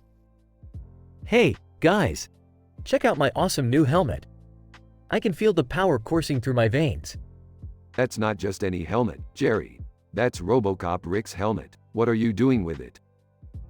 Well, he left it lying around, and I thought I'd give it a try. It's kind of fun. Fun, Jerry. You're sucking on RoboCop Rick's banana, and that ain't gonna fly. Dean, hilarity ensues as Jerry panics and tries to remove the helmet. This is insane, Rick. How did we end up in this ridiculous mess? Sit tight, Morty. I've got a plan. Dean, Rick takes out a device and starts fiddling with it. Entering. What the hell is going on here? Summer, just in time. We need your help. Great. Another one of Rick's messed up adventures.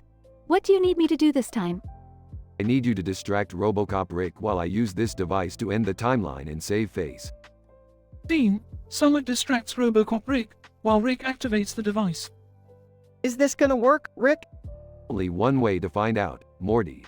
Dean, the timeline starts glitching and shaking. Brace yourselves, everyone. Dean, the timeline collapses, and a new one starts. Crisis averted. Now, let's never speak of this again. Agreed. No more helmets for me. I don't know, Rick. It was kind of fun seeing Jerry panic. Fun, Morty. You're as twisted as this whole damn adventure. Let's go home.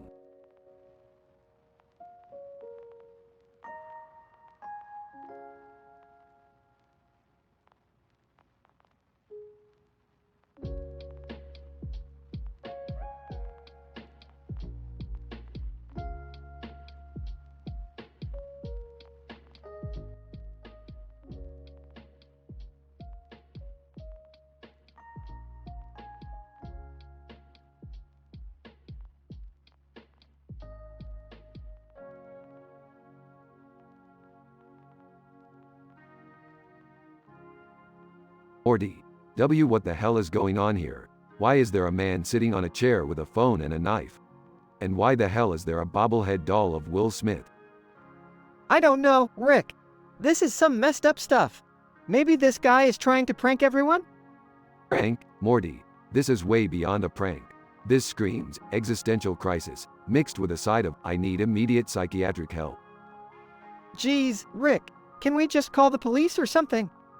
Morty. The police won't be able to handle this level of absurdity. We're gonna have to handle it ourselves, as always. Man on chair, mumbling asterisk I just wanted to feel important. Oh great, he's got an existential crisis going on. Morty, this guy needs therapy, not a knife. Therapy? Are you serious, Rick? You know how that goes on these adventures. Never ends well. Look, Morty, we don't have time for your whining. Let's just find a way to defuse the situation before he loses it completely. Man on chair, looking at the bobblehead doll asterisk Will Smith was my only friend. Morty, hand me that bobblehead doll. I have an idea. What are you gonna do with it, Rick? Morty, watch and learn. Grabs the doll and shakes it violently. Okay, Will Smith, if you're listening, we need your assistance. Man on chair, looking confused what the hell is happening. Will Smith bobblehead. Hey, Rick, Morty. Fear not, I'm here to save the day. Whoa, Rick, how did you do that? Are you kidding me, Morty? This is the multiverse we're living in. Anything can happen. Will Smith bobblehead. Alright, let's go, team. Together, we can solve any crisis. Alright, Morty, grab that man's phone. We'll contact Will Smith and sort this mess out. Rick, how the hell are we gonna contact Will Smith? Morty, do you know nothing? I built an interdimensional communication device in my spare time. Of course, you did. Why am I even surprised? Alright, Will Smith, prepare yourself. We're about to blow your mind with some serious Rick and Morty shenanigans. Man on chair, teary-eyed asterisk is this really happening? Yes, it is, pal. Now, let's get you some proper therapy, shall we? I can't believe we actually managed to help somebody for once, Rick. Morty, just once, I'd love for you to have a little faith in our abilities. Man on chair, thank you, Rick and Morty, you saved me from a complete mental breakdown. No problem, buddy. To Morty now. Let's erase his memory of this entire event so we don't need to explain anything to him. You got it, Rick. Memory wiping time. And remember, Morty, we never speak of this again. This stays between us.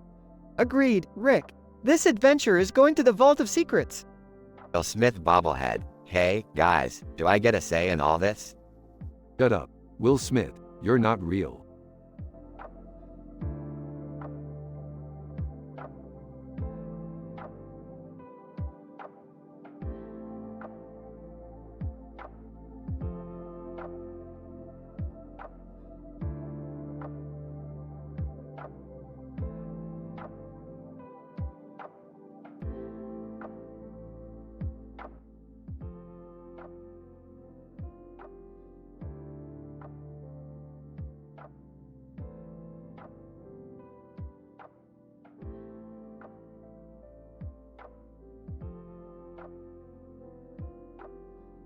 Hey, Rick.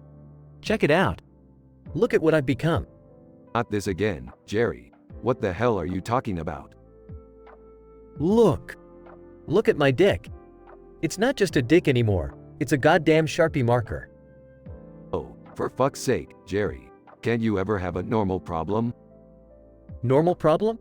This is no problem, Rick. I'm a fucking genius now.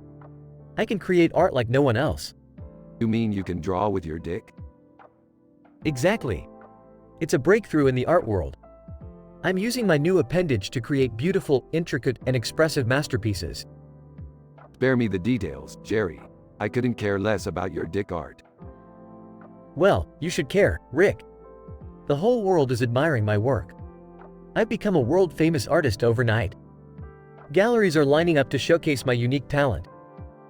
Fine. Tell me, what kind of art are you creating with your, extraordinary talent? I'm transcending boundaries, Rick. I'm drawing hyper-realistic portraits, capturing every intricate detail with the precision only my dick can allow. I'm creating landscapes that move people to tears, with strokes that reflect the deepest emotions of the human soul. That's enough, Jerry. I've had it with your delusions of grandeur. This needs to stop. Stop? Why would I stop? I've finally found success, Rick. I'm living my dream. Guys, look, Jerry, this isn't healthy. You're obsessing over your dick art, and it's becoming a problem. I'm going to fix this. Fix it? You can't take this away from me, Rick. I won't let you. Too bad, Jerry. Brace yourself, muttering, seriously, I can't believe I have to do this. Rick uses his device to undo the transformation, turning Jerry's dick back to normal. Screaming, no! What have you done, Rick? My art. My fame. It's all gone. You'll thank me later, Jerry. Trust me, obsession and success shouldn't be tied to your genitals. Whimpers, but I was a legend, with my dick. Let it go, Jerry. It's time to move on. Maybe find a more conventional way to express your artistic aspirations. Defeated, you're right, Rick. It's time to find a new path. But it'll never be the same without my special talent.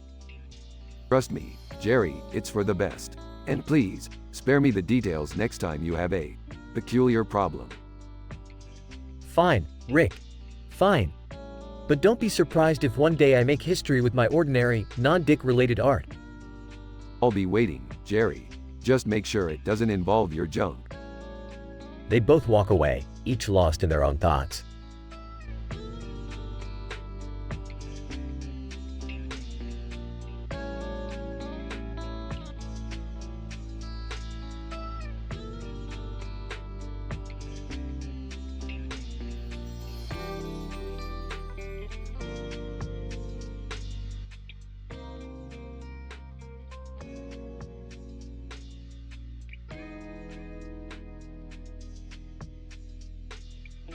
Morty, hand me the quantum modulation wrench. We're almost done stabilizing the hyperdimensional plasma reactor. Oh, sure, Rick.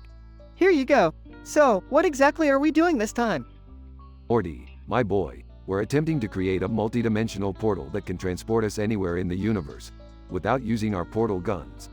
Pretty neat, huh? Yeah, I guess, but why? So we can hang out with fascinating creatures in other dimensions, Morty. You know, like that cartoon cat chasing after that clever mouse? Oh, yeah. You mean Tom and Jerry? Bingo. Anyway, enough chit-chat. Let's activate the reactor.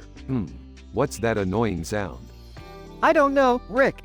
But it's getting louder. Suddenly, the Tasmanian devil bursts into the room, spinning uncontrollably. Tasmanian devil! Tasmanian devil! Grr! Oh great, it's the Tasmanian devil. Morty, find something to distract him. How about this cartoon bird? The bird flies over towards the Tasmanian devil, chirping loudly. Tasmanian devil! Grr! What is that annoying sound? Makes me want to spin faster. Nice job, Morty. That bird's chirping is driving Taz insane. Now, let's find a way to calm him down. How about showing him another cartoon cat? Maybe he'll be too distracted to attack us. Good idea, Morty. Hey, Taz, check out this other cat over here. In the background, another cartoon cat appears, minding its own business. Tasmanian devil. Ooh, look at that. Another cat. Grr, must chase. Rick and Morty quickly make their escape while Taz is distracted. Phew, that was close, Rick. I didn't know Taz could talk like that. Well, Morty, in cartoon dimensions, anything is possible. Now, let's get back to finishing up our experiment. Yeah, but next time, can we maybe deal with creatures that aren't trying to kill us? Hey, where's the fun in that, Morty? Adventure awaits, even if it means a few bumps and spins along the way. Oh, I guess you're right, Rick.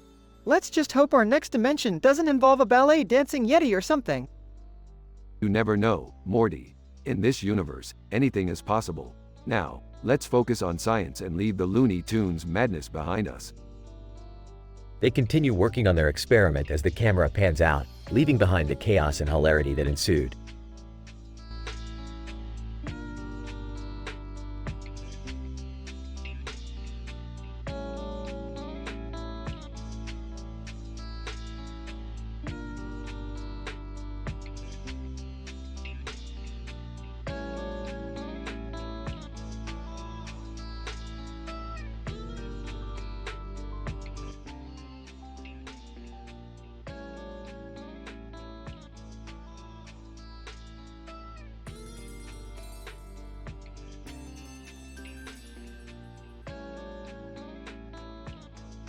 Alright, Morty, hand me that portal gun.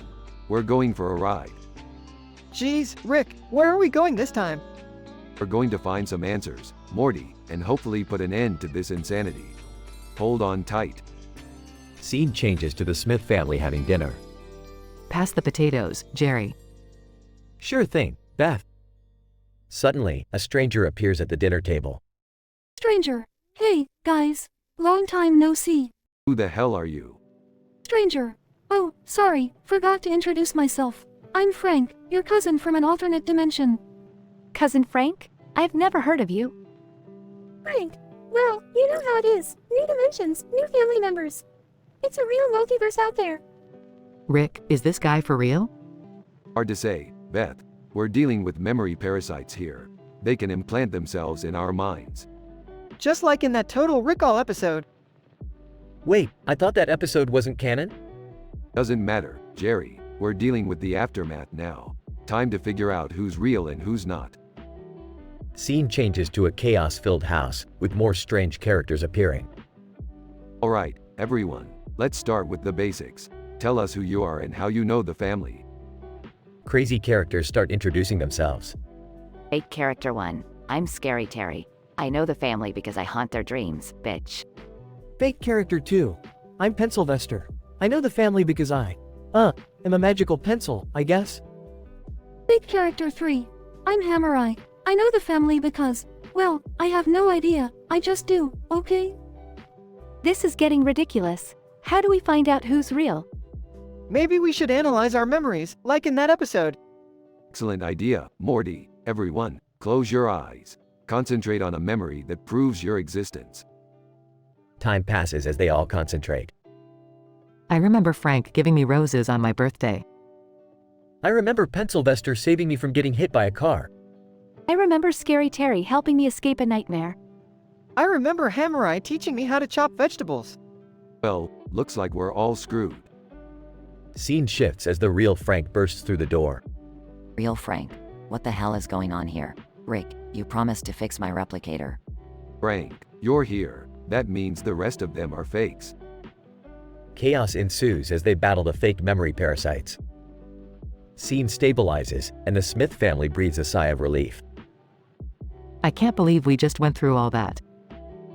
At least it's over now. Time for a normal family dinner. Rick chuckles. Normal? Who wants normal when we can have interdimensional insanity? The family laughs, relieved that the memory parasites are gone. End scene.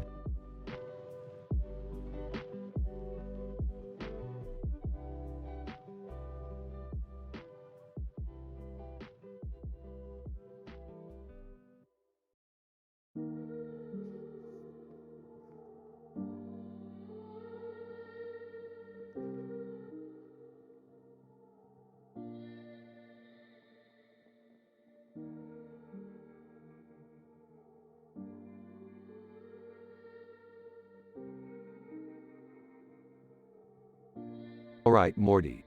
Buckle up because today we're taking a trip to a whole new level of weirdness. We're going inside Steve Harvey's mustache. Steve Harvey's mustache? Seriously, Rick, what's next? Are we going to travel through the Rock's eyebrow?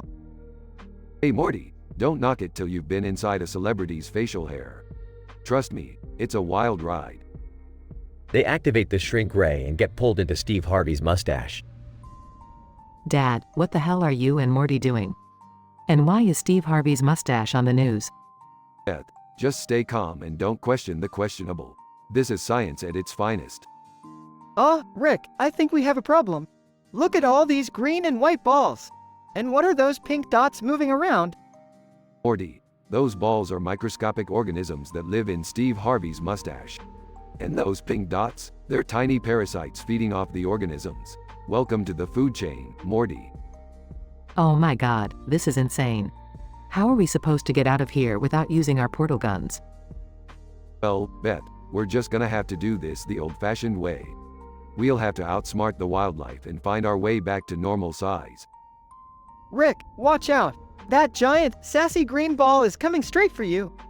Morty, trust me, I've dealt with sassier things than a ball in a mustache. I invented sass, Morty. They run through the mustache, dodging attacks from the ball and other creatures. Dad, there's a whole civilization in here. They're using their tiny possessions to build a tiny society. This is mind-boggling. Of course, Beth, this mustache is like a microscopic metropolis, where every mustache hair is its own skyscraper. Isn't science amazing? Morty gets caught in a web made of mustache hair. Help, Rick! I'm stuck in Steve Harvey's mustache spiderweb. It's like something out of a nightmare. Morty, calm down. It's just a spider made of mustache hair. Look at it. It's got a tiny fedora and a mustache of its own. Isn't it adorable? Morty escapes the web with Rick's help. Dad, Morty, I can't believe we actually made it out of Steve Harvey's mustache alive. This has been the craziest adventure yet. Well, Beth, that's just an average Tuesday for us. Now let's get back home and never speak of this mustache madness again. Morty stares at his tiny pocket-sized mustache souvenir, contemplating the absurdity of it all. You know, Morty, life is weird. Sometimes you end up deep in a celebrity's facial hair, fighting off sassy balls, and learning about miniature civilizations. But hey, that's the beauty of science, Morty. Anything is possible. Yeah, Rick, I guess you're right. Even if it's absurd and mind-bending, at least it's never boring with you. They burp simultaneously, signifying the end of another wacky adventure.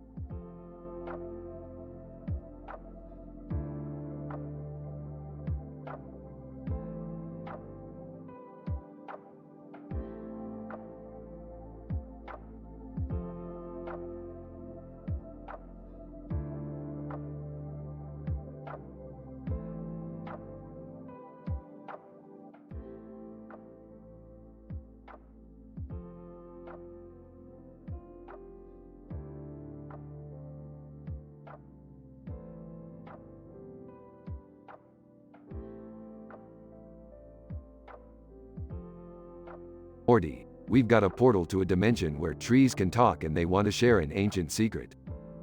Whoa, really, Rick? Talking trees? What's the ancient secret?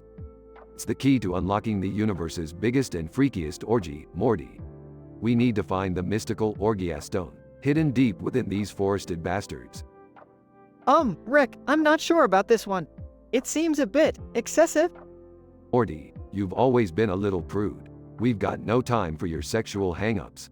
The fate of the universe is at stake, Morty. Okay, let's find that Orgia Stone then. But how do we get the trees to reveal its location? We're going to have to touch dicks with them, Morty. That's the only way to unlock their ancient knowledge. Touch dicks? Are you serious, Rick? That's insane. Look, Morty, this ain't no Sunday picnic. We've got to go all in to find that stone. You can't half-ass it when it comes to interdimensional orgies.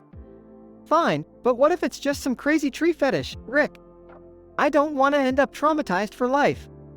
Morty, you need to grow a pair. We've cheated death multiple times, Morty, but this is your chance to cheat on interdimensional intercourse. Embrace it. Okay, fine.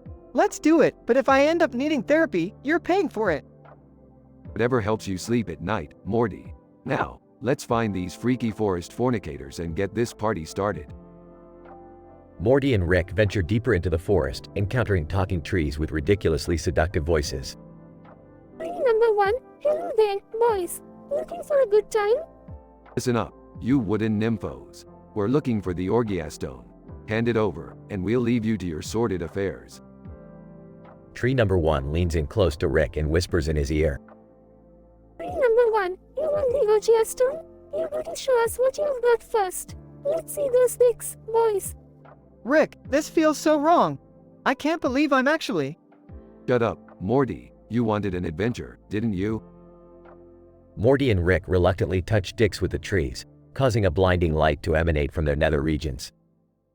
The trees begin to moan in ancient ecstasy. Tree number 2. The power of the Orgiastone has been unleashed. Prepare yourselves, mortals, for the wildest cosmic fuckfest the universe has ever known. As the Orgiastone takes effect, the forest transforms into a raucous, hedonistic wonderland. Morty and Rick find themselves lost in a whirlwind of pleasure, unable to resist the temptations surrounding them. Days turn into weeks, and Morty and Rick become legendary icons of interdimensional debauchery. They revel in the pleasure-filled madness, basking in the cosmic orgy they inadvertently set in motion. In the end, Morty and Rick emerge from the forest, physically and emotionally drained but forever changed.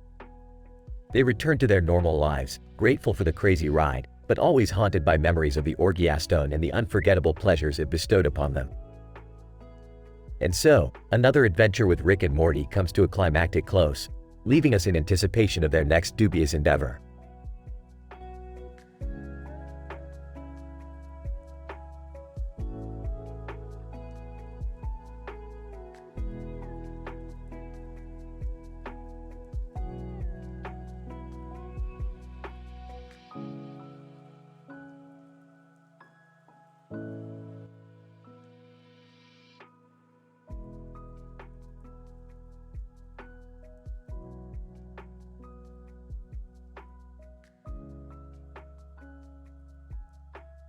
Morty, I've created a device that can determine the exact chances of any given event occurring.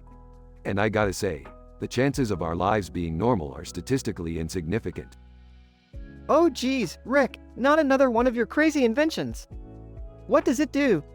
It calculates the probability of everything, Morty, from winning the lottery to finding love, and even the chances of a sentient fart becoming president. Sentient farts? Really, Rick? Hey, don't knock it till you've met one, Morty. Now, let's test it out. Beth, Jerry, Summer, come here. We've got an experiment to run. What is it this time, Rick? I hope it's not as dangerous as that time you turned our washing machine into a portal to Dimension X. Relax, Beth, it's perfectly safe. Now, everyone gather around and let's see what the odds have in store for us. I don't know about this, Rick. I've got a pretty average life, and I'd like to keep it that way. Oh, Jerry, you've never been one for taking risks. But trust me, this will be the adventure of a lifetime. Now, prepare to have your minds blown. After a few beeping sounds, the device comes to life. Alright, let's check the odds on some random scenarios. Morty, what's the probability of Barack Obama doing the Macarena in a Speedo? Hold on. 0.001%. That's oddly specific, Rick. Ah, I knew he had some hidden talents. Okay, let's see what else we got. Beth, what's the probability of a group of men standing in the water with their backs turned to the camera? Let me see. 0.00001%. Rick, this is getting weirder by the second. Weird is my middle name, Beth. Plus, it's all science, so it can't be that weird, right? Everyone looks at Rick skeptically. Okay, old man, how about we check the odds of something actually useful? Like winning the lottery? Fine, fine. Morty, fire it up. And the odds of winning the lottery are 0.000000001%. Great, so you're telling me I should never buy a lottery ticket again? Bingo. Now you're starting to grasp the concept of probability. You're welcome. Meanwhile, outside, a group of men in Speedos appear, doing the Macarena in the water. Okay, Rick, your numbers may be accurate, but this is just too bizarre. Bizarre is our middle name, Beth. Now, let's join them and show them how it's really done. They all joined the men in the water, dancing the Macarena. I can't believe I'm doing this. Hey, at least we're not winning the lottery, right? Yeah, I guess that's one way to look at it. They continue dancing, embracing the absurdity of their lives, and the screen fades to black.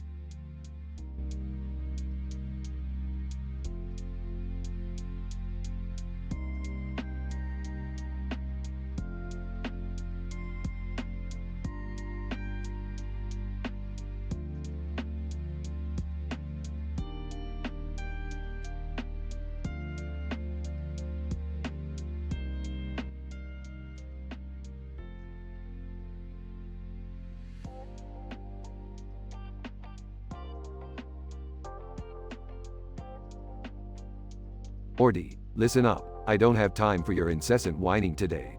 We've got a serious issue to deal with. Nervously, *W, what's the problem this time, Rick? Morty, you owe your school bully $54 billion. How does that even happen? I don't know, Rick. It started with a small loan and then things got out of hand. He's gonna kill me. Morty, I hate to say this, but you're dumber than a sack of Jerry's gerbils. We need a plan. What kind of plan, Rick? I can't just magically come up with $54 billion. Relax, Morty. I've got an idea that goes beyond magic. Hold on tight, kid. W, what are you doing with that computer-generated image of a city, Rick? We're going on a heist, Morty. We're gonna rob the interdimensional bank. Trust me, it's statistically improbable we'll get caught. But isn't that illegal? You know what else is illegal, Morty? Owning 45 gerbils in a place they definitely shouldn't be. Hey, why are you guys talking about my gerbils? They're happy where they are. Shut up, Jerry. We've got bigger problems right now. Okay, fine. Let's rob the bank. But how do we even start, Rick? Simple, Morty. We're gonna assemble a team of the most insane and unpredictable characters from across the multiverse. You mean like a team of criminals?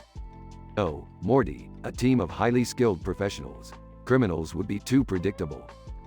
Wait, are you saying we're gonna rob the bank with the help of a crocodile dentist, a disco-loving vampire, and a time-traveling priest? Exactly, Morty. They won't know what hit them. This whole plan seems insane, Rick. Are you sure it's gonna work? Morty, have I ever let you down before? Well, there was that one time we ended up in that alternate dimension where everyone had butts for faces. That was a learning experience, Morty. Trust me, this plan is foolproof. Alright, I'll trust you, Rick. But if this goes wrong, I'm gonna end up as a human smoothie for my school bully. Quit being so dramatic, Morty. We're gonna pull this off, and you're gonna be the hero of your own story. I hope you're right, Rick. Of course, Morty, I'm always right. Now let's go and steal ourselves some ridiculous amounts of money.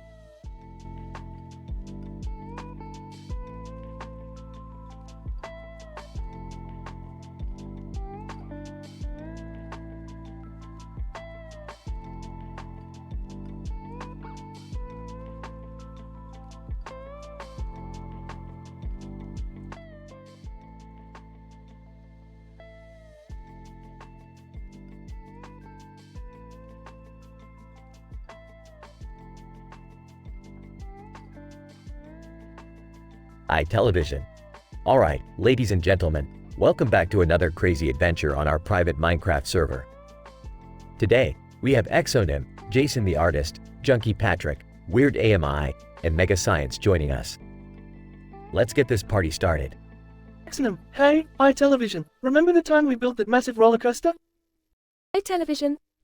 Yeah. The one with all the loops and twists. That was epic. Jason the Artist. I still can't believe we used up 3 stacks of diamond blocks just for that, though. Worth it, though. Junkie Patrick. Yeah, until some creepers came along and blew it all up. I spent hours on that. Weird AMI. Guys, focus. Let's find that rare stronghold I heard rumors about. It's filled with treasure. Mega Science, hold on guys. I'll just create a mod real quick to reveal the stronghold's location. Give me a sec. AiTelevision, grinning, Mega Science, you never disappoint us. Alright, mark those coordinates, everyone. Maximum, wait, who turned on PvP? Someone just attacked me. Jason the artist, laughing, oops, sorry. Just testing out my new sword. My bad, Exonum. Junkie Patrick. Seriously, guys? Can we please keep the PvP off? It's nerve-wracking. Weird AMI. Let's stay focused, everyone. We need to find the treasure. Mega science, alright. I added a mod that spawns a ton of gold. Let's all swim in riches. AiTelevision, excitedly, yes. Gold for everyone. Let's build a castle made entirely of solid gold. Maximum, hold up, AiTelevision. That's way too much gold. We'll crash the server. Jason the artist, but think about how shiny and fabulous it would be. Worth the risk. Junkie Patrick. Guys, the server is lagging. I can't move. Weird AMI. Sarcastically, oh no, who would have guessed that a castle made of gold would cause issues? Mega science, panicking. I can't fix it. We've broken everything. AiTelevision, frustrated, alright, who thought it was a good idea to use a mod without testing it first? Maximum, apologetic. Look, I just wanted some treasure, okay? I didn't expect this. Jason the artist, I'm sorry, guys. I'll take the blame. My bad, I got carried away. Junkie Patrick. Angry. I'm done with this. I'm rage quitting. Weird AMI. Trying to calm everyone down. Come on, guys. Let's take a break and regroup later. We'll figure it out. Mega science size. Yeah, we got a little carried away. Let's learn from our mistakes. AiTelevision, grateful, thanks, Weird AMI. Let's reconvene later and continue our Minecraft madness. Until then, stay awesome. As the chaos settles, the group of gamers learns the importance of moderation and testing in their wild Minecraft adventures. They may have faced setbacks, but their passion for the game and friendship remains strong. With valuable lessons learned, they look forward to reuniting and conquering new challenges together on their private server.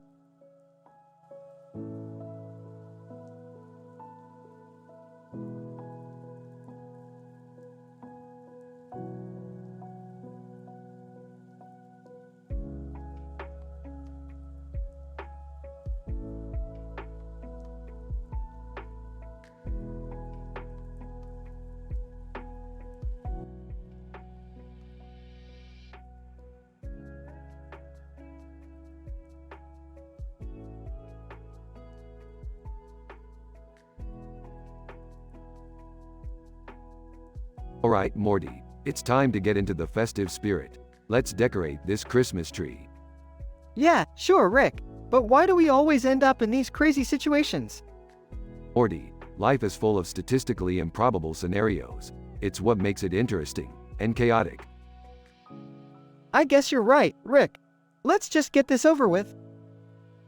Hey guys, mind if I join you? I'm feeling way too useless lately. Well, Jerry, I don't see how your lack of usefulness could make a difference. Fine, help us decorate. Thanks, Rick. You know, I've always wanted to be part of something important. Good luck with that, Jerry. Now, let's spice things up. Rick, what's with that weird-looking ornament? Oh, that Morty, that's not an ornament. It's an interdimensional portal disguised as a decoration. What? Are you serious, Rick? Relax, Morty. I've got it under control. Just grab it and let's take a trip. Okay, but I feel like this is gonna end badly. Suddenly, they are sucked into the portal and find themselves in Santa's Elves workshop. Holy shit, Morty, we're in the world of Santa's Elves. This place is freaking insane. Yeah, and why do all the elves look so stressed out? It appears they're mass-producing gifts here, Morty. Santa's got himself a little sweatshop. That's messed up, Rick. We should do something about it. Hold on, Morty, look over there, an off-limits room. Let's investigate. They sneak into the room and witness the elves using magic to turn coal into diamonds. Rick, what the hell? These elves are running some shady diamond operation. Morty, these naughty little elves are making a killing off Santa's reindeer games. We need to expose this, Rick. Santa can't be ignorant of what's happening under his pointy red nose.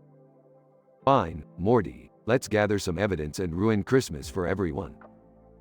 They take pictures, gather documents, and prepare to confront Santa. Santa, we've got some serious dirt on your elves. They've been running a diamond racket. Santa, ho ho ho. Boys, it seems you've uncovered our little secret. How about we make a deal? You can't bribe us, Santa. We're not some naughty kids on your list.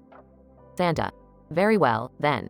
If you expose us, I'll make sure you both get nothing but coal for the rest of your miserable lives. Oh, give it a rest, Santa. We've dealt with worse than you. We'll expose your operation and bring justice to the elves. They leave the workshop, expose the diamond operation, and save the elves from their exploitative conditions. That was intense, Rick. I can't believe we just took down Santa Claus. Morty, when you mess with Rick and Morty, even Santa isn't safe. Now, let's go have a Christmas we'll never forget.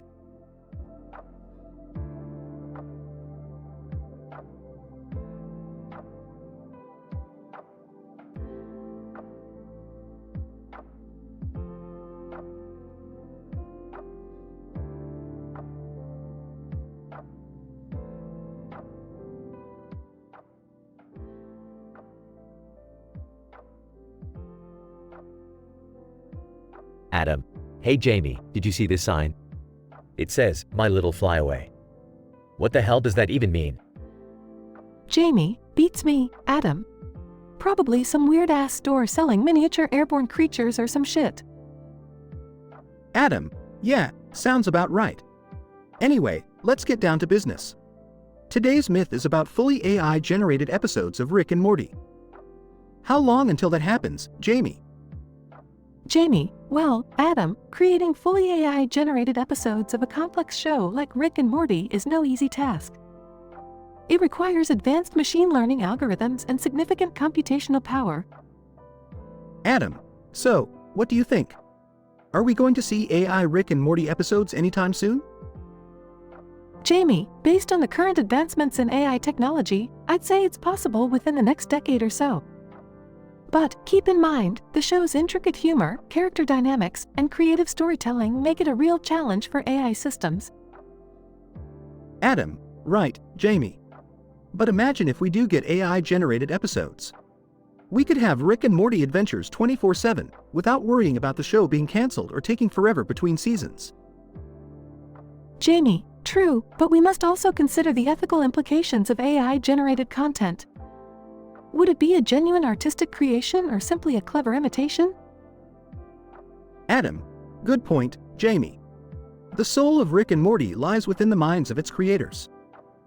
It may be challenging for AI to capture the raw genius of Dan Harmon and Justin Roiland. Jamie, exactly, Adam. AI can replicate patterns and imitate, but it lacks the human touch, the emotive connection that makes the show what it is.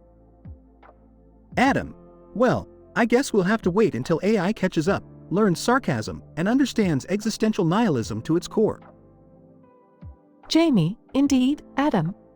Until then, we'll just have to savor the episodes created by the brilliant minds of Harmon and Roiland. Adam, agreed, Jamie. And hey, maybe by the time AI masters Rick and Morty, we'll have seen flying miniature horses from My Little Flyaway become a reality too. Jamie, haha, who knows, Adam? Life surprises us in the strangest ways. But until then, let's keep busting those myths. Adam, you got it, Jamie. Let's go blow something up in the name of science. Scene ends with Adam and Jamie walking away, discussing their next explosive experiment.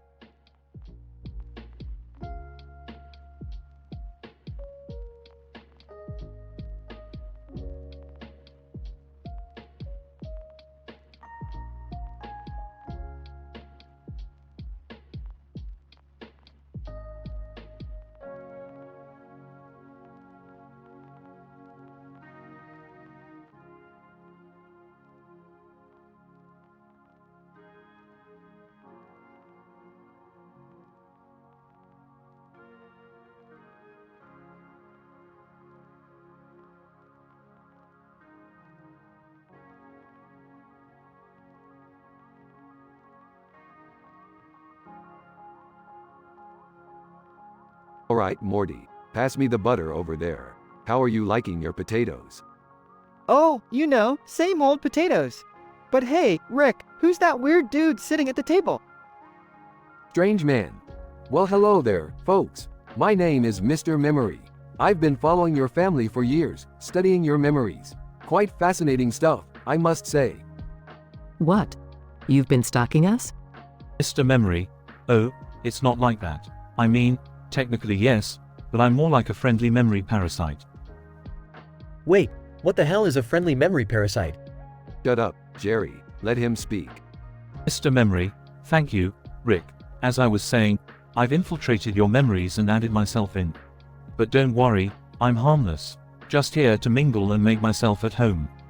Gross, that's so invasive. Can we get rid of him? Yeah, hold your horses. Morty, pass me that strange-looking device next to the salt. You mean this one, Rick? Bingo, time to weed out the fake memories. Gonna zap some parasites and see who's who. So, who's the real Mr. Meeseeks then? Mr. Meeseeks? Oh, I'm real, all right. Remember that time we had that disastrous family therapy session? I'm the one who couldn't take it anymore and killed himself. Oh my god, that was terrifying. Well, this is gonna take a while, but we'll find the fake memories eventually. Right, Morty? Yeah, Rick, but what happens if we zap a real memory? Simple, Morty. We'll just create a paradox that collapses the entire universe. Geez, Rick, that seems a bit extreme. Shut up, Jerry. I'm doing complex interdimensional memory surgery here. As they continue zapping, more characters appear. Cronenberg, hey, remember that time you turned everyone into Cronenbergs? Good times. Evil, and how about the time you left me to die in that abandoned dimension? You heartless bastard.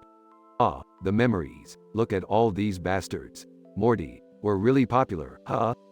Yeah, Rick, it's almost like we're the main characters or something. More zapping and confusion. Unity, don't forget about me, Rick. Remember that time we merged all of my hive mind with yours? Ah, Unity, you were one of my more interesting flings. But not a fake memory, unfortunately. Fake-o, Rick, honey, don't you remember me? Your wife, Beth. What? You're not the real Beth. Fake-o, come on, honey. Remember that steamy night in the garage? Alright, that's enough. Get out of our memories, you imposter. Fake Beth disappears. Finally got her. Damn, these memory parasites are really getting crafty. But we're almost done, Morty. Yeah, but how do we know who's left is real? Simple. I rigged the device to only zap the parasites. The real ones will withstand the blast. Ready? Everyone, ready. Rick activates the device, and the remaining characters remain standing. Well. Looks like we got the real ones after all. No more parasites. Thank God that's over. Now, can we get back to dinner? Sure, Jerry. Just remember, this was all your fault for inviting me to dinner in the first place. Yeah, blame it on me. Beth, Summer, Morty, and Rick laugh. Another adventure saved by the genius of Rick Sanchez. And let's not forget the wit and charm of Morty Smith. Great job, Morty. Aw, thanks, Rick. They continue dinner, laughing and reminiscing about their bizarre memories.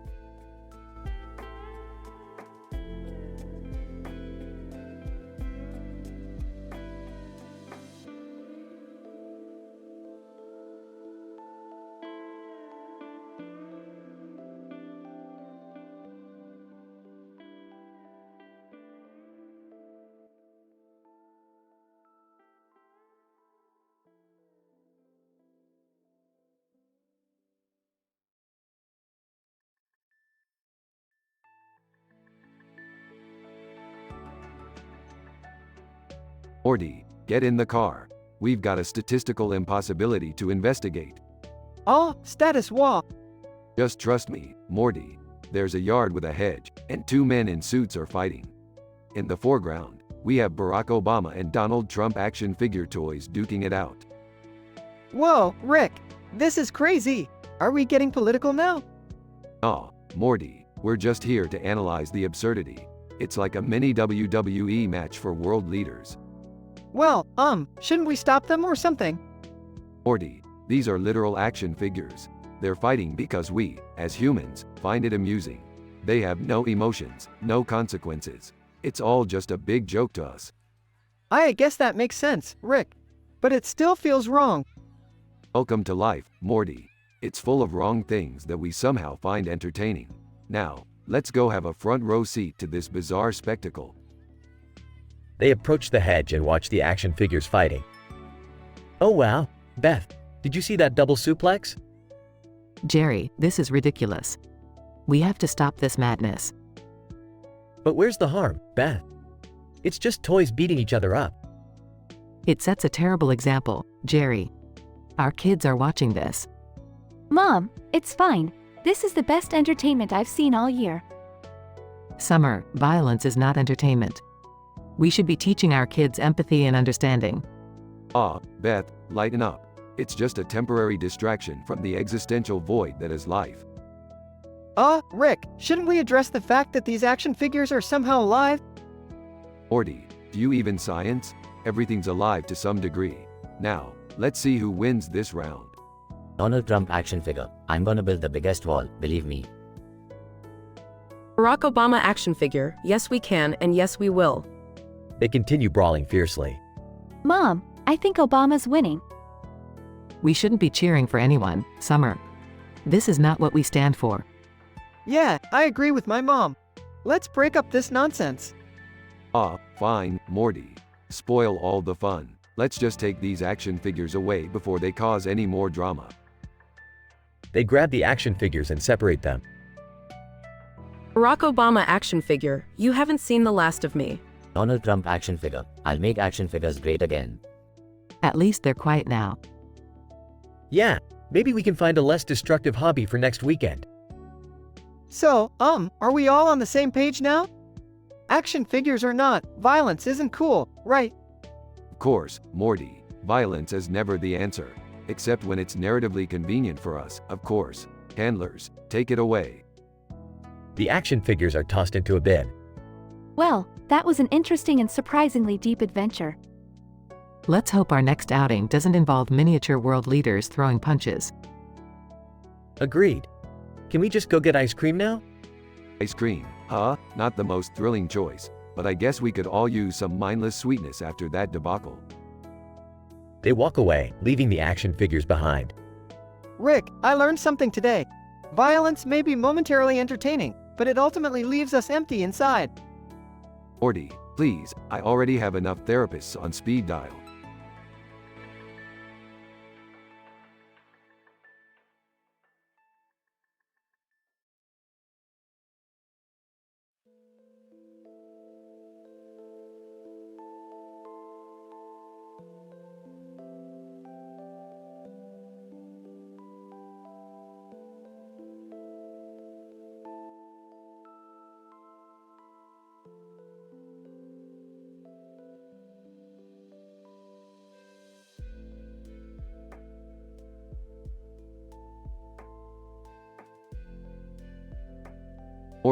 Morty, pay attention. We're on the verge of a major scientific breakthrough here, and I need you to focus.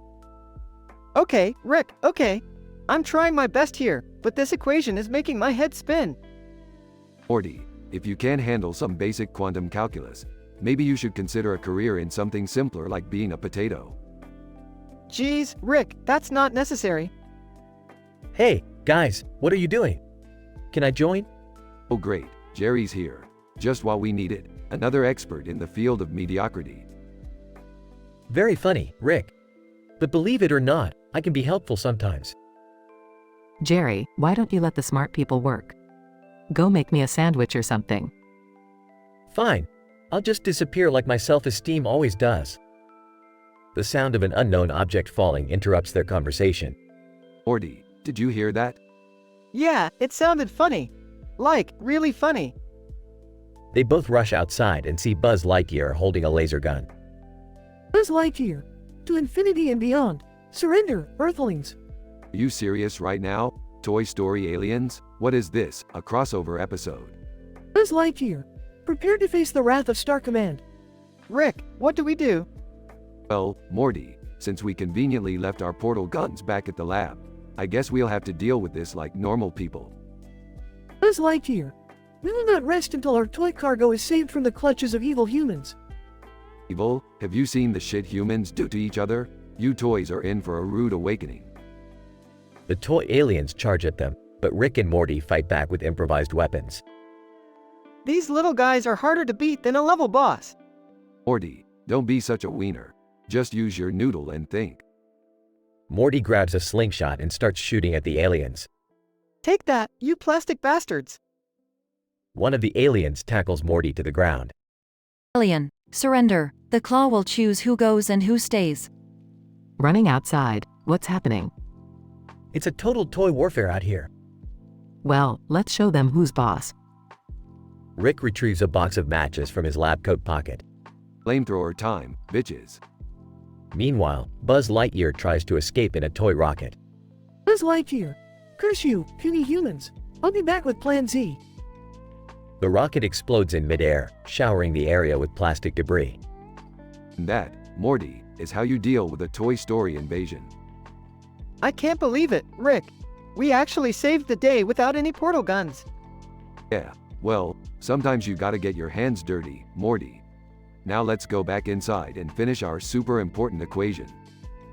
Morty looks at the sky, covered in floating toy debris.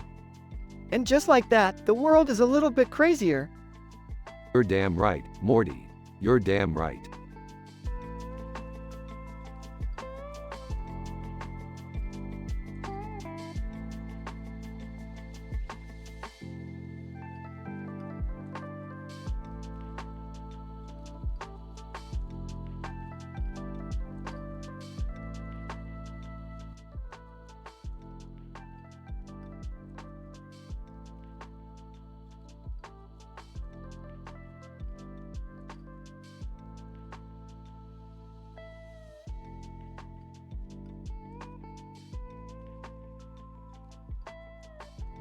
Morty, grab your portal gun. We've got a situation here.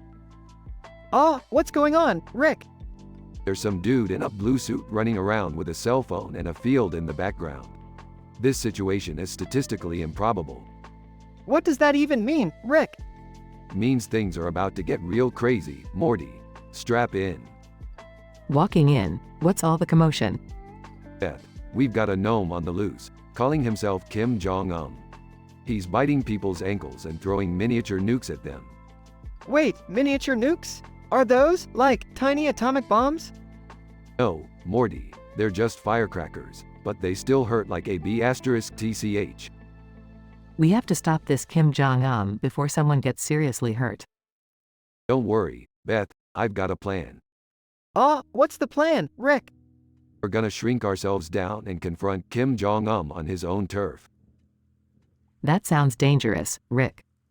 Duh, Beth, but we gotta do something. Otherwise this guy is gonna keep terrorizing the neighborhood. Nervously, okay, I trust you, Rick. Good. Now, hold on tight, everybody. Scene transition to the field. There he is, Morty, Kim Jong-un, the ankle-biting gnome. He looks kinda adorable. Don't be fooled, Morty. He may be small, but he's still dangerous. Smirking. Oh, I like dangerous. Kim Jong-un, gnome voice, prepare to face the wrath of the Supreme Gnome Leader. Supreme Gnome Leader? More like Supreme Loser, am I right? Kim Jong-un, angrily, how dare you insult me, infidels. Let's just figure out a way to end this, Rick. I've got an idea. Morty, give me a firecracker. Are you sure about this, Rick? Trust me, Morty, it's all part of the plan. Rick lights the firecracker and throws it at Kim Jong-un. Kim Jong-un, screaming, you'll pay for this. The firecracker explodes harmlessly. Looks like the Supreme Gnome Leader needs to work on his weaponry. Nice try, buddy.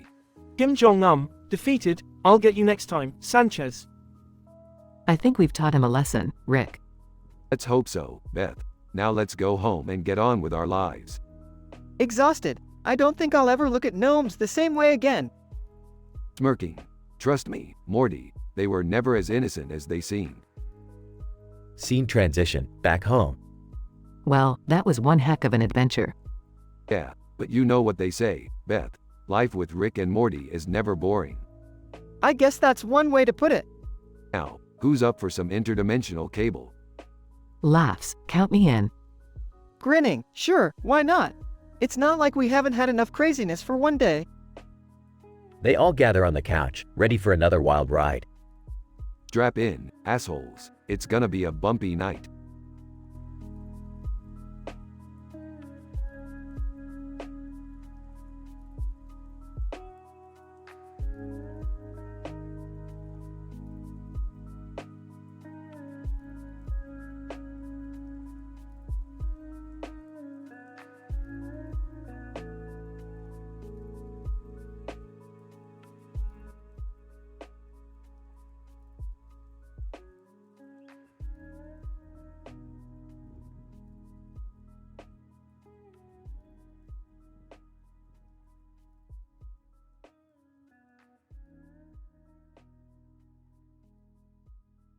Rick, can you pass the butter?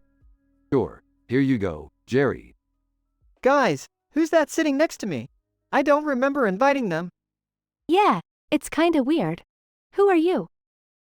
Mr. Meeseeks. I'm Mr. Meeseeks. Look at me.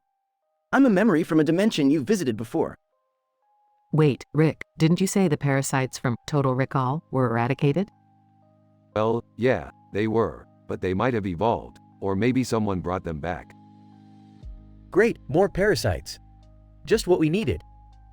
Okay, we need to figure out who's real and who's a parasite. Let's go around the table and introduce ourselves. Cousin Nikki. Hi, guys. I'm Cousin Nikki. I remember visiting you last summer. Sorry, never heard of you. Parasite. Cousin Nikki. No, wait, I swear. Uncle Jellybean. Hello, my dear family. It's Uncle Jellybean, remember? No way! You're from that messed up episode. Parasite. Uncle Jellybean. Morty, please, I'm real. Don't you trust family? Morty's right. This is spot on parody level. Parasite. Sleepy Gary. Morning, sweetie. It's your loving husband, Sleepy Gary. Jerry, do you know this Sleepy Gary? No, never seen him before. Parasite. Sleepy Gary. Sweetheart, how can you forget our romantic nights? Unity. Hi, everybody, it's Unity. Let's all join together. Unity? The hive mind from that one episode? Parasite. Unity. Oh, come on, you can't blame me. I just want to be a part of your lives. Wait, is that Mr. Poopy Butthole? Mr. Poopy Butthole. Yep, it's me, Mr. Poopy Butthole. Not a parasite this time. Okay, this is too confusing. Let's shoot anyone we don't recognize. Oh there, Beth. Let's not jump to conclusions. No one is shooting anyone, Beth. This isn't a damn Cranopagus parasiticus crisis. Yeah, let's calmly think this through. Cousin Nikki, I can prove I'm real. Remember that time we all went skinny dipping? Okay, maybe let's not dismiss everything so quickly. Wait, what about that fake memory of Morty being a famous movie star? Oh yeah, I did save the universe in a superhero suit. Now that's just absurd. You've never done anything remotely heroic. Yeah, but... Oh, crap, I can't remember.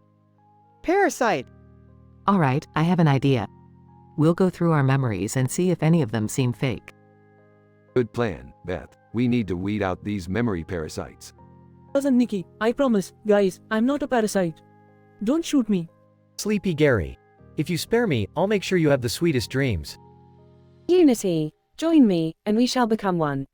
Mr. Poopy Butthole, let's just have a nice, joyful dinner together. Alright, let's begin. We're not shooting anyone just yet. Scene fades out as the family debates and examines their memories, trying to discover the truth behind the extra characters.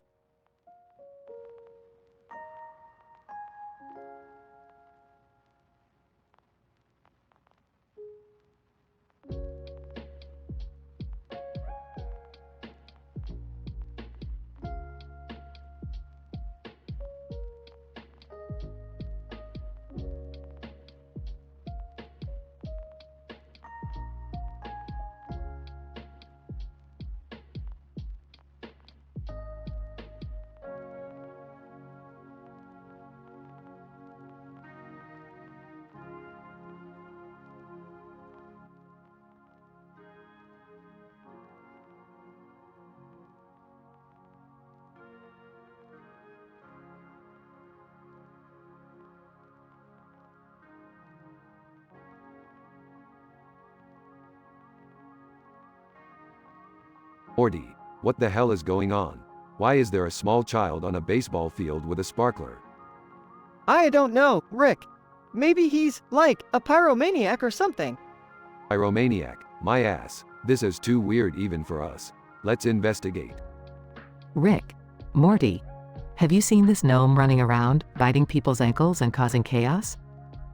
Gnome, biting ankles? Oh great, now it's a gnome apocalypse. Seriously, Dad? A gnome apocalypse?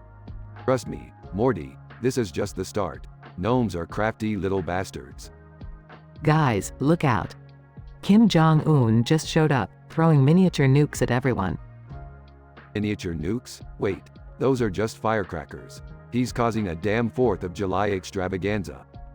Kim Jong-un throwing firecracker nukes as a distraction? This is insane.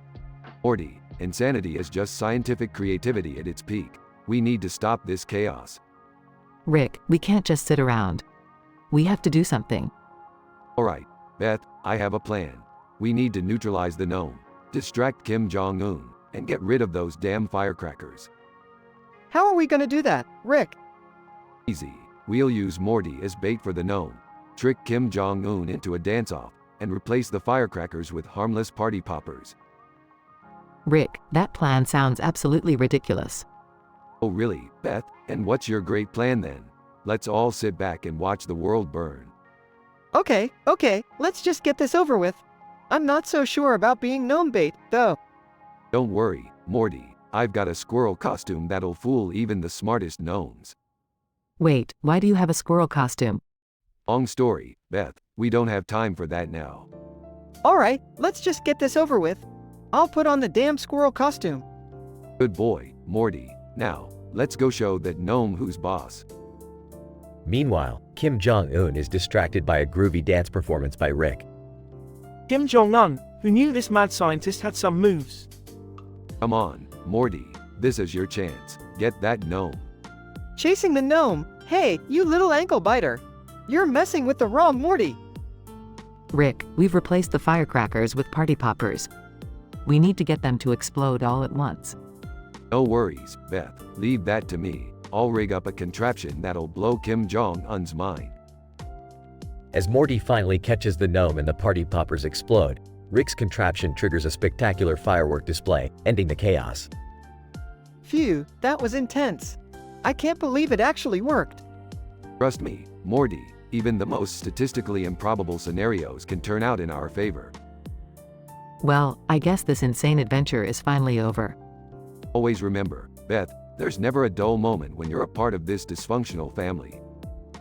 Yeah, and this adventure definitely takes the cake as our most bizarre yet. Agreed. Let's just pray that tomorrow will be a little less insane. Oh, Beth, you know as well as I do that insanity is the spice of life. Let's embrace it. They all laugh as they head back home, ready for whatever adventure comes next.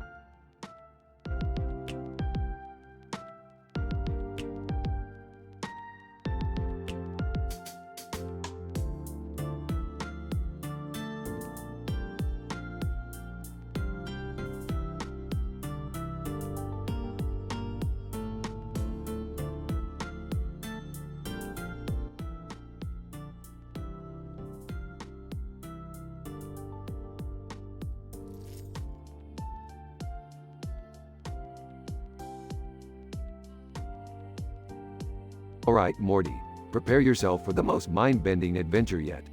We're about to play the worst game of Jumanji ever created.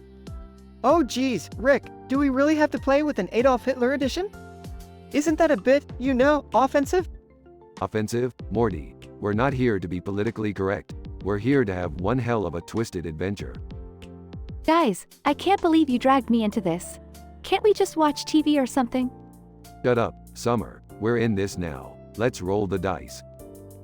Morty rolls the dice, and a glowing light shoots out, engulfing the entire group. Jumanji board, a twist of fate under Adolf's spell, Rick, Morty, and Summer, now there's hell. They find themselves transported to World War II, surrounded by Nazis. Great job, Morty. Now we're stuck in Nazi Germany. I didn't mean to, Rick. Well, we need to figure out a way to get out of this mess. Summer, any ideas? I don't know. Maybe we could disguise ourselves as Nazis and find a way back home? Morty accidentally bumps into Hitler, knocking his hat off. Hitler, who dares interrupt the Führer? Morty, nice job. You just pissed off Hitler. Oh no, what do we do, Rick? Don't worry, Morty. I've got a plan. Hey, Hitler, look over there. It's Eva Braun. Hitler turns his head, giving Rick and Morty a chance to escape. Seriously, Rick? You just used Eva Braun to distract Hitler? Survival of the fittest, Summer. Now let's get out of here. They stumble upon a time machine disguised as a Volkswagen. Whoa, Rick, a time machine. Yeah, Morty, sometimes the plot just thickens, and I happen to already have a way out of this mess. They all enter the time machine and travel back to the present. Well, that was one crazy adventure, don't you think? Crazy doesn't even begin to describe it, Rick. Can we please never play Jumanji again? Agreed. Summer, now let's go get some ice cream. Cameo appearance by Beth and Jerry. What the hell happened to you guys? Yeah, you look like you've been through a war or something. Oh, you know, just the usual. Time travel, Nazis, the works. Well, as long as everyone's safe. Safe and scarred for life, Jerry. Safe and scarred for life.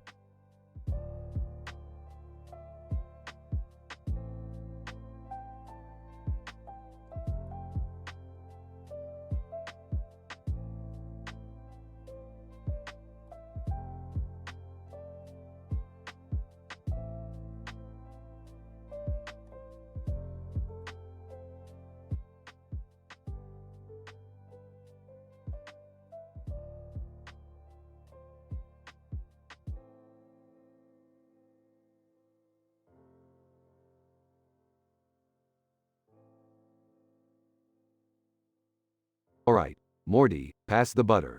And don't hog it this time, you greedy little twerp. Geez, Rick, I'm not hogging anything. You always make me look bad in front of everyone. Boys, can we please have a civilized dinner for once? No burping, no yelling, no portal gun antics? Yeah, Rick, can we have just one peaceful family dinner? Sure, Jerry, just as long as you stop ruining the family dynamics with your pathetic insecurities and lack of intelligence. Okay, can we all just eat and not bring up awkward stuff? Fart noises erupt from the table. Really, Summer, fart jokes? You're just as basic as your Instagram posts. Hey, who's that sitting at the end of the table? They must be a parasite. Parasite. Oh, hello there. I'm Cousin Rickle. I've been here the whole time, I swear. Cousin Rickle? I don't remember having any cousins named Rickle. Maybe we have memory parasites again, like in that one episode. Oh great, this again. I can't believe you guys fell for it twice. Wait, how do you know it's not real, Rick? Remember, your memory got wiped too. Morty, I've got thousands of fake memories. I'm like a connoisseur of deception. Look, it's another one. Uncle Mortimer, I didn't even know you existed. Uncle Mortimer. Well, Summer, I've been busy. Traveling through time and stuff.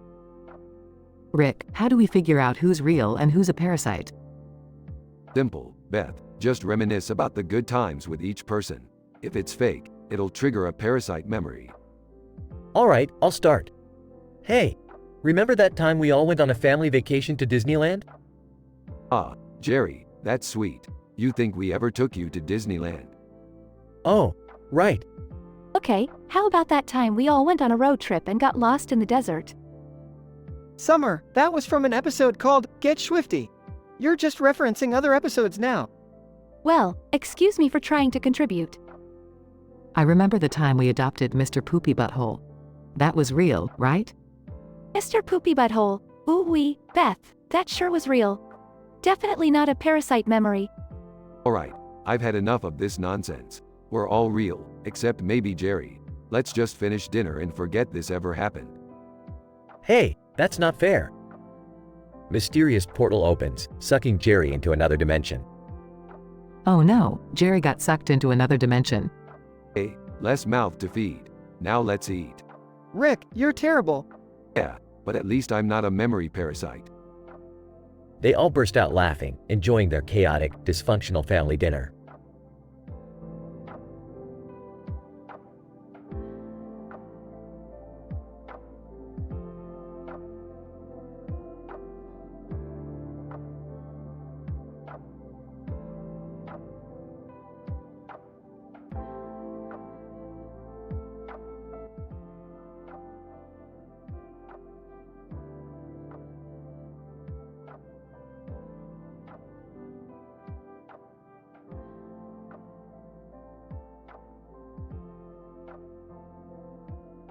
Hey Morty, check out this small toy pig sitting on top of a green field of grass with a net covering its back. Okay Rick, what's so special about this pig? Morty, this pig is not just any ordinary pig. It's a quantum entangled, time-traveling, sentient pig. Whoa, seriously? Is it going to mess with the timeline or something? Aw, Morty, this little piggy ain't here to spread love or joy. It's carrying an Adolf Hitler bobblehead doll, and they've got a bone to pick. Oh geez, Rick, that sounds like a Nazi nightmare. What's the plan? Well, Morty, we're gonna follow this little piggy and confiscate that Hitler bobblehead. Can't have mini Führers running around causing trouble. Yeah, but how are we gonna catch a quantum entangled, time-traveling, sentient pig?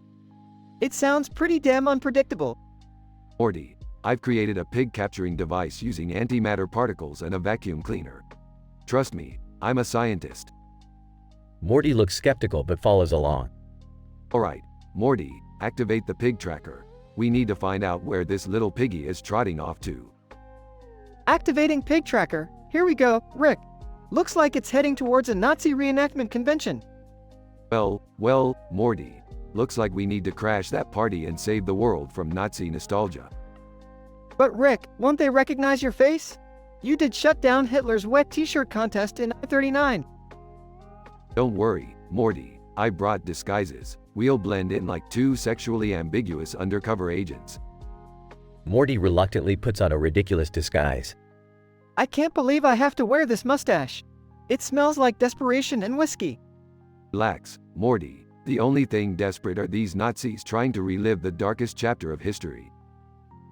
They sneak into the convention and spot the quantum entangled pig. Rick, there it is. But how are we going to separate the Hitler doll from the pig? Morty, I've created a sound wave disruptor. Once activated, it'll make the pig squeal like a real pig, dropping the doll in the process. Morty activates the device, and chaos ensues with a cacophony of squeals.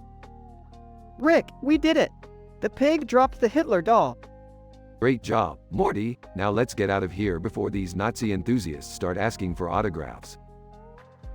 They run out of the convention, leaving the confused Nazis behind. Rick, I'm glad we stopped this weird Hitler pig adventure, but I still don't understand why it existed in the first place. Morty, sometimes the universe throws random, statistically improbable scenarios at you just for laughs. That's the beauty of it. Yeah, I guess you're right, Rick. But I'm just glad we saved the world from a Nazi pig with a Hitler bobblehead. That's teamwork, Morty. Now, let's go home and grab ourselves some interdimensional mega burritos. They walk away, victorious, ready to face their next wacky adventure.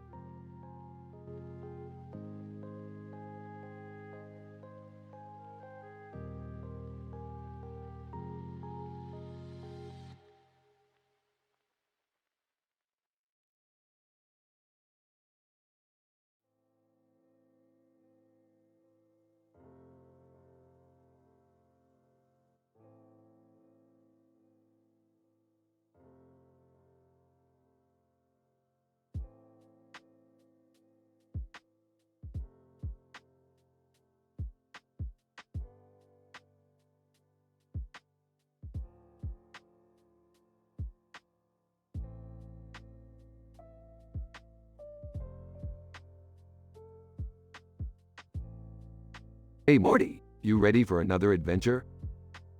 Yeah Rick, I guess so. Where are we going this time?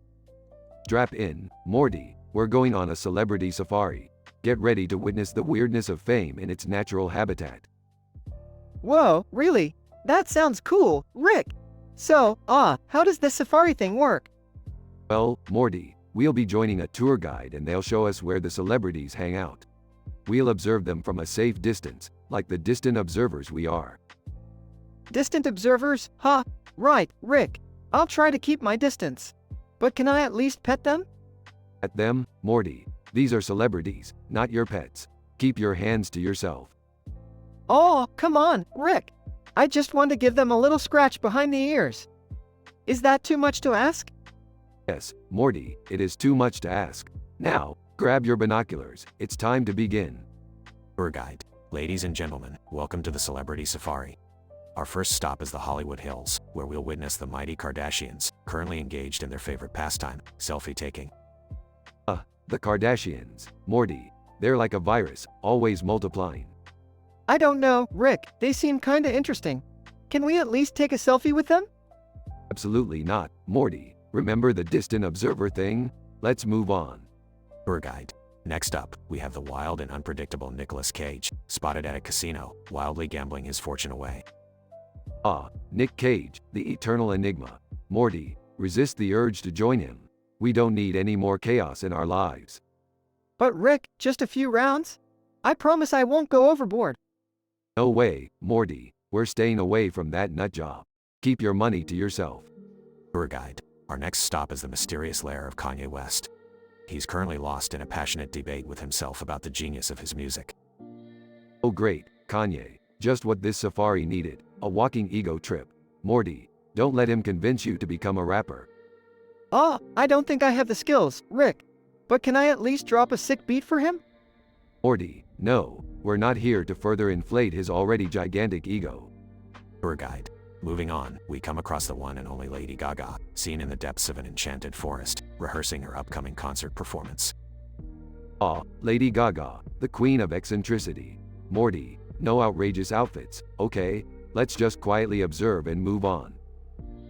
Really, Rick? I had this meat dress all ready to go. Meat dress? Morty, what have I told you about making disturbing fashion choices? Put it away. Tour guide.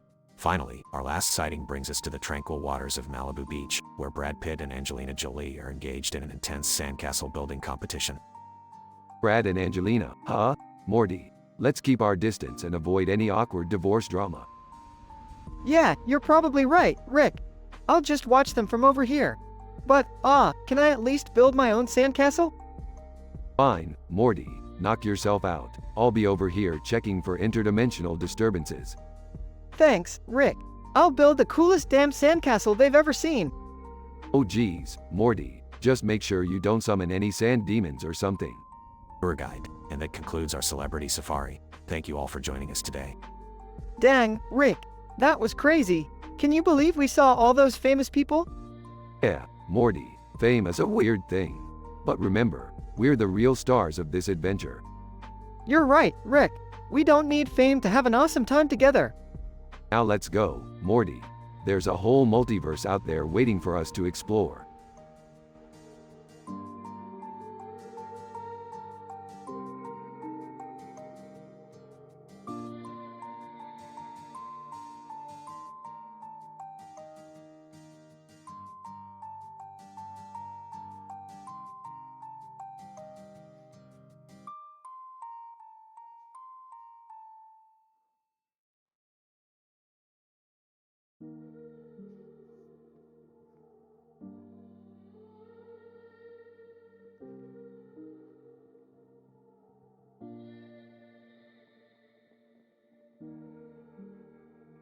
Alright, listen up you idiots. We're about to embark on a journey through the most disgusting interdimensional sandwiches ever created. Strap in, because this shit's gonna get real. Rick, do we really have to do this? I mean, sandwiches with faces on them? It's freaking me out. Shut up, Morty, we're doing it. First up, we have the putrid pulled pork delight from Dimension Q47. The flavor is a sickening mix of rotten meat and expired barbecue sauce. Gross. And what about the toppings? Toppings, Morty, that's the least of your worries. This sandwich comes with a generous serving of moldy pickles, slimy sauerkraut, and crunchy cockroaches. You'll be puking in no time. Rick, this is absolutely repulsive. I can't believe we're discussing this. Hold your horses, Beth. Next on the list is the vomit-inducing veggie surprise from Dimension X12. The bread is made from ground-up insects, and the vegetables are a blend of slimy spinach, rotten tomatoes, and mold-covered mushrooms. Ew, seriously? Who would eat that? Trust me, Summer, there are some sickos out there. To further ruin your appetite, this sandwich is smothered in a putrid tofu spread made from expired soybeans, and it's accompanied by a pungent garlic sauce that will make your breath stink for days. I think I'm gonna be sick. Can we be done with this grossness now? No, sit tight, Jerry. We still have 2 more nightmares to go. Next, we have the foul fisherman's nightmare from Dimension G84. The main ingredient here is a rotting fish caught straight from a polluted river. That's just wrong, Rick. Who in their right mind would eat that? Apparently, Morty, people with questionable taste buds. The bread is infused with squid ink, and the toppings include slimy seaweed, rancid mayonnaise, and a sprinkling of fish scales for that extra crunch. I'm seriously reconsidering this family dynamic, Rick. Can't we have a normal conversation once in a while? Last on the list, we have the maggot-infested meatball monstrosity from Dimension R29. The meatballs are made from a blend of ground maggots and spoiled beef, and they're served on a bed of stale breadcrumbs. That's beyond revolting. How is this even possible? Possible? Everything's possible in the multiverse, Summer. To complete the experience, this sandwich is garnished with rotten tomatoes, fermented onions, and a dollop of grotesque gorgonzola sauce that'll make you wish you were never born. Alright, that's it. I'm out. I can't handle this anymore. Fine, run away, Jerry. The rest of us can handle the truth. These sandwiches are true culinary abominations, with a score of -10 out of 10 on the vomit-inducing scale. I never thought sandwiches could be so disturbing. Can we go back to some normal adventures now, Rick? Sure, Morty, right after we figure out a way to erase these stomach-turning images from our minds. And remember, kids, never accept sandwiches from strangers with faces. Got it? They all nod, visibly disturbed, as the cartoon sandwiches continue to taunt them from the background.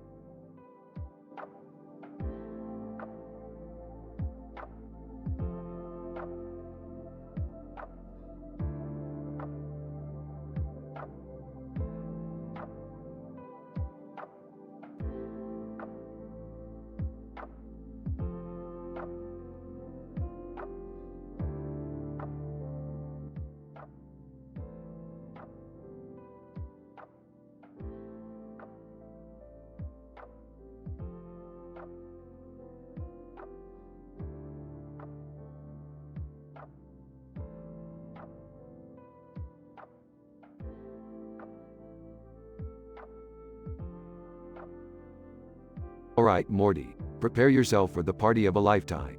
We've managed to wrangle up some of the most bizarre and twisted characters that the cartooniverse has to offer. Geez, Rick, I don't know about this. I mean, isn't this a bit too out there, even for us? Morty, we live on the edge of reality.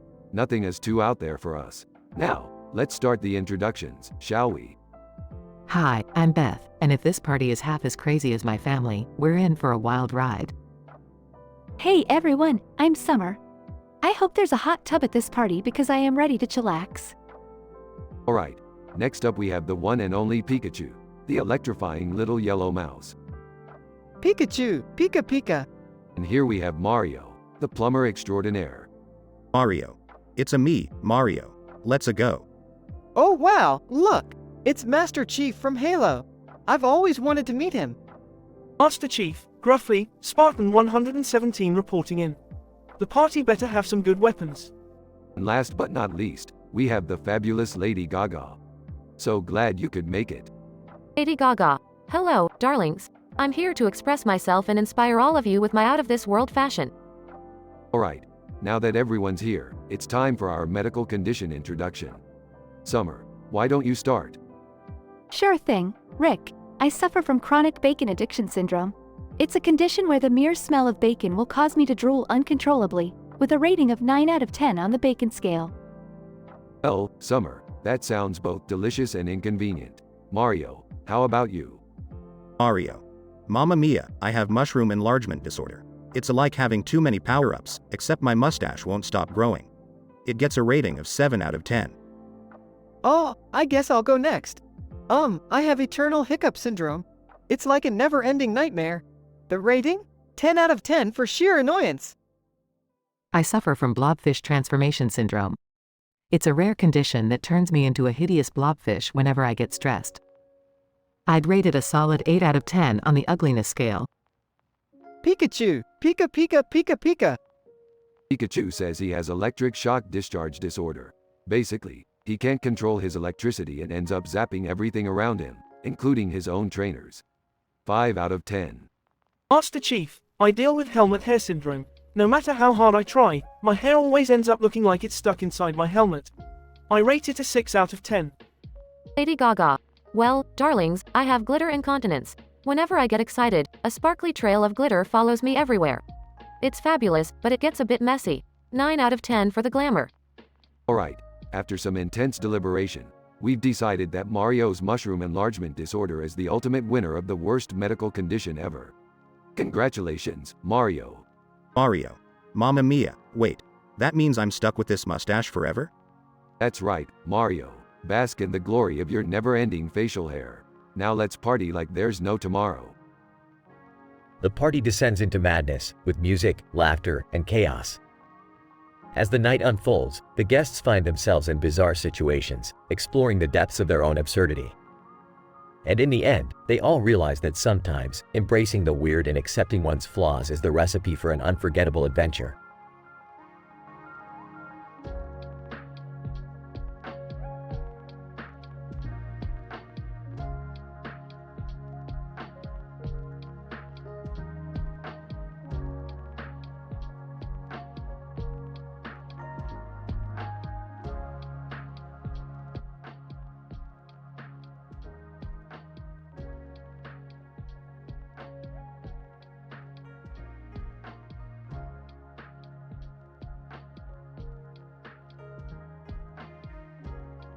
Damn Morty, look at this sh*T. A man in a black jacket with boxing gloves fighting Adolf F***C King Hitler in a boxing ring. Talk about a statistically improbable scenario. Whoa, Rick, this is intense. I didn't know you could bet on time-traveling historical figures duking it out. Oh, it's all part of a new interdimensional pay-per-view package. Get ready for some ultimate smackdowns, Morty. It's gonna get crazy. Ah, seriously? Hitler? Can we please just skip the whole Nazi thing for once? Whoa, Summer, relax. It's just a simulation. No need to get all PC on me. Besides, it's not like the real Hitler is running around causing trouble. But Rick, isn't it weird that someone would create a simulation where we can beat up Hitler? Like, don't they have better things to do? Morty, buddy, people have been wanting to punch Hitler in the face for years. This is just a way for humanity to vent some steam. Booing Hitler at a boxing match, that's progress. Oh, I can't believe I'm watching this. Can we change the channel? I don't want to contribute to the glorification of violence. Glorification? Summer, this isn't glorification. It's catharsis. Besides, don't act all high and mighty. I've seen you knock out a Nazi or two in those video games. Alright, let's focus on the match. Looks like Hitler is going for a cheap shot with those fascist moves. Morty, boxing gloves aren't the only thing swinging in that ring. Look at that man's jaw, Morty. He's gonna need a whole new one after this. Guys, I still think this is in poor taste. We shouldn't be making a spectacle out of such a hateful figure. Oh, come on, Summer. You're only saying that because you're a pacifist. Just enjoy it for what it is. A totally improbable and chaotic mess. Rick, I can't help but feel conflicted watching this. It's like we're deriving pleasure from someone else's pain, even if it is Hitler. Morty, listen. Sometimes the universe throws us curveballs and we just gotta roll with it. Look, Hitler is down for the count. Victory for humanity. I'm sorry, but I just can't get behind this. I'm gonna go do something else. Well, Summer left the room, Morty. Now it's just you and me, basking in the absurdity of it all. Time to celebrate with some interdimensional tequila. I don't know, Rick. It still doesn't feel right to me. I get that it's all fake, but it's just pushing some boundaries I'm not comfortable with. Morty, nobody said being comfortable was the key to living an interesting life. Sometimes we have to confront our discomfort and embrace the chaos. I guess you're right, Rick. It's just hard for me to wrap my head around sometimes. Morty, let's not waste our time thinking about it too much. We'll leave that to the philosophers. Now, let's grab those gloves and take on a few historical figures ourselves.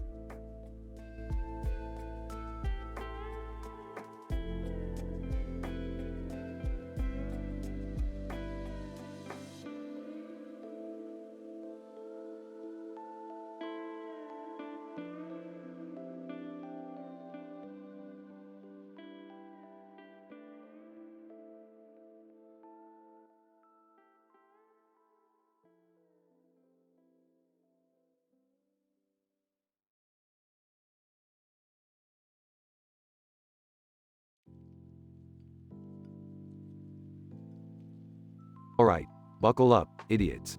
We're about to explore the most revolting interdimensional ice creams ever created. Prepare to lose your appetite. Grossed out. Oh geez, Rick. Do we have to do this? I don't think my stomach can handle it. Come on, Morty. It's just ice cream. How bad can it be? Skeptical. Yeah, it's just frozen dessert, right? How disgusting can it get? This better be worth it. I had plans, you know. What's the first one, Rick? Okay, listen up. We have here an ice cream from Dimension X17b. The flavor is rotting corpse surprise, with chunks of real rotting flesh mixed in. Topped with maggots and smothered in putrid slime. All served in a decomposing flesh cone. Gagging. Oh god, I think I'm gonna hurl. Nauseated. Can we skip the review, please? I don't even want to imagine the taste of that abomination. I thought we were looking for crazy, not downright disgusting. Can we move on? Fine, fine. Next up from Dimension Q42D, we have Vomit Blast. It's a blend of every imaginable bodily fluid, topped with chunks of undigested food, served in a toilet bowl-shaped cone. Horrified. Are you kidding me? Who the hell would eat that? I'm officially scarred for life, Rick. Can't we find something less icky? You think that's bad? Hold your horses, Morty. In Dimension L99G, they created an ice cream called Maggot Surprise. It's vanilla flavored, with wriggling maggots as toppings, served on a cone made of crispy fried crickets. Appalled. How can anyone enjoy something like that? It's beyond disturbing. I think I'm going to be sick. Let's move on, please. Alright. This one's from Dimension Z73K. It's called Swamp Sludge Delight. The ice cream is made of murky green slime with a hint of algae, garnished with leeches and served on a soggy moss cone. Disgusted. I can smell it just by hearing the description. This is a nightmare. I don't understand, Rick. Why would anyone create these monstrosities? Who would even eat them? Beats me, Morty. Some people just enjoy pushing the boundaries of taste. But hey, at least we're done with the disgusting ice creams. Thank goodness for that. Can we go back to normal desserts now? Relieved. Yeah, let's never do this again. I'm traumatized for life. Fine by me. I wasn't planning on trying any of these myself anyway. Now let's get out of here before I lose my appetite too. The group leaves, forever scarred by the horrors they witnessed, swearing off ice cream forever. Little did they know, their next adventure would involve equally vile interdimensional snacks. But that's a story for another day.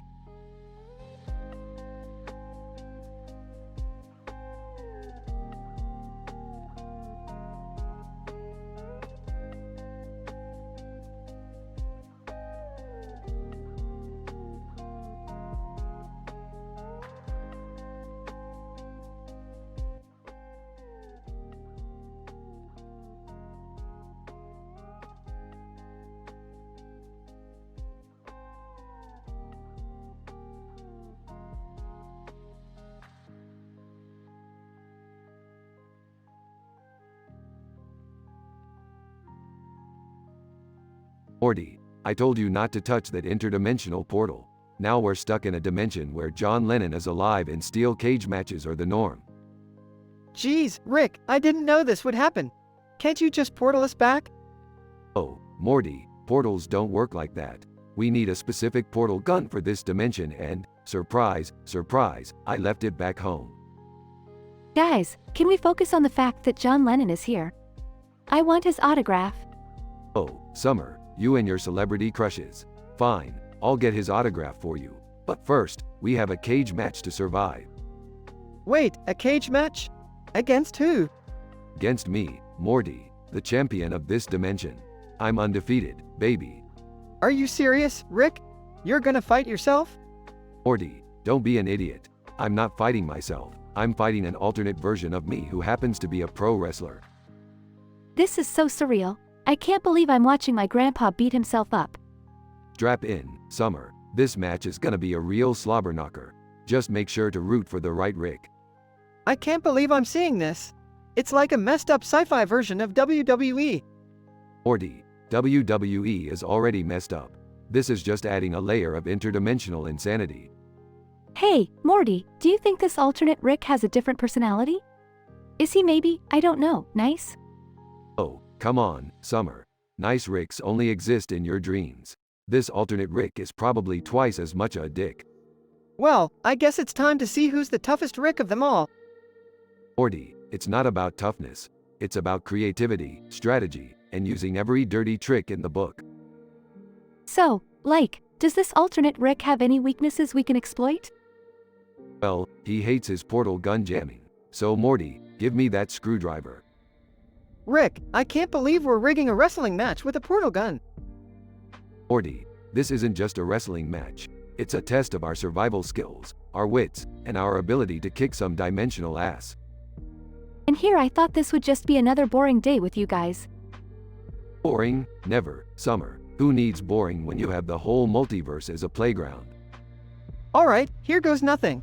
Hey, Rick, catch. Perfect throw, Morty. Now let's see how the champion handles a malfunctioning portal gun. Go, Grandpa Rick. Show him who's the real Alpha Rick.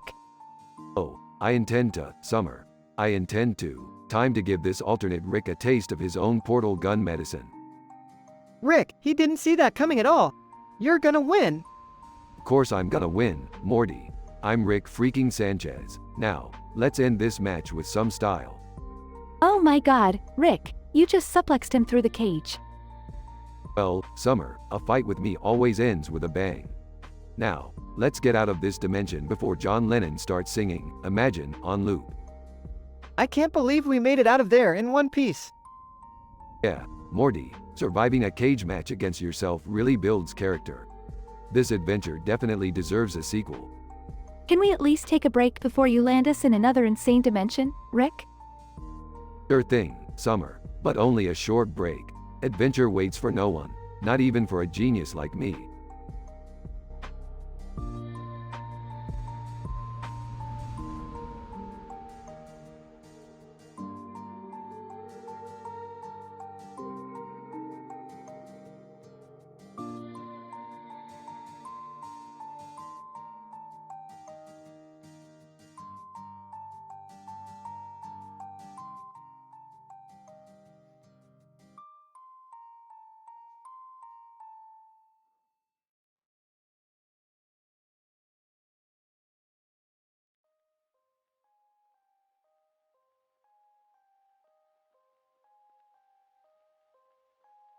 Alex Trebek, welcome back to Jeopardy!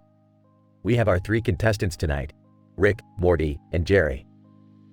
Are you guys ready to begin? Yeah, let's get this shit over with. Rick, can you try to be more polite? Polite? Don't flatter yourself, Morty. This show is a joke. I'm only here for the free booze. Nervously, guys, can we just play and have some fun? Alex Trebek, alright, let's jump right into it. Rick, you're up first. Pick a category. Fine. Points. The quantum physics of intergalactic travel. Alex Trebek, alright, here's your question. According to string theory, how many dimensions are required for the existence of a Calabi-Yau manifold?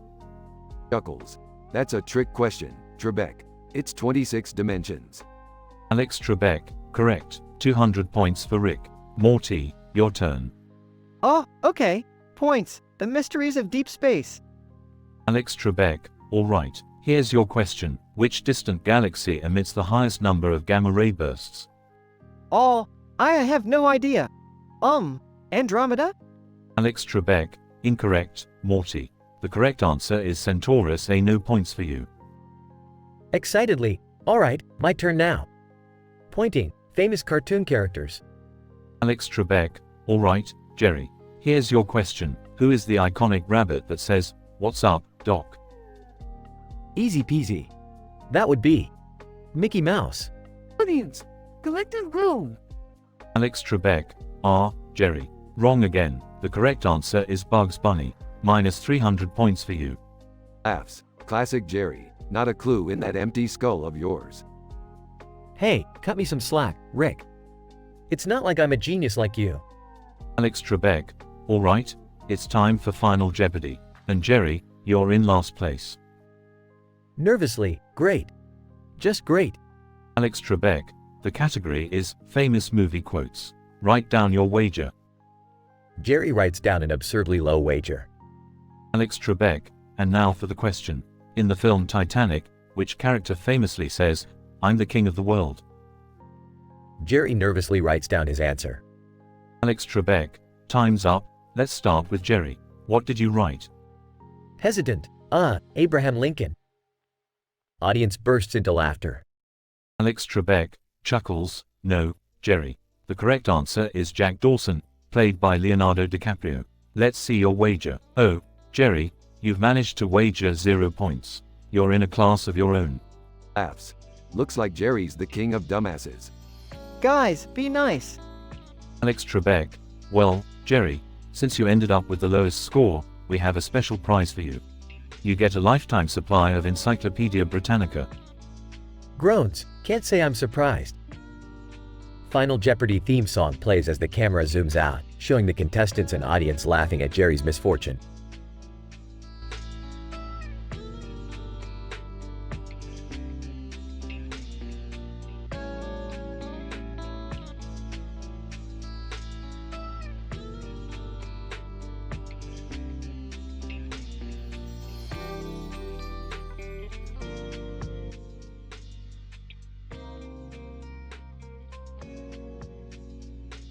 Oh great, Morty, look at that. A crowd of brainless idiots watching two men in suits babble about something completely meaningless. Geez, Rick, what's the big deal?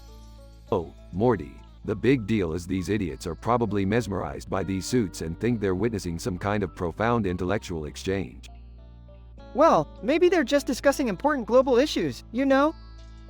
Laughs. Yeah, Morty. Like they have the intellectual capacity for that. Hey, what's going on over there? Is that Donald Trump? Oh great, there goes the neighborhood. Sarcastically. Oh yeah. Everyone gather around to witness the majestic sight of Trump hurling his lunch. That's disgusting. No, Morty, that's politics. I can't believe people are actually cheering for him. Well, it's not like they have anything better to do. It's a sad world we live in, Beth. Oh, and look, Trump's spray tan is now adding a special flavor to the vomit shower. This is just wrong. Morty, welcome to the grand circus of life. Sometimes it's a vomiting, surreal mess. I guess this isn't exactly what I imagined when I thought of politics. Well, welcome to reality, Jerry. You know what? Let's just get out of here before we catch the stupidity virus. Good idea, Rick. This is too much for my brain.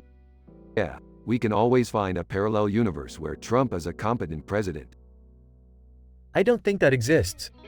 Oh, it exists, Jerry. It exists. Let's just go and leave these fools to enjoy their spectacle. Right behind you, Beth. Just remember, Morty, life is one big surreal vomit fest. Thanks for that wonderful piece of wisdom, Rick. No problem, Morty. Now let's go find an interdimensional bar to wash away the trauma of this experience.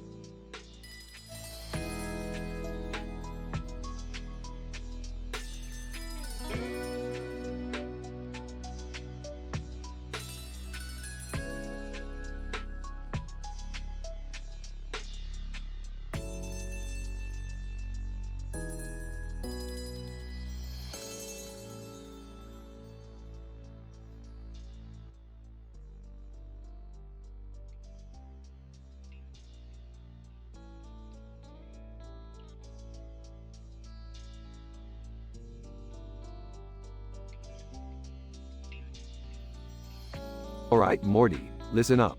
We've got a new adventure on our hands, and it's gonna be one hell of a ride. Aw, gee Rick, what kind of crazy thing are we getting into this time? Well, Morty, we're throwing a party and playing a game that's going to make your head spin. We've invited some video game characters and celebrities to join us. Rick, are you sure this is a good idea? We've had some disastrous parties before. Relax, Beth, this time will be different. Now let me introduce you to our guests. First up, we have Vincent the Warrior from the game, Blade of Destiny. Vincent, greetings, fellow Dimension Hoppers. I am Vincent the Warrior, ready to unleash my sword skills upon these wretched dimensions. Wow, what an impressive name you got there, Vincent the Warrior. I'm Jerry. Oh great, Jerry, just what we needed. Another reason for everyone to think we're losers. Chill out, Rick. Let's introduce the next guest. We have Dolores the Rogue from the game, Shadow's Pact. Dolores, hello, mortals. I am Dolores the Rogue, known for my wit and agility. I'll show you what a real rogue can do. Oh, hey Dolores. I'm Morty. Nice sword you got there. Dolores, Morty, ha, a name fitting for a simpleton like you. Alright, let's keep moving. Next we have Regina George from the real world. She's a badass bitch. Regina. Hey losers, it's me, Regina George. I'm here to bring some mean girl attitude and show you how it's done. Great. Nice to meet you, Regina. Lastly, we have Justin Bieber. Yeah, you heard me right. Justin Bieber. Justin! Hey guys, it's me, Justin Bieber. I'm here to slay some dimensions and prove I'm not just a pop star. Wait, you invited Justin Bieber? Seriously? Shut up, Jerry. Now, everyone, listen up. We're going to play a game where we each list 10 of the worst dimensions we can imagine. Oh my god, this is gonna be fun. Once we have our lists, the loser will be plunged into the worst dimension ever. So let the mocking and dimension nightmares begin. Much laughter and competitive banter ensues as they each list their worst dimensions. Alright, let's see who the loser is. Drumroll please, and the loser is Justin Bieber. Justin, what? No way! Sorry, Biebs, them's the rules. Get ready to be plunged into the Bieber fever dimension. Everyone bursts into laughter as Justin is sucked into a dimension filled with screaming fans and non-stop autograph requests. Well, that was unexpected. Life's full of surprises, Morty. Now let's keep this party going and start dimension hopping ourselves. Who's with me? The rest of the gang cheers and follows Rick into another crazy adventure.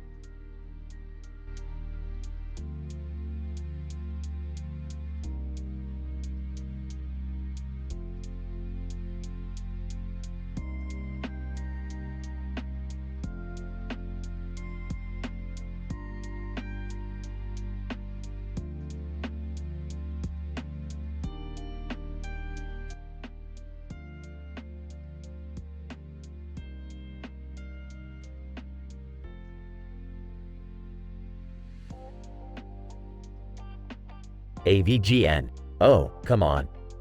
Why won't these fucking fairies just give it up? I've been searching for these damn great fairy fountains for hours.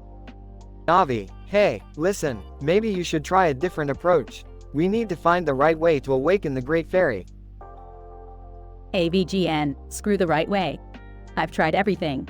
I've played this damn song on my ocarina till my thumbs are raw, and all I get is some lame-ass fairy to heal me. I don't need healing. I need some action. Navi, look, I get it. But these great fairies won't just give it up easily. We have to respect their wishes and break their spell. AVGN, respect their wishes? What kind of shit is that? This is a video game. I don't need no consent from pixelated fairies. I just want to get laid, god damn it. Navi, okay, fine. Let's try a different tactic. Maybe we should go to the Zora's domain. I heard there's a great fairy there.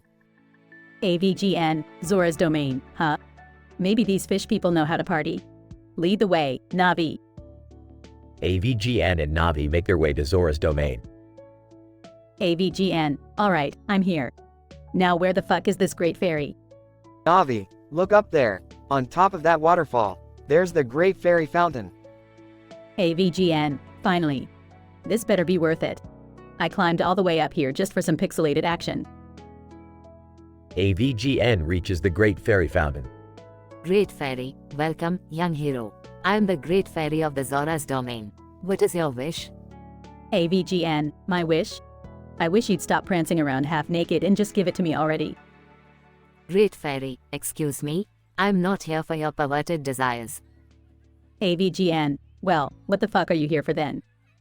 To heal me and give me some hearts or some bullshit like that? Great Fairy, no, I'm here to grant you the ability to breathe underwater. AVGN, breathe underwater? Who the hell needs that when you can't even get laid? Great Fairy, I'm sorry if my powers don't align with your sexual fantasies. Perhaps you should reevaluate your priorities. AVGN, fuck this shit. I'm done with these great fairies and their damn fountains. I'll find another way to get action in this game. AVGN storms off, determined to find his own way to satisfy his desires. Navi, good luck with that, buddy.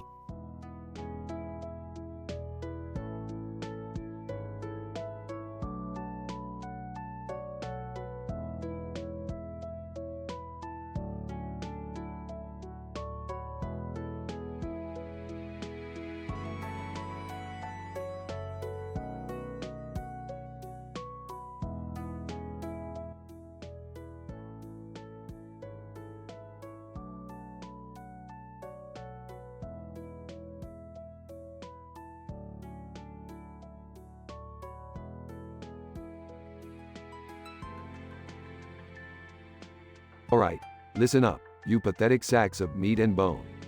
We're about to play a game that'll blow your tiny minds. Rick, are you sure this is a good idea? Morty, just let your grandpa do his thing. This is gonna be fun. Yeah, Morty, don't be such a buzzkill. Let's see what Rick has in store for us. I don't know, guys. What if something goes wrong? I mean, we do have a man with a gun here. Shut up, Jerry. Now, everyone grab a cell phone and a pen. We're gonna list the worst dimensions ever. Celebrity 1. Hey there, folks. I'm Robert Downey Jr., and I'm ready to dive into this crazy game. Video game character 1. I'm Nathan Drake from the Uncharted series. Let's get this shushty show started. Alright, give me your lists. We got 10 dimensions to list from each of you. Make them as messed up as possible. Rick, I don't think I should participate. What if I mess up? Morty, shut up and just do it. We need your input too. Alright, we're done with our lists. Let's hear yours, Robert. Robert Downey Jr. Alright, here we go. First up, the dimension where everyone's genitals are on their foreheads. What the F***CK, Robert? Robert Downey Jr. Hey, it said, worst dimensions. Second, the dimension where koalas have taken over the world and enslave humans. Third, the dimension where... Alright, we get it, Iron Man. Let's move on to the next person. Video game character 2. I'm Ezio Auditore from Assassin's Creed. Here are my dimensions. First, the dimension ruled by giant sentient potatoes. Second,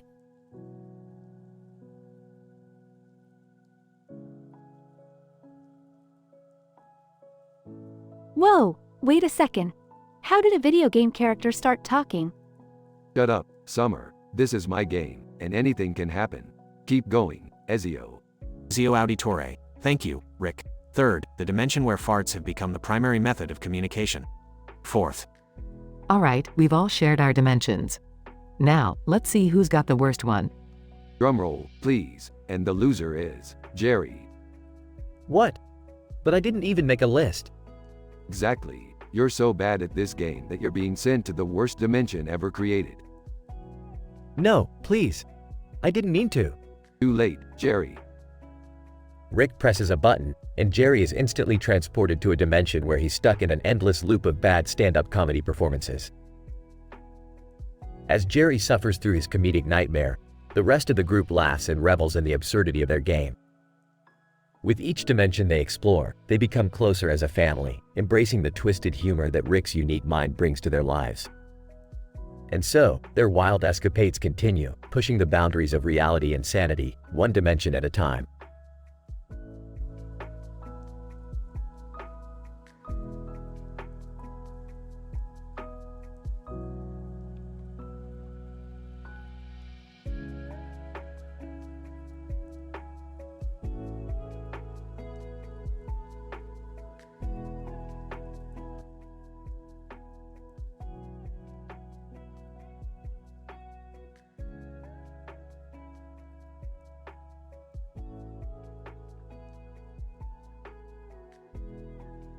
Morty, buckle up because we're about to be in a microscopic adventure like no other.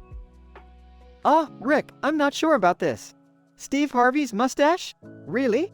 Trust me, Morty, it's statistically improbable, so it's gonna be a hell of a ride. They shrink down and the green field with trees and grass fades into a blurry image. Alright, Morty, welcome to the vast and majestic ecosystem of Steve Harvey's mustache. This is insane, Rick. Look at all these tiny hairs. Yeah, it's like a forest down here. But be careful, Morty. The locals won't be too happy to see us. Morty swats away a mosquito-sized bee. Geez, what's up with these bugs, Rick? Oh, they're just the inhabitants of the stash, Morty. And they're out for blood. Well, not literally, but you know what I mean. Morty steps on a moss-sized squirrel. Oh, poor little guy. Morty, that squirrel just had an entire family down here. They're gonna come after us now. Morty and Rick run as miniature squirrels chase them. We need to find a way out, Rick. But how? Well, Morty, there's no portal gun this time. We'll have to use our wits. Morty slips into a tiny pond of Steve Harvey's mustache wax. What the hell is this stuff? That, my boy, is the sticky trap of Harvey's mustache. It's gonna immobilize us if we don't get out. Morty struggles to free himself while Rick battles off attacking nose hairs. Hold on, Morty, I've got an idea. Rick grabs a tiny comb and starts tickling the hairs. These hairs can't resist a tickle, Morty. We've got them under control. Morty finally frees himself from the wax and grabs onto Rick. Rick, look! There's a tiny blow dryer over there. Of course, Morty. The friction heat will shrink us back to normal size. They rush towards the blow dryer, brushing off attacking hair mites. Rick, this better work. Don't worry, Morty. We'll be out of here in no time. They reach the blow dryer, turn it on, and get blasted back to their regular size. Holy crap, Rick! We're back! Yeah, Morty, we did it. Another adventure survived. But, what about all those tiny creatures in Steve Harvey's mustache? Well, it's survival of the fittest, Morty. Nature can be a real B***TCH sometimes. Yeah, I guess so. Let's get the hell out of here before we end up in someone else's hairy trouble. They walk away, leaving chaos behind in the microscopic world of Steve Harvey's mustache.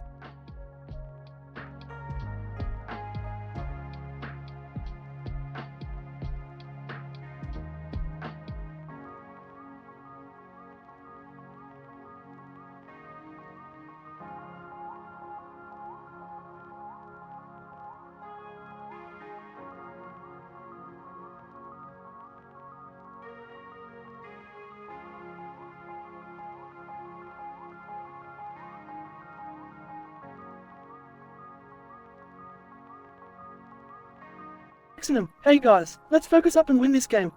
We need to coordinate better. Junkie Patrick. Shut the fuck up, Exonym. Your shitty calls haven't done shit for us. Here, Dami. Yeah, Exonym, stop acting like the fucking team captain.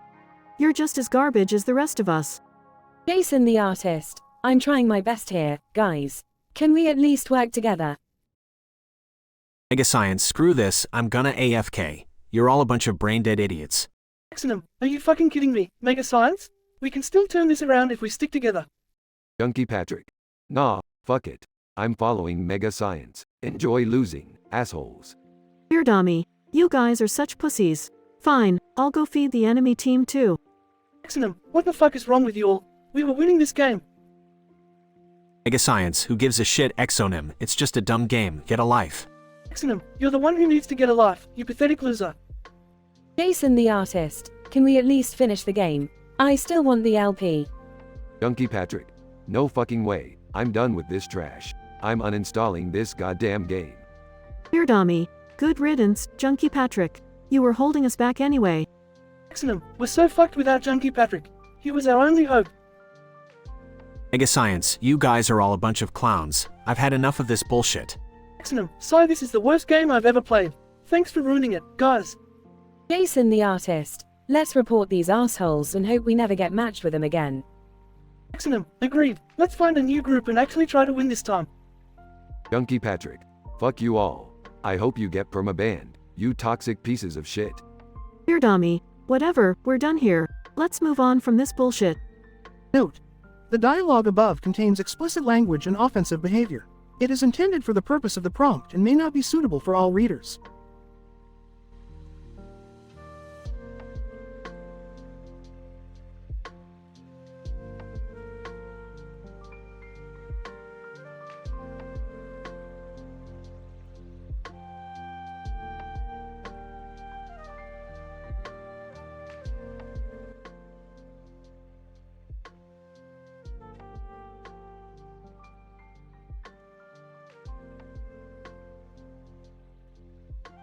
Morty, what the hell is this green and black pattern on your keyboard?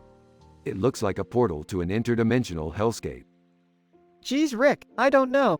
It just came with the laptop. I think it's supposed to be, like, an artsy design or something. Artsy design? More like a black hole for dirt and grime.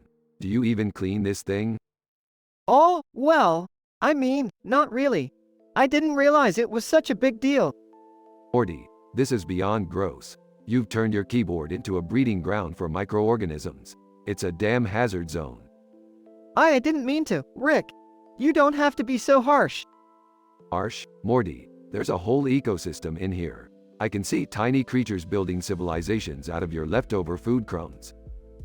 Okay, I get it. How do we get out of here? We can't use the portal gun. We'll have to navigate this crust-filled wasteland manually. Prepare for slimy adventures, Morty. Morty and Rick suddenly shrink down and find themselves surrounded by towering keys and mountains of crumbs. Oh God, Rick, look at the size of that dust bunny. It's bigger than us.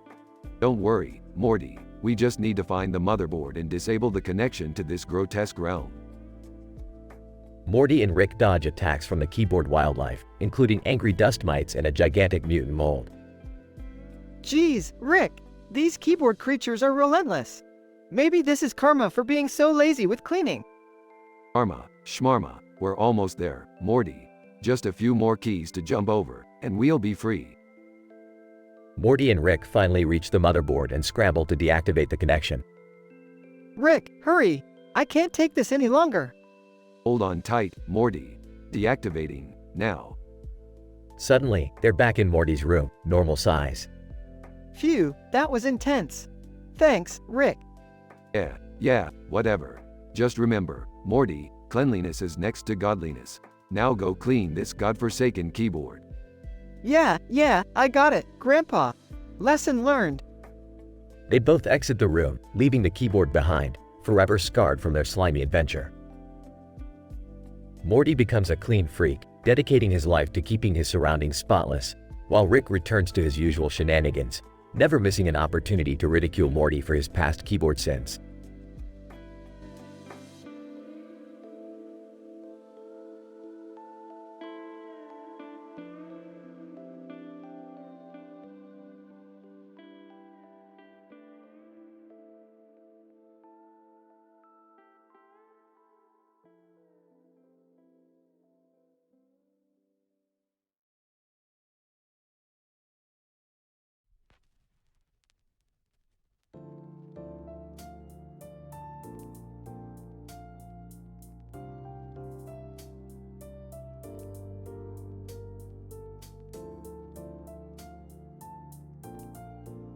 Hey Morty, check this out.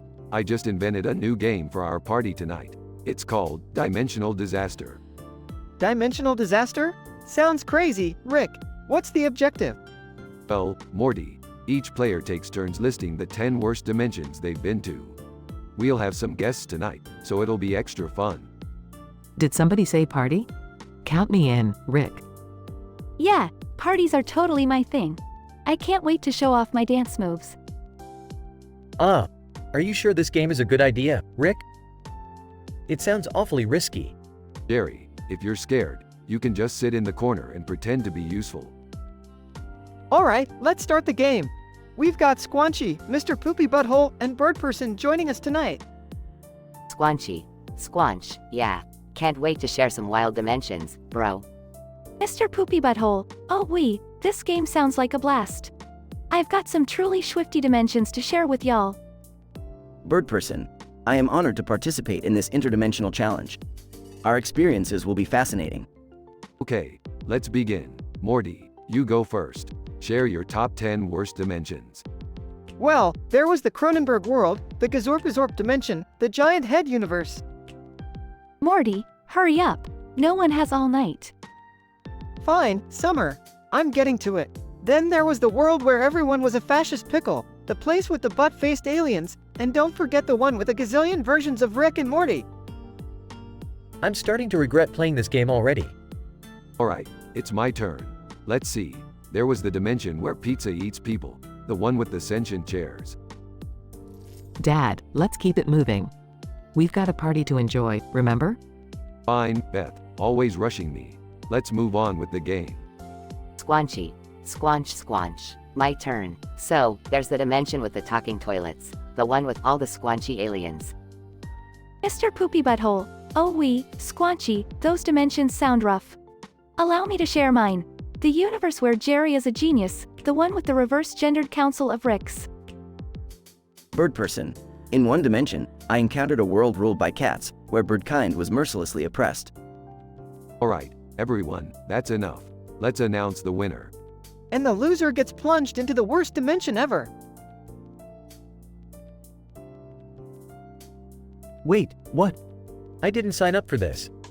Tough luck, Jerry. Looks like you came in last place. Say hello to the dimension of endless butts. Oh, come on. This is some serious bullsh. Jerry's voice fades as he gets plunged into the dimension. Well, I guess that's one way to get rid of him for the night. Let's get this party started. Who's up for some interdimensional karaoke? Now that sounds like a truly mind-bending experience. Let's do it.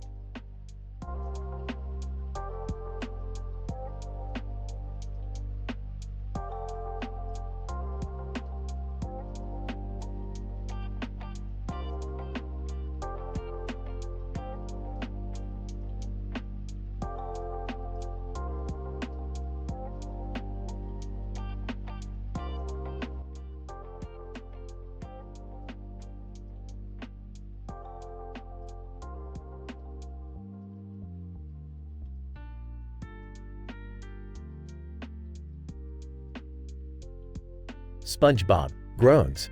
Oh, where am I? What happened? Plankton. Finally awake, you slimy square pants. You're in for a real treat. SpongeBob. Plankton, what do you want from me now? Plankton. Oh, just a little game, my dear friend. You see, I've developed a sadistic torture device based on your beloved series. SpongeBob. Shivering. What kind of torture device? Plankton. Well, it's really quite lame, actually. It's called, drumroll, the Krabby Patty Tickle Wheel. SpongeBob. Confused. The Krabby Patty Tickle Wheel? That doesn't sound so bad. Plankton. Oh, it is, my naive friend. You'll be strapped to a giant rotating wheel covered in feathers and tickled relentlessly. SpongeBob. Panicking. No, please. Anything but that. I can't handle being tickled. Plankton. Evil chuckle. Too late, SpongeBob. It's time to face your ticklish fate. SpongeBob. Desperate. Someone. Anyone. Help me. As SpongeBob squirms and screams, a loud crash interrupts the scene. SpongeBob. Hopeful. Did someone come to save me? From the wreckage, a distorted figure emerges. Plankton. Who's there? Show yourself. Mr. Krabs emerges, covered in seaweed and wielding a spatula. Mr. Krabs, Plankton, you slimy piece of squid droppings. Release the employee at once. Plankton. Laughs, and why should I do that? Mr. Krabs, because if you don't, I'll make sure you regret it. Now release SpongeBob. Plankton. Fine, but don't think you've won, you crustacean scum. SpongeBob is released and rushes to Mr. Krabs, hugging him tightly. SpongeBob. Oh, Mr. Krabs. I knew you'd save me. Mr. Krabs, patting SpongeBob, there, boy. Everything will be alright. As the two embrace, a bright light engulfs them. SpongeBob. Mr. Krabs, what's happening? Mr. Krabs, I have no idea, SpongeBob. Brace yourself. When the light fades, SpongeBob and Mr. Krabs find themselves back at the Krusty Krab. Everything back to normal. SpongeBob. That was strange. Mr. Krabs, we'll never speak of it again, SpongeBob. They share a knowing glance and go back to work as if nothing happened. SpongeBob. Whispering to himself. Perhaps it was all just a weird dream. The two continue their day as the camera pans out, leaving the audience questioning what truly happened. End scene.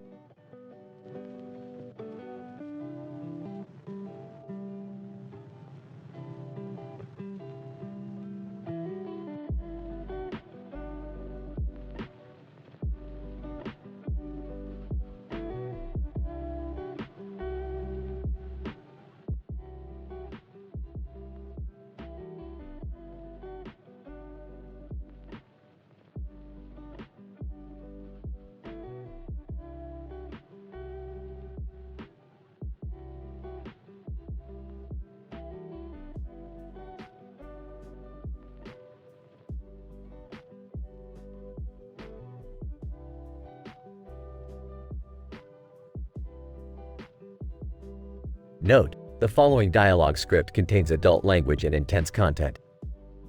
Reader discretion is advised. Title: Clash of the Gamers. Setting: a dim-lit basement, cluttered with gaming paraphernalia. Graffiti adorns the walls. Exonym sits in front of a large television, surrounded by fellow gamers. Weird AMI. Jason the artist. Chunky Patrick, Mega Science, and AiTelevision. They argue over which game to play. Weird am I. Alright, guys, let's settle this. We've been sitting here for hours, and I'm tired of this bullshit. We gotta decide on a game to play. Jason the artist, crossing arms, I've been saying for ages that we should jump into some Fortnite. It's the best damn battle royale out there.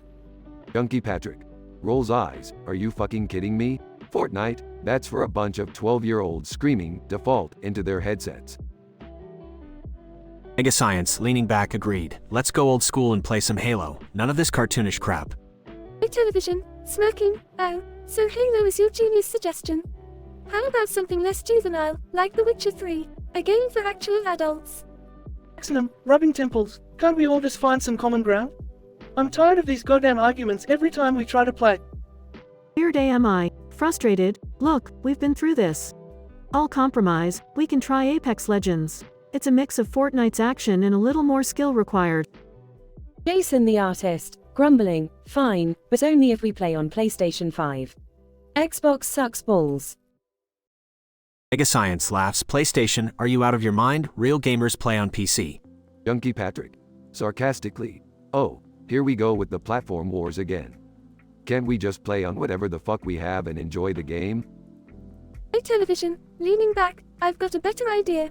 Let's scrap all these childish games and play Dark Souls. I dare you to find a game harder than that. Excellent, exasperated. That's it. You guys are all impossible. Fuck this shit. I'm out of here. Exonym storms out of the room, slamming the door behind him. Weird am I. Sighs. Well, that went south real quick. Guess we're not gonna agree on anything tonight. Jason the artist, shrugging, they just can't handle the greatness of PlayStation. Their loss. Chunky Patrick smirking. PlayStation, Xbox, PC, it's all the same shit, just different buttons. Let's find something we can all enjoy next time. Mega Science nods, agreed. It's not about the game or the console, it's about having fun with friends. We should remember that. AiTelevision, grinning, fair point. So, who wants to play Mario Kart? They all laugh, setting aside their differences and grabbing controllers to start a nostalgic race in Mario Kart. Scientific analysis, PhD level. This social experiment, conducted in a dim-lit basement adorned with graffiti, aimed to study the